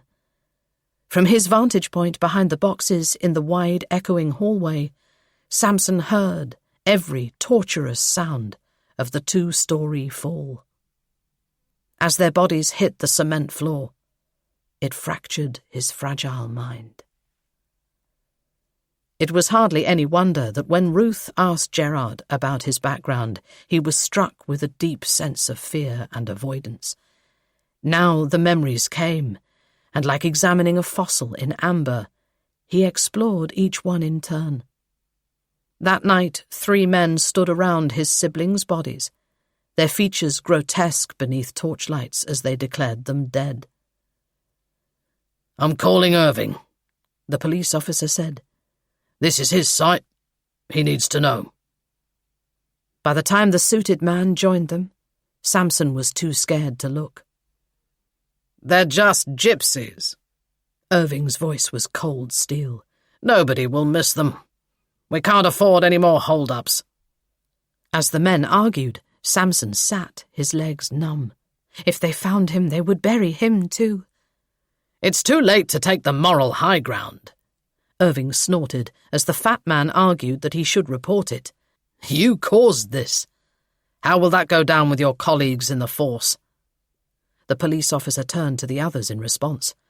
"This is manslaughter, and you're all involved. You know it. That's why you called me first." "He's right," another said. "We're done for if this comes out." "Then we'd better make sure it doesn't," Irving spoke. "God knows I can't afford any more hold-ups with this project." Samson listened as the men made a pact. Then they talked about getting rid of the bodies, as if they were bags of rubbish. "I'll burn them," Geoffrey said. "It's the easiest way." "I'll bury the remains," another replied. "It's best the rest of you don't know where." When they were ready to move, the fat police officer spoke again. "Wait. There's time for a prayer." And he had granted them that one small mercy, reciting the Lord's Prayer through his tears. The wind howled as a backdrop to the one act of compassion his siblings had been granted that night. His legs fizzing with pins and needles, Samson silently joined in, his own face wet with tears. By the time he got away unseen, he closed his mind to the memory. For months he would never speak again. His inability to talk led to his adoption, and his new parents were insightful, allowing him to use his middle name. As Gerard, he started life over again. And now he lay in bed, his heart aching for the sister and brother he had lost. Finally, his actions during his blackouts became clear. Through the foggy lens of his memory, he recalled visiting Geoffrey's home. All he had wanted was for his siblings to be laid to rest in a marked grave. But someone had got there first, and he had stood in Rosemary's living room, unable to comprehend the scene. The smell of blood and the deafening silence was more than he could bear. Then he had lost his footing, his face slamming into the blood-drenched floor. He recalled getting to his feet, steadying himself against the wall. He had not thought about his bloodied handprint or calling the police for help. He had been in his blackout state, retreating even further from himself. Then he ran, just as he had done as a child, ran through the woods for his life. If only his young mind could have coped, his family would have been spared years of searching for the truth. Now, Mercy and Mikey would be buried next to their mother, with bluebells and daffodils and a stone angel to mark their grave. Chapter 57. Friday the 13th of March, 2020. You're going to get a reputation, you know. Richie rested his pint glass on his beer mat. The criminal whisperer. He raised his finger. Or what about the killer hunter? Or maybe I'm just someone who is forever ignored. No, tolerated, Sarah corrected herself. But comes good in the end. I'm glad karma caught up with Irving, even if we couldn't. She sipped her gin. She didn't want to have this conversation because she hadn't come to terms with what she had done. But the after-work drinking session was well overdue. Even Gabby had brought around. Sarah had never experienced such mixed emotions. Morale had been low, given what Bernard was facing. Now that Irving was out of the way, Bernard confessed to what happened on the night Mercy and Mikey died. With Irving in a coma, he couldn't pull the plug on his wife's promised care. At least she would not endure the pain of knowing her husband had suffered the indignity of being stripped of his warrant card and status, and was facing charges of arson to endanger life, perverting the course of justice, and the common law offence of preventing a lawful and decent burial. They may never know if Irving hired a hitman or carried out the murders himself. Who had been driving the motorbike? Who were the joyriders who drove past Sarah's door? Life didn't always provide answers. Did it really matter now? A debt had been paid. Secrets were exposed. The children were laid to rest. MIT were leaving and taking the case with them, which would remain open but scaled down. One way or another, Irving had orchestrated Rosemary, Jeffrey, and Arnold's deaths. They had found their killer. But he was lying in a hospital bed. As far as Sarah was concerned, she had put him there. She had known the joyriders were coming. Had she not shouted, he would have continued to cross the road. She had relayed everything in detail until the part where Irving left her home. The car had been driven with such speed that nobody could have forecast it. Nobody except Sarah, who had sensed it was on its way. A buzzing deep in her brain. She had left that part out. You should have seen him, though, she said. Simon Irving. She carried on when she was met by Richie's puzzled look. I always thought he wouldn't get his hands dirty, but I could see it in his eyes. He got off on the violence. He would have done it again. His words still rang in her ears. I cut my teeth on people like you. Her skin crawled at the memory of his hand on her breast. He would have come back. She had done the right thing. Well, he won't hurt anyone else, Richie replied. Not now. But Irving was still alive, and that did not sit well with her. His presence is an assault on the universe. They should pull the plug. But she knew it would never happen, not when there was brain activity in his evil mind. The coma may have put him out of action, but for how long? Nobody knew. Some people had the luck of the devil on their side. I wish he was dead, Sarah added, sipping her gin. Despite Irving's admissions, the evidence against him was hearsay. His wife denied the presence of a decoy or any indoor CCTV. It was no surprise to Sarah. How else could you live with a monster unless you were his mate in every sense of the word? An unwelcome thought occurred. monochrome against the brightness of tonight's festivities, where the pub fire crackled brightly and her colleagues chatted and laughed. She had tried to set Irving up for death by joyrider. Did that make her a monster too? Not all monsters had scales or tentacles. Some wore suits. Some even carried police warrant cards. She wasn't like everyone else, as much as she tried to fit in. She was touched by violence from a tender age. Perhaps she was touched by monstrosity too. She shook away the thought, aware that Richie was staring at her with his deep, honey-brown eyes. Eyes that felt like home. I'll tell you one thing. Richie was growing merrier by the minute as he downed his 6th pint. That young friend of yours will make a great detective one day. You mean Elliot? Sarah had trusted Richie enough to give him an inkling of his insights and how he'd helped her find the children's remains. That's not going to happen. I don't know how or why, but he's closed himself off to it all. She didn't know how he had managed it, but Elliot seemed a lot happier now. Maybe it's for the best. Richie sounded tired but happy as he drank his pint. It was nice to see him in casual clothes, comfortable but happy as he enjoyed time off work. You're probably right. Sarah knocked back the last of her gin. She slammed her empty glass on the table. Drinks on me! A round of cheers went up and she grinned in response. She could easily afford it now the sale of Blackhall Manor was going through. But as she walked to the bar, Irving walked with her. No matter what she did, there was no escaping him. His presence lurked behind her, the smell of whiskey on his breath. At least now she knew why he'd been desperate to own Blackhall Manor and the grounds. It was to cover up any potential evidence buried there. You should have sold it to me, Sarah, he whispered in her ear. You should know better than to stand in my way.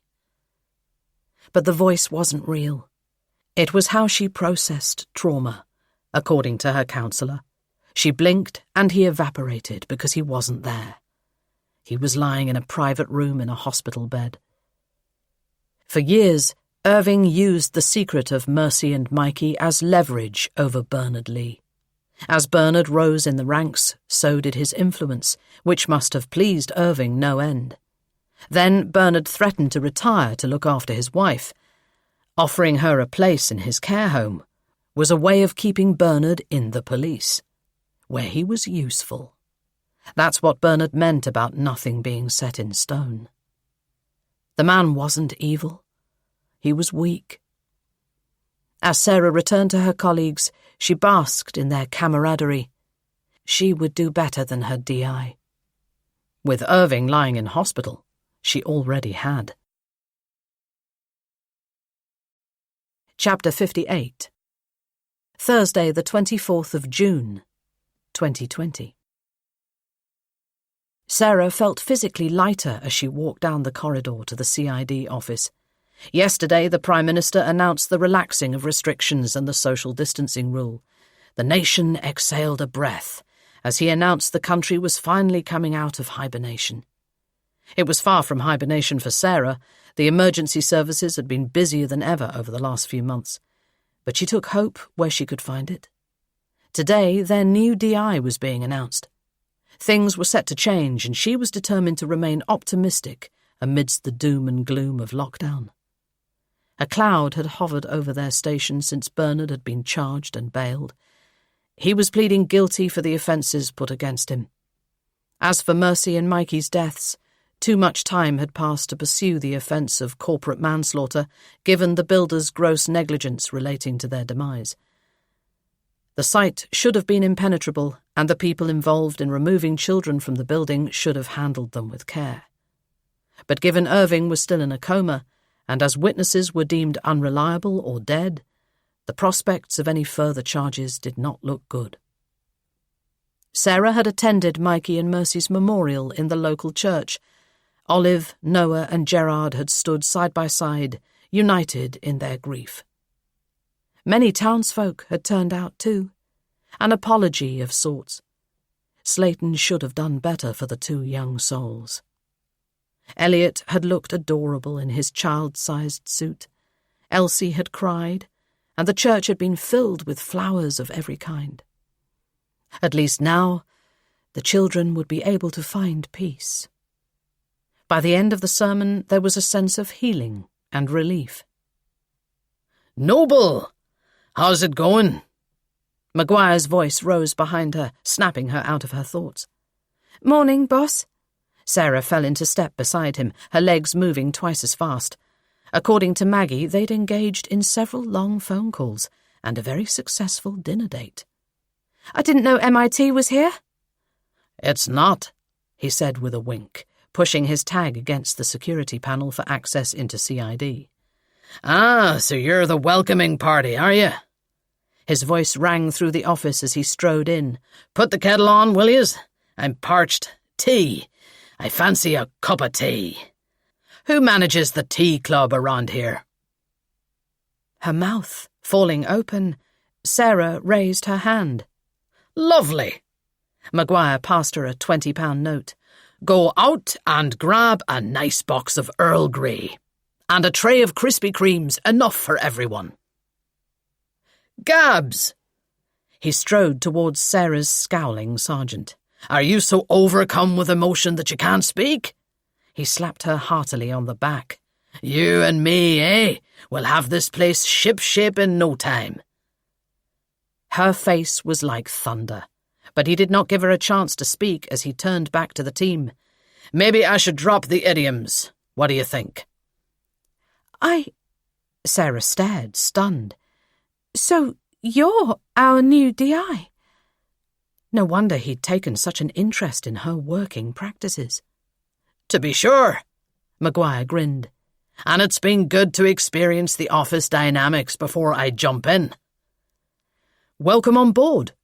Richie joined his colleagues to shake Maguire's hand. With a sinking feeling, Sarah risked a glance at her sergeant, whose mouth had formed into a thin, tight line.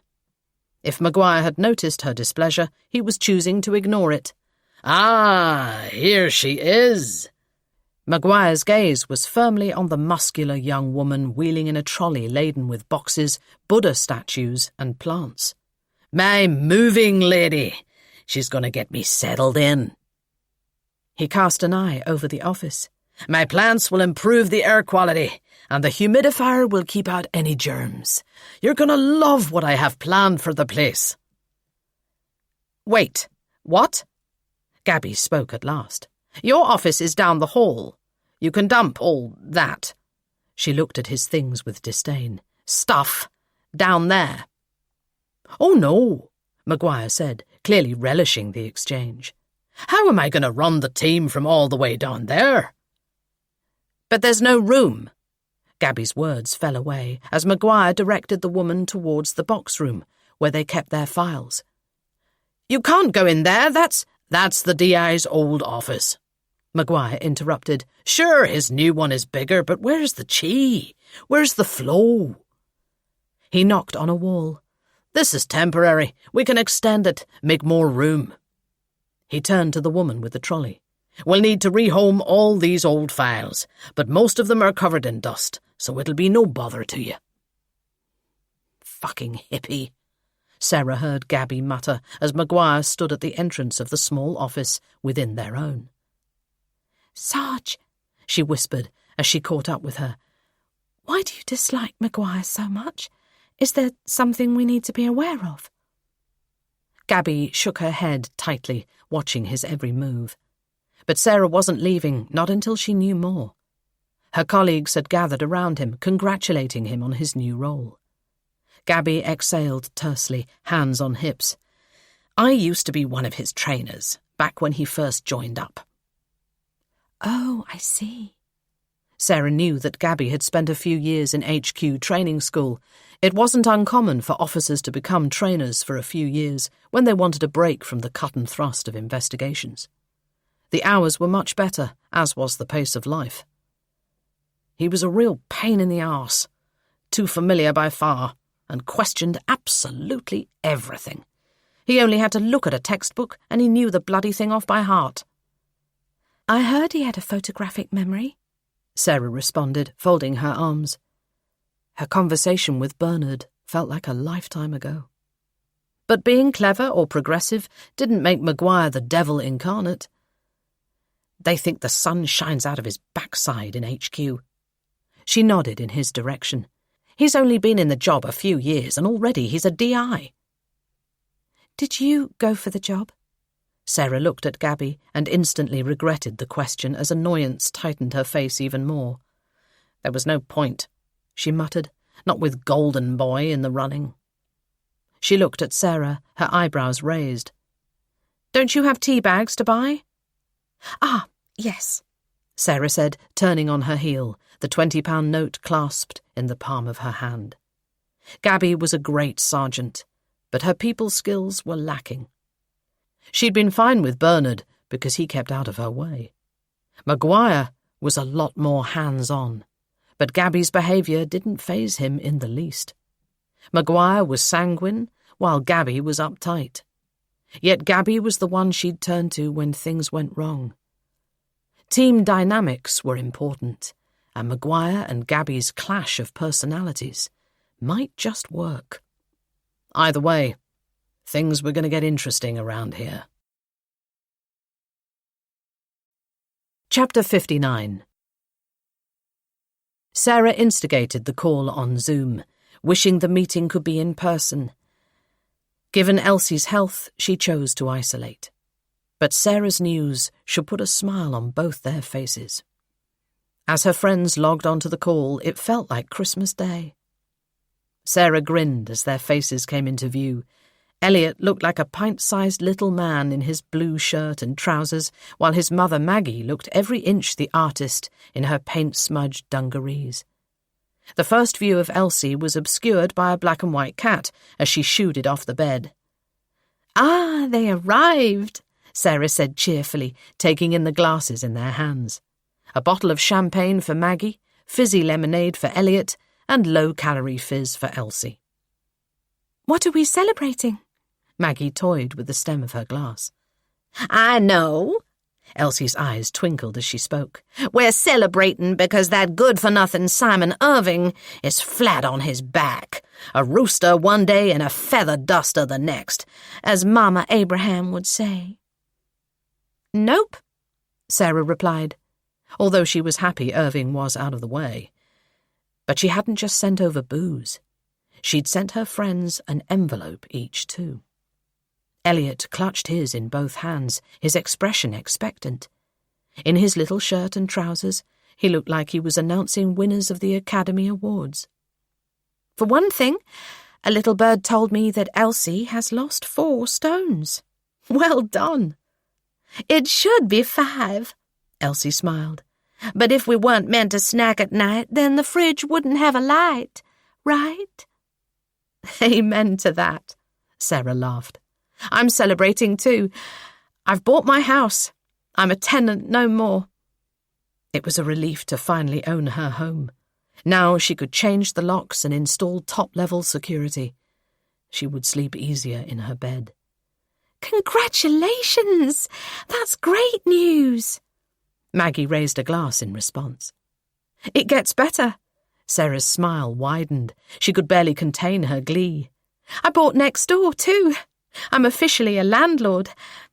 Maggie, you can open your envelope now, unless you'd like Elliot to do the honours.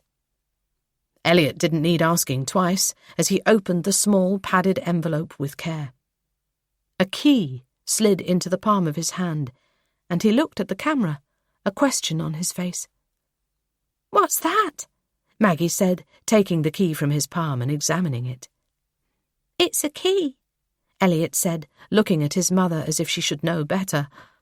I know that, but you're my first tenant, Sarah interrupted. You and Elliot. What do you say? They were more than tenants. She had gifted the house to Elliot in her will. But they didn't need to know that, not yet. Maggie stared at the screen. I don't know what to say. Say yes, Sarah replied. The rent is half the price of where you're living now, and we get to be next-door neighbours. Unless Well, unless you don't want to, of course. Say yes, Mummy, Elliot squealed. Sarah knew he hated his bedroom and the memories which bloomed there. The house next door needed a makeover, but it came with a beautiful garden and rooms flooded with light. This would be a new start for them all. I can't accept, Maggie said, clutching the key. It's too much. You'd be doing me a favour. Sarah smiled. The reason it's cheap is because it needs a lick of paint. I thought you could help me decorate it in your spare time. You've got a much better eye for interior design than me. Oh, just take the darn thing, Elsie chuckled. If you don't, I will. I wish I could hug you. Tears glistened in Maggie's eyes. Thank you so much. Stop it, Sarah sniffled. You'll get me going. Elliot bounced in excitement and disbelief, his face a picture of joy. You got a house in here for me, too? Elsie winked as she shook her envelope. Not quite. Sarah cleared her throat. But I have bought you a present, and you've got to agree to accept it before you open the envelope. Sure, Elsie shrugged. Here goes. She clearly couldn't wait to open the envelope, and a red plastic key landed on her palm. What in tarnation is this? It's a safety key. It belongs to the treadmill I bought you. I thought it would come in handy over lockdown. A treadmill? Elsie exclaimed. I don't mean to be ungrateful, but I ain't no Usain Bolt. This will build your fitness up slowly. It's got a screen with live classes and instructors. Some of them are quite hunky. I think you'll enjoy it. Hunky instructors? Elsie brightened. Well then, thanks. Count me in. Sarah sipped her Prosecco, warmed by her friend's reactions. Even Elliot was beaming as he asked about his new bedroom. It's lovely and warm, she said, and you can pop next door to me any time you like. It was comforting to know that some good had come from the proceeds of Blackhall Manor. Making good with the money was the only way she could justify the sale. Rumours of black-eyed children had died down overnight, and YouTuber Roger Newman had moved on. Slayton was finally getting back to normal as talk of black-eyed children faded away. Sarah had managed to dampen the rumours, including keeping a neighbour's Ring security footage under wraps.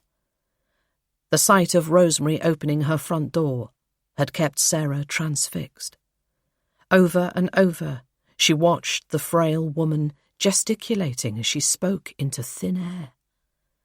Opening the door wider, she then allowed her invisible guests inside.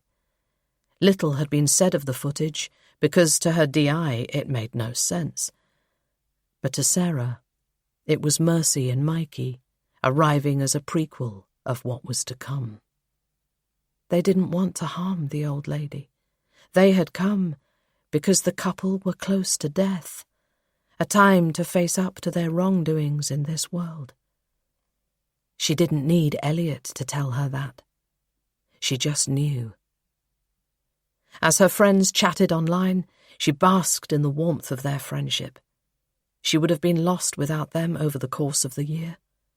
With Maggie and Elliot living next door, and Elsie getting support, they would keep each other strong. Living in Slayton, they would need it.